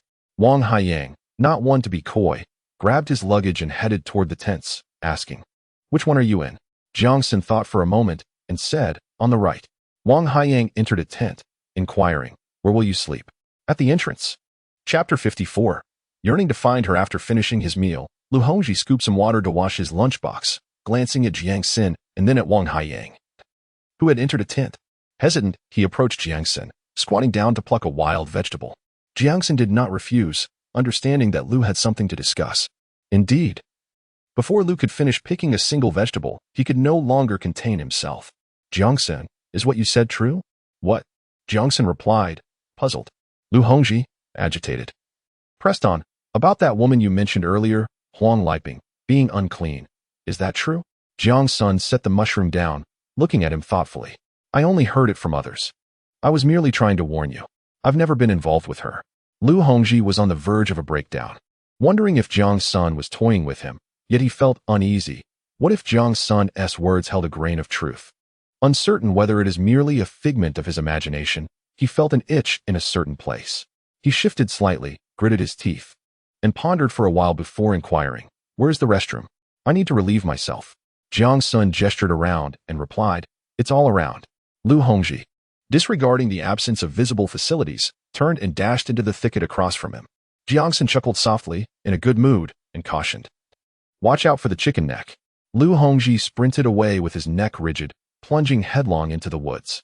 Jiang Sen rose and made his way to the tent, curious to ascertain where Wang Haiyang had chosen to sleep. If he had encroached upon someone else's space, it would inevitably lead to a quarrel later. Upon entering, he discovered that the fellow had pushed the bedding of Jiang Sen's adjacent companion inward, claiming the second spot right beside Jiang Sen's own. His sleeping posture was quite proper, and his quilt was neatly arranged, with his suitcase and bag placed at his feet like everyone else's. Jiang Sen stepped back out, reconfirming that Wang Haiyang must be from a military district. Logically, individuals of his ilk ought to enlist directly. What brought him to the desolate northern wilderness? Returning to the front, Jiang Sen leaned against the doorframe, feeling a twinge of drowsiness but reluctant to return to sleep. Instead, he opted to sit there, closing his eyes for a moment of reverie. Lu Hongji eventually returned after a considerable time, his expression grim, and upon seeing Jiang Sen, a glimmer of hatred flickered in his eyes. If Jiang Sen had noticed, he would have pondered, what have I done to you? Why the sulking demeanor? Lu Hongji, having not spotted Wang Haiyang, retreated to the tent only to find Wang already asleep. His anger intensified. Why was no one watching over him? It must be Jiang Sen's doing. No wonder Huang Liping would seek refuge under the covers with his brother. With Jiang Sen's disposition, which woman would find him appealing? And to think he was deceiving himself about being ill, that resentment was hard to swallow. He had just scoured the woods thoroughly, finding nothing, no welts, no redness, no pus. Jiang Sen was nothing but a fraud. Exhausted and weary, he turned back to another tent, peeking inside only to be overwhelmed by the stench. It was unbearable. Finally, he approached the tent on the right, peering in and, after a brief contemplation, decided to enter. Jiang Sen, even with his eyes closed, was aware of every move he made. Let him be. If one were to conduct oneself with decorum here, everything would be manageable. But if he continued to act inappropriately, Jiang Sen would not hesitate to disregard any semblance of camaraderie. Who could fathom what thoughts lingered in that boy's mind? He had come, and he recognized himself. Yet he insisted on mentioning Huang Liping. How infuriating. Jiang Sen sighed, truly haunted by the specter of the past. In a haze, Jiang Sen reflected once more on the events post-rebirth. Suddenly, a sense of urgency surged within him. He longed to seek her out. In his previous life, amid a heavy snowfall that sealed the mountains, food was scarce, and everyone was mobilized to search for provisions. Unbeknownst to him, he became separated from the others, wandering farther away until he could no longer move from the cold, ultimately stumbling into a poacher's trap, breaking his leg. Just before losing consciousness, he had resigned himself to the belief that his demise was imminent. Yet, he opened his eyes once more, finding himself in a wooden cabin, warm and inviting. A fire crackled in the hearth, and an elderly figure sat before it. His trousers were cut open, treated with ointment, and wrapped in cloth, secured by two wooden boards. As the door swung open, a gust of cold wind, accompanied by a veil of white mist, ushered in a figure clad in animal furs, adorned with a fur hat, a hunting rifle slung over their shoulder, and a wild chicken in hand. It's hard to find game. Only managed to catch a wild chicken, the elderly voice remarked. As the person spoke, Jiang Sen realized, to his astonishment, that it was a woman. She removed her hat and peeled off her heavy fur coat, revealing a long, lustrous braid. With a swift turn, a strikingly beautiful face emerged, exclaiming, "Oh, you're awake? Grandfather, he has awakened." The woman rushed to Jiang Sen, asking, "You must be the educated youth from the other side of the mountain, right?" Though somewhat dazed, Jiang Sen understood that this grandfather-granddaughter duo had rescued him. "Thank you for saving me," Jiang Sen croaked, his throat dry and painful. A bowl of water was brought forth. "Here, young man, have a sip of water." The old hunter's face mirrored the age of his figure, but bore a robust vitality that was reassuring. "Thank you." Jiang Sen expressed his gratitude, propping himself up. "Take it slow," the woman cautioned, placing a blanket behind him. "Grandfather, let me help." With her assistance, Jiang Sen drank the entire bowl of water. After quenching his thirst, he felt somewhat revitalized. His injured leg tingled with a mild itch, yet the pain was manageable. "I am Jiang Sen, an educated youth from the Hongqi forest farm." The heavy snow blocked the mountain, and everyone ventured out in search of food. "I got separated from them and fell into a trap." "Oh, I had suspected as much," the woman replied, her voice clear and melodious, reminiscent of a lark. Jiang Sen immediately thought of this, as songs often conveyed such tales.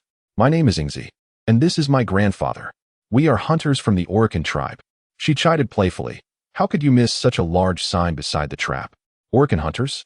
Only then did Jiang Sen notice their attire, the furnishings of the cabin, and the structure itself.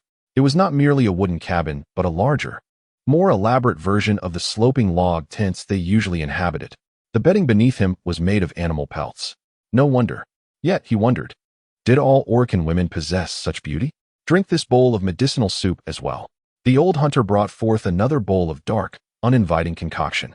Jiang Sen took it, and the mere scent nearly made him retch. Ingzi chuckled. "You wouldn't dare to refuse even the medicine, would you?" Jiang Sen gulped it down in one go.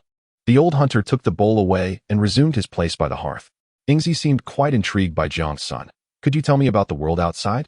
Suddenly, a loud thud jolted Jiang Sen awake. Irritation surged within him as the vision faded, leaving him to wonder who would take responsibility for the disruption. Upon opening his eyes, he beheld Lu Hongji sprawled on the ground, surrounded by luggage, with a stone from the unfinished hearth beneath him. Someone was seated nearby, enjoying a meal. Jiang Sen could not pretend not to see it. "Are you all right?" he inquired. "Damn." Lu Hongji scrambled to his feet, contemplating a kick at the stone. But upon assessing its size, he withdrew his foot. He picked up the luggage from the ground and, after taking a few steps, retrieved the thrown box. Limping toward the tent, he entered the same tent where I was staying, unaware of where he would sleep. Jiang Sen was awakened by the noise and did not return to sleep. Instead, he continued washing the vegetables. By not long after 8 in the evening, the members of the group had returned. Before they even arrived, the loud voices of Luo Yongkai and Daliu could be heard. "Your wild boar is too small. The bear I took down last time was 3 times its size," they boasted exuberantly. Chapter 55. Working late into the night today. Jiang Sen added 2 spoonfuls of soy sauce to the wild boar meat, creating an aroma that filled the air. As everyone ate, they praised the dish. "Aren't there supposed to be 2 newcomers?" Sui Zhongliang inquired. When the others returned, they caught a whiff of the delightful scent and quickly gathered for dinner. Completely forgetting about the newcomers, Jiang Sen remarked, "They're sleeping inside. Go wake them up for dinner." He carried his food container and walked back toward the tent. Upon entering, he noticed that Wang Haiyang and Lu Hongji were already awake. Surprisingly, Lu Hongji was sleeping in Liao Zhongyi's former spot. Jiang Sen had previously observed that Liao Zhongyi's belongings had been cleared away. It was likely that after his departure, Sui Zhongliang had informed everyone of his actions. As for whether the belongings were distributed or discarded, that remained unknown. "Time to eat. The class leader and others are back," Jiang Sen announced before departing without lingering. Wang Haiyang got up from his bunk and followed Jiang Senator. Lu Hongji soon trailed behind them. When they reached the front, Jiang Sen sat down at the same spot as before and continued eating. Wang Haiyang and Lu Hongji noticed more than a dozen pairs of eyes fixated on them. Feeling somewhat awkward, "This is Wang Haiyang." Luo Yongkai introduced him to Sui Zhongliang. "And this is Lu Hongji, both of whom are like Jiang Sen, coming from Beijing. Sui Zhongliang appraised Wang Haiyang with a nod, then turned his gaze to Lu Hongji, saying, "Now that you're here, you're one of us. Let us eat first, and I'll introduce you to the others in the class later." Everyone chuckled, and without needing Sui Zhongliang's introduction, they took turns introducing themselves to each other. Deshanzi laughed, saying, "See, I told you we'd get a few more like little Jiang this time. Here they are. Then perhaps you should tell us more about how the snow shouldn't come, so we can enjoy a good winter," Shama joked. Amidst the laughter, a few snowflakes began to drift down slowly. The snow was light, barely noticeable, yet by coincidence, it landed on Xiao Ma's nose. Deshanzi erupted into laughter, nearly dropping his food container to the ground, exclaiming, "What a jinx you are." The others burst into laughter once more. Jiang Sen scanned the room, noticing Wang Haiyang eating while observing the lively conversation. Lu Hongji seemed to have already integrated into the group, laughing heartily with an older youth beside him and occasionally exchanging a few words. Sui Zhongliang and Luo Yongkai, along with Daliu, simultaneously ceased their laughter and looked up at the sky. Daliu announced, "Snow is coming." Luo Yongkai proclaimed, "I need to head down the mountain immediately." With that, he began to shovel food from his container with gusto. Sui Zhongliang rose and declared, "Everyone, let us hasten our pace and work through the night." A heavy snowfall was imminent, and they needed to expedite their efforts before the snow began to fall in earnest. No orders were necessary. Both the first and third teams would naturally follow suit. Wang Haiyang and Lu Hongji wore expressions of bewilderment. Yet the urgency radiating from those around them compelled them to quicken their dining pace. Jiang Sen, too, finished his meal rapidly and sprang to his feet to tidy up. He gathered the remaining dishes and steamed buns, placing them into the water basin and covering them with a clean towel, before filling each person's water bottle with hot water from the large pot. Luo Yongkai was already preparing to descend the mountain, advising Sui Zhongliang, "If the snow becomes too heavy, cease work immediately and prioritize personnel safety." "Understood. Take care as well." With that, Luo Yongkai departed, prompting the others to hurry along. Daliu stood in front of the wooden cabin, calling out, "Come here for your overcoats." The newly acquired military overcoats became a timely blessing against the sudden chill of the impending snowfall, and Jiang Sen admired Luo Yongkai's foresight. The overcoats, exchanged for bear and roe deer pelts, were precisely what they needed. The remaining supplies were left in the warehouse, and Jiang Sen was uncertain about the leftover funds, which were likely given to Sui Zhongliang. That night, Jiang Sen would not remain at the camp. He followed to collect his military overcoat, taking his axe along as well. Wang Haiyang and Lu Hongji had napped through the afternoon and were nearly fully restored. With their axes in hand, they felt a sense of novelty, occasionally striking at the surrounding branches and shrubs as they walked. Deshanzi remarked, "Conserve your strength. Once we arrive over there, you'll have plenty to chop." Sui Zhongliang led the way with a flashlight, while Dahlia brought up the rear with a windproof lantern. Under the dim light, the group reached their destination within an hour. The members of the first and third teams had indeed arrived. Upon meeting with the leaders of the two teams, Sui Zhongliang exchanged a few words and began to work. Daliu instructed, "Wang Haiyang, stay with the team leader." Lu Hongji followed Deshanzi. "Jiang Sen, come here and join me." At this moment, the sporadic snowflakes had transformed into larger flakes, cascading down in abundance. A few members from the second and third teams joined to assist the first team. The chainsaw buzzed incessantly. Timber echoed the calls from the mountains. The sound of large trees cracking and crashing to the ground reverberated continuously. Jiang Sen dashed behind Daliu, reaching the fallen tree, and swung his axe to chop at the branches. Members of the third team, wielding heavy iron chains with hooks, ensnared one end of a tree trunk and, together, pulled it downhill with increasing speed. Suddenly, someone shouted, "Release the timber." The large log rolled downward in accordance with the momentum. It swiftly entered the logging path, continuing its descent. Lanterns hung from the trees, and the surrounding light, dimmed by the snowfall, was not overly dark. Everyone gritted their teeth, laboring diligently, striving to drop as much timber as possible before the heavy snow set in. By late night, the snowfall had intensified significantly, and the temperature had plummeted. Each person's military overcoat was set aside, leaving them clad only in thin garments, exhaling plumes of steam in the frigid air. The rapid drop in temperature caused each breath to transform into a cloud of white mist. Jiang Sen, for the first time in what felt like a previous life, experienced the exhilarating sensation of chopping a tree branch. With a single swing of his axe, he severed a branch from its root to its tip. At the top of the tree, someone wielded a chainsaw to cut off the apex, leaving behind a straight and stout trunk. With a swift motion, he signaled that the grand timber was ready, prompting the team to rush forward. Thus, they laboriously toiled until dawn, with the snow reaching knee-deep. The great timber could no longer be stored. The team leader called out, "Wrap it up." And their frantic work came to an end. In that one night, they had accomplished more than in 2 days of logging. Jiang Sen paused, slightly out of breath, as a sudden chill enveloped him. He hurried back, seeking his coat to ward off the cold. "Return to camp promptly. Do not fall behind," He Zhongliang shouted. The 3 teams efficiently gathered their belongings and made their way back. The return journey was slow. Exhaustion weighed heavily on them, compounded by the intensifying snowstorm and the biting white wind. The fierce gusts whipped the snowflakes into a relentless barrage. Everyone tucked their heads into the collars of their coats, hands tucked within sleeves, trudging back through the deepening snow. Upon reaching the camp, Deshanzi suddenly inquired, "Has anyone seen Xiao Ma?" The group, dazed and confused, turned and searched again. Xiao Ma was nowhere to be found. He Zhongliang, equally weary, exchanged a glance with Beidahuang and promptly declared, "Hurry up and clear the camp. Prepare meals and gather firewood. We must prevent the snow from sealing us in. Beidahuang, take your gun and follow me." Jiang Sen stood momentarily stunned. In his previous life, incidents had often occurred within the camp, yet he had no recollection of Xiao Ma's disappearance. Without time for contemplation, he dashed to the wooden cabin, preparing to cook for everyone. Before every heavy snowfall, he would make numerous steamed buns to distribute, allowing everyone to light their fires for warmth and cooking, thereby enduring the long winter ahead. Chapter 56, Man Acts. Heaven observes. Jiang Sen poured all the cornmeal and dark flour into a large basin, crushing the last of the nuts to mix in.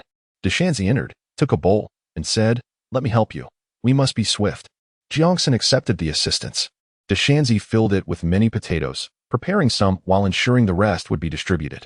In due course, everyone could roast or boil them in their tents. Cabbage and mushrooms would also be shared, leaving just enough for this meal. As for the dried wild vegetables, not much remained. Jiang Sen washed and chopped them finely, incorporating them into the dough. Outside, the pot was already set ablaze. A large pot of water boiled, filling everyone's water flasks to the brim. Suddenly, Jiang Sen remembered his thermos and informed Deshanzi before running back to retrieve it. The remaining hot water was poured into the thermos, eliciting envy from all around. In the past, they too had thermoses, but after prolonged use, they failed to retain heat, and eventually, one had been dropped, shattering into pieces. The inner glass was difficult to procure, and the outer shell had become useless, ultimately discarded. After filling the water, Jiang Sen did not take it back but left it in the storage. Deshanzi, watching him knead the dough, chuckled, "You possess such a fine item. I've never seen you bring it out." "I had forgotten," Jiang Sen replied, realizing the truth of it. Deshanzi remarked that he had been so busy all day that he barely had time to rest, often forgetting many things. His words seemed to carry a deeper meaning, yet Jiang Sen chose not to delve further and instead pondered over Xiao Ma's situation. In his memory, he and Xiao Ma were not particularly close in their past life, and it had been a long time since he last saw him. However, he had not heard of any misfortune befalling him. What could possibly have happened? I glanced at Deshanzi, who was chopping cabbage, and inquired, "Brother Shan, who was Xiao Ma working with before?" "He was with me, but then we parted ways. Everyone was busy, and we hardly noticed when he left," Deshanzi replied. "There were people from both the first and third shifts mixed together.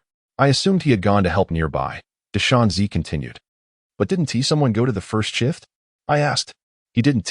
The team leader took 2 others over there." Deshanzi suddenly frowned. "Now that you mention it, I find it a bit strange. When did he actually go missing? If he had been injured, there should have been some commotion." This question lingered in the minds of everyone present. The few individuals reinforcing the tent were also engaged in discussion. The snow continued to fall heavily, and the area around the cooking pit was the warmest. Jiang Sen and Deshanzi busied themselves, one tending the fire while the other steamed buns and prepared vegetables. Lu Hongji had unknowingly approached at some point. He was fortunate enough to receive a military code upon arrival, having done nothing yet. He squatted nearby, extending his hands to warm them by the fire. Deshanzi glanced up towards the tent, noting that everyone was hard at work. Wang Haiyang was also helping, climbing up to secure the tent tightly. Deshanzi instructed, "Xiao Lu, it seems this heavy snowfall will last for several days. If you have time, could you chop some firewood in the back and bring some to the 2 tents later?" Just remember to leave some for the team leader and the others. Lu Hongji's smile faltered. He felt unhelpful at the tent and hadn't he considered assisting. Seeing Jiang Sen and Jiang Lei cooking and the warmth of the fire drew him in. Everyone else had endured a long night, feeling cold and hungry. Unable to rest, while he appeared as if untouched by any concern. He turned to look behind the wooden cabin. The firewood and branches were blanketed in snow, resembling large buns. Surely that's enough by now? He tentatively suggested. Jiang Lei patiently explained. Given the snowfall isn't too heavy, it's possible the mountain could become impassable, and we have to rely on what we have here to survive. 10 days or a fortnight might be manageable, but if it stretches throughout the entire winter. He shook his head, not wishing to elaborate further. You should go now? Lu Hongji glanced at Jiang Sen, his eyes flickering. Jiang Sen, I've never chopped wood before, but I can cook. Would you like to switch tasks? Jiang Lei frowned slightly, ready to respond. But Jiang Sen interjected, sure. You can take over. He shook the flour from his hands, vigorously kneading the dough. These 2 pots need to be steamed. And we still have cabbage, mushrooms, and potatoes to cook. Upon seeing the 4 large bowls, all filled to the brim, Lu Hongji felt a sudden pang of regret. With only 2 pots, there was no way to accommodate everything. Did this mean he would have to cook twice? Would everyone finish their meals and go to sleep while he remained here to toil? Chopping wood seemed cold and arduous. Yet it appeared he could find ways to slack off by merely pretending to work. Jiang Sen offered him no chance for remorse, stepping up from the pit with determination. Brother Sean, I'm off to chop some firewood. Jiang Lei, witnessing this, drained the washed potatoes and replied, all right, you go ahead. I will divide the potatoes first. As both departed, Lu Hongji gazed at the considerable heap before him, feeling a sense of despair. He had merely spoken in jest, expecting Jiang Sen to decline. Yet he had surprisingly acquiesced so readily. But now, they had both left, and with them, the question of how to manage all these items loomed large. Jiang Sen was unconcerned with such matters. Some individuals should not be indulged. The more one indulges them, the more insistent they become. Although this approach would inevitably delay mealtimes for everyone, failing to address it would only encourage Lu Hongji to become more audacious in the future. Why must one encounter such individuals wherever they go? Later, Jiang Sen grabbed an axe and positioned it over a tree stump, severed at ground level. With both hands gripping the axe tightly, he brought it down with force. Crack, crack. Jiang Lei, carrying a basin, entered the tent, distributing the remaining potatoes after portioning them out. Upon re-emerging, he noticed Lu Hongji, at a loss, staring at the basin. Xiao Lu, hurry up.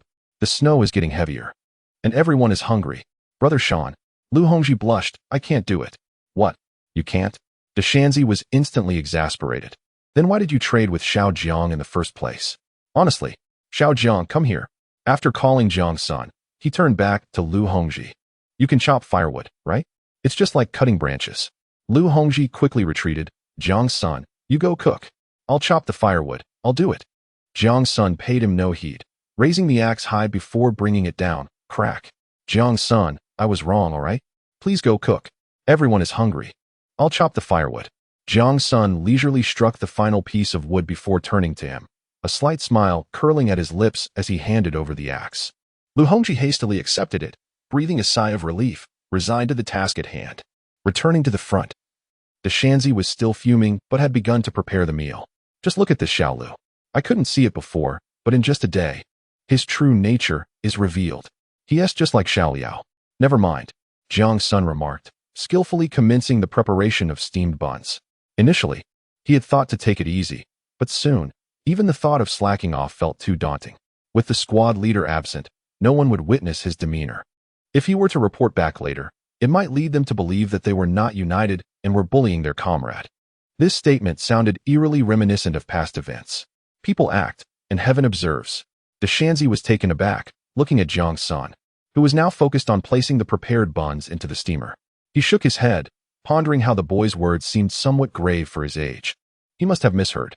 Just as they were reinforcing the tent against the biting wind and snow, preparing for a meal, Sui Zhongliang and De Lu returned. The squad leader is back. A crowd gathered around. What about Xiao Ma? Did you find him? Sui Zhongliang shook his head, saying, everyone, focus on preparing for the winter. Once the snow subsides, I will head to the team headquarters to report. Chapter 57. To deal with it? The snowfall arrived a few days later than expected, and Jiang Sen was uncertain about what lay ahead. He could only act according to his instincts, gathering firewood and foraging for wild vegetables and mushrooms, with no work obligations. Everyone would join in the hunt for sustenance nearby. The following day, after the snowfall had lessened, Sui Zhongliang departed with his gun. At the entrance, Lu called out to everyone, "Attention! No work today. Come with me to forage for wild vegetables and mushrooms." The other educated youth understood that whenever winter arrived early, they would prepare in this manner. Jiang Sen donned his military coat, along with a cotton hat and gloves. The new garments were not only warm, but also carried the scent of fabric. He picked up a basket and, securing an axe at his waist, took a shovel as well. The axe served as a means of protection, for at this time, the beasts that ventured out in search of food were indifferent to human presence. As long as they could eat, no one was safe. The shovel was necessary for digging up wild vegetables by clearing away the snow. Otherwise, using his hands would yield little and leave them numb from the cold, hampering their speed. Observing Jiang Sen's readiness, Lu noted that everyone had equipped themselves with their tools, each carrying a basket as they walked along the narrow path into the woods. The snow continued to fall, yet it had diminished significantly.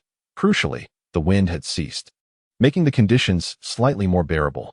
Wang Haiyang and Lu Hongji mimicked the others, carrying their baskets and shovels, trailing behind the group as they moved slowly. The landscape was blanketed in snow, devoid of romance, presenting instead a formidable challenge where every step sank knee-deep. Silence enveloped them, punctuated only by the crunch of their footsteps and the swirling mists of white. Jiang Sen and Deshanzi led the way, nearing a spring when Deshanzi halted and called back. "This is where we'll find the most. Let us begin." A dozen or so individuals dispersed to either side. Jiang Sen ventured to the right, where a cluster of mushrooms awaited, alongside several wild chicken nests. He had previously discovered many wild eggs in this area. Deshanzi followed closely behind, using his shovel to sift through the snow. Whenever he spotted wild vegetables, he would dig down, unearthing them and tossing them into his basket. Jiang Sen pressed deeper into the woods, soon catching sight of the nests, now covered by snow, resembling large steamed buns. He let out a soft whistle to Deshanzi behind him. Upon looking up, Deshanzi saw Jiang Sen waving, though he remained fixed on the several buns before him. A look of excitement crossed Deshanzi's face as he approached. "What is it?" he called. "Wild chicken nests. It appears there are several." Jiang Sen turned to Deshanzi with a grin, and Deshanzi's face lit up with anticipation. A pot of wild chicken soup in winter was indeed a rare delight. "Let us go." They stealthily approached the nearest nest, crouching down slowly. Removing his gloves for better dexterity, Jiang Sen began to gently clear the snow from around the nest, gradually revealing the protruding branches beneath. Suddenly, a section collapsed, and a wild chicken abruptly poked its head out. Jiang Sen, quick as a flash, seized the chicken by the neck and pulled it out. Deshanzi was not one to show weakness. Seizing a wild chicken that had poked its head out from behind, the two stifled their laughter, observing the flapping creature. Jiang Sen handed the wild chicken to Deshanzi, who took a length of rope from his backpack, tying the chicken's feet before placing it back inside. He proceeded to replicate the process for the others nearby. In a short span of time, they had gathered 4 nests of wild chickens, a plethora of chicks. Regrettably, there were no wild chicken eggs. All had already hatched. They decided not to continue, with a string of wild chickens tied together and slung over Deshanzi's shoulder, while Jiang Sen carried a collection of chirping chicks in his backpack. Although small, these chicks could be stewed into a delightful broth after a few days. As they returned to the path, Lu, armed with a hunting rifle, patrolled back and forth, ensuring no beasts approached. "Deputy," Deshanzi called out loudly. "Come see what we've caught." Lu grinned broadly. "Well done. You've gathered quite the haul."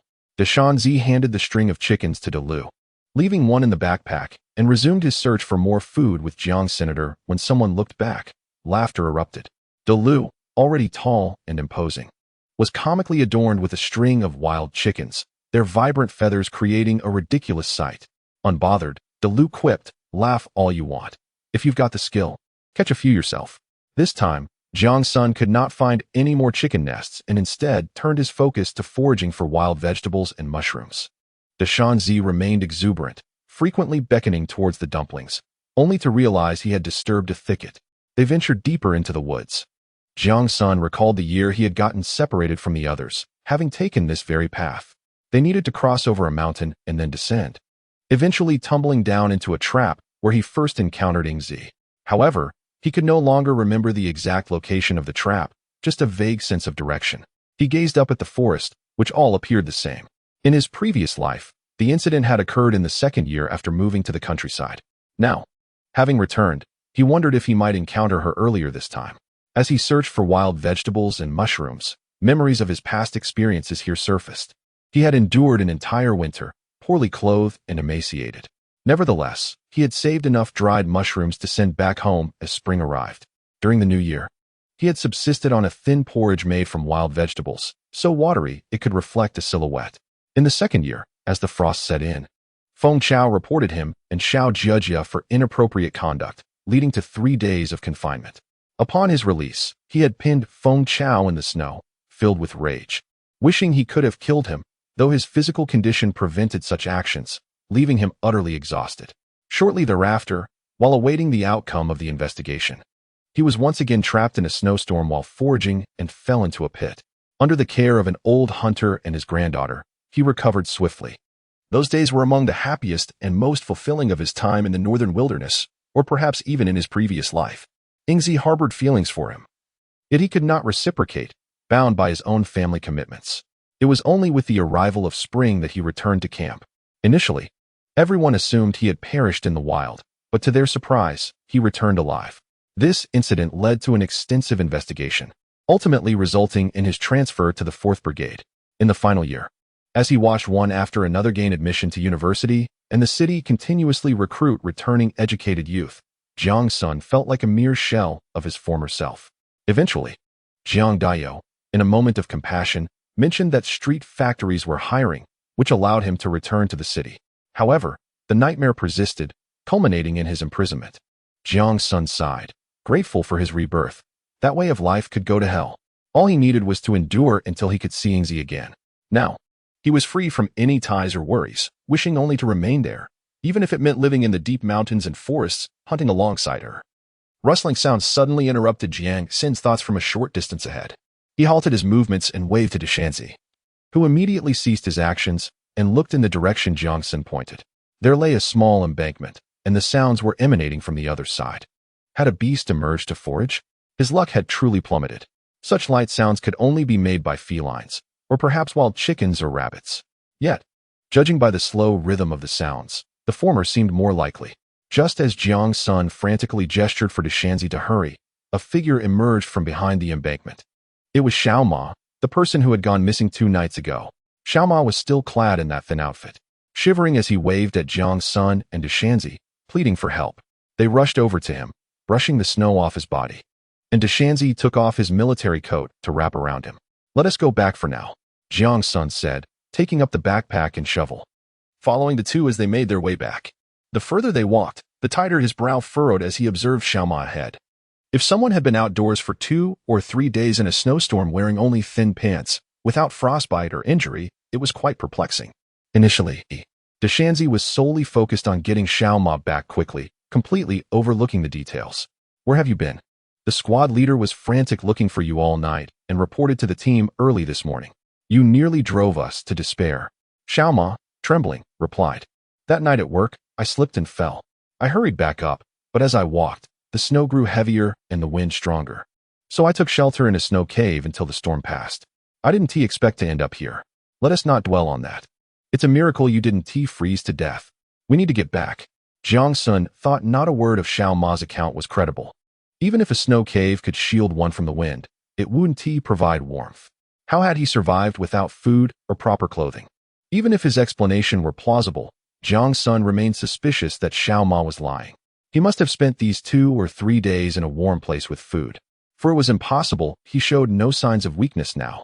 His trembling body indicated he was merely cold, a fade for others to see. What was the motive behind this? Additionally, there was the earlier incident involving Lu Xiao, who had misled Xiao Jia into picking poison hemlock, intending to harm everyone. Jiang Sen had yet to comprehend that situation, and now Xiao Ma's affair had arisen.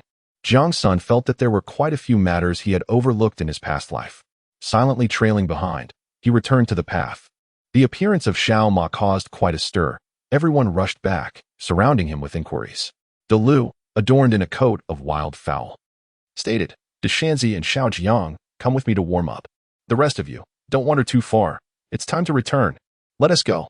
After sending a few individuals off, the others resumed their search for wild vegetables and mushrooms with increased urgency. Upon returning to the camp, Jiang Sen set down his belongings and ignited the fire pit. Xiaoma sat nearby, roasting by the fire, still clad in Deshanzi's military coat. Deshanzi returned wearing his old coat before re-emerging.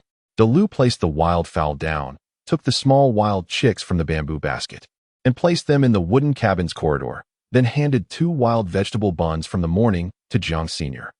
Jiang Sen skewered his stick and placed the buns over the fire to roast.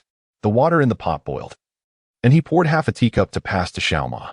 Lu brushed some snow off the edge of the stove, sat down, and inquired, what exactly happened? Xiaoma reiterated his conversation with Deshanzi. After listening, Lu nodded. You are fortunate. Another person might have frozen solid by now. The squad leader has gone down to the team base. If all goes well, he should return before dark. Xiaoma nibbled on the roasted wild vegetable bun, sipping the hot water.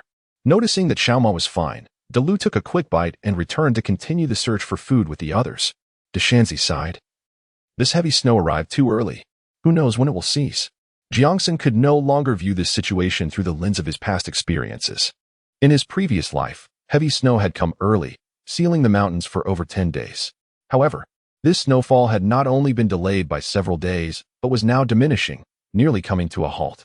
As expected, around 3 in the afternoon, when Lu returned with the others, the snow had indeed stopped. Everyone set down their belongings and began to clear the snow, while a few remained to assist Jiang Sen in organizing the wild vegetables and mushrooms. Xiaoma retreated to the tent to sleep. Deshanzi kindled the fire pit inside the tent, raising the temperature. At 7 o'clock, during dinner, Sui Zhongliang also returned, accompanied by several others. Feng Chao? He had actually been reassigned here. It seemed that the plot from the previous life was once again showing signs of returning to its original trajectory. Jiang Sen. Feng Chao exclaimed joyfully upon seeing him. Surprised? Aren't you? They said you were short on personnel, so the headquarters reassigned us here for support. Such pleasant words. However, Ma Saizi had mentioned that the higher-ups referred to it as a reallocation, but in reality, it was merely a transfer of those who had made mistakes or were reported for wrongdoing after going to the brigade. After all, there was no room for laziness in the forestry station. Otherwise, if reported again, one might be transferred to the livestock farm or assigned to clean the cow shed, which would be even worse. Jiang Sen, your place is truly wonderful. Feng Chao, seemingly oblivious to Jiang Sen's indifference, looked around, immersed in the mountains and nature, exclaiming that even one's will could be strengthened in such an environment. Wang Haiyang was carrying firewood when he overheard the conversation and couldn't help but let out a derisive laugh. Feng Chao, feeling slightly embarrassed, inquired, did I say something wrong? Wang Haiyang ignored him completely, placing the firewood beside Jiang Sen before turning to leave. Feng Chao, frustrated, punched the cotton and remarked to Jiang Sen, what is wrong with this person? Why the arrogance? We are all in the same situation here, yet he looks down on me. Wang Haiyang glanced back at him, scoffing once more, and continued on his way. Hey! Jiang Sen also stood up and headed towards the wooden cabin. With more mouths to feed, they would need to prepare a larger dinner. Their rations were running low, relying solely on a few wild chickens. Previously, when they visited the team base, Lu had borrowed some provisions from the team to bring back. Jiang Sen had also accompanied Luo Yong to the site to exchange for additional supplies. Upon returning, they had returned the borrowed rations, leaving them with little to spare. They had hoped to last a few more days, but now there were additional people to feed. Feng Chao's rations would not arrive until next month, leaving them to borrow from others in the meantime. As they awaited the wild chicken stew and flatbreads, Jiang Sen took out a notebook, utilizing the firelight to begin keeping accounts while adding Feng Chao and his companions' names.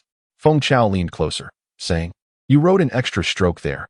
It's yang as in to soar, not yang as in sunshine. Are you just idling? Jiang Sen looked up at him and immediately called out to Lu, the squad leader. Feng Chao says he is a master at chopping wood. Lu, upon hearing this, chuckled, really? Perfect timing. We need more firewood, or no one will want to come out in this frigid weather. Feng Chao glared at Jiang Sen. When did I ever say that? Jiang Sen smiled and replied, didn't you just say that there's not enough here? Too much there? Weren't you referring to the firewood? The squad leader is calling for you. Hurry up and go. Feng Chao, begrudgingly, walked away, cursing himself for his lack of foresight. He knew Jiang Sen was not someone to provoke, yet he still approached him. Jiang Sen smirked at his retreating figure, thinking, you deserve it. Who told you to get involved? I won't let you off easily. 3 more individuals arrived, all quite earnest, readily assisting in reinforcing the tents, chopping wood, and clearing the snow. Sui Zhongliang emerged from the tent, inspected Xiao Ma, and his brow remained furrowed. He approached Lu, who was repairing tools, and said, this won't do. He seems to have a fever. Do you have any medicine? Lu replied, I only have a bit of ointment for external injuries. Sui glanced at the sky and concluded that if things did not improve, he would take Xiao Ma down the mountain tomorrow and report back to the team that they had found him. Chapter 59. Who are you cursing? Jiang Sen was uncertain whether Sui Zhongliang and Lu had noticed anything unusual about Xiao Ma. He would not speak of it, as experience taught him that it was better to avoid unnecessary trouble. At this moment, a single word could endanger a life. Jiang Sen did not consider himself a good person, yet he had no desire to harm others without cause, as long as he was not provoked. Unexpectedly, Feng Chao had once again crossed paths with him. Fortunately, there were no female youth volunteers present, even if he wanted to report him. He had no opportunity to do so. Feng Chao was awkwardly chopping wood behind, clumsy and uncoordinated, much to the amusement of several onlookers. Ultimately, he was assigned the task of stacking firewood. What a waste of time. Today, Jiang Sen prepared the remaining cornmeal and distributed it according to each person's ration standard. Subsequently, Sui Zhongliang and Lu helped him divide the leftover corn husks and wild vegetables. Those willing to work together could do so, while others were free to cook independently. Jiang Sen hesitated briefly before returning to the tent, placing his portion atop his box. Inside, Deshanzi was busy nailing support beams, while Xiao Ma, wrapped in a blanket and covered with a coat, slept opposite him, his face flushed with fever.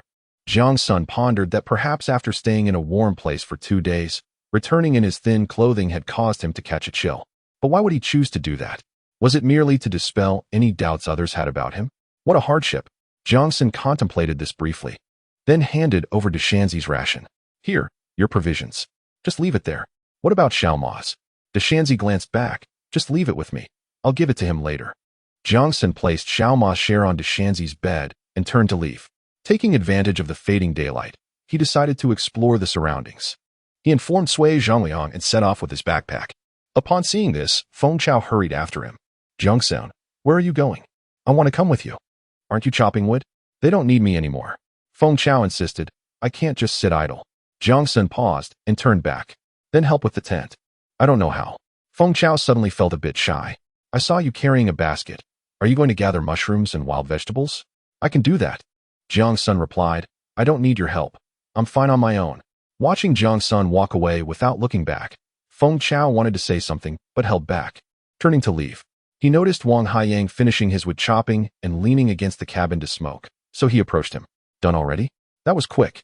Hey, you're also from Kyoto. Where's your home? We might be neighbors. Wang Haiyang exhaled a puff of smoke, casting a sideways glance at Feng Chao. Neighbors with me? Who do you think you are? He walked away. Feng Chao felt a pang of dissatisfaction, thinking that someone as capable as himself shouldn't be met with such disdain. Class leader, let me help you move. Feng Chao ran towards Sui Zhongliang, who was carrying stones from the side. Sui Zhongliang set down the stone and smiled. Sure. There are a few more down below. Let us move them together. The stones needed to be transported to reinforce the fence around the area to prevent wild animals from entering in search of food during heavy snowfall. Feng Chao agreed and headed down. Among the several stones, he chose the smallest one, but upon lifting it, he quickly set it down again. He regretted it. It was too heavy. Just then, Sui Zhongliang approached. How's it going? Can you lift it? I can. Feng Chao grinned, using all his strength to lift the stone, gritting his teeth as he trudged upward. With a determined effort, Sui Zhongliang lifted a stone that was half again the size of his hand and strode confidently upwards. By the time Feng Chao managed to transport his stone to the fence above, Sui had already commenced lifting a third. Wang Haiyang approached from the side. Observing the scene with a look of disdain, without uttering a word, he directly joined Sui in moving stones. Feng Chao scanned the surroundings, seeking an opportunity to appear industrious while engaging in a less strenuous task. His gaze landed on Lu, who was meticulously cleaning his gun, and he sauntered over. Hey, cleaning your firearm? Lu glanced at him, lifting the gun to aim. Indeed, if wolves were to appear, it would be disastrous if the gun was unprepared. It requires regular maintenance. I've heard there are plenty of game around here.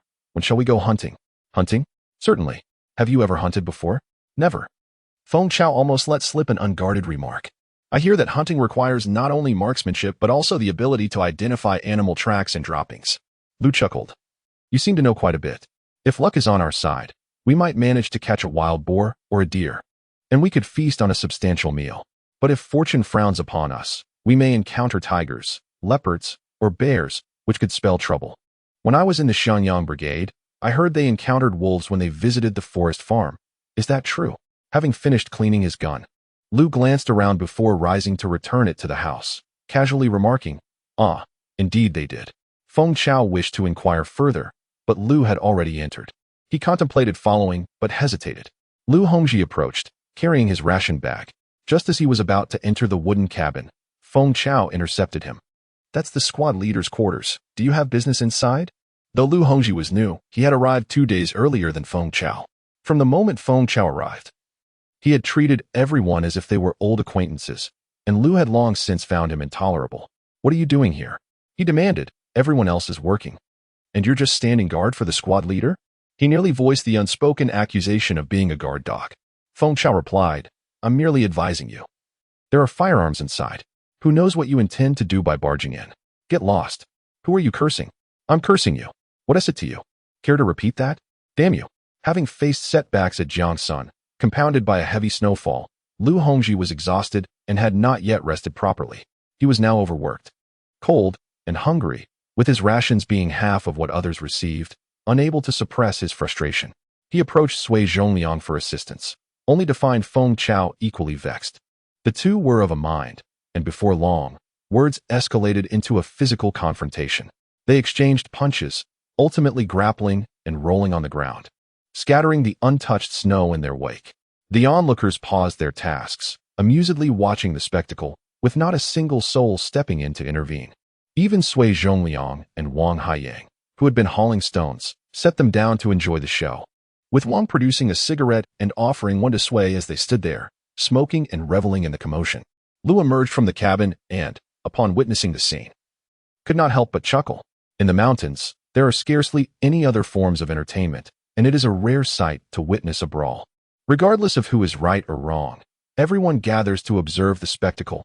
As long as no one loses their life, no one intervenes. Once the victor and the vanquished are determined, they will later reflect on the incident and adjudicate the matter. Jiang Sen did not witness this scene. He arrived at the place where he concealed his belongings, moved the stones aside for a glance, confirmed that everything was intact, and then replaced the stones. These items needed a suitable opportunity to be retrieved. He surveyed the surroundings, digging through the snow, and found an abundance of wild vegetables. Having gathered a nearly full basket, he began his journey back. Along the way, he also discovered a squirrel's nest. He felt quite pleased. Nuts serve as both a snack and sustenance. And if the snow ceased, he intended to collect more. A faint rustling sound reached his ears, the unmistakable noise of animals traversing the snowy ground. The sound made by humans upon stepping on snow is entirely different, a crunching noise. Jiang Sen halted, listening intently, sensing that there might be more than one creature. His heart began to race as a singular possibility dawned upon him. Wolves. Chapter 60. The wolf pack strikes in the camp.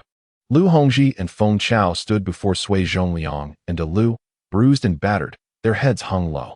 Sui Zhongliang inquired, Now, tell me, what prompted the fight? Feng Chao interjected. He attempted to enter the cabin. I warned him that there were firearms inside, and he shouldn't go in recklessly. He resorted to insults, and I couldn't hold my tongue and responded. He struck first. Sui Zhongliang pressed further. Is that so? Lu Hongji retorted, No, I was seeking the squad leader, and he prevented me from entering, saying there were guns. How was I supposed to know what I might do once inside? I was outraged and insulted him. Feng Chao immediately countered. He insulted me first. He initiated the physical altercation. If you hadn't restrained me, I would have insulted you. You are the real troublemaker, trying to seize a weapon.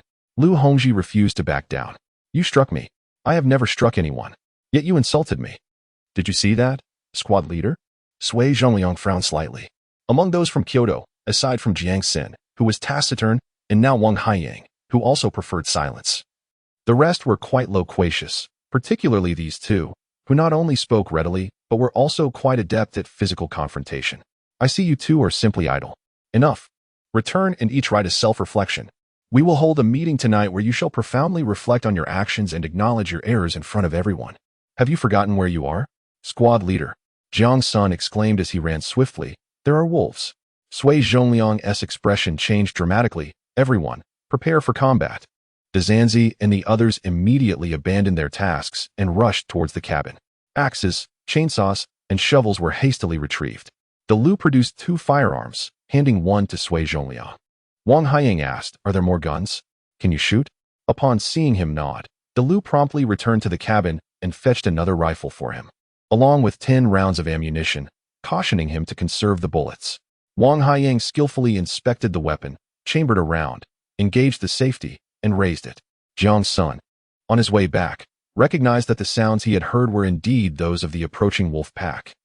He could not ascertain whether they were the same wolves he had encountered on the road to the forest farm, but their ferocity was well known to him. The heavy snow arrived abruptly, leaving the wolves without food, prompting them to turn their aggression towards humans. He sprinted away with great speed, discarding even the basket he carried, shouting as he ran. By the time he reached the camp, the pack of wolves was already visible in the distance. Sui Zhongliang, Lu, and Wang Haiyang stood at the forefront, and as Jiang Sen approached, Dezanzi swiftly pulled the gate shut, securing it with a rope. Typically, this gate remained ajar. Leaning haphazardly against the fence, Jiang Sen had been unaware that it was a door. The fence was tall, allowing only heads to protrude, and the shorter individuals stood atop stones. It turned out that the stone Sui Zhongliang had moved served this very purpose. Jiang Sen's legs quivered with exertion as he leaned against the wall, gasping for air, his eyes fixed intently on the path ahead. As time passed, dusk began to settle in. Silence enveloped the group as they maintained their vigilant watch. Suddenly, Sui Zhongliang signaled to Lu, indicating that they needed reinforcements from behind. Lu nodded and gradually retreated, leading 2 others in the direction they had come from.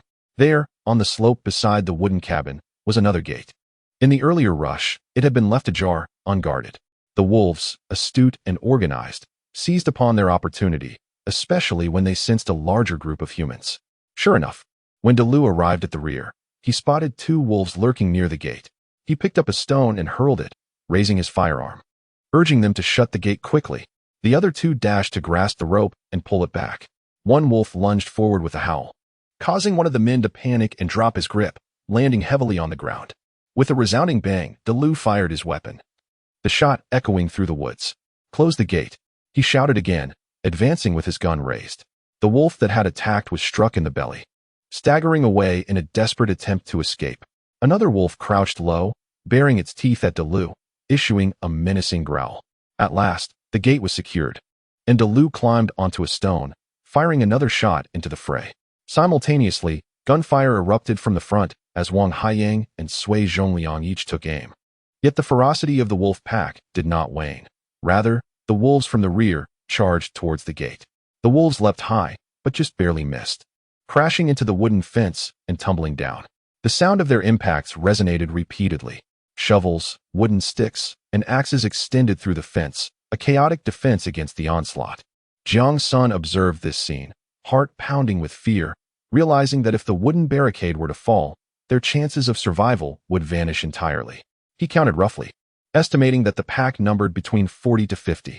In his heart, he silently prayed, hoping that their ammunition would suffice. Lu had only given Wang Haiyang 10 bullets, which soon ran out. Sui Zhongliang pulled a small box from his pocket and handed it to him, urging him to act swiftly. Lu Hongji and Feng Chao, paralyzed by fear, had long since ceased fighting, huddling against the wall of the cabin, clutching their axes and trembling uncontrollably. After finally catching his breath, Jiang Sen turned and entered the wooden cabin, searching in vain for a suitable weapon. Ultimately, he emerged, seizing 2 flaming twigs from the hearth, and hurled them over the wooden fence. He was uncertain whether this would prove effective. He had merely heard that animals feared fire. He could only hope that after a prolonged assault, the wolf pack would retreat. Yet, this was merely a hope, and no one could predict the outcome. On this side of the forest, the sound of gunfire reverberated, audible even to the command center. The rapid succession of shots indicated trouble. Zhang Jianjun strode out of the room, gazing towards the mountains. Luo Yongkai followed suit, fearing they had encountered wild beasts. Which team was it? Any team could be in peril, Such a concentrated barrage of gunfire had to be the work of wolves, unless an entire squad had ventured forth. Just one or two individuals would meet their demise. Zhang Jianjun's brow furrowed deeper, his concern intensifying. In the mountains, encountering a solitary tiger or bear was not particularly alarming. The true danger lay in facing a pack of wolves. With the heavy snowfall arriving early and food scarce, desperation loomed. There was no time to waste. Organize a group immediately and set off for assistance. Luo Yongkai nodded briskly and hurried to summon help. Within minutes, 15 armed individuals, lightly equipped, set forth into the mountains. The deep snow posed a challenge, especially when climbing. Without prior experience in this terrain, the task would be daunting. However, Luo Yongkai and his companions had each fashioned small wooden blocks to their feet, allowing them to traverse the snow with ease. Team 1 had also heard the gunfire and was preparing to assist when they were met with another barrage from behind. They promptly halted, instructing everyone to reinforce the fence. Team 3 mirrored their actions. Such decisions were not born from indifference to suffering, but rather from years of bloody experience that had taught them the proper course of action. In the rear, Lu had already felled one wolf and severely injured another when he noticed a dozen more approaching. "Damn it, let's fight back," he shouted, rushing to inform the squad leader to distribute the firearms. One individual sprinted back, locating Sui Zhongliang, and reported the situation. Sui Zhongliang bellowed, "Who else can shoot?" "I can." "So can I," came the chorus of responses, including Deshanzi. Sui Zhongliang had no time to ponder why these individuals could shoot. He extracted a set of keys from his pocket. Jiang Sen. He tossed the keys, instructing him to gather the others and retrieve the weapons. Without questioning why he was summoned, Jiang Sen turned and ran, with several others closely following. Upon entering the wooden cabin, Jiang Sen opened the door to the squad leader's quarters and, using a different key, unlocked the cabinet. It was then that he noticed a deeper section within the cabinet, housing several firearms. Jiang Sen retrieved them and passed them back, while taking one for himself. He bent down to open a wooden box beneath, filled with ammunition. He extracted 2 boxes to hand over and kept one for himself, stashing 2 more in his pockets. As I was about to close the cabinet door, my gaze fell upon a row of grenades standing upright. After a brief moment of hesitation, I seized 2 of them. Securing the cabinet, I dashed out, loading bullets into my gun as I ran. With the advantage of firepower, the pack of wolves outside retreated, leaving behind a trail of carcasses. Yet, none would let their guard down. These wolves, having set their sights on us, would not leave empty-handed. They would bide their time and launch another assault. Leaving a few individuals at the barricade to stand watch, Sui Zhongliang led the group back to the wooden cabin. "Let us take a moment to rest," he commanded. Hearing gunfire in the distance, he added, "Jiang Sen, Wang Haiyang, go provide support." Everyone was fatigued yet exhilarated. As they settled down, some cleaned their weapons while others tended to their axes. Feng Chao, hiding beside the wooden cabin, glanced around and hurried to the fire pit to kindle a flame, then dashed to the water barrel to fetch water. Once the water boiled, he promptly filled the water bottles of his comrades, embodying the spirit of logistical support, claiming his rightful place in the effort. Regardless of his motives, no one questioned his actions. They merely regarded him as attentive, and their attitude towards him softened considerably. Lu Hongji observed Feng Chao's actions with disdain, sneering as he squatted down to light a cigarette. The distant gunfire ceased, and Lu, with his booming voice, led the returning group. Feng Chao quickly brought the hot water to them. Jiang Sen, indifferent to whether Feng Chao was being ostentatious or genuinely helpful, drank half a bottle of water, prompting Feng Chao to refill it. Jiang Sen looked at him, and Feng Chao flashed a smile before continuing to serve others. Sui Zhongliang, smoking, waited until everyone was seated before speaking. With the heavy snow arriving early and the wolves lacking food, they are now fixated on us. Everyone must remain vigilant. Those patrolling the barricade should change shifts every 2 hours. Lu nodded. "I'll assign the shifts." Jiang Sen listened as Lu organized the teams. He and Wang Haiyang were grouped with several other youths, ensuring that each team was armed with at least 2 guns. Sui Zhongliang turned to Jiang Sen. "How many guns and boxes of bullets did you distribute?" Jiang Sen promptly handed over the keys, 6 guns, 4 boxes of ammunition, and pulled 2 grenades from his pocket. Sui Zhongliang's spirits lifted as he accepted them, placing them in his own pocket. "You little rascal, hoarding supplies? Why didn't you throw them out earlier?" "I didn't dare," replied Jiang Senator Good. Sui Zhongliang remarked, looking at those holding guns, "You all, report on your ammunition status." Wang Haiyang approached and quietly asked Jiang Sen, "Do you have any bullets left? Did you use them all?" Jiang Sen inquired. "Just a few rounds. I ran out long ago." Jiang Sen turned to Sui Zhongliang, producing an unopened box of bullets from his pocket and handing it over. "Make them last." Wang Haiyang chuckled, a sight that was a rarity for Jiang Sen, who found it quite refreshing. Why did he always wear such a creditor's scowl, as if someone owed him money?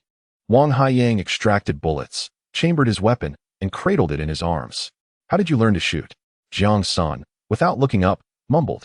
"There was a militia competition organized by the street committee. I tagged along for a few days." Wang Haiyang did not press further. Jiang Sen inquired, "How did you manage that?" Wang Haiyang replied nonchalantly, "My father is in the military, and he drills me incessantly. I can handle rifles, machine guns, and anti-aircraft guns." Jiang Sen had long suspected he was from a military compound, yet hearing him state it outright was still somewhat astonishing. "Shouldn't you be serving in the army then? What brings you here? Don't even mention it." Wang Haiyang seemed somewhat disheartened. "I was set to enlist, but one day, I witnessed a few ruffians dragging a girl towards the woods. I intervened and gave them a thrashing, rescuing her in the process. However, during the police investigation, the girl disavowed any connection, claiming she was merely a bystander to my scuffle with those thugs.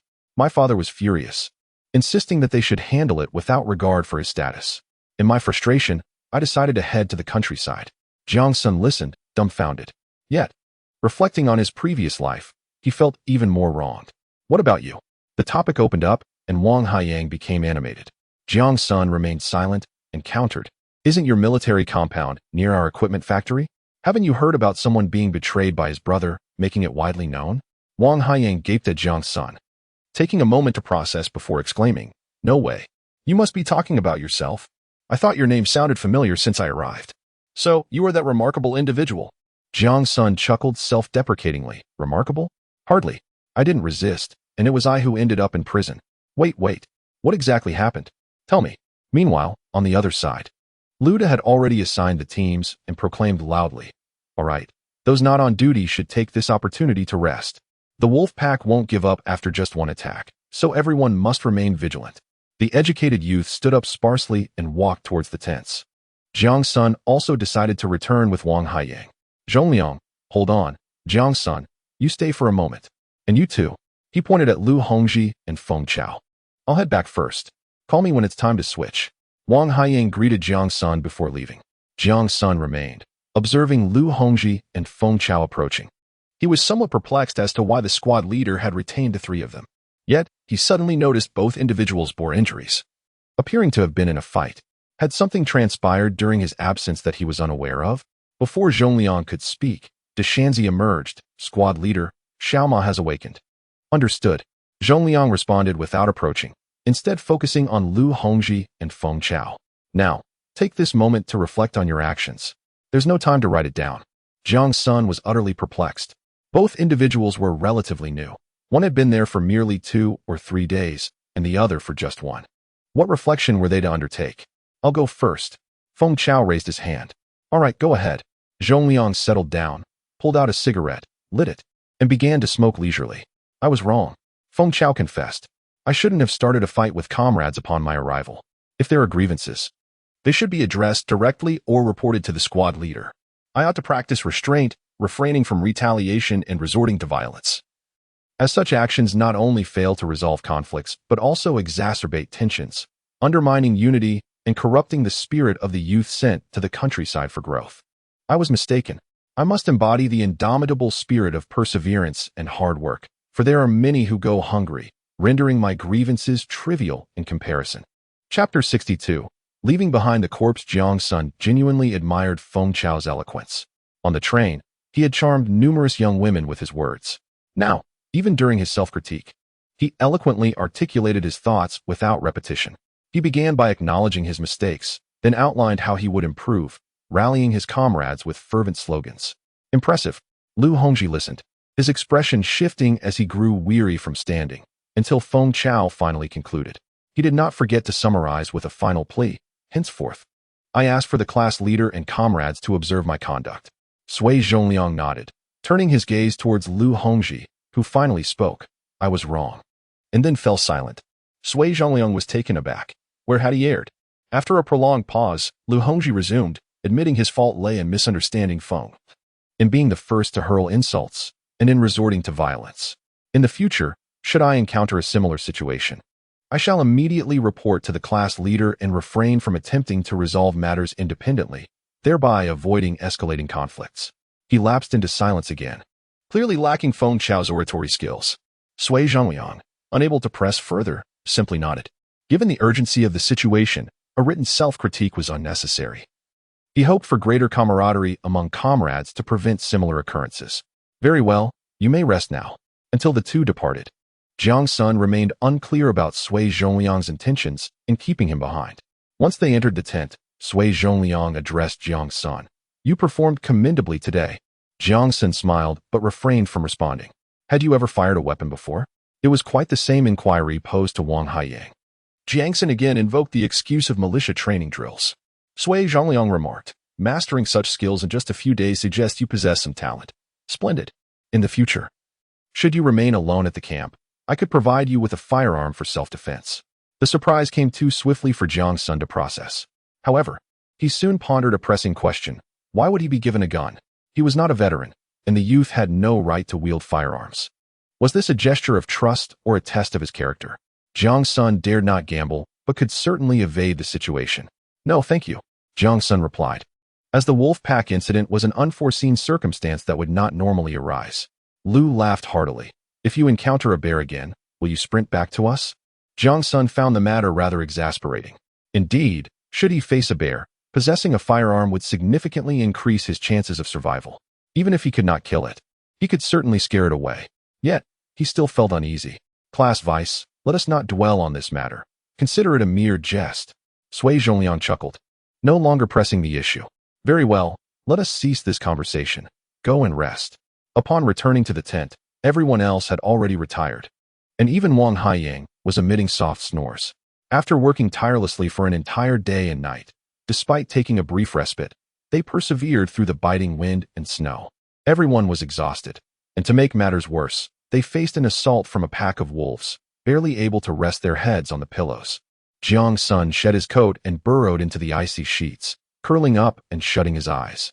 It seemed as if he had just succumbed to slumber when he was jolted awake by a push. Wang Haiyang sat above him, fastening his shoes. It's our turn, he announced.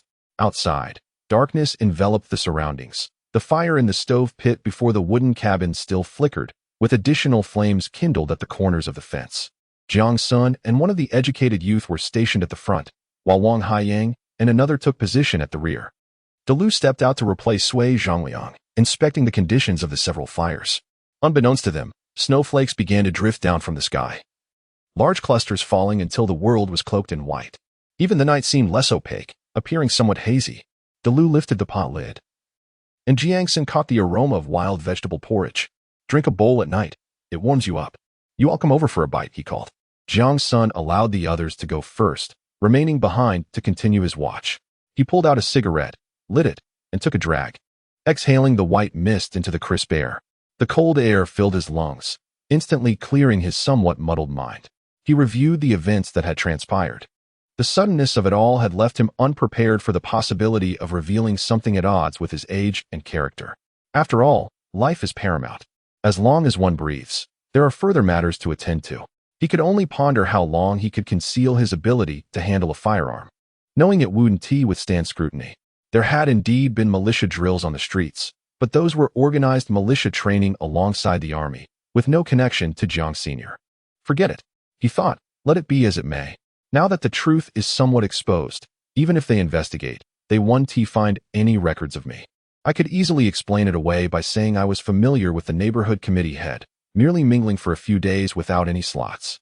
Yet, he was uncertain if they could navigate through today's ordeal with the wolf attack. He smoked until the ember nearly scorched his fingers, then discarded it on the ground, crushing it underfoot. Raising his gaze to the forest, he observed the chaotic paw prints left in the snow by the wolves. Outside the fence lay several wolf carcasses and traces of blood. The sight of the wolf bodies sent a chill down Jiang Sen's spine. Suddenly, he realized something. This time, the pack had not taken the bodies away, nor had they feasted upon them. Squad leader, Jiang Sen called back. Delu hurried over. What's the matter? Look. Jiang Sen pointed at the wolf carcasses. They left the bodies behind. When the captain came to fetch us, he also encountered a pack of wolves. We killed one. Yet they consumed it. But now, they haven't eaten or taken anything. They left it all. In truth, Jiang Sen need not elaborate. Lu comprehended immediately. Having spent many years in the greater Xing'an range, they understood the nature of wolf packs better than anyone. You keep watch. I'll find the squad leader. Lu called out as he sprinted back. He had barely taken 2 steps when a blood-curdling scream echoed from behind, followed by the crack of gunfire. This is bad. Lu shouted. Everyone, the wolf pack is upon us. Instantly, the tent erupted into chaos, with many individuals donning their coats and rushing outside. Jiang Sen raised his gun, aiming at the woods ahead. Several armed men split into 2 groups. One moved to Jiang Sen's side, while the other retreated. Just moments earlier, Wang Haiyang and another educated youth had discovered the carcass of a wolf. Engaging in conversation, they gazed intently at the wolf's lifeless body. It was unclear who first mentioned that although wolf meat might be somewhat gamey, it was still meat. If heavy snow blocked the mountains, it could serve as sustenance. They refrained from alerting the others. Wang Haiyang stood guard with his gun, while the other person opened the door, intending to drag the wolf carcass back. As he cautiously approached the wolf's body, bending down to grasp its leg, several wolves suddenly burst forth from the woods. One lunged forward, sinking its teeth into the man's leg, eliciting a piercing scream. Startled, Wang Haiyang fired his weapon. He expended all his bullets, injuring 2 wolves but unable to reload in time as more wolves surged into the fray. Wang Haiyang resorted to wielding his gun like a club, desperately defending himself. What filled him with rage was the sight of the injured youth being dragged into the woods by 2 wolves, leaving behind a stark trail of blood. "Ah," he gasped, his eyes wide with horror as he flailed his rifle. Yet, he could merely stand by and watch as wolves continued to pour in. 3 or 4 wolves turned their attention to Wang Haiyang while the others dashed deeper into the forest. A gunshot rang out, and Lu arrived, followed swiftly by another shot. Soon, others joined the fray, and a barrage of gunfire erupted once more. Wang Haiyang finally managed to extricate himself from the clutches of the wolves, retreating back. However, his eyes were bloodshot as he reloaded his weapon and fired again at the wolf pack. That man, he did not even know his name, had been taken by the wolves. It was all his fault. He had thought that simply opening the door to drag the carcass back would pose no danger. If only he had intervened, this calamity could have been averted. It was all his fault. Chapter 63. Xiao Ma's dilemma. Wang Haiyang was consumed by guilt, yet his hands moved swiftly. Sui Zhongliang soon arrived, realizing the wolves had breached their defenses and knew they were in dire straits. He ordered everyone to retreat slowly while pulling a grenade from his pocket. On Jiang Sen's side, the wolves had not yet appeared. But upon discovering the breach in their defenses, they hurried to assist. However, no one anticipated the cunning nature of the wolves. As soon as they departed, several wolves emerged stealthily from the woods and approached the fence. One wolf positioned itself beneath the barrier, while others leapt over it with a powerful push. "The wolves are in," someone cried out. With that cry came the sound of screams, and injuries began to surface. This was no good omen. The pack, sensing blood, would become even more frenzied. The camp descended into chaos, and firearms were rendered useless. Chainsaws roared to life, axes swung with fervor, and shovels were brandished. Sui Zhongliang drew a military dagger from his waist and charged towards the wolves. Lu, displaying unparalleled bravery, wielded an axe in each hand, the sound of them slicing through the air echoing fiercely. As the first injured individual fell, a cascade of cries and despair ensued, echoing through the air. Jiang Sen, consumed by rage, unleashed his fury, firing the remaining bullets to fend off a wolf's assault, then wielding his weapon like a spear.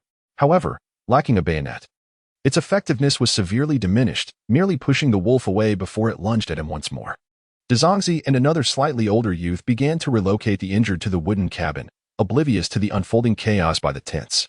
The entire group was besieged by the pack of wolves, with 3 stealthily advancing towards the tent. Inside, Xiao Ma's desperate cries pierced the tumult outside. Yet no one could lend assistance, only shouting, "Go save Xiao Ma." Seizing the moment when the wolves were momentarily repelled, Jiang Sen pivoted and sprinted towards the tent. Armed with a chopping axe, he reached the entrance and, summoning all his strength, struck down, severing a wolf's hind leg. The creature let out a pained howl and collapsed. Within the tent, 2 more wolves awaited. Jiang Sen charged inside, swinging his axe with fervor. Xiao Ma, now awakened, stood on the ground. using a quilt to fend off the wolves' attacks. The quilt proved ineffective. With each bite, the wolves tore it apart, scattering cotton everywhere. Their claws raked at the fabric, yet could not reach Xiao Ma, who was pale and terrified, desperately warding off the assault. With a powerful swing, Jiang Sen injured both wolves. Yet they turned to him with renewed determination. His clothes were tattered, blood seeping through the rips, embodying a warrior's wrath. He fought with ferocity, the cramped tent now a chaotic battleground. The wolves, sensing Jiang Sen's relentless spirit, hesitated, but he blocked their escape, forcing them to engage in a fight for survival. In his previous life, every brawl in prison had been a fight for life, instilling in him an unyielding fearlessness. His eyes glowed with a fierce intensity as he focused on the two wolves, his axe dripping with crimson as his movements quickened. Xiao Ma, trembling in terror, stood at the farthest corner of the tent, clutching the quilt, her gaze fixed on the unfolding horror. Suddenly, the sharp sound of a grenade explosion pierced the air, followed by a barrage of gunfire. A wolf's howl echoed, causing the wolves inside the tent to grow restless, their assault slowing. Seizing the opportunity, Jiang Sen brought his axe down upon one wolf's neck. Just as he prepared to strike the other, his axe became lodged in the bone, unable to penetrate fully or be withdrawn. Another wolf took advantage of his momentary distraction and darted past him. Cheers erupted from outside, signaling the arrival of reinforcements. Jiang Sen, suddenly drained of energy, collapsed to the ground, gasping for breath, facing the lifeless wolf head before him. Xiao Ma, paralyzed by fear, forgot to call for help. It was Zhangzi who recalled Xiao Ma's presence in the tent, prompting a group to rush over. They beheld the wolf with a severed leg, desperately trying to crawl away, only to be dispatched by Dahlia with a swift axe blow. Upon entering the tent, they were startled to discover the lifeless body of a wolf and the weakened form of Jiang Senator Jiang Sen. Luo Yongkai shouted, his voice echoing outside and leading others to believe Jiang Sen had perished. Jiang Sen silently cursed. Even if he were alive, Luo's shout might have frightened him to death. His eyes flickered, prompting Luo Yongkai to breathe a sigh of relief and exclaim, "He is not dead." Jiang Sen was then moved to a sleeping area, his limbs trembling uncontrollably. Nearby lay the carcass of the wolf, accompanied by an axe. "Xiao Ma, are you all right?" Deshanzi inquired. As Luo Yongkai and Lu turned their attention to the shivering Xiao Ma, who was so frightened he could hardly speak. Once someone took the blanket away from him, he collapsed in a heap. In such circumstances, what could anyone say? The camp was bustling with activity as individuals worked diligently to repair the damage. Jiang Sen reclined on his cot, feeling the tremors coursing through his muscles while his gaze was fixed on the ceiling, his mind racing with thoughts. When he first saw Xiao Ma, he felt an unsettling strangeness, but he could not quite comprehend it at the moment. He suspected that Xiao Ma had once stayed in a particular place for 2 days and had returned out of necessity. Soon after, he began to feel feverish. And although Sui Zhongliang wanted to ask questions, he found himself unable to do so. Then came the wolf pack's assault. Everyone fought desperately. Yet Xiao Ma remained alone inside the tent. Logically, wolves would attack the area where most people congregated. It was perplexing that wolves had specifically entered the tent. It was as if their target was the tent itself, or rather, the person inside it. Following this line of reasoning, it seemed that Xiao Ma was the intended target of the wolf pack. But why? Had he harmed these wolves in the past? Or had he somehow summoned them? The former was understandable, yet it raised questions about when he could have harmed them without sustaining any injury. The latter was more perplexing. Why would he want to attract a wolf pack? Did he not fear for his own life? Jiang Sen pondered this repeatedly until a sudden insight struck him. If Xiao Ma indeed harbored ill intentions, then luring the wolves to eliminate the camp's inhabitants would make sense. Yet, there remained a contradiction. Did Xiao Ma not fear being devoured by the wolves himself? Unless he possessed some means of self-preservation. Jiang Sen closed his eyes, recalling the events after entering the tent. He barely noticed Xiao Ma, as he was solely focused on eliminating the 3 wolves. He had used a blanket for protection, which was shredded to pieces, and then he charged forward. The blanket lay in tatters. Suddenly, Jiang Sen's eyes flew open, a smile creeping onto his lips. It was indeed true. Xiao Ma was not to be trusted. He took a deep breath, suppressing the weakness in his muscles, and propped himself up. "Jiang Sen, you should lie down and rest," Deshanzi urged from the side. "You terrified everyone. They thought you had been bitten to death by the wolves." Jiang Sen replied, "I'm fine, just minor injuries." He glanced at Xiao Ma, who had once again reclined, covered by the tattered blanket, while several young intellectuals busied themselves with their belongings. The tent had been patched up but still leaned precariously, with a few individuals outside clanging away at the repairs. Shangge, help me sit up. Z supported Jiang as he stood up. What are you planning to do? You asked. It would be best for you to rest now. Upon exiting the tent and taking a few steps, Jiang remarked, I assure you, I am perfectly fine. I wish to check if there has been any loss of supplies up ahead. Are you truly capable of that? You're really all right? Indeed, I am. Very well. But do take care. On second thought, I shall assist you there. Chapter 64. Everyone descends the mountain for rest upon reaching the front. Lu Yingci and Su Jiang were examining the condition of the injured. Li followed behind someone, carrying a basin, tending to the wounds of the injured. To our astonishment, a squad leader and a third squad leader appeared, armed and accompanied by two others. Witnessing our predicament left them in shock. Su Jiang recounted the events to them, instilling a sense of dread. Observing that our area was now secure, he urged them to return swiftly and reinforce the protective measures within their teams. The mountains were abundant with timber. Elevating the barriers was all that was required. However, one had to exercise utmost caution when entering and exiting. The snowfall had ceased long ago, leaving the ground blanketed with snow up to the ankles. As Jiang and DSHZ approached the front, they beheld a scene of despair, with individuals sprawled near the stove, predominantly injured. Lu Yingci rose and declared, Second squad leader, this is untenable. We must escort the injured down the mountain to the hospital. Su Jiang nodded in agreement, surveying the scene where nearly everyone bore injuries, with 8 severely wounded and only a few lightly injured, which was still precarious. Let us all descend the mountain for rest, he insisted. Given the weather, we anticipate further heavy snowfall, and work cannot proceed. It is wiser for everyone to retreat. Lu Yingci responded, then let us not delay. Gather your belongings and depart immediately. In truth, there was little for each person to pack. Merely their valuables and a change of clothes sufficed. With the assistance of Lu Yingci's team, they descended the mountain throughout the night. Among them was one severely injured individual, who was placed on a makeshift sled and dragged forward. After the frightful ordeal, Xiom's fever had subsided, but his limbs felt weak and required support. Jiang Sen possessed many valuable items, but at this moment, it seemed unnecessary to carry them all.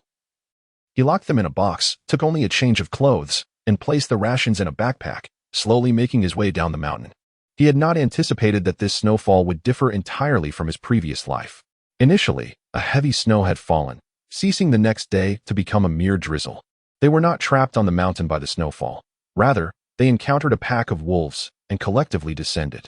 The first and third squads also received the notification. However, they chose to remain on the mountain, hoping the snowfall would cease soon. As long as the precipitation halted, they would continue their work. Jiang moved forward with the group, yet he frequently glanced back. DSHZ inquired, will we return?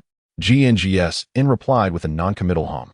His reluctance to part with the camp stemmed not from attachment, but rather from the anxiety that, should they descend and never return, he might never see Yangzi again. An inexplicable sense of unease enveloped him. Even though he had been reborn with the intent of seeking out that girl, he feared that the wings of a butterfly might erase her existence. He understood that since fate had brought him back to this place, he had no intention of leaving. He would eventually find her. Yet, the anxiety persisted. Anxiety rendered him somewhat distracted, and before he realized it, he had followed the group to the third class. There, a bonfire flickered as they worked through the night to repair the fence. Sui Zhongliang and Luo Yongkai exchanged a few words and, without lingering, continued their descent down the mountain. Initially, Ma Weiguo had been assigned to the third class. As they passed by, Jiang Sen glanced inside but saw no one. Perhaps it was for the best. After approximately an hour of walking, they reached the wooden slide, and the procession came to a halt. Sui Zhongliang, Luo Yongkai, and Lu discussed briefly and decided to descend along the wooden slide to save considerable time.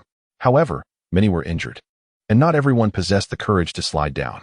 Therefore, Luo Yongkai and Sui Zhongliang gathered some branches from the side. The branches had forks, which would significantly slow their descent. He instructed everyone to take 2 and gradually slide down the wooden path, using the forks as a buffer for protection. They also carried the sled for the severely injured. At that moment, no one dared to voice their fears. After all, snow had already fallen, making the wooden slide less slippery.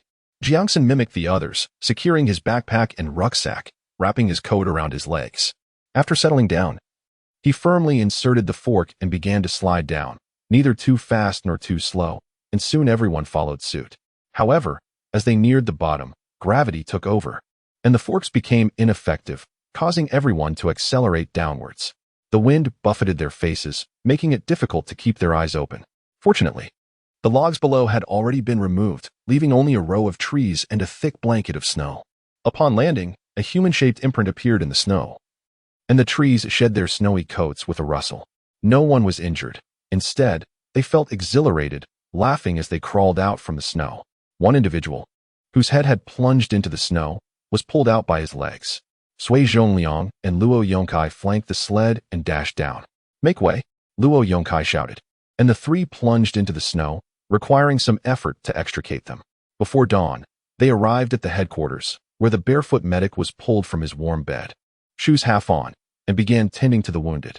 The lightly injured and those unscathed gathered in the cafeteria, sipping hot soup before drifting off to sleep, biting into cornbread.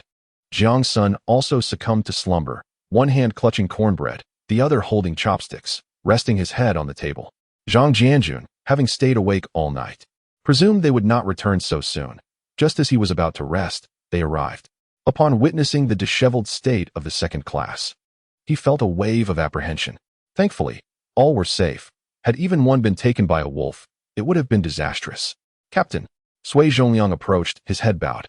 "Comrade Lu Yangji, it seems we fear what we dread the most." "What?" Zhang Jianjun grasped his arm. "Speak quickly. What has happened to Lu Yangji?" "He is an experienced youth and was on the verge of returning to the city. He was taken by a wolf." Zhang Jianjun stood frozen, and after a long moment, he finally sat on a bench. "He was taken by a wolf? Did you search for him? One must see the living if they are alive, and the dead if they have perished. Did you go to look for him?" Sui Zhongliang shook his head during the wolf pack's assault. There was simply no time to search for Zhang Jianjun. He understood the grim reality, yet the loss of a single individual remained difficult to accept. "It's not your fault," he murmured. "I will discuss this with the team leader." Initially, upon seeing these individuals, though some were injured, none appeared fatal. He thought everything was fine. To his dismay, one person was lost just like that. In the cafeteria, the members of the second squad were sprawled in various positions, exhausted from their ordeal. Having reached a place of safety, they finally released their tension and succumbed to slumber. Zhang Jianjun glanced at them and instructed, "Let us get them all into the rooms to sleep." A group of people, including the chef, came out to assist in carrying the deep sleepers to the vacant rooms at the headquarters. When Jiang Sen awoke, his head was still in a fog, unsure of his surroundings. Where are the wolves? Where are the corn cakes? After a considerable time, he vaguely remembered they must have arrived at the headquarters. Next to him lay a row of individuals, all still asleep. He was roused by the pressing need to relieve himself. Otherwise, he would have remained asleep. Climbing down from the bed, he located his coat hanging on the wall, donned it, and stepped outside. The snow continued to fall, yet it was already daylight. He glanced around before jogging to the restroom, and upon exiting, he headed towards Zhang Jianjun's office. The office was empty, but the door to the medical room was ajar. A barefoot doctor emerged, yawning and muttering, "Finally, I can take a break." Jiang Sen turned and walked towards the cafeteria, pushing the door open. He saw Zhang Jianjun and a few others seated at a table, engaged in conversation while eating. Upon noticing Jiang Sen, Zhang Jianjun exclaimed, "Xiao Jiang, you're awake? You must be famished after sleeping for 2 days. Hurry and get some food." Chapter 65. 2 days of sleep. Jiang Sen rushed to the window and filled his food container. Initially, he felt particularly hungry, but now he felt capable of devouring an entire pig. The chef generously served him a hearty meal and inquired, "Have you rested well?" Jiang Sen grinned, "Yes. After being hungry for 2 days, I'll take it slow, starting with porridge, then onto the corn cakes." "Excellent," Jiang Sen replied, clutching his food container as he searched for a table. Zhang Jianjun waved him over. "This way." Jiang Sen joined them at the table. Zhang Jianjun and the others resumed their previous discussion. As Jiang Sen listened in, he realized they were analyzing the sudden emergence of the wolf pack. While eating, he noticed something peculiar. Only a few of them were present. Where were the others? Not to mention the members of the headquarters. But surely the rest of the second squad, wasn't he still asleep? Sui Zhongliang turned to Jiang Sen and explained. "Lu took a few people yesterday to escort the severely injured to the field office. They might even be heading to the agricultural hospital. The farm had its own hospital, albeit with only 2 doctors and 2 nurses. Though referred to as a hospital, everyone called it the health station or clinic. Simple injuries and ailments could be treated there, but serious cases had to be transferred to the agricultural hospital. The Agricultural Construction Corps and the Hongqi Farm were originally one entity, but later separated. The Agricultural Corps primarily comprised veterans and some educated, skilled former youth, all receiving a salary and job security, a reliable position indeed. There have long been rumors that the Hongqi Farm would eventually transition to agricultural reclamation. Yet no action has been taken thus far. Is the injury severe? Jiang Sen inquired. Quite serious. That leg may not be salvageable, came the reply. Following this statement, a heavy silence ensued, for it was certainly not uplifting news. Jiang Sen's pace of eating slowed even further, despite his stomach clamoring for attention, which he disregarded. Zhang Jianjun continued the conversation initiated by Sui Zhongliang. This time, your second team has suffered significant losses. We've been in touch with the farm, and their directive is that the injured should recuperate while those unscathed should assist other teams in the harvest. This winter, there will be no need to ascend the mountain. Jiang Sen felt a jolt of apprehension. His fears had indeed materialized. Which team will we go to? He asked. That remains uncertain. Once everyone has recovered, we will head to the farm for further instructions, was the response. Jiang Sen chose not to press further, believing this to be a temporary situation, and they would return after winter. After discussing the matter, the group resumed their previous topic of conversation. We have encountered wolf packs before, but this time feels distinctly peculiar. Though I cannot articulate why, Sui Zhongliang remarked. If it were the same pack I encountered when I brought the educated youth back, it would make sense. But if it's not them, we must take this seriously. A heavy snowfall may indeed be imminent. Zhang Jianjun nodded in agreement. Indeed, if wolf packs are suddenly increasing and displaying aggressive behavior, it signifies either vengeance or a warning of impending heavy snowfall. They are likely struggling for food. Luo Yong suggested. Should we inform the first and third teams still in the mountains to descend? Zhang Jianjun hesitated. After all, it was merely speculation, and no one would risk halting operations to issue such a command. After pondering for a moment, he spoke again. All right, old Luo, make one more arduous trip today. Take a team to deliver their supplies and convey our concerns. If the snow begins and continues for 2 days, they must descend immediately. Understood, Luo Yong responded succinctly, finishing his meal quickly before departing the cafeteria. After dining, Jiang Sen cleaned his lunchbox and returned to the sleeping quarters, where the others were slowly waking. There is food in the cafeteria, he announced. What time is it? Someone asked. We've been asleep for 2 days, Jiang Sen replied. The deputy leader took the severely injured to the farm yesterday.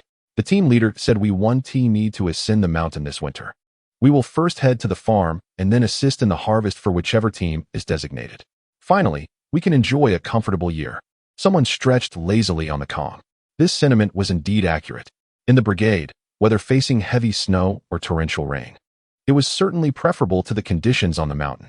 The temperatures above were significantly lower, and when snow blocked the mountain, it tested everyone's will and survival skills. This incident with the second team was an unforeseen occurrence. Without such surprises, no one would hastily declare that heavy snowfall would force them to halt work and descend. Failing to complete their tasks could lead to significant delays. Over the years, they had often been trapped on the mountain by heavy snow, and the experience was best left unspoken.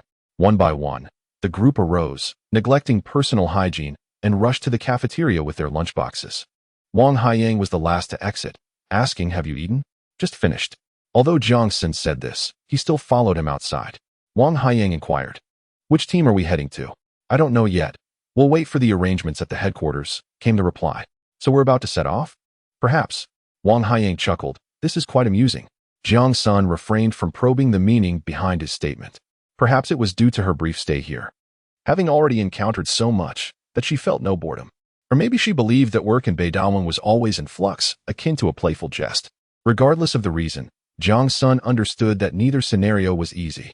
Wang Haiyang entered the canteen, while Jiang Sen made his way to the infirmary. The barefoot doctor sat at a table, clad in a yellowed, patched white coat, holding a teacup while perusing a newspaper.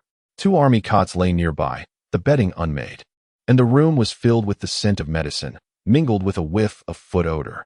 The barefoot doctor removed his hand from his foot, sniffed it, then rubbed it against himself before taking a sip from his teacup. "What do you need?" he asked, peering over the newspaper. "I'd like you to check if my wounds have healed. Itch." Jiang Sen was reluctant to visit him, for he knew the barefoot doctor all too well. He never prioritized personal hygiene. His medical skills were unorthodox, and he favored folk remedies. Yet, his expertise was undeniable. Ailments such as headaches or injuries were often cured with remarkable efficacy. Each time he took medicine, he could detect a peculiar odor reminiscent of foot odor.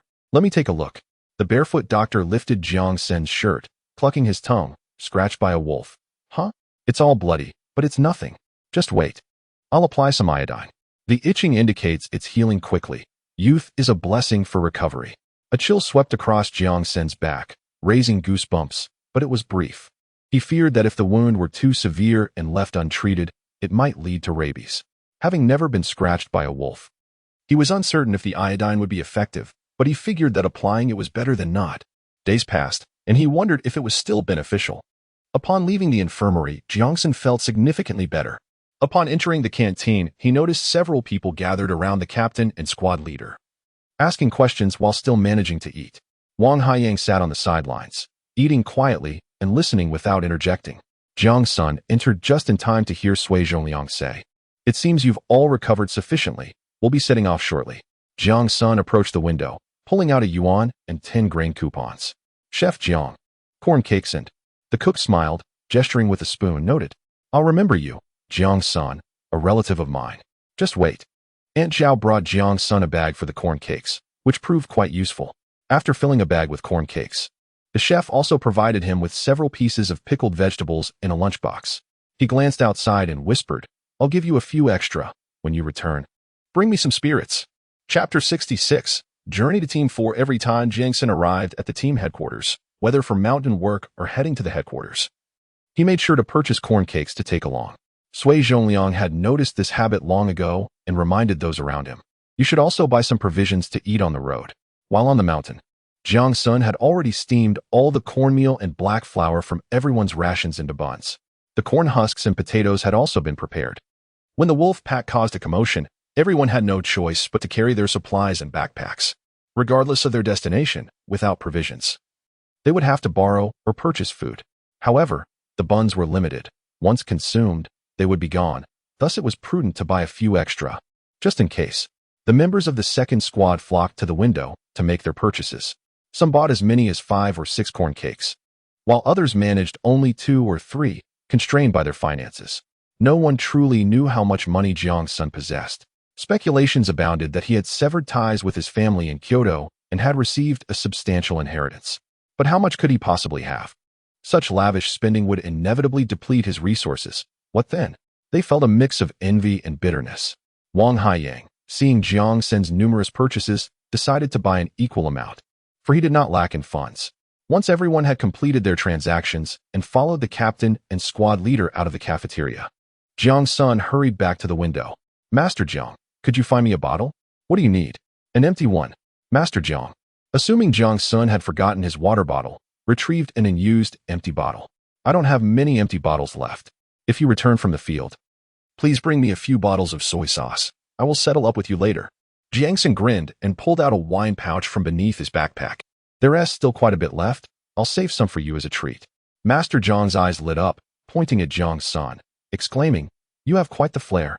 He found Jiang Sen's character amusing, particularly the way he expressed his fondness for others with that simple phrase, "Quite the flair." Jiang Sen chuckled and handed over the filled bottle. "I'm off now. Take care." Upon exiting the cafeteria and returning to his lodging, he gathered his belongings. The cart was already prepared. Sui Zhongliang, Zhang Jianjun, and Luo Yong exchanged handshakes and farewells before setting off. Jiang Sen surveyed the few individuals accompanying the cart and noted the absence of Feng Chao and Lu Hongji, who must have departed with Big Lu earlier. He pondered whether they were lying in the cart or sitting. Fortunately, the snow along the road was not too thick, and after 3 days, the group arrived at the field headquarters. The wooden frame house was blanketed in thick white snow, with a narrow path cleared at the entrance. A large truck was parked in the open area. Sui Zhongliang instructed, "You all head to the cafeteria first. I will join you shortly." Having all been here before, they grabbed their belongings and headed towards the cafeteria. Sui Zhongliang proceeded to the office of the field commander. The cafeteria was warm after shedding their coats. They fetched their meal boxes. Today, there was a dish of potatoes and meat, which could not be charged to the communal account. Those wishing to partake would need to pay out of pocket. Both Jiang Sen and Wang Haiyang purchased a serving, while the others eyed the dish enviously, eventually pooling their resources to buy one portion. They then set up a makeshift table, appearing as two unrelated groups alongside Jiang Sen and Wang Haiyang. Jiang Sen was indifferent, and Wang Haiyang even more so, just as they had taken a few bites. The cafeteria door swung open, and Big Lu entered. Wang Haiyang looked up. "Come here and bring your meal box." Reluctantly, he stood up slowly, carrying his meal box. Before leaving, he cast a glance at Jiang Sen, who remained silent, watching him depart with Big Lu, then lowered his head to continue eating. The pork from the northeast is particularly aromatic. After stewing it with potatoes, one can savor it with rice soaked in broth or by dipping large pancakes into it. Even if Jiang Sen were unable to eat, he would still manage to consume 3 large pancakes in one sitting. After finishing his meal, he rose, washed his lunchbox, and departed the cafeteria, intending to visit the supply and marketing cooperative. Jiang Sen. Someone called from behind. He turned to see Manager Ma. "Manager Ma." Jiang Sen quickly approached. "Here's your letter, just in time, so you don't have to deliver it." "Thank you, Manager Ma." Jiang Sen expressed his gratitude and hurried toward the post office. The letter was from Wang Jiangwo. It began with words of thanks, stating that the livestock farm was much better off this winter due to Jiang Sen's contributions. He also inquired about Jiang Sen's expenses, promising to reimburse him when the opportunity arose. Wang Jiangwo described the conditions at the farm, which were indeed similar to what Ma's wife had mentioned. The food was acceptable, but the living quarters were drafty and leaky. Upon his arrival, it had started to rain, and the 9 individuals at the farm decided to take advantage of the wet ground and hay. They used mud to patch the living areas and collected plenty of bulrush leaves from the nearby water source to weave a roof, finally making it wind and rainproof. Wang Jiangwo's handwriting was elegant and vigorous, clearly a product of practice. Through the nuances of his writing, Jiang Sen sensed that he was not overly pessimistic and seemed rather content. Notably, he mentioned that the farm was adjacent to a wetland, with mountains nearby, offering a picturesque setting adorned with flowers and birds, which further revealed his joyful disposition. At the end of the letter, he hinted at a potential reinstatement of the college entrance examination by the end of the year, offering to lend Jiang Sen some books if he wished to participate. After reading the letter, Jiang Sen exhaled deeply, feeling a sense of relief. He had long concluded that he was not a good person. His past experiences in prison had taught him to scrutinize anyone before forming close bonds. He held disdain for any prison bully but had a profound respect for learned individuals, such as the elder who seemed knowledgeable about everything and the one who had once betrayed him, known as 983. Had it not been for that betrayal, he would not have faced such a fate. However, upon seeing Wang Jiangwo on the train, he observed him closely and deemed him trustworthy. As for Zhang Jiqiang, though he appeared unassuming and uneducated, Jiang Sen did not look down on him. Rather, he understood that such individuals, having nothing to lose, could become quite fierce when provoked, even resorting to biting when fighting for survival. After placing Wang Jiangwo's letter away, Jiang Sen penned a brief response, outlining his ascent into the mountains and mentioning that his team would be supporting other brigades in urgent harvesting, indicating he would not be going up the mountains this winter. He expressed a desire to visit Wang Jiangwo if the opportunity arose, but he refrained from mentioning the college entrance examination, believing he was not cut out for academic pursuits. His only aspiration was to live a simple life with a wife and children, enjoying warmth by the hearth. If that meant he was deemed unambitious, so be it. Having endured much in his past life, he sought only a tranquil existence in this one. After sending the letter, Jiang Sen felt much lighter in spirit. Upon arriving at the supply and marketing cooperative, he found that Ma's wife was absent and the door was locked. Someone approached and said, "If you're looking to buy something, seek out Manager Ma. Ma's wife has gone to her family." Jiang Sen expressed his gratitude and turned back, just in time to encounter Wang Haiyang emerging from the chief's office. He feigned ignorance and pivoted towards the cafeteria. "Jiang Sen," Wang Haiyang called out, catching up to him. "Our group needs to be divided. 4 of us will go to Shenyang Brigade, while 2 will head to the 4th Brigade." Jiang Sen was taken aback. 4th Brigade? He had not anticipated such an arrangement. There was no issue with them going to Shenyang Brigade, as it was directly managed by the station. However, the 4th Brigade was mingled with the village. Even if the educated youth were ineffective, there were still villagers to assist. It was said that this year, The influx of new educated youth to the 4th Brigade was overwhelming, and their work was subpar. Wang Haiyang, with a smirk, remarked, "Aren't we also considered new educated youth?" Jiang Sen felt a strange sense of unease but could not articulate it. "Who is going?" "You and I," Wang Haiyang responded. "Initially, I was supposed to go with someone named Lu Hongji, but I insisted that if I were to go, it would be with you. Quite generous of me, isn't it?" Jiang Sen remained oblivious to the underlying implications. Wang Haiyang continued, "In truth, going to the 4th Brigade is quite advantageous. Besides assisting with the harvest during winter, we mostly hibernate. The villagers' houses are far superior to those in Xiangyang Brigade." Chapter 67. Not good company. Jiang Sen was puzzled when Wang Haiyang first arrived. He had been aloof, as if everyone owed him money. Why then was he so jovial with Jiang Sen? Even when Jiang Sen was silent, Wang Haiyang carried on animatedly. Accompanying anyone to any place was inconsequential to Jiang. Senator Sun Guohong, with his prominent brows and large eyes, seemed to have been assigned to that location. Lu Xiu went to the 3rd Brigade, and he had forgotten to inquire about Xiao Jejia. Upon returning to the cafeteria, everyone else had finished their meals. Lu was conversing with him. "If you need to buy anything, make haste. There's a vehicle outside to take everyone." Upon noticing Jiang Sen and Wang Haiyang entering, he nodded. "Now, I shall announce the roster for the various brigades." Someone queried, "Aren't we all going to the same place?" Lu responded, "That is not feasible. Each brigade is short-staffed, and the station must allocate personnel in order of arrival." The outcome mirrored Wang Haiyang's earlier statement. Both he and Jiang Sen were assigned to the 4th Brigade. The others were not all sent to Xiangyang Brigade. Rather, the remaining few would be going there. The injured individuals would join other brigades once their injuries healed. Primarily, the most going to Xiangyang Brigade were 4. Having a companion was always beneficial. Far better than arriving in an unfamiliar place alone. After the formalities were concluded, the educated youth dispersed in a frenzy, rushing outside to find Ma, the manager. Wang Haiyang inquired, "Shall we go take a look?" Jiang Sen, with nothing else to occupy him, nodded in agreement. Leaving the building, they headed towards the supply and marketing cooperative, where Ma was just opening the door, and the educated youth surged inside. Jiang Sen and Wang Haiyang followed closely behind. Some of the youths were paying for salt, while others were purchasing needles and thread. One individual retrieved a bag from his backpack, which contained dried mushrooms allocated to him, intending to exchange them for matches. Observing this scene, Wang Haiyang's expression shifted, and he approached Jiang Sen at the counter. In a hushed tone, he queried, "Can mushrooms be traded here?" Jiang Sen replied, "Anything you gather from the mountains can be exchanged or sold." "Are mushrooms easy to obtain?" Jiang Sen turned his head to look at him with a serious expression, far from a mere casual inquiry. His thoughts stirred. He countered, "How much do you want?" "Whatever you need." "Is it for home?" Wang Haiyang replied with a faint smile, "Of course, it's for making some extra cash." Jiang Sen understood. Although speculation was still being cracked down upon, the enforcement had relaxed considerably. With everyone's lives being difficult, exchanging surplus goods for something else was often overlooked.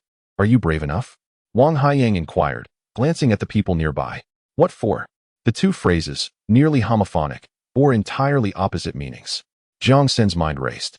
He had money in hand, and if one were to calculate, he could be considered a small fortune. Yet, in these times, who would refuse more money? "Let's talk later." Jiang Sen replied cautiously, as he did not yet know Wang Haiyang well. If anything were to go awry, being a solitary man, he would be at the mercy of others. But Wang Haiyang clearly had backing and seemed unconcerned. However, if he were to engage with him and something went wrong, Wang would have protection while Jiang Sen could become the scapegoat. He had contemplated dealing in mountain goods, but had been waiting for the right opportunity, unwilling to trust anyone. Building a rapport with Wang Zhengwo was motivated by respect for his intellect, as well as to ensure a fallback for his future endeavors. Now, with Wang Haiyang's sudden appearance, it seemed he had been presented with another path. Though Jiang Sen was bold, he would not reveal it easily. Wang Haiyang understood and ceased his inquiries. Instead, pulling out money to buy a few packs of cigarettes, casually offering one to Jiang Senator, Jiang Sen graciously accepted, recognizing the unspoken bond. The prison is both hell and heaven.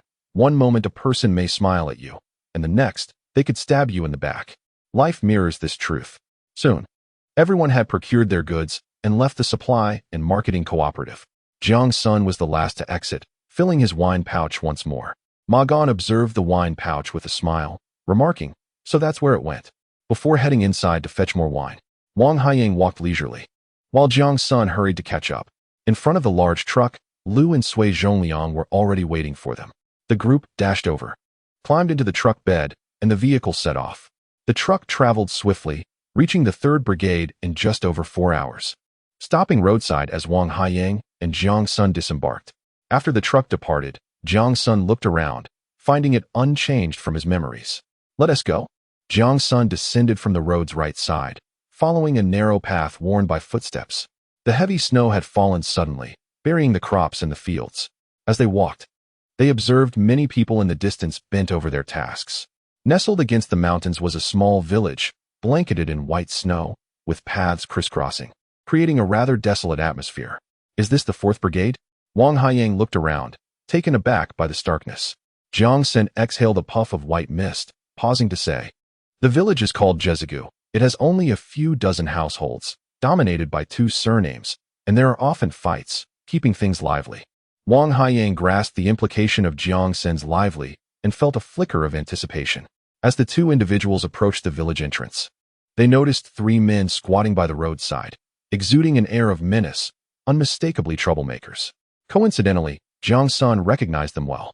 These 3 often mingled with Zhang Shuibing, the son of the village accountant, provoking disturbances wherever they went. After being sent back by the authorities, they would behave for a while, only to soon resume their antics, harassing young women and causing mayhem. "Hey, what are you doing here? What brings you to our Jiazi ditch?" A lanky figure clad in dark blue, whose real name was unknown, was known by the nickname Erlofzi. His face bore an expression of mischief as he scrutinized Jiang Sen and Wang Haiyang. Upon noticing Wang Haiyang's watch, his eyes gleamed, and he exchanged conspiratorial glances with his companions. "Are you deaf? We're talking to you." The dark-skinned troublemaker, known as Haizi, was notorious for petty thefts, often peering through the windows of young women at night. "What do you intend to leave behind if you wish to enter the village?"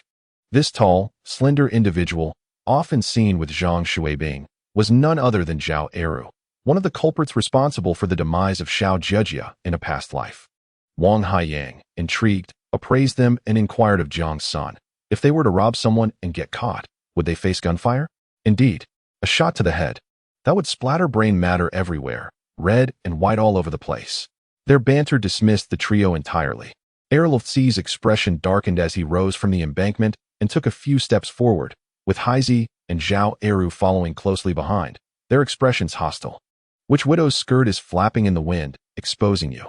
Erlofzi sneered, prompting hearty laughter from Haizi and Zhao Eru. Jiang Sen merely scoffed, thinking, "Is this all they have? Merely remnants of his prison days. What? Is that your nest in a widow's garment? What did you say?" Erlofzi's anger flared.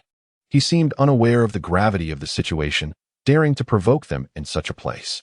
When did Jiazi Ditch turn into a den of bandits? Jiang Sen retorted sharply, "Stop wasting words. Let us take him down."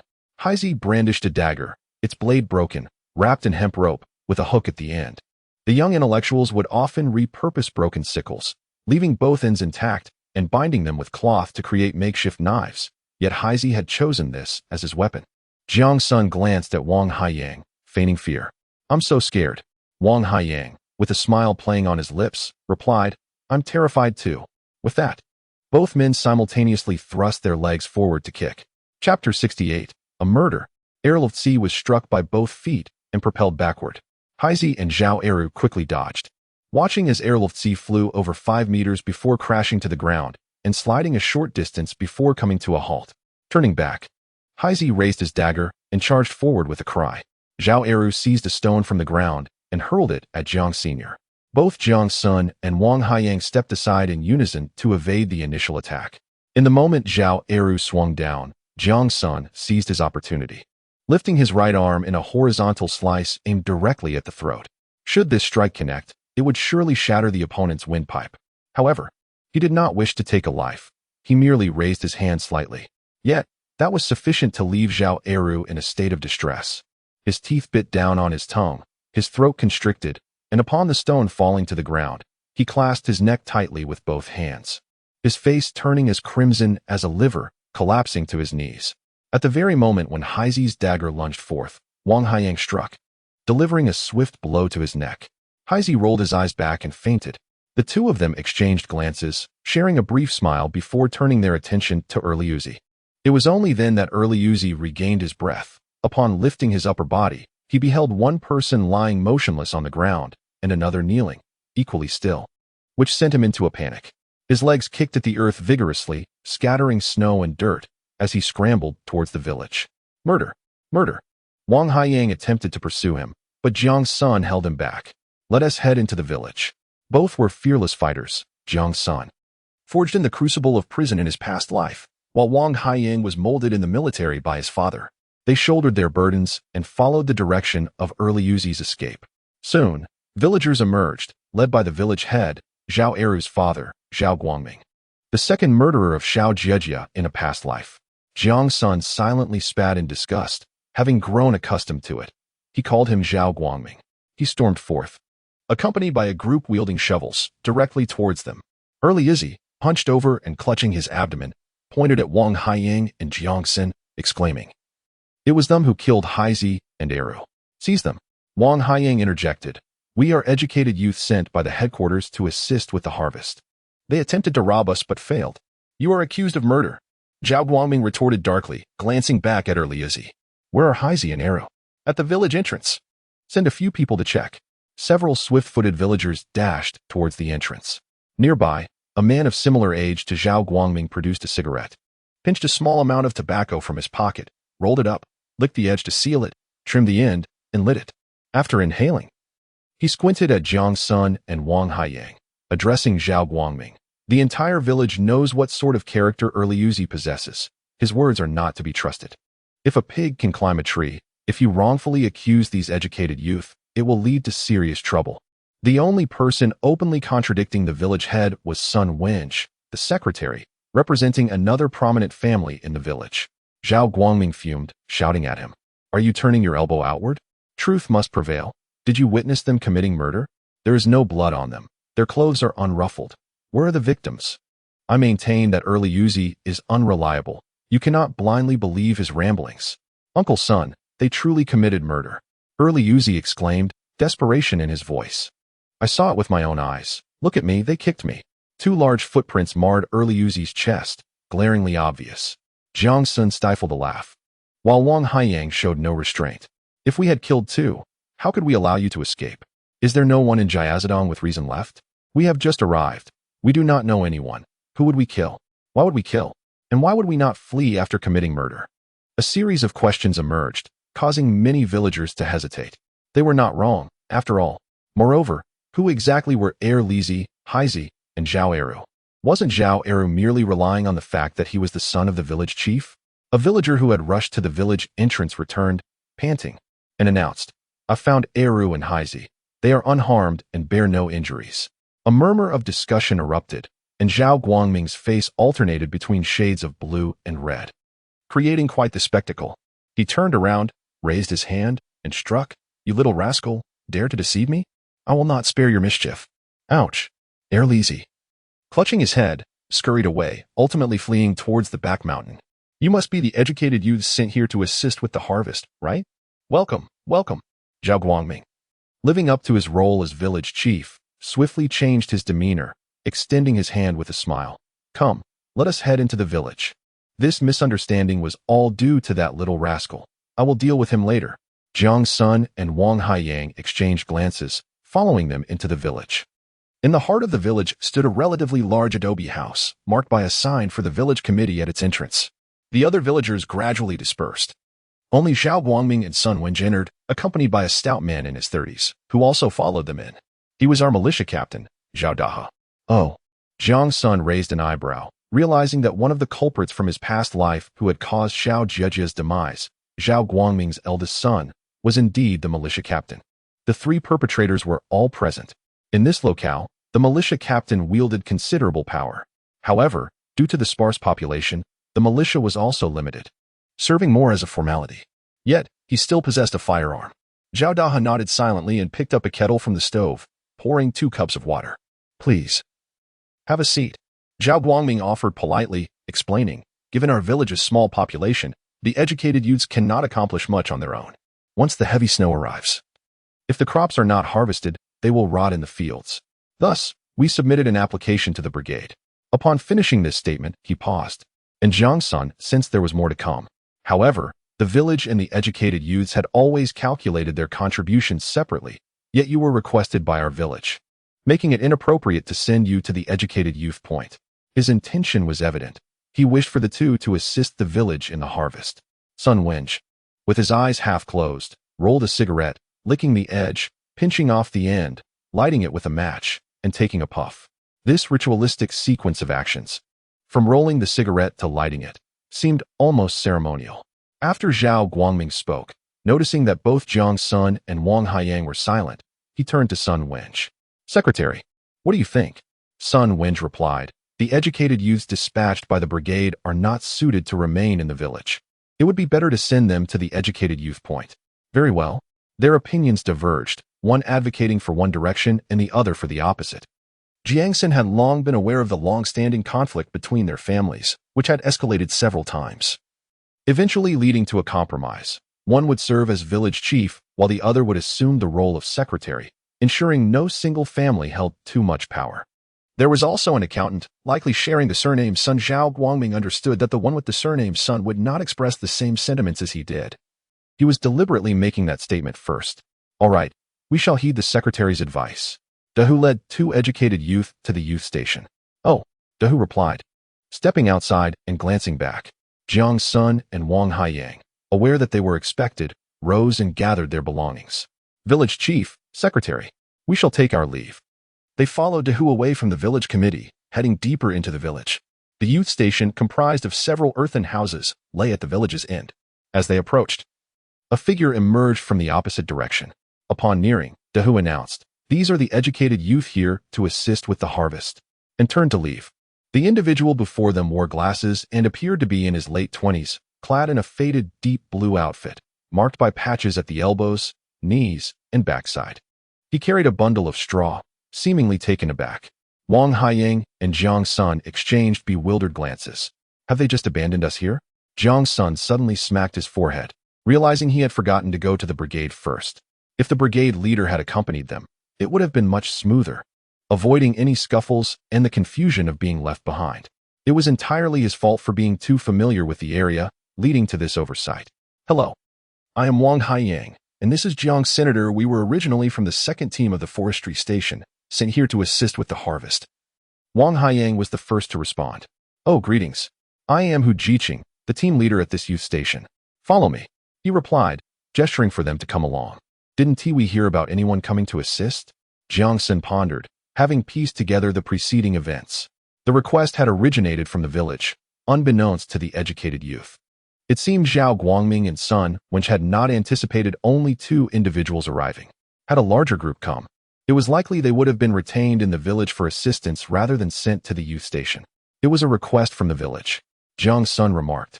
Others have gone to various brigades. Hu Jiqing motioned for them to follow, leading them toward the youth station, where others were engaged in the harvest while he returned to fetch their meals. Jiang Sen and Wang Haiyang trailed behind, observing Hu's back, which bore little resemblance to that of an educated youth, instead evoking the image of an elderly farmer. His legs were caked in mud, his trousers damp, and his clothing speckled with dirt. The only indication of his status as an educated youth was the tape wrapped around his legs, holding his glasses in place. The youth station was quite dilapidated, consisting of a few earthen houses. One house exhibited blackened doors and windows, serving as their kitchen. Hu Jiqing set down the straw and explained, the conditions are somewhat lacking. This serves as the kitchen and dining area, along with a wood storage room. Some individuals have rented rooms in local families' homes, and we have constructed a few more at the back. I will first take you to drop off your luggage. Navigating around the earthen houses along a narrow path through the woods, they soon encountered several more small, low structures. Jiang Sen thought to himself that these were scarcely larger than the toilets in a prison. Yet, given the circumstances, such shelters, providing refuge from the wind and rain, were indeed commendable. Hu Jiqing reached the third house, unlocking the door to reveal a heated Kong. Next to the entrance was a stove. The floor was packed earth, somewhat damp but firmly compacted. There are two bedding rolls on the Kong, neatly rolled up against the rear wall. It is rather rudimentary. There is still space here. If you do not mind a bit of crowding, you may make do. Quite satisfactory. Wang Haiyang stepped inside and placed his luggage on the edge of the Kong.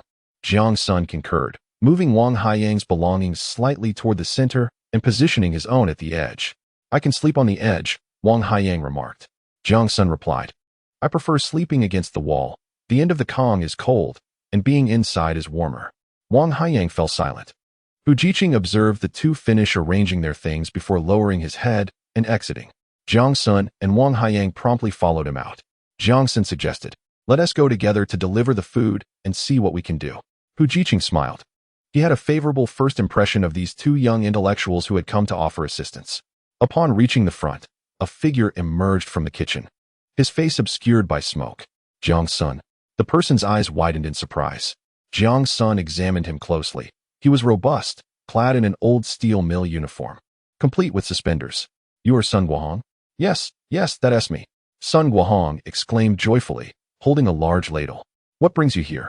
Jiang Sen briefly recounted the circumstances on the mountain and mentioned the work unit's arrangement for the second team to assist with the harvest. That is wonderful. Just a moment. Sun Guohong turned back into the kitchen and emerged with two large bowls filled to the brim with wild vegetable porridge. He then retrieved two baskets lined with cloth, steaming with wild vegetable black buns. Hu Jiqing remarked, so you two are acquainted. That is splendid. Let us deliver the food first, and then you can catch up. Nearby was a shoulder pole. Wang Haiyang seized it and effortlessly balanced the two bowls, displaying remarkable skill. Jiang Sen glanced over, a twinge of jealousy stirring within him. It had taken him several days to regain the knack of balancing water with a shoulder pole, while this young man seemed so adept. Jiang Sen grabbed the basket that Sun Guohong was about to carry. I'll take this. Hu Jiqing chuckled as he shouldered the other one. Perfect. This way, we don't have to make two trips. I'll bring the hot water. Sun Guohong emerged from the kitchen with two slightly damaged thermoses. Let us go. The four of them headed toward the fields. Along the way, Jiang Sen gleaned considerable information from Hu Jiqing and Sun Guohong. As expected, the circumstances mirrored those of his previous life, due to the surname disputes among the two families in Jiaziga village. Many issues remained unresolved after the arrival of the young intellectuals, leading to the establishment of a third surname, separate from the Zhao and Sun families. This third surname did not have a fixed designation. It encompassed all individuals in the village aside from the Zhao and Sun families. Each young intellectual was responsible for their own work points and agricultural tasks. The village would only convene meetings to inform them of special circumstances, leaving them largely to fend for themselves at other times. It was clear that the work unit or brigade must have been aware of this state of affairs. However, once the young intellectuals settled here, matters concerning them, such as the impending resumption of college entrance examinations and returning to the city, would be managed. Additionally, they could trade mountain goods at the supply and marketing cooperative and seek medical assistance at the brigade's health clinic. All other issues fell under the village's purview. It was no wonder that in his previous life, Xiao Jiejia's incident took so long to come to light. Upon reaching the edge of the rice fields, Hu Jiqing set down the water bucket and backpack. He cupped his hands around his mouth, announcing that it was time to eat. The fields stretched wide before them. To the left, the land was blanketed in white snow, while to the right lay the yellowing cornfields. A number of individuals bent over in the fields straightened up in unison, looking towards them, and many emerged from the cornfields, dropping their backpacks as they walked together towards the edge of the fields. Wang Haiyang quietly inquired of Jiang Sen, "Did you come together?" Jiang Sen nodded, responding, "Yes. I came with that foolish Lu Hongji. He is quite bothersome. I wonder why he has tea been eaten by wolves." Unable to suppress a laugh, Jiang Sen retorted, "What is wrong with you?" "Nothing at all." Soon, the young intellectuals working in the fields gathered around. Hu Jiqing served them rice, while Sun Guohong filled their thermoses with hot water. "Jiang Sen, what brings you here?" A voice of surprise called out as Xiao Jiejia rushed to Jiang Sen. "Aren't you up in the mountains?" Taken aback by her presence, Jiang Sen repeated what he had said earlier. "That's wonderful." Wang Haiyang nudged Jiang Sen from behind. "This is Wang Haiyang, a classmate of mine." "Hello." Wang Haiyang greeted Xiao Jiejia with a smile. "You're also from Kyoto, right? Where do you live?" Seeing Jiang Sen made Xiao Jiejia quite cheerful, leading her to be amiable towards Wang Haiyang as well. "I live in the soy sauce factory compound. That is not far from my home. We are neighbors." Clearing his throat, Hu Jiqing handed out rice to Jiang Sen and Wang Haiyang. "While we eat, let me share some news.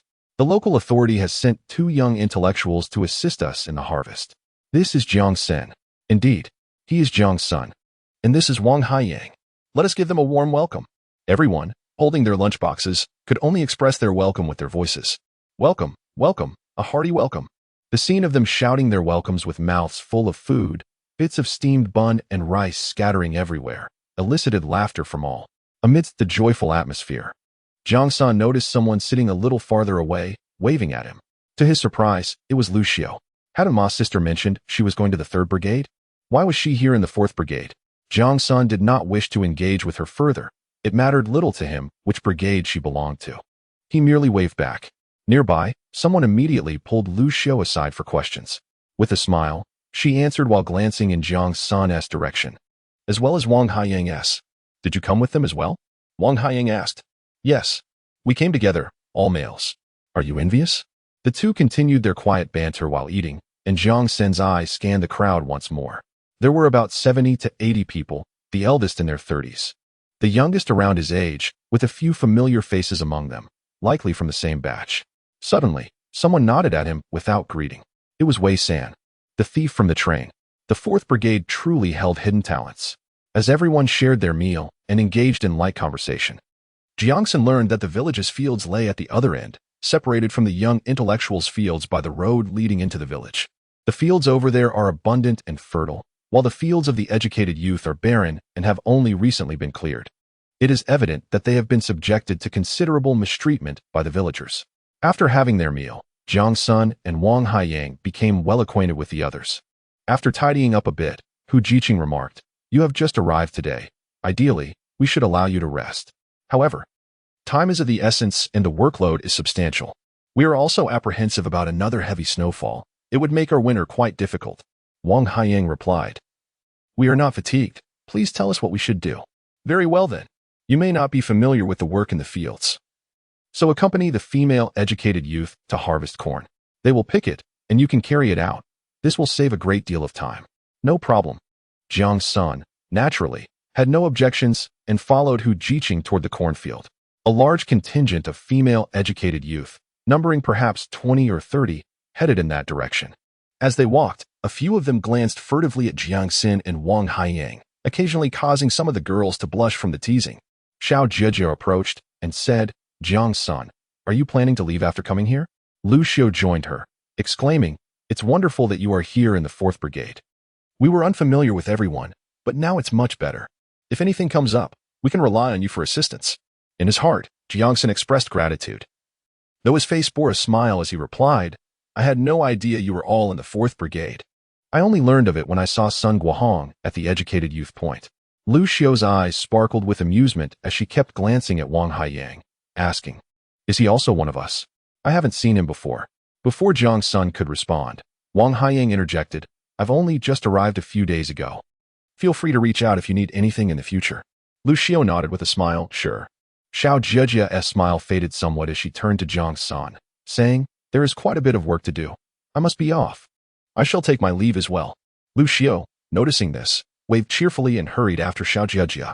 Jiang Sen could distinctly sense that Xiao Jiejia did not harbor fondness for Lucio. It was likely due to Lucio's circumstances that affected her standing in the logistics team. Wang Haiyang whispered to Jiang Sen, "Hey, they all seem quite attractive. Especially that Lucio, she appears delicate and gentle, like a woman from the south. You will come to understand in time."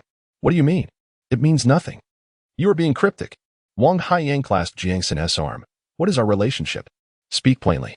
Jiang Sen, initially reluctant to divulge, recalled that they would soon become partners in the mushroom trade, and thus remarked, "Do you know what a white lotus flower is?" "A white lotus flower? The ones that bloom on snow-capped mountains?" "Yes, it refers to a woman who appears weak and beautiful on the outside, feigning vulnerability, while all the while scheming and manipulating you internally." "Really?" Wang Haiyang expressed disbelief. "She doesn't seem like that." Jiang Sen, disinterested in further debate, quickened his pace. "Believe what you will. The cornfield was expansive, yet since this land had only recently been cleared and had not yet been adequately nurtured, the corn plants were not thriving, and the cobs were quite small. The female educated youth, with baskets on their backs, walked along the furrows, plucking the cobs and tossing them into their baskets. Once filled, they would return to the edge of the field, set down their baskets, and exchange them for empty ones. At the edge of the field, 2 bullock carts stood, accompanied by 2 cart drivers who, along with others, busily loaded corn from baskets onto the carts, setting the empty baskets aside. Hu Jiqing guided them to the carts and said, "Please take the empty baskets over there to minimize their trips, and you can carry the corn back. Is that manageable?" Aware of the laborious nature of the task, he inquired if it was feasible. "Certainly," Jiang Sen replied enthusiastically, and alongside Wang Haiyang. They stacked the empty baskets on their backs and proceeded towards the cornfield. As they walked, Jiang Sen called out loudly, "I have empty baskets here. Shout if yours are full." "I'm full," came a voice, and out from the cornfield emerged a young female educator, approximately 20, her cheeks flushed from the cold. With her fingers protruding through her threadbare gloves, all marked with cuts. Her face was slightly rosy, and she dared not meet their gaze. Jiang Sen took the basket off her back and hoisted it onto his own, while Wang Haiyang handed her another empty basket.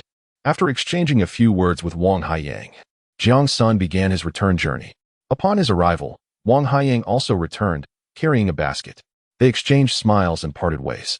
Soon, the meals they had consumed settled completely, and their stomachs grumbled, yet no one paused. It was only after Jiang Sen had made his 8th trip that he noticed Lu Xiu emerging to exchange baskets. Her load noticeably lighter than the others.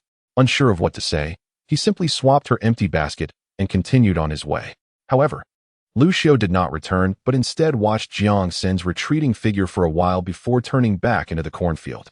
As dusk approached, Hu Jiqing struck a board, announcing, "Time to wrap up." At this, everyone gradually emerged from the fields with their baskets. It was only as they were returning that Jiang Sen observed that the adjacent fields were planted with potatoes and cabbages, many of which had been unearthed prematurely. If frost set in, the hardened ground would make further digging exceedingly difficult. After several trips of corn were transported back and forth, the last load was less than half a cart, swaying unsteadily as it made its way back.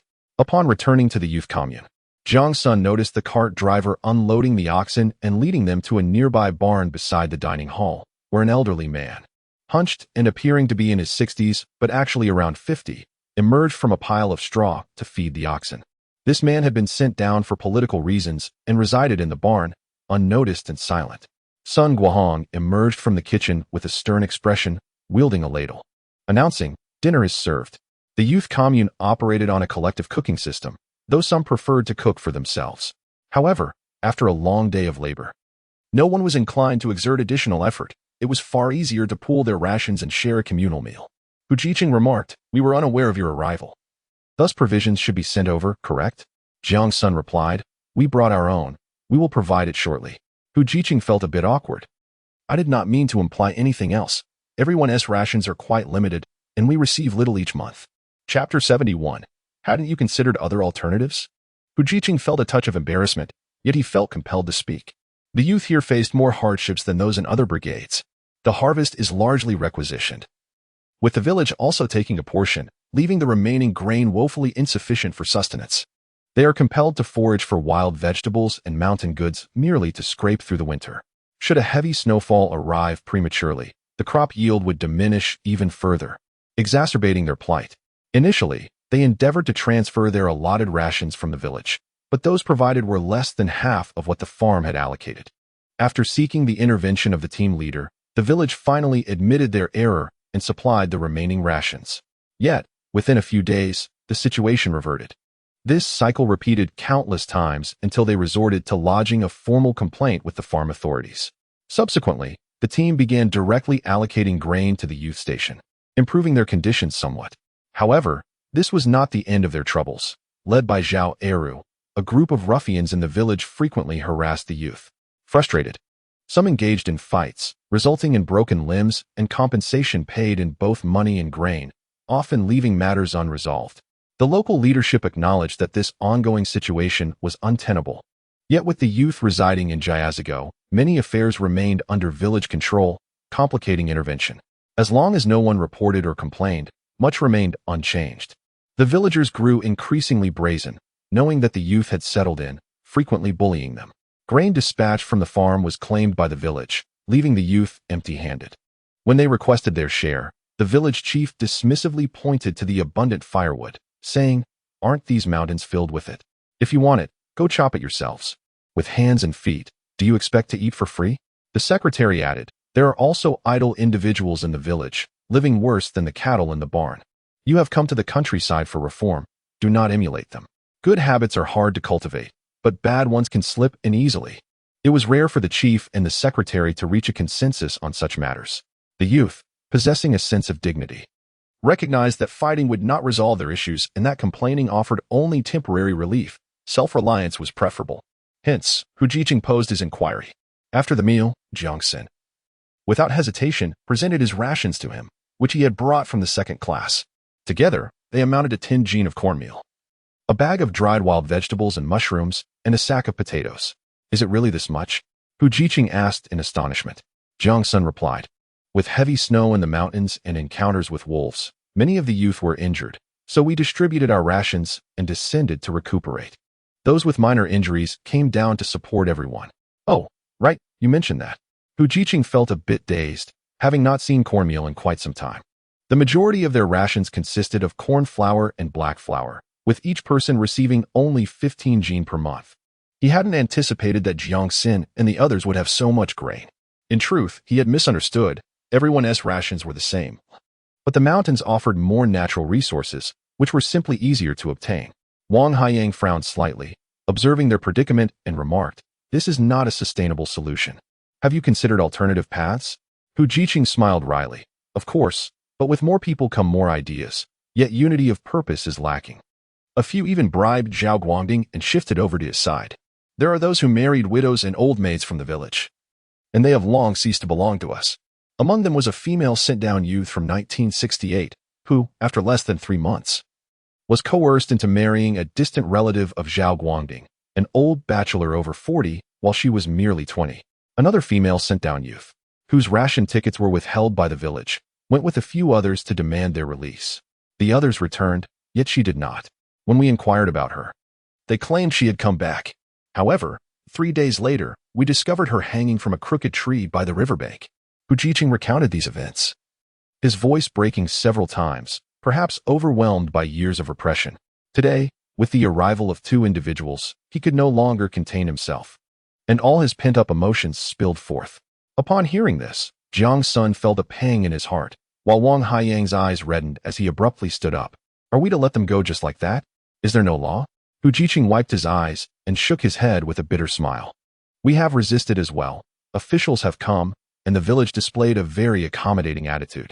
Yet, once they departed, it took but 2 days for Zhao Guangding's son to start causing trouble again, seeking out the vulnerable, beating up the men, and harassing the women.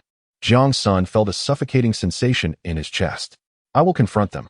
Wang Haiyang, in a fit of passion, attempted to leave, only to be restrained by Hu Jiqing. Enough. You are merely here to assist, and will soon return. Even if you seek justice and they offer apologies, what happens after you leave? He refrained from voicing his final thought. After your departure, the village will undoubtedly continue to harass those sent-down youths, and it may escalate beyond what it was before. While working in the fields, Jiang Sen noticed several sent-down youths with limping legs, initially believing them to be injured or naturally disabled. In retrospect, it was likely that they had suffered injuries from beatings. Wang Haiyang was not truly naive. He understood Hu Jiqing's words. Breathing heavily, he sat back down. Hu Jiqing's small room was dimly lit, lacking even windows for warmth. They wouldn't light candles unless absolutely necessary. Jiang Sen, undeterred by the gloom, took out his candle, lit it, and dripped a couple of drops onto the edge of the Kong to secure it. The flickering candlelight illuminated the faces of the 3 men, revealing the weariness and helplessness that transcended their ages despite their similar years. Hu Jiqing, appearing to be in his 30s, was actually only 26.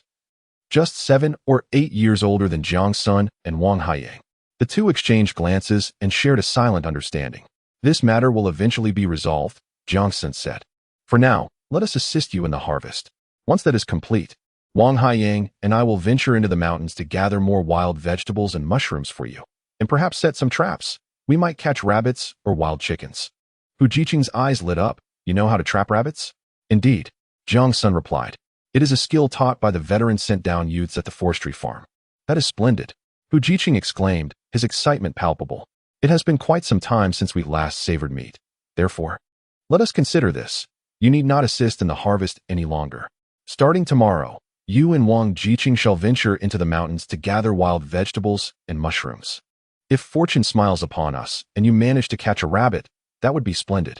Otherwise, with the wild vegetables and mushrooms, our food supplies will certainly be augmented.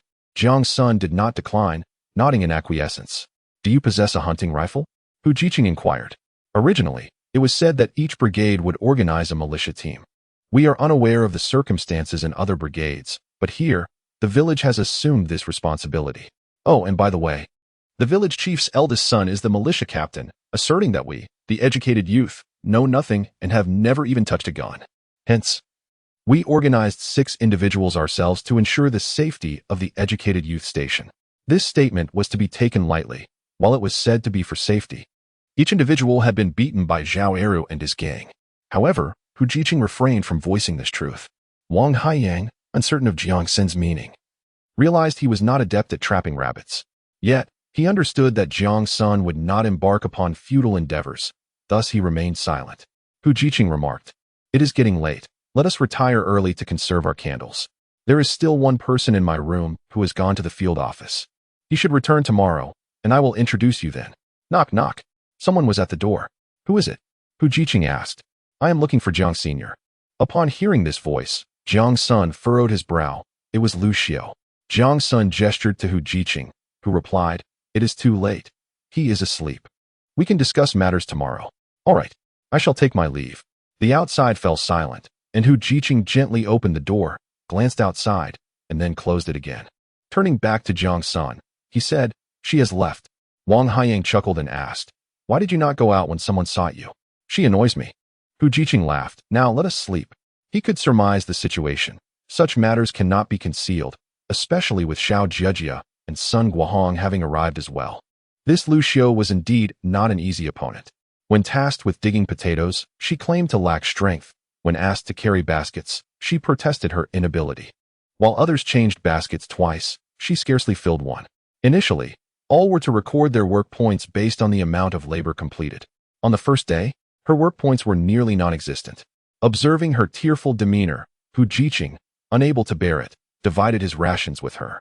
In the following days, for reasons unbeknownst to him, 2 male educated youths eagerly volunteered to assist Lu Xiao. Seeing her smile while eating, Hu Jiqing felt it was best to remain silent. If others were willing to help her, intervening would only portray him as a villain, tarnishing his reputation. Soon, it was Sun Guohong's turn to cook. Only then did he learn the true circumstances surrounding their arrival. He felt powerless. With so many mouths to feed, he was merely the leader of the educated youth. While it was pleasant to hear that people appreciated his efforts to help organize work, cooking, and recording work points, if he were to meddle unnecessarily, regardless of whether it was for the good of the educated youth, he would not win any favor. They would surely resent him. Today, Jiang Sen and his companions visited. And unexpectedly, Lu Xiao worked more diligently than usual, gathering 2 extra baskets of corn. The following morning, the cook in the cafeteria was replaced by a slender young man. In front of everyone, Hu Jiqing disclosed the food rations of Jiang Sen and Wang Haiyang, revealing that what they had brought exceeded the monthly rations of all others combined. Thus, when the suggestion arose to exempt Jiang Sen and Wang Haiyang from labor in order to forage for wild vegetables and mushrooms in the mountains, almost no one opposed it. Team leader, Lu Xiao suddenly raised her hand. May I accompany them? I am familiar with wild vegetables and mushrooms. Hu Jiqing hesitated, glancing at Jiang Sen, who remained silent. After finishing his meal, he took Wang Haiyang's lunchbox as well and asked the cook to prepare their midday meal. Upon completion, he pulled Wang Haiyang along and departed. Team leader, Jiang Sen called out, "We are leaving." Lu Xiao's face flushed crimson, her eyes glistening with tears, which threatened to spill over as she lowered her head. Some onlookers exchanged furtive glances, whispering, "Look, she's crying again." In this era, devoid of mobile phones and computers, only idle gossip prevailed. As the saying goes, good deeds seldom leave the house, while bad news travels far and wide. Lu Xiao's actions at the logging site quickly became common knowledge. While some maintained a superficial cordiality with her, few were willing to cultivate a deeper friendship. Save for a few opportunistic young men who enjoyed collaborating with her, the 2 of them exited the youth station and gradually ventured into the mountains. The village, nestled against the foothills, led into the deep woods. Upon reaching the interior, they paused to rest, lighting cigarettes. You truly lack consideration for the fairer sex. Look, you've made her cry in front of so many people. How embarrassing. Jiang Sen remarked. You'll eventually meet your demise at the hands of a woman, Wang Haiyang chuckled. To die under a peony is to die a romantic. Fine, be romantic. Let us go. Jiang Sen extinguished his cigarette and continued deeper into the forest.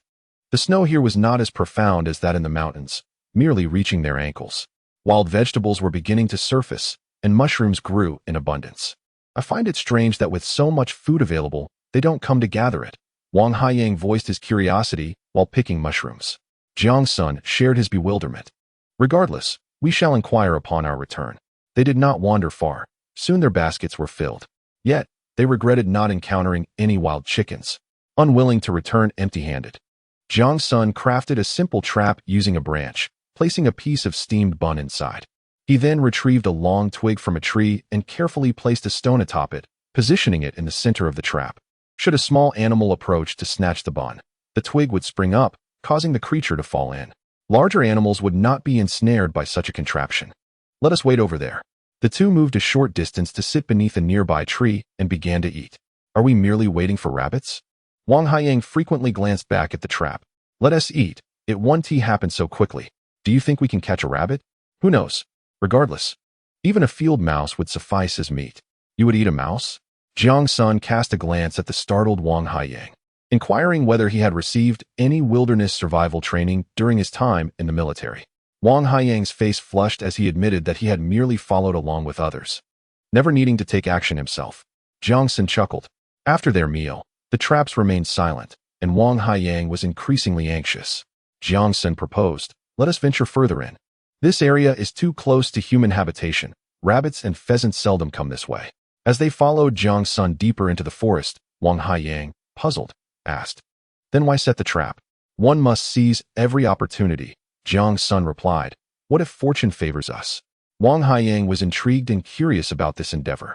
Upon reaching the heart of the woods, Jiang Sen observed the snow-covered ground, noting a series of small footprints leading deeper into the forest, with another line veering off to the side. This is the spot. He signaled for Wang Haiyang to follow. How do you know?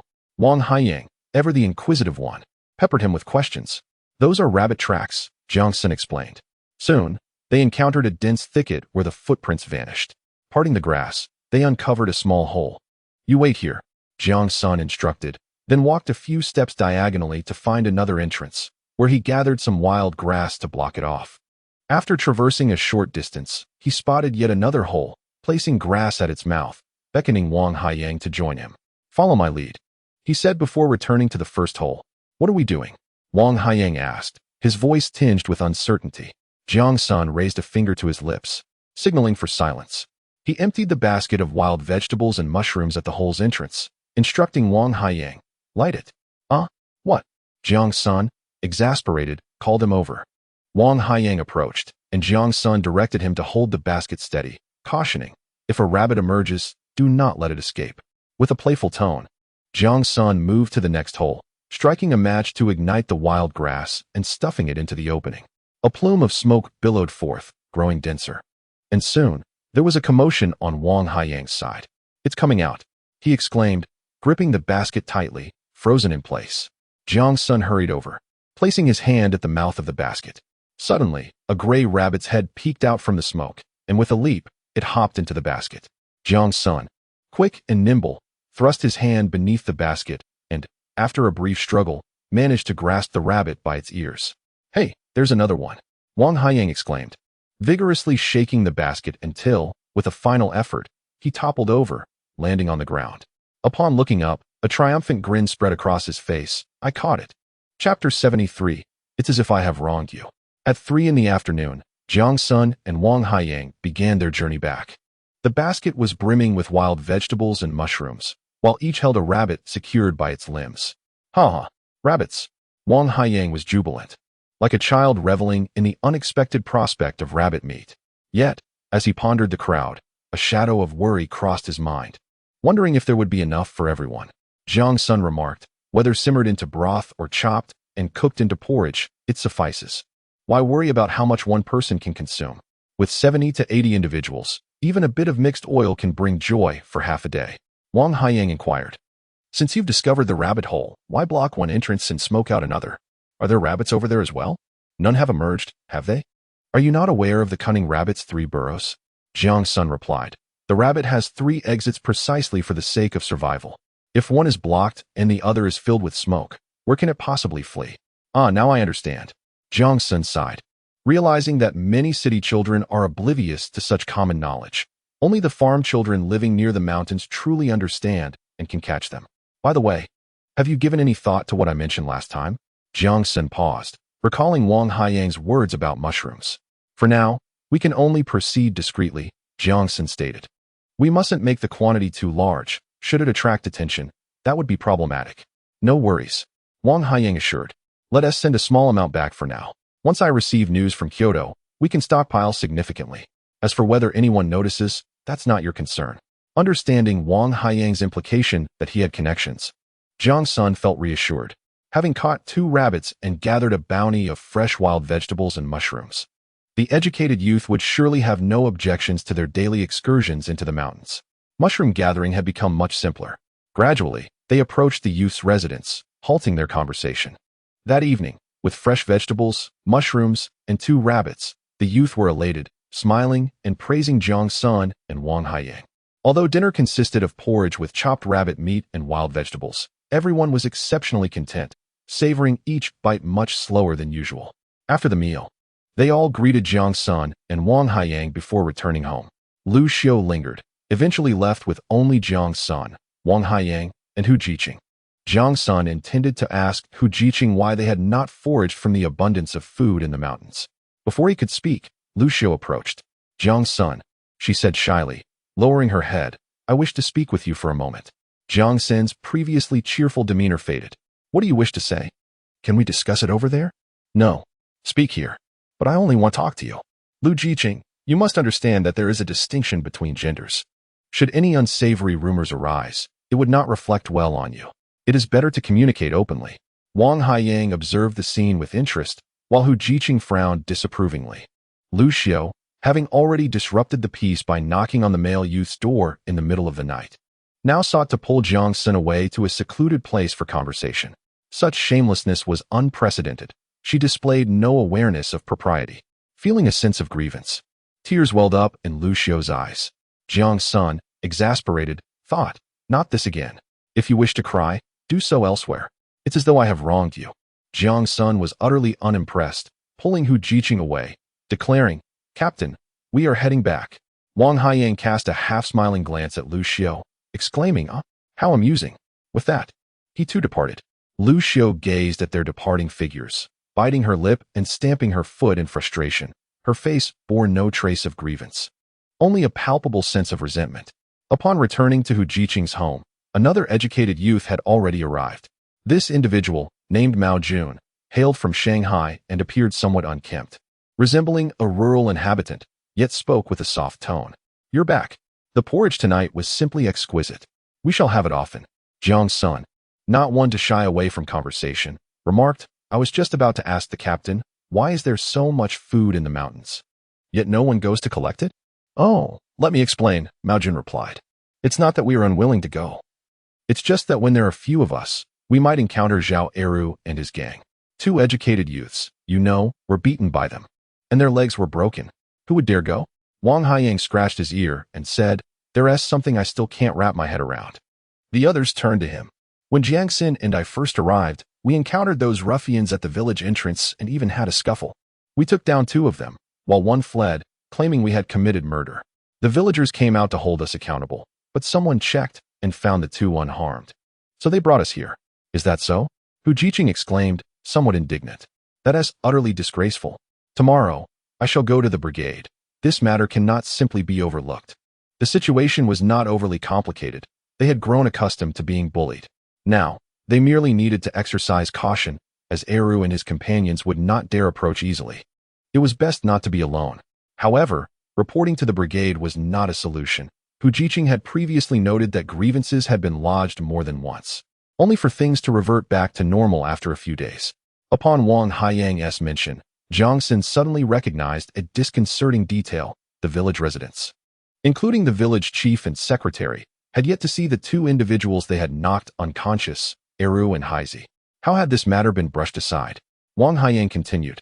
After we knocked those 2 out, the village chief didn't even bother to check on them.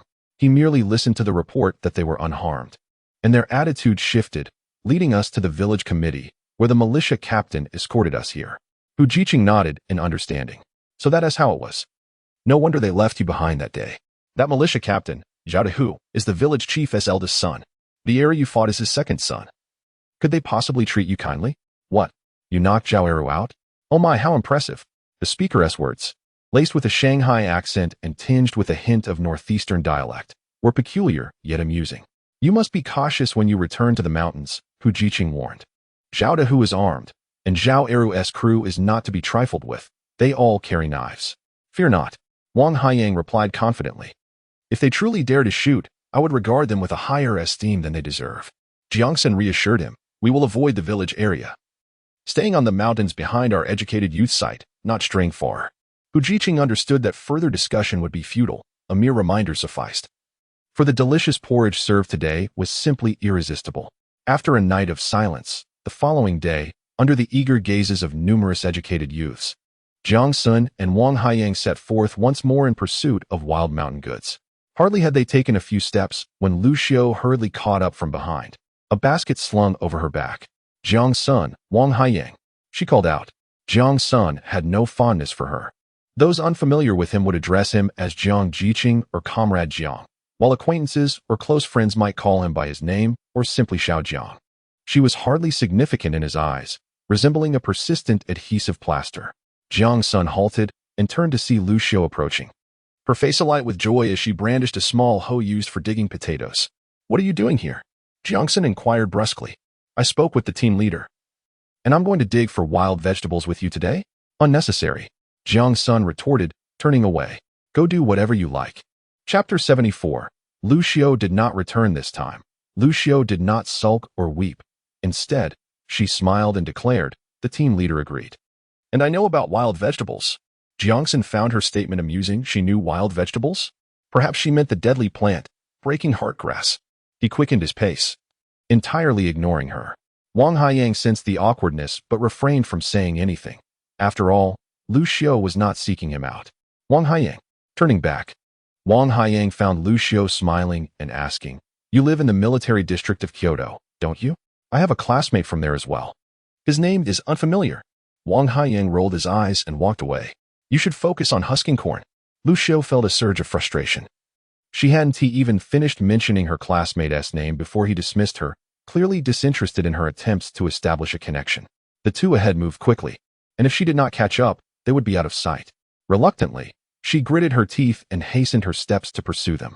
Wang Haiyang glanced back, saying to Jiang Sen, hey, she is still following us. Ignore her. Let us move faster.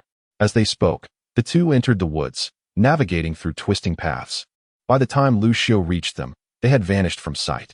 She hesitated momentarily, reluctant to return, fearing the laughter of others. She had to win Jiang Sen over.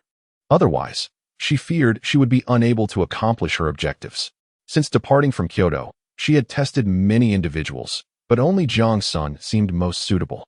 Yet, he was unyieldingly indifferent towards her, complicating matters. After a brief moment of contemplation, she stepped into the woods. Fortunately, Jiang Sen and Wang Haiyang had left footprints, which she followed diligently. After nearly an hour of walking, she still had not glimpsed either of them. Silence enveloped the area, and unease began to creep in. What if she encountered a wolf? Jiang Sen, Wang Haiyang, where are you? She began to shout.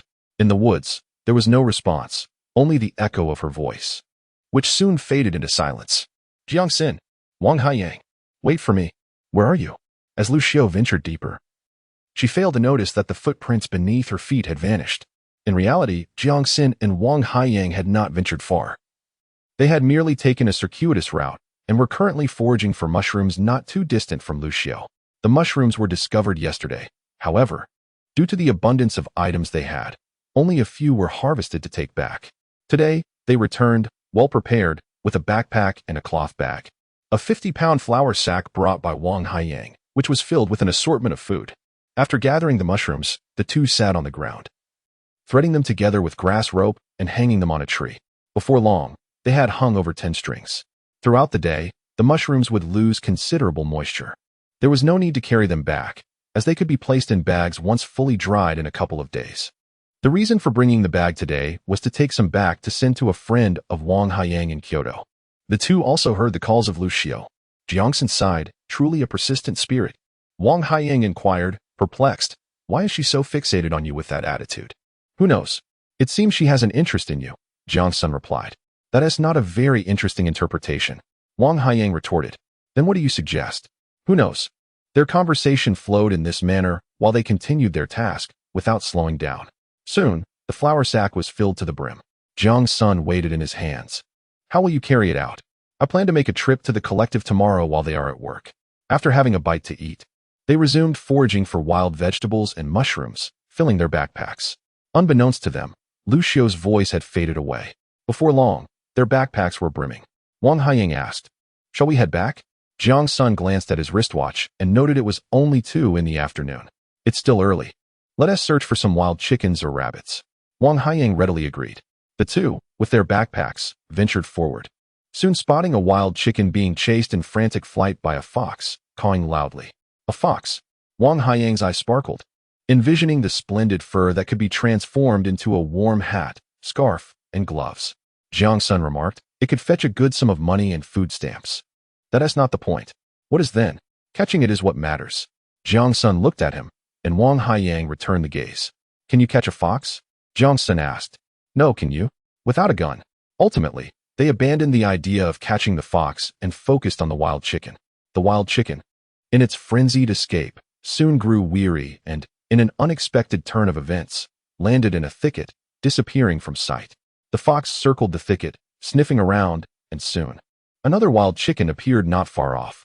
The fox, abandoning the first, pursued the second.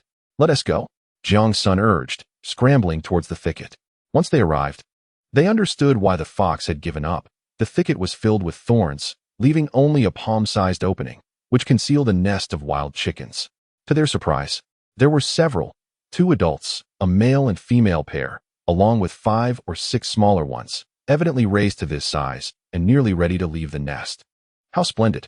While the wild chickens could indeed withstand the predation of foxes and wolves, for 2-legged creatures, it was akin to a ready-made chicken coop. Rope. Jiang Sen called to Wang Haiyang, reaching in to extract one. Feathers fluttered everywhere as a chicken was bound by 2 individuals with rope around its feet.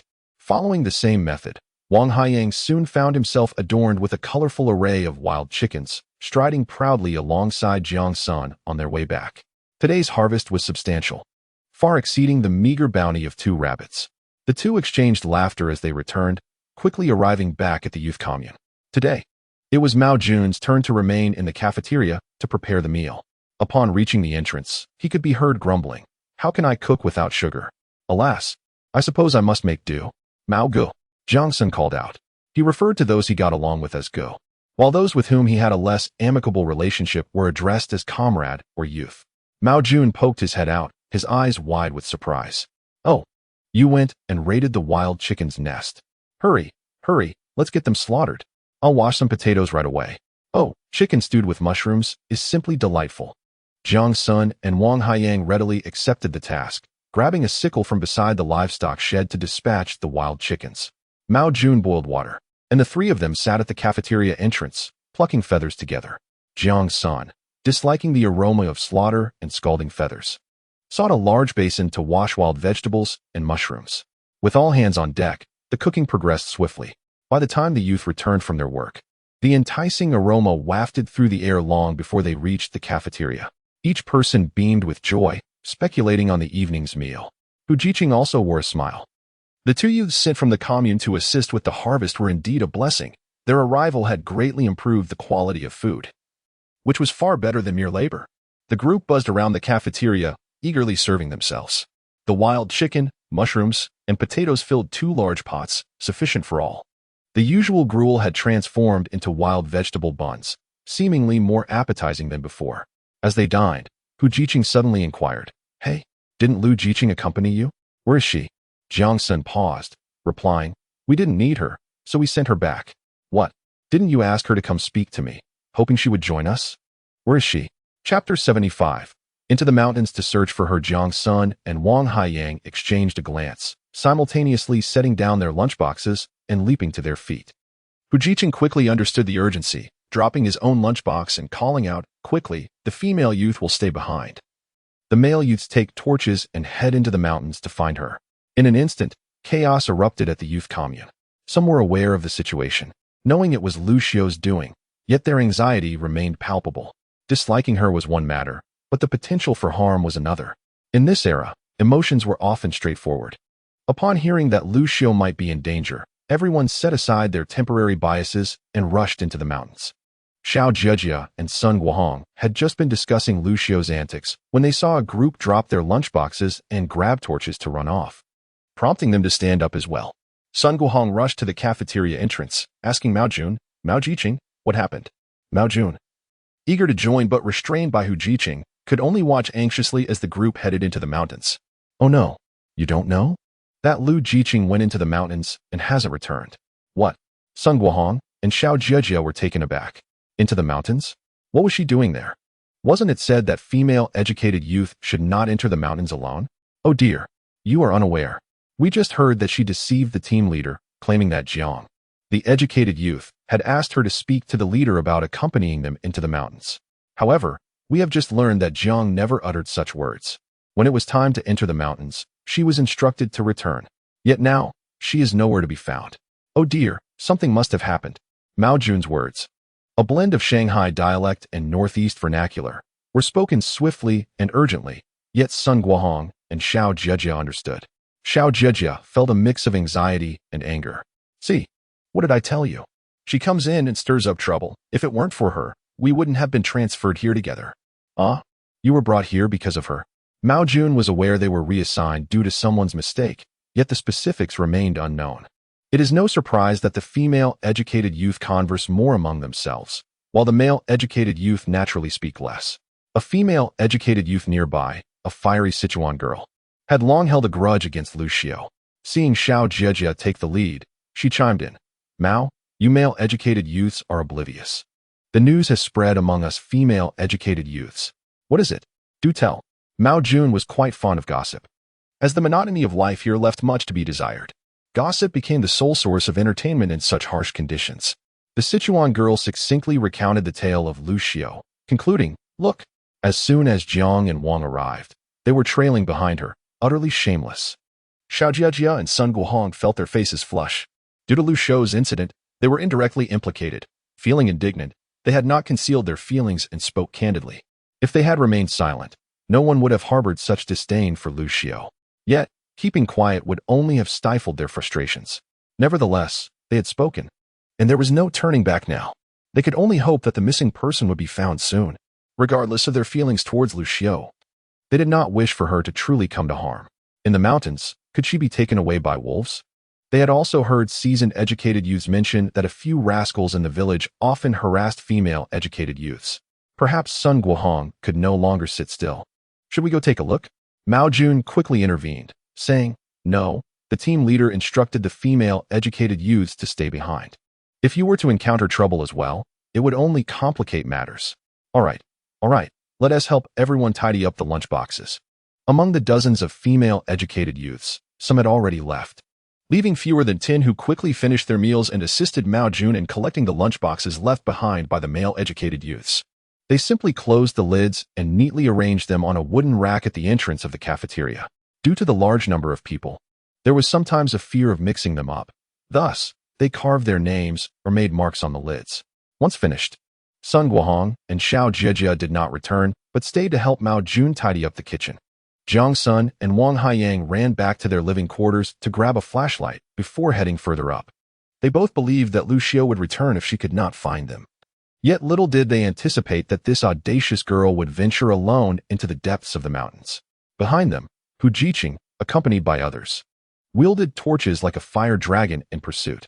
Wang Haiyang quietly inquired of Jiang Sen, "Could something truly have gone awry?"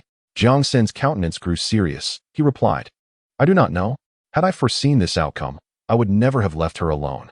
From Wang Haiyang's previous actions and words, Jiang Sen had already discerned his character.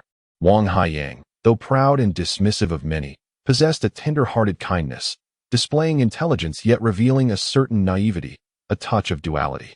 This was not difficult to comprehend. As a child of privilege, he was often perceived as worldly, yet in truth, He remained quite innocent. Jiang Sen stated, "We allowed her to return, but she chose to stealthily follow us. This is not our responsibility. Do you understand?" Wang Haiyang remained silent. Jiang Sen refrained from further persuasion. Such matters required personal realization. It was akin to the time when a pack of wolves assailed their camp, and he, alongside an experienced elder, guarded the rear entrance. Lacking any experience, he ventured out to drag the wolf carcasses, a decision undoubtedly made by the elder. Yet afterward, Wang Haiyang felt a deep sense of guilt. Perhaps this child needed to endure more experiences to mature. Soon, they arrived at the entrance to the mountains. Following the footprints, they located the point where Lu Xiu had diverged from them. Jiang Sen informed Hu Jiqing, "Captain, she must have followed us to this point before heading in that direction."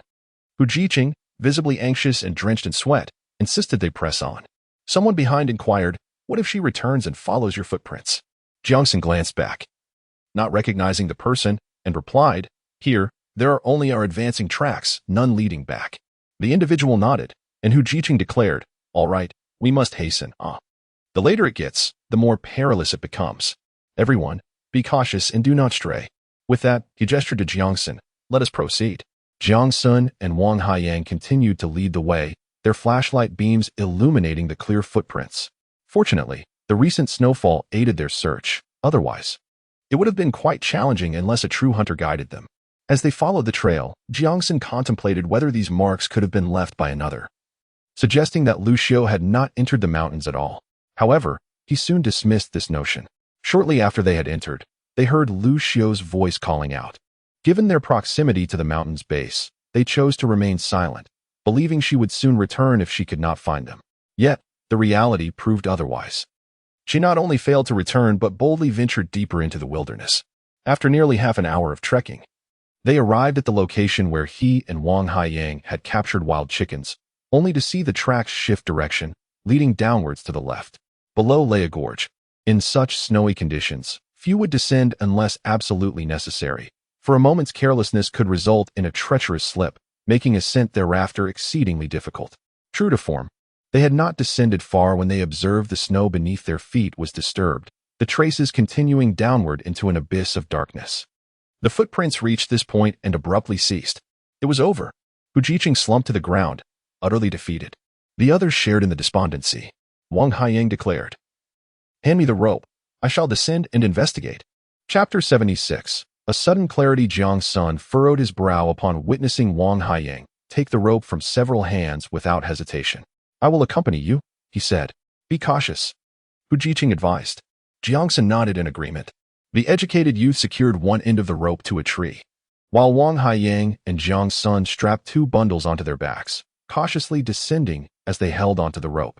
As they neared the end of the first rope, they tied a knot with the rope around them to continue their descent. When the second rope was almost spent, they reached the bottom of the canyon. Releasing the rope, Jiang Sen called up, "We've reached the bottom. Be careful," Hu Jiqing replied from above. In the dead of night, their courage was unwavering. They had not entertained the thought of encountering wolves or leopards. Their sole focus was to locate the missing person. Wang Haiyang retrieved the flashlight from his waist and illuminated the surroundings, scanning the environment. "Be cautious," Jiang Sen warned. "This area is rife with wildlife, including wild boars." Wang Haiyang nodded, lightening his steps, as he observed the ground where a series of footprints extended to the left. "She is uninjured and capable of walking." Jiang Sen nodded in agreement. "Let us proceed." The 2 men followed the trail toward the left.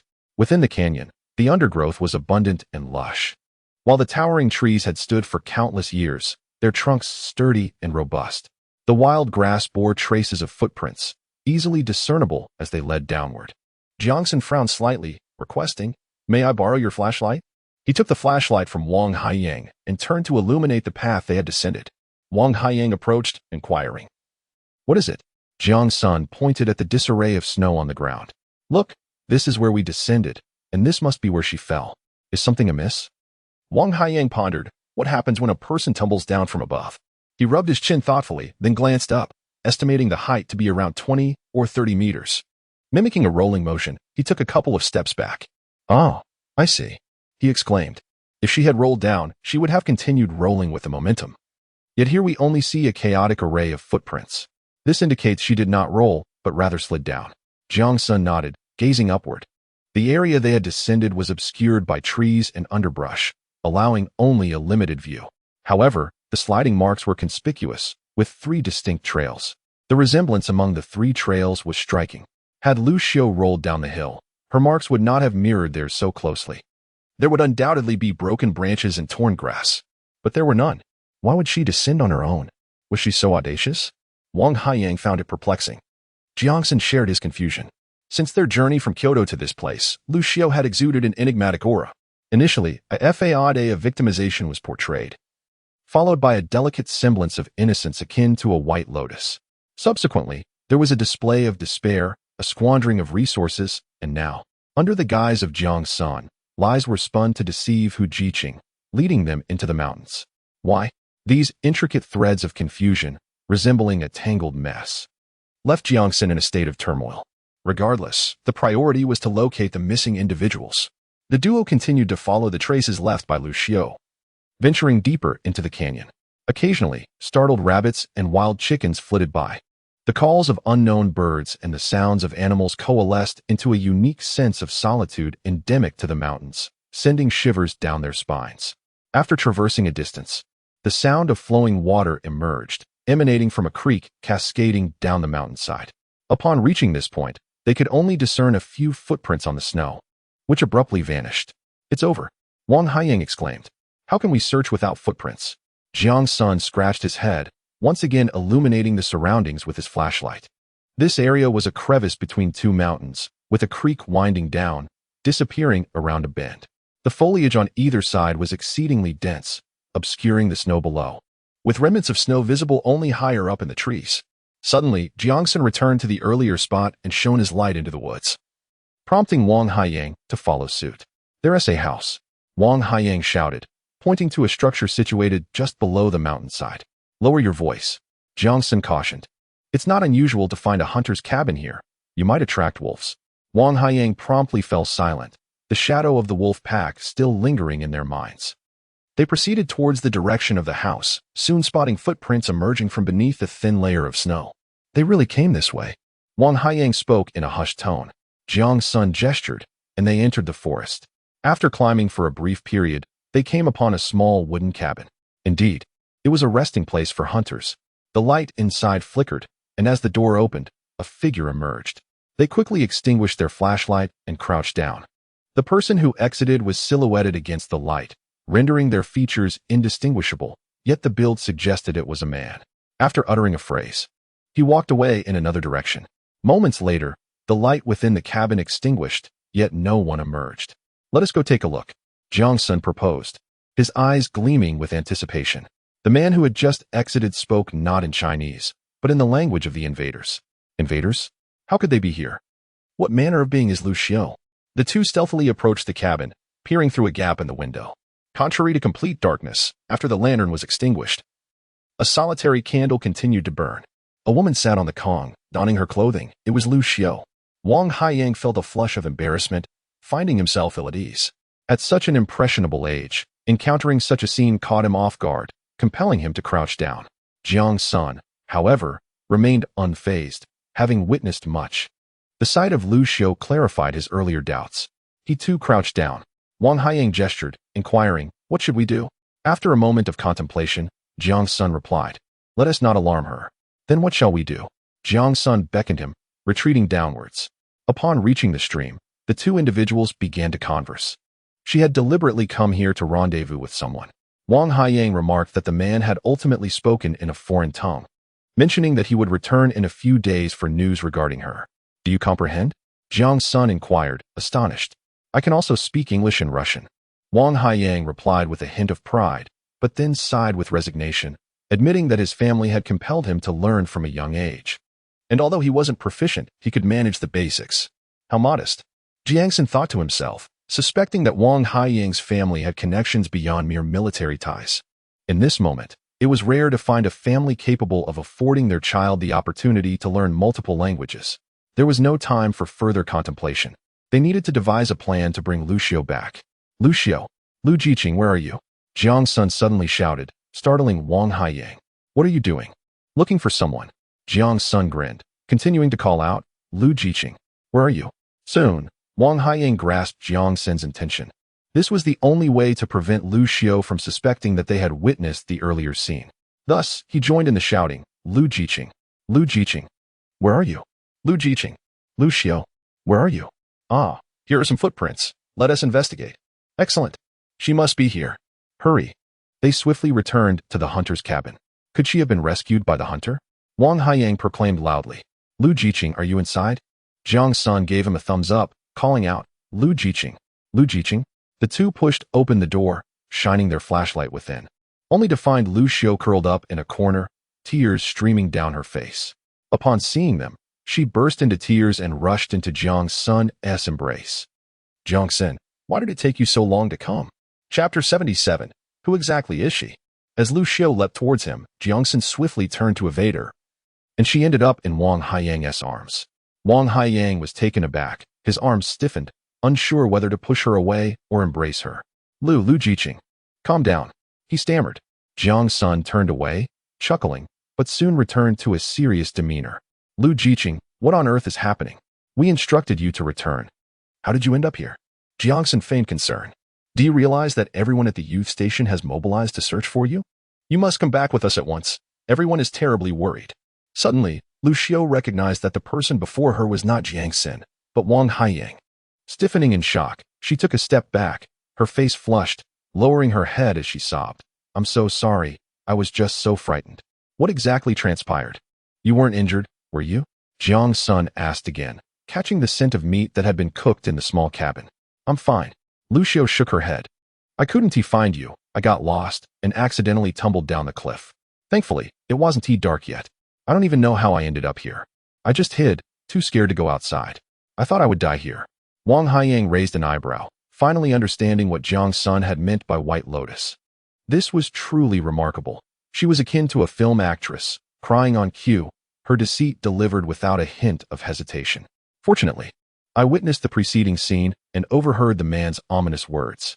Otherwise, who would suspect such a delicate woman of harboring ulterior motives? Who is she truly? What brings her to the desolate north? What is the true identity of the man she was meeting? The implications of this matter are deeply unsettling, and it is imperative to report it swiftly. If you have nothing further to attend to, let us return post-haste, Jiang Sen remarked. Noting that the mountains were perilous at night, should a bear appear, it is said they can open doors themselves. As he spoke, he observed Lu Xiao's reaction. Indeed, upon hearing of the bear's ability to open doors, she shuddered. Wiping her tears, she nodded repeatedly, saying, All right, let us hurry back. I am frightened. Jiang Sen said nothing and set off, followed by Wang Haiyang. Lu Xiao trailed behind them. As they traversed the dark canyon, the sounds of wild beasts echoed around them, accompanied by various indistinct noises. Lu Xiao, gripped by fear, leaned closer to Jiang Sen. He remained silent, quickening his pace. Lu Xiao glanced back at Wang Haiyang, who had halted. Come on, it's dangerous here, hurry up, she urged. With no other option, Lu Xiao turned back and continued following Jiang Sen towards safety. Upon reaching their descent point, the ropes still dangled above, signaling trouble ahead. I lack the strength, Lu Xiao lamented. Jiang Sen exhaled deeply, restraining his frustration. Wang Haiyang suggested, Here's what we'll do. I'll tie the rope around your waist, and we'll ascend while you follow closely. Lu Xiao nodded, Thank you. Seeing no issues, Jiang Sen pulled on the rope, observing as Wang Haiyang secured it tightly around Lu Xiao's waist. Is this all right? He inquired. No problem, Wang Haiyang replied. Tugging on the rope. Up we go.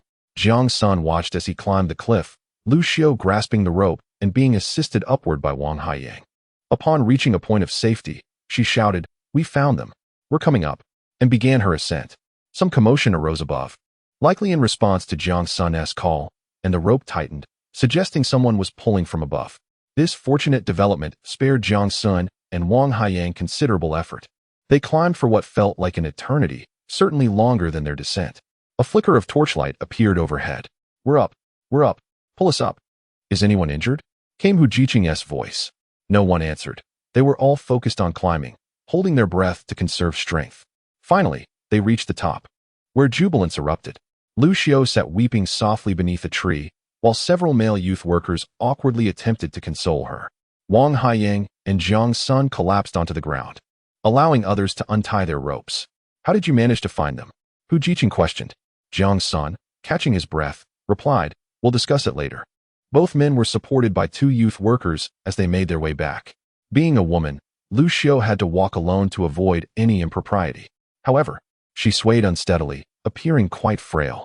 Hu Jiqing, unable to bear the sight any longer, suggested, "Lu Jiqing, in urgent matters, we should acquiesce to necessity. Shall we not have someone carry you down the mountain?" "I am fine. I can manage," Lu Xiao firmly refused. Hu Jiqing found himself at an impasse. Their progress was painfully slow, and if they continued at this rate, they would be returning at an unearthly hour. A male youth suggested, "Why not fashion a makeshift seat with some ropes for her to sit on and carry her that way?" This makeshift seat, referred to as a pea pouch in this region, was crafted from 4 lengths of rope woven into a net-like structure. 2 ropes would secure around the waist, allowing the child to sit comfortably within, with their legs extending outwards, while the remaining 2 ropes would secure behind the child's back, passing over the shoulders and fastening at the waist. Such a contraption proved beneficial, as it allowed mothers to carry their children while attending to agricultural duties without hindrance. Some even used scraps of fabric for similar purposes. Lu Xiao did not object, and Hu Jiqing acquiesced. Soon, a net slightly larger than a chair was fashioned. For individuals, each took a rope over their shoulders, with Lu Xiao seated atop, her legs positioned forward. Their descent down the mountain quickened. Yet by the time they returned to the youth station, it was already past midnight, and dawn was approaching. The others at the station had not slept, and occasionally one would emerge to peek outside.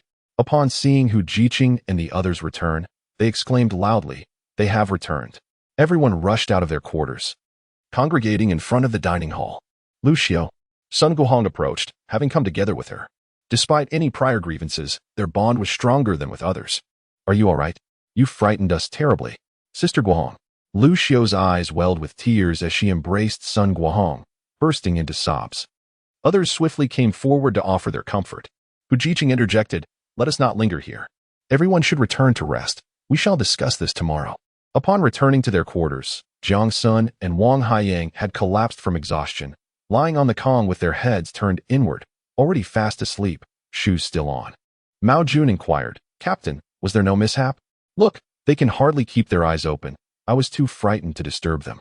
Hu Jiqing, equally fatigued, recognized that Jiang Sen and Wang Haiyang were even more worn out. "Let them sleep. We shall address matters in the morning." The following day, Jiang Sen and Wang Haiyang did not awaken until noon. Mao Jun, instructed by Hu Jiqing to remain behind to watch over them, had prepared their meals, keeping them warm on the stovetop. "At last, you are awake. Are you not hungry? Hurry and eat. I have kept it warm for you," Mao Jun cheerfully called out, donning gloves as he brought the 2 lunchboxes to the table, also retrieving 2 wild vegetable buns from his own. The wild vegetables were plentiful, while the dough was scarce, rendering them nearly crumbly. Jiang Sen stretched, loosening his limbs, feeling the ache. He forewent washing up, diving straight into the meal. "I am famished." Wang Haiyang was not faring much better, devouring his food even faster. "Oh dear. Slow down," Mao Jun observed. "Tell me, is that Lu Jiqing still crying?" Chapter 78. A clever strategy initially engrossed in his meal, Jiang Sen looked up in astonishment upon hearing Mao Jun's words. "What did you say?" "In the mountains, there was a conversation about a young woman named Lu Jiqing." Mao Jun, with a hesitant demeanor, inquired whether she had encountered any trouble. Wang Haiyang, seeking clarification, asked, "What kind of trouble?" Jiang Sen immediately grasped Mao Jun's implication that Lu Xiao might have been assaulted. "Goodness, is that girl still not done with her troubles?" Mao Jun mused. He had only seen the intruder, and regarding the nature of their encounter, the situation was apparent to any discerning observer. He was not blind. He had seen Lu Xiao dressing through the window, her form illuminated by the light. The man had already departed, implying that something had indeed transpired between them. "How old is she?" Mao Jun continued, recalling how earlier that morning, he had overheard another female youth, who shared her living quarters, whispering about Lu's return. Marked by tears and silence, the others were left speculating, "Oh dear, if this is true, what shall we do?" Wang Haiyang, now enlightened, wondered why she was crying. She appeared to be fine. When they discovered her, she had been hiding in a hunter's cabin. Jiang Sen quickly gestured for him to refrain from elaborating. Discussions regarding the man should be kept discreet. "The hunter's cabin?" Mao Jun inquired, intrigued. "Do tell, what transpired?" Receiving Jiang Sen's signal to be vague, Wang Haiyang stated, "Upon our arrival, we found footprints leading to the cabin, where she was hiding, and there were no other individuals present. That is peculiar. What could warrant her tears? Mao Jun frowned, exclaiming, "Ah, this young woman is such a hassle." After their meal, Mao Jun announced his intention to assist in the kitchen, with Jiang Sen and Wang Haiyang following suit. They had begun work later that day, as the previous night had been sleepless for many, thus they concluded their tasks early. Fortunately, there had been no snowfall in recent days. The sun had emerged, melting much of the snow and raising the temperature, allowing for a quicker harvest of potatoes. The ox cart had made several trips, also transporting corn. Before nightfall, Hu Jiqing returned with his group. Upon seeing Jiang Sen and Wang Haiyang, others greeted them warmly. Noticing that Sun Guohong and Xiao Jiajia were exchanging furtive glances, Jiang Sen discreetly joined them after finishing his meal. Sun Guohong whispered, "What happened last night? Where did you find her?" "In the hunter's cabin, just below the gorge," Jiang Sen replied, observing the curious gazes of several youths around him. "She wept incessantly, refusing to respond to our inquiries. When we began our work, she fell asleep." What a clever tactic, Jiang Sen thought. Her tears were likely to elicit sympathy. But with others occupied with their labor, none would notice her plight. The hunter's cabin? There was no one there, he asserted, inviting Wang Haiyang to corroborate. Indeed, Wang Haiyang echoed his statement. Sun Guohong and Xiao Jiajia exchanged glances, with Xiao Jiajia questioning, "Then why was she crying?" Speculation arose among them about the nature of her distress, but their conversation was cut short by Mao Jun's earlier warning. Thus, Jiang Sen and Wang Haiyang remained unfazed. Yet, the next remark from Sun Guohong provoked both of them. They inquired if it was indeed the two of them, and her cries grew even louder. Sun Guohong's face contorted with anger. "How shameless! How dare you cry?" Jiang Sen abruptly rose to his feet. "Captain," Hu Jiqing approached, asking what was the matter. "We are all aware of our mission to rescue," he stated. "Of course," Hu Jiqing replied with a smile. "Thanks to your courageous actions, I intended to report to the team." "Forget it," Wang Haiyang scoffed. "We might be misunderstood as the cause of this chaos, despite our good intentions in rescuing." "How could that be? Who would think such a thing? We have so many witnesses." Hu Jiqing's tone became serious, drawing the attention of those nearby, all curious to learn what had transpired the previous night. Jiang Sen, not holding back his voice, continued, "Yesterday morning, Wang Haiyang and I were set to enter the mountains when Lu Jiqing chased after us, claiming she recognized wild vegetables and insisted on joining us. However, recognizing the dangers of the mountains, we declined and sent her back. Upon our return, we discovered she had not come back, so we ventured into the mountains with the others to look for her.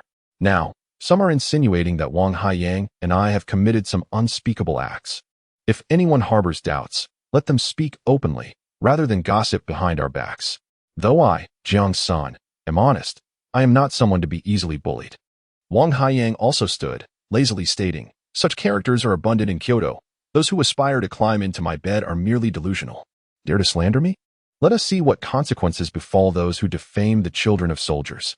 Their words were resolute, especially Wang Haiyang's, whose imposing demeanor caused many to avert their gazes. This was someone they could not provoke. Hu Jiqing hurriedly intervened, urging them not to be angry, declaring, "The truth is evident. One with integrity need not fear shadows. Even if someone falsely accuses, they shall ultimately face dire repercussions." His clear stance pleased Jiang Sen, indicating he was indeed a perceptive individual. Wang Haiyang surveyed those present, snorted disdainfully, and resumed eating. This incident, initially trivial, had escalated due to Lu Xiu's series of actions, prompting much controversy. Jiang Sen felt an urgent need to report the events in the canyon. But to whom could he report? The squad leader was unaccounted for. While the words of the site manager could suffice, the distance was too great. He glanced at Wang Haiyang, who suggested, "How about this, Captain? We came here to assist with the urgent harvest, and this situation displeases me greatly. I believe we should report it to higher-ups, if it comes to it. We could be transferred to another team to avoid causing further trouble." Hu Jiqing found himself at a loss. He did not wish to see them leave, having only recently arrived and already shared 2 meals with them. Yet, to forcibly prevent their departure might breed resentment. After contemplating for a moment, he proposed, "Why don't you first visit the team, greet the captain, and ascertain their opinion? Whether to join another team or remain, let the captain decide. What do you think?" Jiang Sen nodded, and thus it was decided. Everyone had come to understand the situation. Initially, it was mere speculation, and with a disdain for Lu Xiu. They turned their attention to whispering about Lu Xiu's shortcomings. Early the next morning, without partaking in breakfast, the two informed Hu Jiqing of their departure from the youth point. However, they took a circuitous route and returned to the mountains. The mushrooms they had gathered were already dried, and after placing them into a flour sack, they navigated their way out from another direction toward the team headquarters.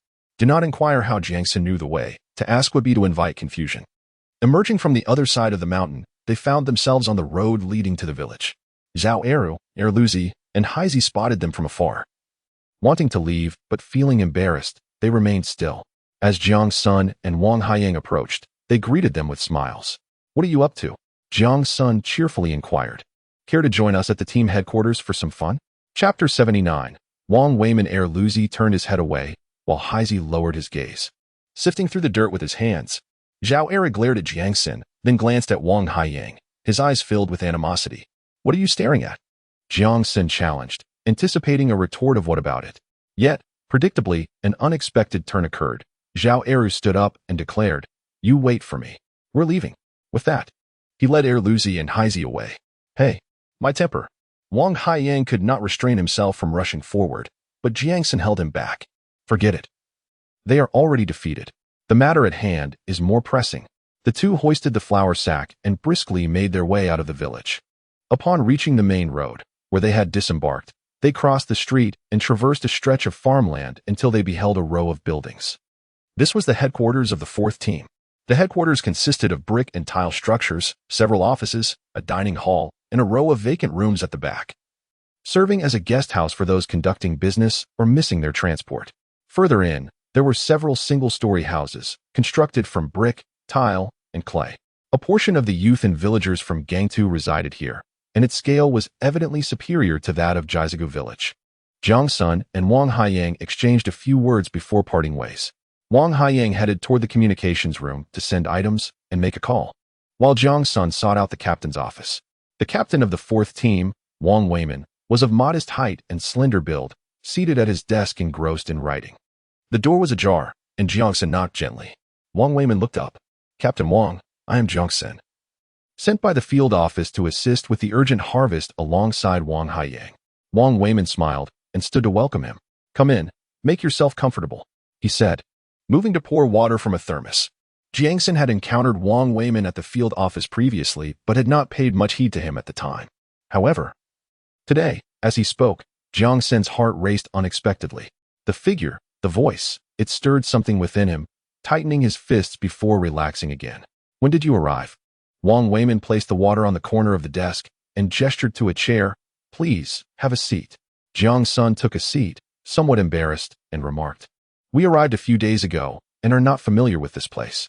We went directly to Jiazigo and worked alongside the educated youth for 2 days before realizing they were unaware of our arrival. Today, we happened to need to send something, so we came over. Oh, haha. Wang Weiman was momentarily taken aback, then burst into laughter, waving his hand dismissively. It's all right. Their situation is rather complex. You should head over first. They are likely aware of your presence. Are you here today to apply for a transfer elsewhere? No. Jiang Sen quickly shook his head. You misunderstand. We merely came to report to the team. Everything is just fine. That's good to hear. Wang Weiman replied, a hint of concern shadowing his brow. Their circumstances have been complicated for quite some time, especially in Jiazigo. The conflicts between the Zhao and Sun families have existed since before the farm was established. With the introduction of the farm and the educated youth, they have reached an agreement. The situation has improved considerably. Jiang Sen nodded silently. Wang Weiman continued. The snowfall is heavier over at the logging site. The team has issued a notice. You and comrade Wang Haiyang will remain with our 4th Brigade this winter, and you can return in the spring. Rations will be allocated to you, and if you encounter any difficulties, feel free to bring them up. The team will do its best to assist you. With that, there was little more to discuss. Jiang Sen said, Captain Wang, if there is nothing else, we shall take our leave. Good. In the future, if they do anything excessive in the village, come directly to me. As he spoke, Wang Weiman escorted Jiang Sen outside. We are well aware of some actions in the village, but since the educated youth have settled there, if we intervene too much, their lives will become even more difficult. Do you understand? Jiang Sen surmised that Wang Weiman was aware of the happenings in the village. However, what use was it to explain to him? They would be leaving in the spring of next year. Unable to make sense of it, he chose to let it be. After bidding farewell to Wang Weimin, Jiang Sen headed to the communication room, where he encountered Wang Haiyang just as he was exiting. Have you greeted him? Jiang Sen nodded, catching a glimpse of Wang Weimin turning back to his office. Jiang Sen pulled Wang Haiyang to a secluded spot. We need to find a way to report the situation in the mountains, but I'm unsure whom we can trust. Wang Haiyang replied, what level of authority do you need? I can find someone. I don't know about others, but I do trust Director Li. The only problem is he's quite far away. That's manageable. Come on, let us make a call. The two returned to the communication room, where only a middle-aged woman was present. Her demeanor was rather frosty. Upon hearing they wished to call Director Li Chaoyang, her attitude softened slightly. She connected the line and brought a phone to the counter, informing them that it was 10 cents per minute. That's quite expensive. Wang Haiyang exclaimed as he picked up the phone and dialed. Uncle Li, it's me. Upon hearing this familiar address, the woman's expression transformed, her lips curling into a smile. Jiang Sen was surprised to see her smile at all. Uncertain of what was being said on the other end of the line, Wang Haiyang responded with a couple of non-committal mms. His fingers absent-mindedly tapping against the receiver before he finally spoke. Uncle Li, Jiang Sen and I are heading to the field office now. You must wait for us. After hanging up, the middle-aged woman had already risen and, with a smile, inquired, is there anything else you need? Wang Haiyang placed a dime on the counter and asked, Sister, we're going to the field office.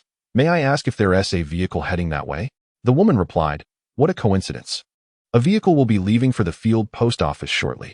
Would you like me to inform the driver so you can catch a ride? Thank you so much. Wang Haiyang exclaimed, do you need me to bring anything back for you from the field office? The woman appeared tempted but ultimately declined, saying, thank you, but I have nothing to send. Come, I'll take you to find the driver. Once outside the communications room, Wang Haiyang and Jiang Sen exchanged knowing glances, both raising their eyebrows in silent amusement. I'll go ask the captain for leave. Jiang Sen declared, all right, I'll wait for you at the corner. Tell the captain that the field manager has requested us to pick someone up. Jiang Sen understood that this was an excuse provided by Wang Haiyang, or rather, by Li Chaoyang. Understood. Upon returning to Wang Weimin's office, Jiang Sen found him on the phone. Upon noticing Jiang Sen, he gestured for him to wait. Jiang Sen stood at the doorway, biding his time. After a moment, Wang Weimin concluded his call and said, just in time, the field manager called earlier, stating that a few of the lightly injured youth should also come over, and asked you to pick them up. Well, Li Chaoyang certainly acts swiftly. Huh? Pick someone up now? Jiang Sen asked, somewhat taken aback. But we haven't informed the village. No matter, Wang Weimin reassured him. I'll call the village committee shortly to relay the message. Regardless of their connections, they wouldn't dare delay matters concerning the team. All right, then we'll head out now. You may take the Team S vehicle. Sure. Emerging from Wang Weimin's office, Jiang Sen couldn't help but smile again. He and Wang Haiyang had been scheming to get to the field office, yet without uttering a word, Li Chaoyang's phone call had resolved everything. It was Wang Weimin who had ultimately sent them to the field office. No need for leave. It counts as official duty. Excellent. Everything is just splendid. At the intersection, a tractor laden with parcels and letters awaited. Wang Haiyang was already seated in the back, chatting with the driver while smoking. The woman from the communications room approached them with a smile, saying to Jiang Sen, have you secured your leave? Hurry, they're waiting for you. Thank you, sister. No need for thanks, just go. Jiang Sen jogged over and jumped into the back of the truck. The driver remarked, ready to go? Wang Haiyang replied, let us go. The tractor rumbled along the road toward the field office. Before long, a few individuals from Jiazigo village spotted the tractor as it drove away. One of them said to another, it's just those two. Just a couple of insignificant brats. All right, I get it. I'm heading back. The speaker was none other than Zhang Shuibing, the son of the accountant at the field office. When Jiang Sen first arrived here, he was chased away by Li Chaoyang with a shovel over a trivial matter. After that, he was seldom seen. It was unexpected that he would turn up here. Zhao Eru, Luzi, and Haizi were always mixed up with him, engaging in petty theft and flirtation.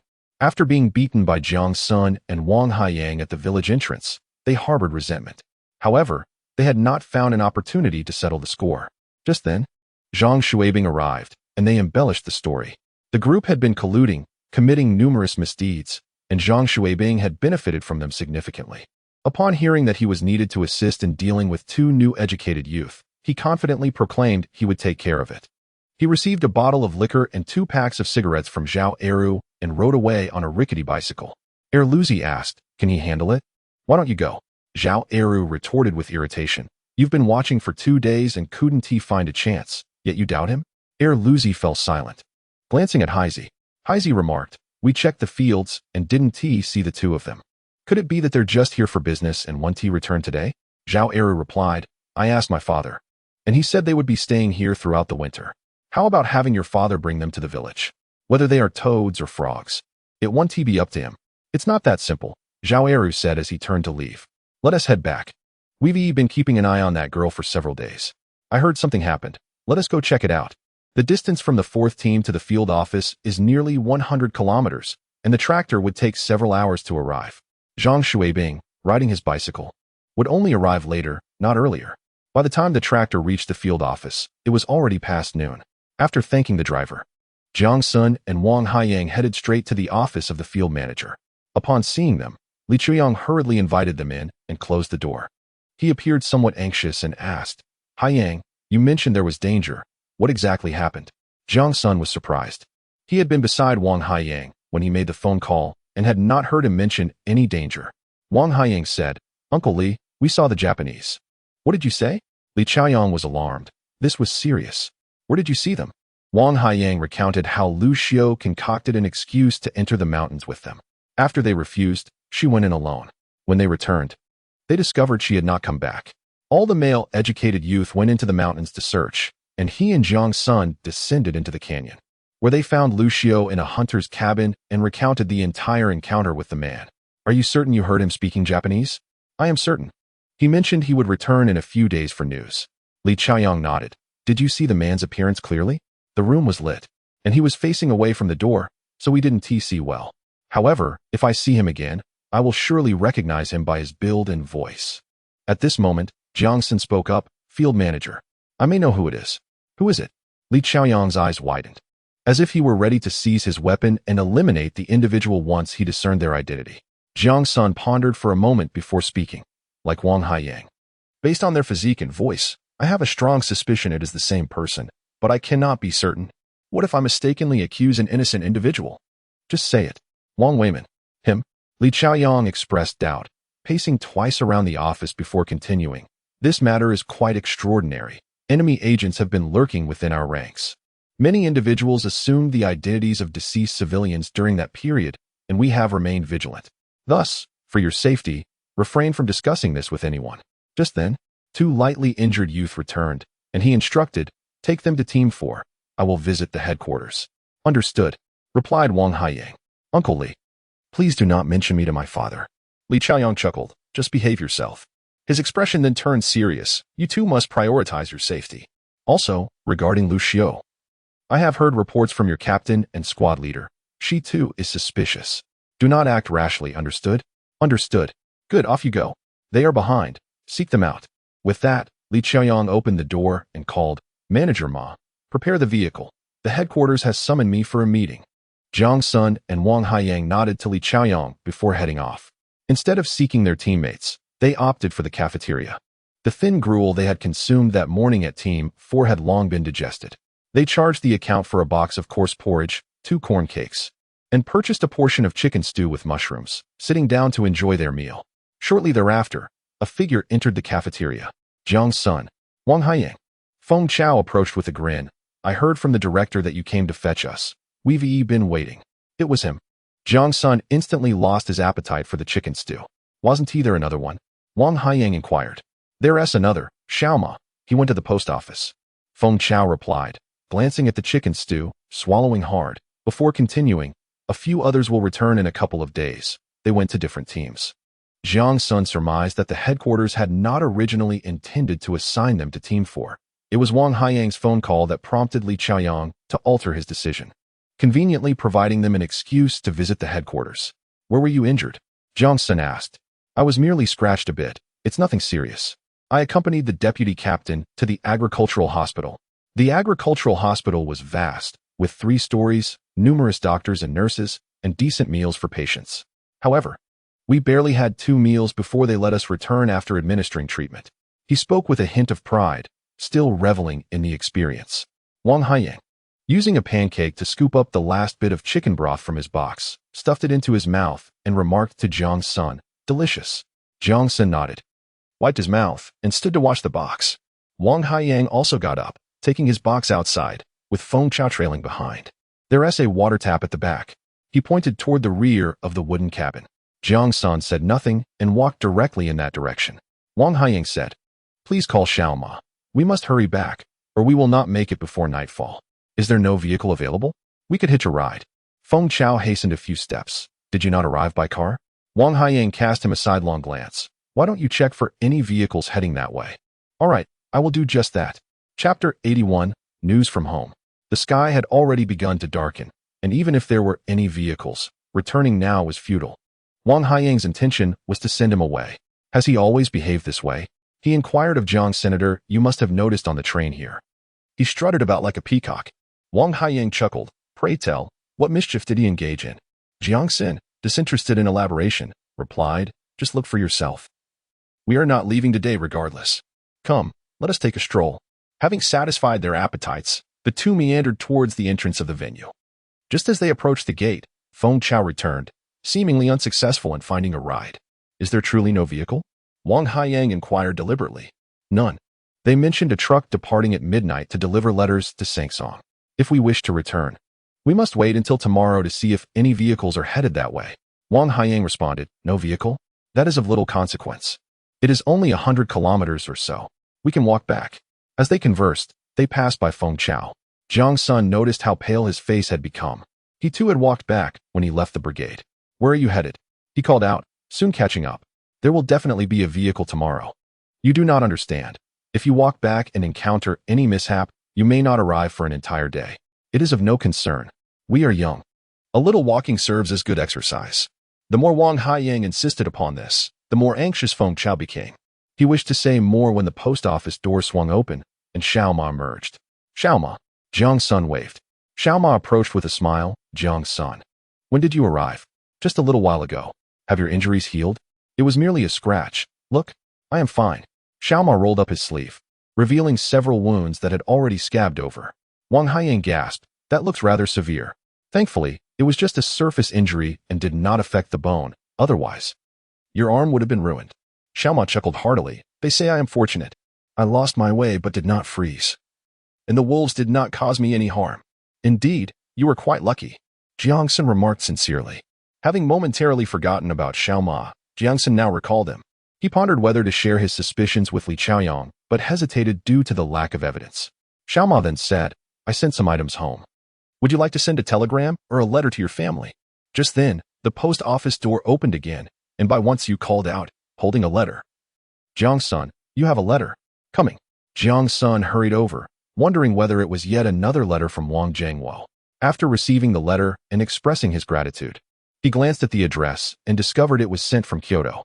To his surprise, it was from Aunt Zhao. He quickly opened it. Aunt Zhao began by thanking Jiang Sen for the mushrooms he had sent her, followed by a series of complaints, stating that he ought not to have sent so many and should have saved some for himself. Her words were filled with concern. Jiang Sen smiled as he continued reading. But gradually, his smile faded. Aunt Zhao informed him that Jiang Daiyou and Bai Jing had been granted permission to return home, yet the task of street sweeping must persist. The equipment factory was also preparing to reclaim the housing, and they were searching for new accommodations. Jiang Lei had been sent to a labor reform prison in the northwest. Furthermore, Huang Liping discovered she was pregnant. The authorities were taking care of her, exempting her from toilet cleaning duties and assigning her to work at the street match factory, pasting matchboxes. The task of pasting matchboxes was one that many formal workers would not undertake. They typically engaged in packing and assembling matches. Those without work would return to collect materials, which they would then paste into boxes at home, bringing them back to the factory for payment based on quantity, merely a penny for 10 boxes. Jiang Sen had a classmate whose mother was unemployed, while his father worked as a laborer.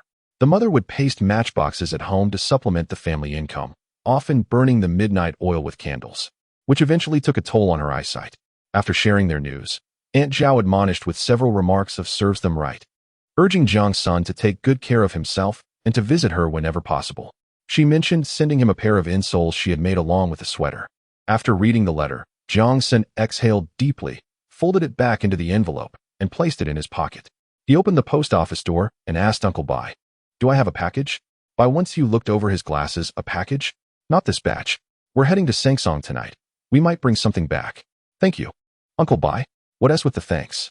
Jiang Sen stepped outside and noticed Wang Haiyang and the other two still conversing nearby, so he approached them. Did your family write to you? Xiao Ma asked with a smile. Jiang Sen nodded, yes.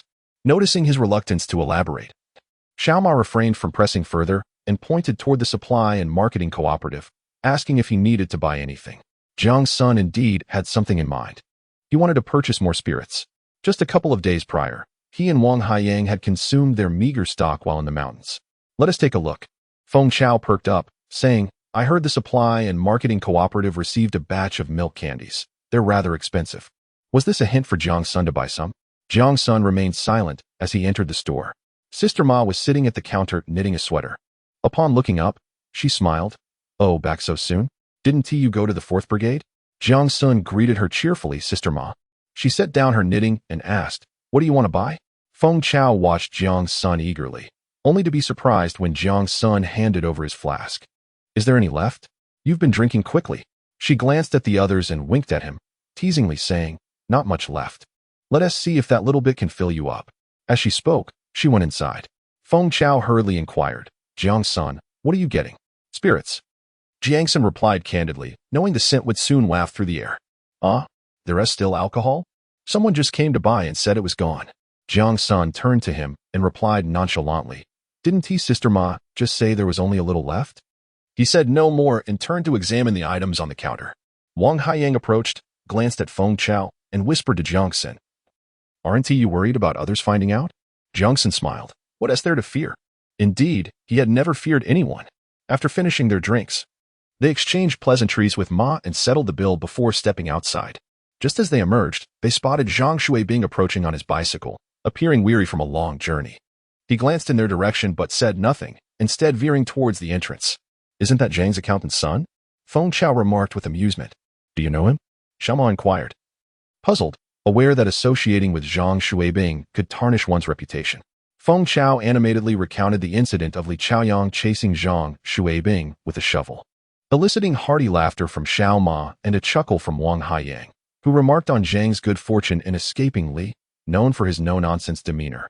Jiang's son commented that troublesome individuals were abundant everywhere, advising them to keep their distance. Exactly, we have no ties to him anyway, Xiao Ma added, unbeknownst to them. Upon entering the gate, Zhang Xuebing did not proceed further but halted, eavesdropping on their conversation. Jiang's son and Wang Haiyang, undeterred, continued walking, while Xiao Ma discreetly followed, pretending not to notice him. Feng Chao, however, offered a nervous smile, insisting, we weren't talking about you. Zhang Xuebing shoved him aside, retorting, who are you to talk? Get lost. He then stepped in front of Jiang's son, demanding, hey, are you Jiang Sen? Jiang's son looked around, bewildered. You know me? Zhang Xuebing tilted his head, smirking with a swagger. With your pretentious demeanor, how could I not? Jiang Sen's expression turned icy. Zhang then turned his attention to Wang Haiyang, asking, and you must be Wang Haiyang? A mere educated youth from the countryside daring to stand here? Just as Wang Haiyang was about to confront him, Jiang's son restrained him, declaring, good dogs don't block the way. Surprisingly, Zhang Xuebing laughed, pointing at them. I've taken note of you too. He then turned and walked away. Feng Chao and Xiao Ma rushed to catch up. This is bad. He is the son of Accountant Zhang. If we offend him, we're in serious trouble. Xiao Ma furrowed his brow. What did you do to provoke him? Jiang's son was equally perplexed, having had no prior interactions with Zhang Xuebing since arriving. Wang Haiyang scratched his head. Is he out of his mind? As they continued towards their lodging, Jiang Sen pondered deeply. Despite never having truly met Zhang Xuebing, the latter's sudden remarks seemed intentional, a warning that he had them in his sights, and trouble might loom ahead. Why though? A flash of realization struck him, recalling Zhao Eru and his associates from Jiazigo village. The only individuals they had crossed paths with were those men who frequently associated with Zhang Xuebing. It was evident that Zhang had ridden a considerable distance to return. Could it be that he was previously in the 4th squad? If he was indeed with Zhao Eru and the others in the 4th squad, then the recent events would make sense. In his past life, Jiang's son would have hastily completed his tasks and returned to the forest farm, keeping his distance. However, in this life, he has not regarded Zhang Xuebing and his companions with any seriousness. Let us not dwell on it too much and take one step at a time. Early the next morning, after a meal, The group set out to inquire about any vehicles heading to the company. They soon spotted Li Chaoyang returning in a jeep. You haven't left yet? Perfect timing. Wait a moment. I have something to discuss with you too. Come to my office. Li Chaoyang instructed Jiang Sen and Wang Haiyang before striding inside. What does the manager want with you? Feng Chao inquired. Jiang Sen and Wang Haiyang exchanged glances and shook their heads. Jiang Sen replied, You and Xiaoma go check for a vehicle. We'll head over shortly. All right. Feng Chao observed the two departing, his curiosity piquing as he wished to follow, but Li Chaoyang had clearly requested only them, so he reluctantly turned back. After waiting in Li Chaoyang's office for a while, he returned with a lunchbox, eating as he walked. Please sit. He gestured for them to remain seated, taking his place behind the desk. I'm starving, so I'll eat while we talk. It turned out that after hearing Jiang Sen and Wang Haiyang recount their encounter with the enemy in the mountains, Li Chaoyang had rushed to the division headquarters that very night. The directive from headquarters was to remain still, especially concerning Jiang Sen and Wang Haiyang. They must not alert the enemy, but needed to keep a close watch on Lucio. Should anything seem amiss, they were to report immediately. The fourth squad leader, Wang Weiman, advised Jiang Sen and Wang Haiyang to focus solely on their safety without concern for other matters. Once Li Chaoyang finished his meal, he closed the lunchbox and set it aside, lighting a cigarette and offering one to each of them. Uncle Li, if we are discovered by them, are we allowed to take action? Wang Haiyang asked. I knew you wouldn't be able to resist the thought of confrontation. Li Chaoyang admonished. I'll tell you. It's forbidden. Jiang Sen interjected. If we must act, it will surely be in a life-threatening situation. We wouldn't initiated ourselves. Li Chaoyang turned to Jiang Sr. I understand your perspective, but you must not get into trouble. If something were to happen, I would have no way to explain. The implication was clear. He could not face Wang Haiyang as father with such news, though he did not voice it. They were all human. And Jiang Sen was no exception, a promising individual who must not face peril. This understanding lingered among the three. Wang Haiyang realized that further discussion was futile and stood up, saying, if there's nothing else, we'll be on our way. Perfect. Take this document back to Wang Weiman. As he spoke, he retrieved a file from his backpack. Opening it, he presented a document stamped with a red seal to Wang Haiyang, then reached for an empty envelope to store it. A quick glance at the top revealed the title, Mobilization for Production Before the Arrival of Winter, with the names of each squad leader listed among the participants. The meeting was scheduled for the day after tomorrow. After securing the document, Jiang Sen and Wang Haiyang departed from Li Chaoyang's office. As they ventured outside, Wang Haiyang murmured, There is only one copy of the document, and it's specifically prepared for Wang Weiman. Jiang Sen had already surmised this, yet he still expressed his astonishment. Just for him alone? What if he makes a call and inadvertently reveals it to others? The other teams could merely claim they had yet to receive the document, thus avoiding any exposure. Let us go. Upon exiting the command center, they spotted Feng Chao and Xiao Ma conversing with the cart driver beside a horse-drawn carriage. Jiang Sen. Wang Haiyang. Over here. Feng Chao waved them over, and as they approached, he added, We've just encountered a cart heading to the livestock farm. We can hitch a ride for part of the journey. Is everyone here? Let us depart. The driver appeared quite amiable. Wang Haiyang produced cigarettes, distributing one to each person before handing the remaining half-pack to the driver. Why such generosity? Hop on. The driver grinned, stowing the cigarettes in his pocket.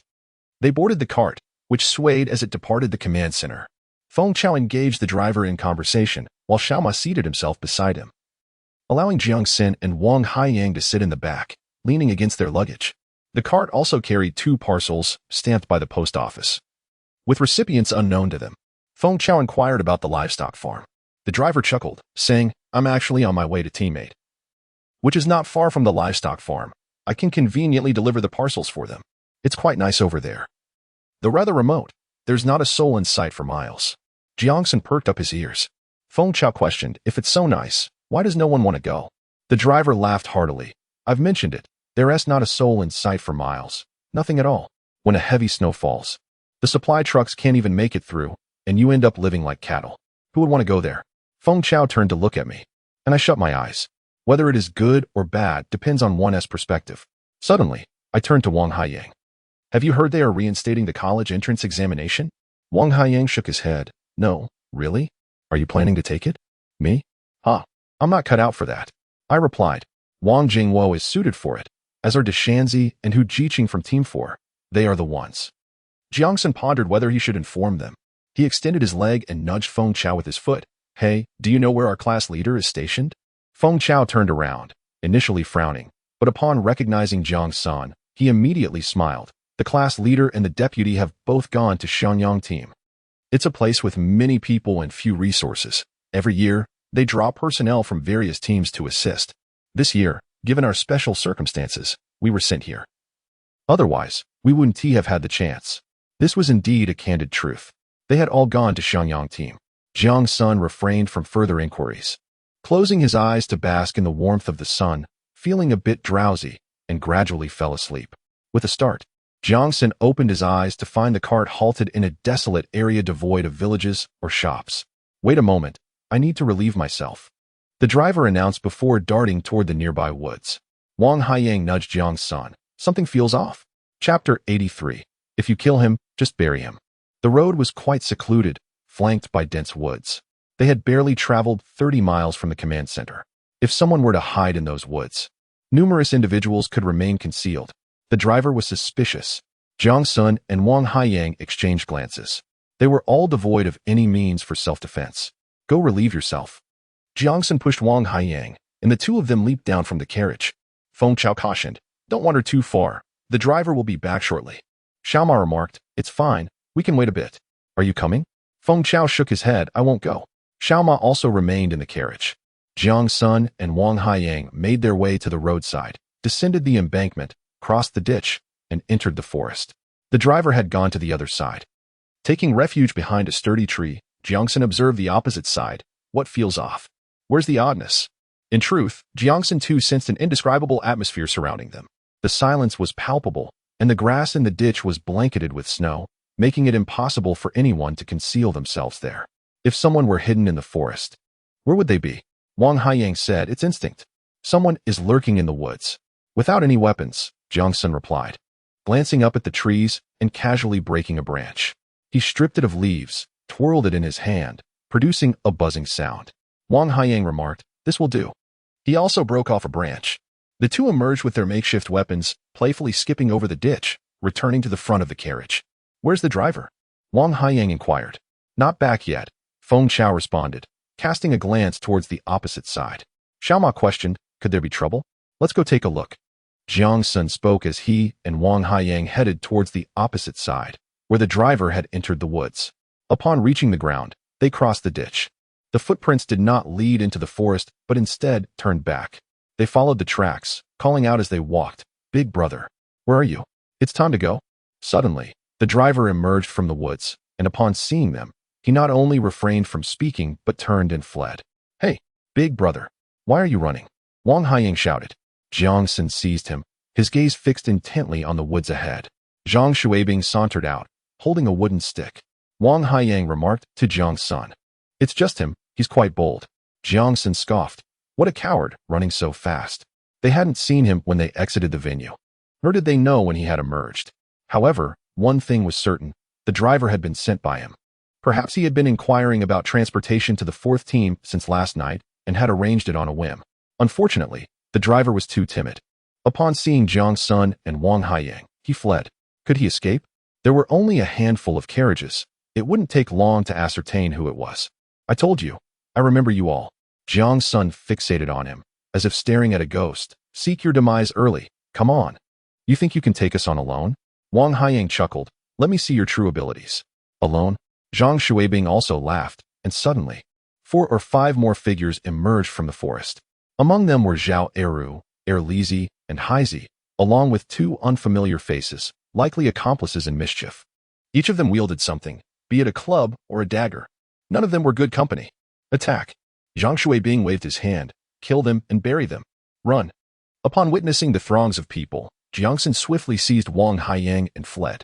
The terrain of this location posed limitations, with so many individuals present. Their chances of success were slim, so retreat was the wisest course of action. As they dashed along the path, Jiang Sen shouted, hurry, get the cart moving. Feng Chao, momentarily bewildered, leaped from the cart and looked back at Jiang Sen and Wang Haiyang in confusion. Just then, he noticed the 2 men being pursued by a group of individuals who were closing in rapidly. Xiao Ma's expression shifted dramatically as he quickly moved to the driver's side of the cart, seizing the whip from the yoke and cracking it with a sharp sound. "Go," he urged. "Wait for me," Feng Chao exclaimed, startled, as he hurriedly mounted the cart, turning to Jiang Sen and Wang Haiyang with an urgent plea. "Faster! Hurry!" Xiao Ma relentlessly cracked the whip, urging the horses to gallop swiftly. Jiang Sen and Wang Haiyang sprinted with all their might. But just as they were about to be overtaken, they abruptly halted and turned to confront Zhang Xuebing and his entourage. Jiang Sen sneered and remarked to Wang Haiyang, "I suspected that Zhao Eru and his cohorts were behind this." Wang Haiyang inquired, "3 per person, is that a problem?" "Not at all," Jiang Sen replied confidently. Zhang Xuebing and his followers, having chased for a considerable distance, were already panting and exhausted. In this era, their indulgent lifestyles rendered them unfit compared to those who labored diligently. They relied solely on their parents' connections to engage in nefarious deeds. Noticing their halt, Zhang Xuebing paused as well, propping himself on his knees, gasping for breath while still attempting to issue threats. "Keep running, will you? Keep running." Zhao Eru and his companions exhibited a hint of trepidation. However, emboldened by their numbers, they remained unconvinced that they could not overpower Jiang Sen and Wang Haiyang. Zhao Eru, hands on his hips, pointed at the two, declaring, "You 2 little brats, bow down and admit your wrongs today, or do you see that grave over there? No one will find you." Jiang Sen and Wang Haiyang exchanged knowing glances, and with a shared smile, they charged forward. "Oh my God!" Zhang Xuebing gasped, waving his arm. "Take them down." The branches they wielded were formidable weapons, possessing significant resilience. A strike from one would leave a painful bruise without breaking bones. As the saying goes, "An inch longer is an inch stronger," referring to the weapons used in martial arts. In this instance, the branches in Jiang Sen and Wang Haiyang's hands embodied this principle. The assailants' clubs and daggers quickly lost their effectiveness, and the 6 opponents were reduced to cries of distress as they were soundly beaten by the 2. The cart came to a stop, and Xiao Ma and Feng Chao rushed back to join the fray. Without hesitation, Xiao Ma delivered a powerful kick, sending one assailant flying. Before targeting another, Feng Chao, though not particularly impressive, hesitated but ultimately found an opening to throw a punch. In less than 20 minutes, the 4 of them had decisively subdued all 6 attackers, who now lay groaning and rolling on the ground. Jiang Sen approached Zhang Xuebing, squatted before him, and taunted. "Weren't you saying you'd remember me? I thought you might forget after just one encounter, so I decided to leave a more lasting impression." Zhang Xuebing dared not meet his gaze, instead shutting his eyes and groaning. Jiang Sen then crouched before Zhao Eru, asking, "You must be quite anxious that I didn't kill you earlier, considering you've come right to my doorstep now. Haven't you?" This marked the 2nd time Zhao Eru had been dealt with, and he was on the verge of wetting his pants. With a mournful expression, he lamented, "I was wrong. I was wrong. I shall never dare again. Dare again. I wouldn't even dare if my life depended on it." Wang Haiyang kicked Li and He Zi, inquiring, "And what about you 2? We wouldn't dare? We wouldn't dare?" The 2 exclaimed, frantically waving their hands. Jiang Sen let out a scoff, extending 2 fingers to point at his own eyes before turning to indicate them, signifying that he had set his sights on them. Rising to his feet, he approached the other 2, asking, "Where are you from?" The 2 felt a wave of despair wash over them. They were merely villagers from a neighboring hamlet of the 3rd Brigade, come to visit Erhuzi. Upon hearing that 2 educated youths were to be dealt with Zhang Xuebing leading the charge, they had followed without a second thought. Little did they know, having come, they could not return. "We had no idea, truly. Had we known, we would never have come." One of them kicked He Zi, exclaiming, "It's all your fault." Chapter 84, Compensation. He Zi retorted angrily, "Isn't it you who was being greedy? After the matter is settled, you thought you could have that little woman for yourself?" Jiang Sen was suddenly taken aback. Could they be referring to Xiao Jejia? There was no time to waste. He had to hurry back. "Now, how do you propose we handle today's events?" Jiang Sen stood, pacing back and forth as he scrutinized them. "We could bind you and turn you over to the venue." "No, no," Zhang Xuebing exclaimed, panic-stricken at the thought of Li Chaoyang. "Jiang Sen, I beg you, please do not hand us over to the venue. I truly made a mistake. It was all him." He pointed at Zhao Eru, insisting, "He was the one who said we should rough them up and even interfered with their pursuit of that female educated youth." "It had nothing to do with me." Jiang Sen inquired, "Which female educated youth?" Zhao Eru's gaze faltered as he stammered, "We don't even know her name. We just thought she seemed quite appealing and wanted to pursue her." Wang Haiyang scolded, "With your kind of demeanor, pursue her? I think you're just itching for trouble. Not going to speak? Very well. Jiang Sen nodded. Feng Chao fetched the rope. Hey. Feng Chao turned to dash towards the cart, pondering if there was indeed rope aboard. Wang Haiyang kicked Zhang Xuebing, asking, what happened to the cart driver? Nothing much. He just went to relieve himself, and we scared him off. Upon hearing this, Jiang Sen let out a sigh of relief. Thankfully, the cart driver was not one of them. Wang Haiyang pulled Jiang Sen aside, asking, what should we do? Are we really sending them back to the venue? Xiao Ma joined in. If we don't send them to the venue, they might escape. If we let them off lightly, they might come back to haunt us. Jiang Sen turned to see several individuals attempting to rise and flee. Upon being noticed, they all forced smiles of ingratiation. Jiang Sen approached, stating, we will not send you to the venue, but this matter of you causing us trouble cannot simply be overlooked. You say, as long as we can manage it, we will agree to any conditions. Zhang Xuebing immediately declared. The others hastily echoed, we will agree to any conditions. Just let us go. We truly wouldn't dare again. Jiang Sen's smile faded as he proclaimed, you will compensate. What? They all displayed faces of despair. Zhang Xuebing protested. Where would we find money? If you have none, then we shall bind you and send you to the venue. No. We will pay. We will pay. We will. Zhang Xuebing rose abruptly, directing his ire towards a few individuals, demanding they relinquish their money, every last bit of it. We have no money. Erlofzi was on the verge of tears, having managed to pilfer a solitary coin from his father, which was yet to warm in his pocket. Wang Haiyang bellowed, to the venue. There is money. A single coin seemed to be a matter of life and death for Erlofzi. It was exceedingly difficult to produce, but ultimately, Zhang Xuebing stepped forward and extracted it with a flourish. Is that truly all? Is there nothing else? Produce it all. There is genuinely nothing left. If you don't believe me, search. Zhang Xuebing indeed approached and conducted a thorough search, muttering a curse upon discovering their poverty. He then proceeded to Zhao Eru, who was nearly in tears, retrieving 5 yuan from his pocket. 5 yuan? Just yesterday you claimed you had none. Zhang Xuebing glared at Zhao Eru. After you left yesterday, my father gave it to me. Zhao Eru was genuinely crying, explaining that it was intended for purchasing sugar and salt. Zhang Xuebing presented the meager collection of over 10 yuan and a few ration tickets to Jiang Sr. This is all we have. He lamented, his face reflecting despair. What about you? Jiang Sen snatched the money without counting it and handed it to Wang Haiyang, who passed it on to Feng Chao. Feng Chao lowered his head to begin counting, uncertain whether to keep it for himself or to await distribution among the group. Simply holding it in his hands. Under Jiang Sen's scrutinizing gaze, Zhang Xuebing began to delve into his pockets. To his astonishment, he produced 20 yuan and 2 blue unity tickets. Zhang Xuebing wished to voice an objection, but Jiang Sen swiftly took the money from him, leaving Zhang Xuebing speechless. How it pained him. That was his planned offering to the village's young widow, who barred entry without any money. Jiang Sen looked up at him, commanding, get lost. Zhang Xuebing and his companions stood there momentarily dazed. Were they truly being allowed to leave? Noticing their hesitation, Jiang Sen suddenly stomped his foot, urging, why are you still here? Go. After a few more stomps, as if preparing to charge at them, they hurriedly turned and fled, tumbling without a care for any potential injuries. Laughter erupted from Jiang Sen and his companions, their amusement resonating in the air. Let us go. Jiang Sen waved his hand, and the group returned to the cart. With a crack of the whip, the little horse sprang forth. The cart would not be returned just yet. They would inform the team headquarters that someone was heading to the venue, and they would send for its return. The group felt elated as they divided the money in the cart. Though the amount was meager, their spirits soared. None harbored worries of being reported. Zhang Xuebing dared not. And Zhao Eru and the others were even more apprehensive.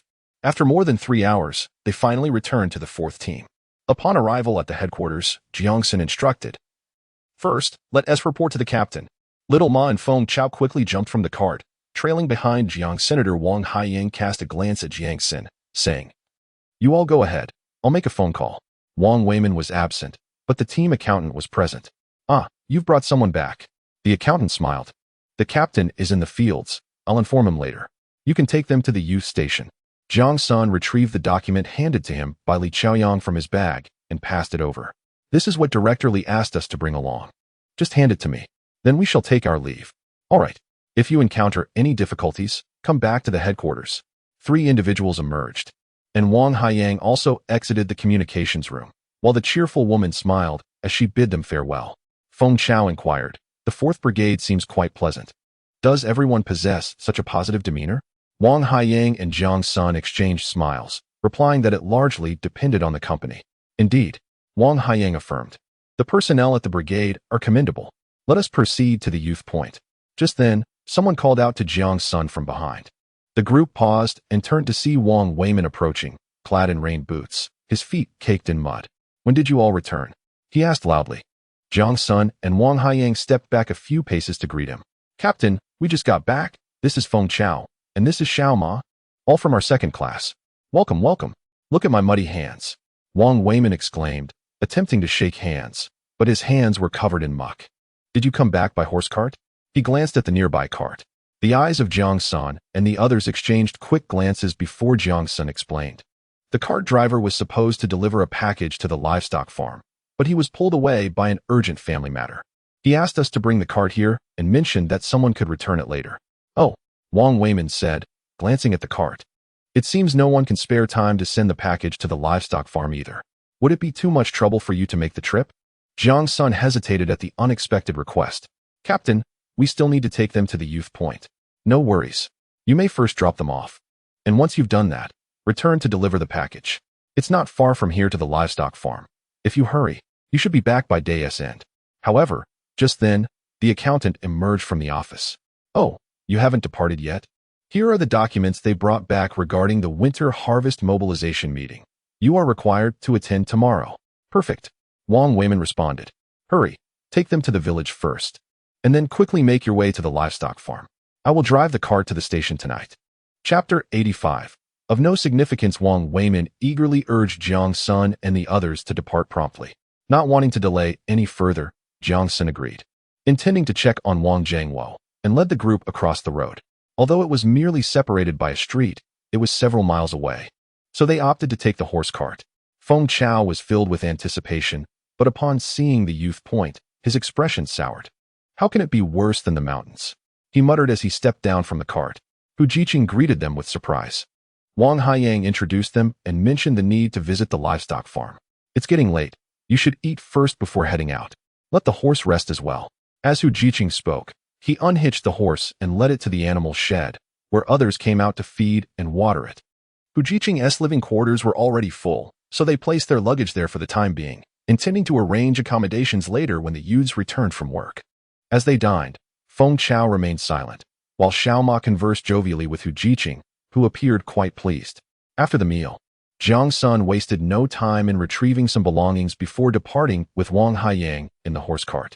Watching the cart fade into the distance, Hu Jiqing said, Come, I will take you to the fields to deliver meals. Let us familiarize ourselves today, and we will make further arrangements tomorrow. Upon arriving at the destination, Hu Jiqing beckoned others to join for a meal, while Feng Chao and Xiao Ma assisted in serving the food. Someone jokingly inquired, Captain, are these two here to support us as well? What about Jiang Ziqing and Wang Ziqing? We've been eagerly awaiting their return. Indeed, we are all quite curious. Are they not coming back? Observing his companions engrossed in concern for Jiang Sen and Wang Haiyang, Feng Chao's expression darkened, and he sat silently to the side, his demeanor sullen. Feng Chao? A voice of skepticism emerged. A flicker of joy ignited within him as he looked up. Sun Guohong, holding a lunchbox, waved at him. I almost thought I recognized the wrong person. It truly is you. Did you not head to the Shenyang Brigade? Feeling a sense of familiarity, Feng Chao perked up and moved to sit beside Sun Guohong. I was initially over there, Feng Chao recounted, but with the impending snow, several individuals were dispatched from the brigade to the logging site. Upon arrival, we were met with a wolf pack attack. It was quite perilous, and thus we found ourselves here. What was a simple tale, when recounted by Feng Chao, transformed into a gripping narrative, captivating many who gathered around to listen intently to his recounting. He refrained from mentioning that he had been sent to the logging site due to a mistake, leaving those unaware of the facts to believe he had acted bravely. Xiao Ma, chuckling, shot him a sidelong glance, opting not to interject, as he engaged in light conversation with Hu Jiqing and a few others. Feng Chao, you are truly remarkable. Feng Chao turned at the sound. You are Xiao Jiejia. Although he had recognized her earlier, he feigned ignorance, displaying a countenance of delight that proved to be effective. Yes, we arrived a few days ahead of you, Xiao Jiejia said with a beaming smile. Lu Xiu was nearby, gazing at Feng Chao with admiration. Feng Chao, You are the most impressive among the youth who came with us. Her words nearly flushed Feng Chao's cheeks, yet he felt a swell of pride within. You are Lucio. Oh my, I never anticipated encountering you here. This is splendid. Should anything arise, do not hesitate to reach out. Certainly. Lucio replied with a cheerful nod. Xiao Jejia shifted slightly away, choosing not to continue the conversation with Feng Chao. Sun Guohong, lowering her head to eat, soon rose and announced, I'm going to fetch some hot water.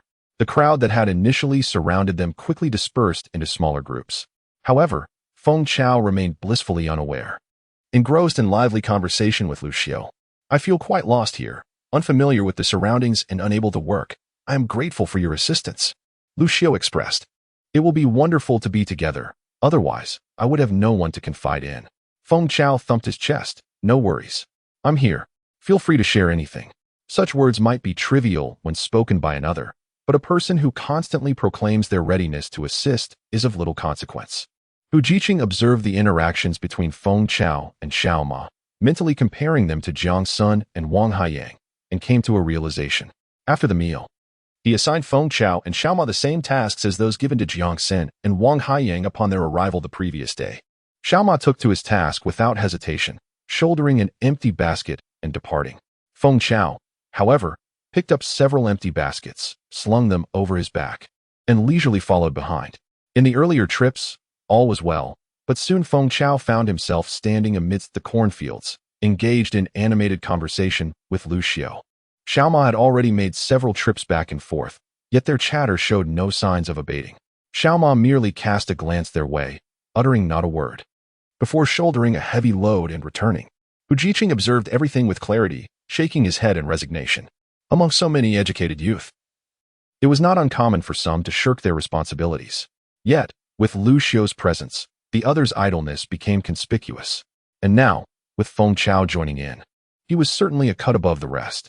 As Xiao Ma made his way back once again, Sun Guohong emerged from the cornfield.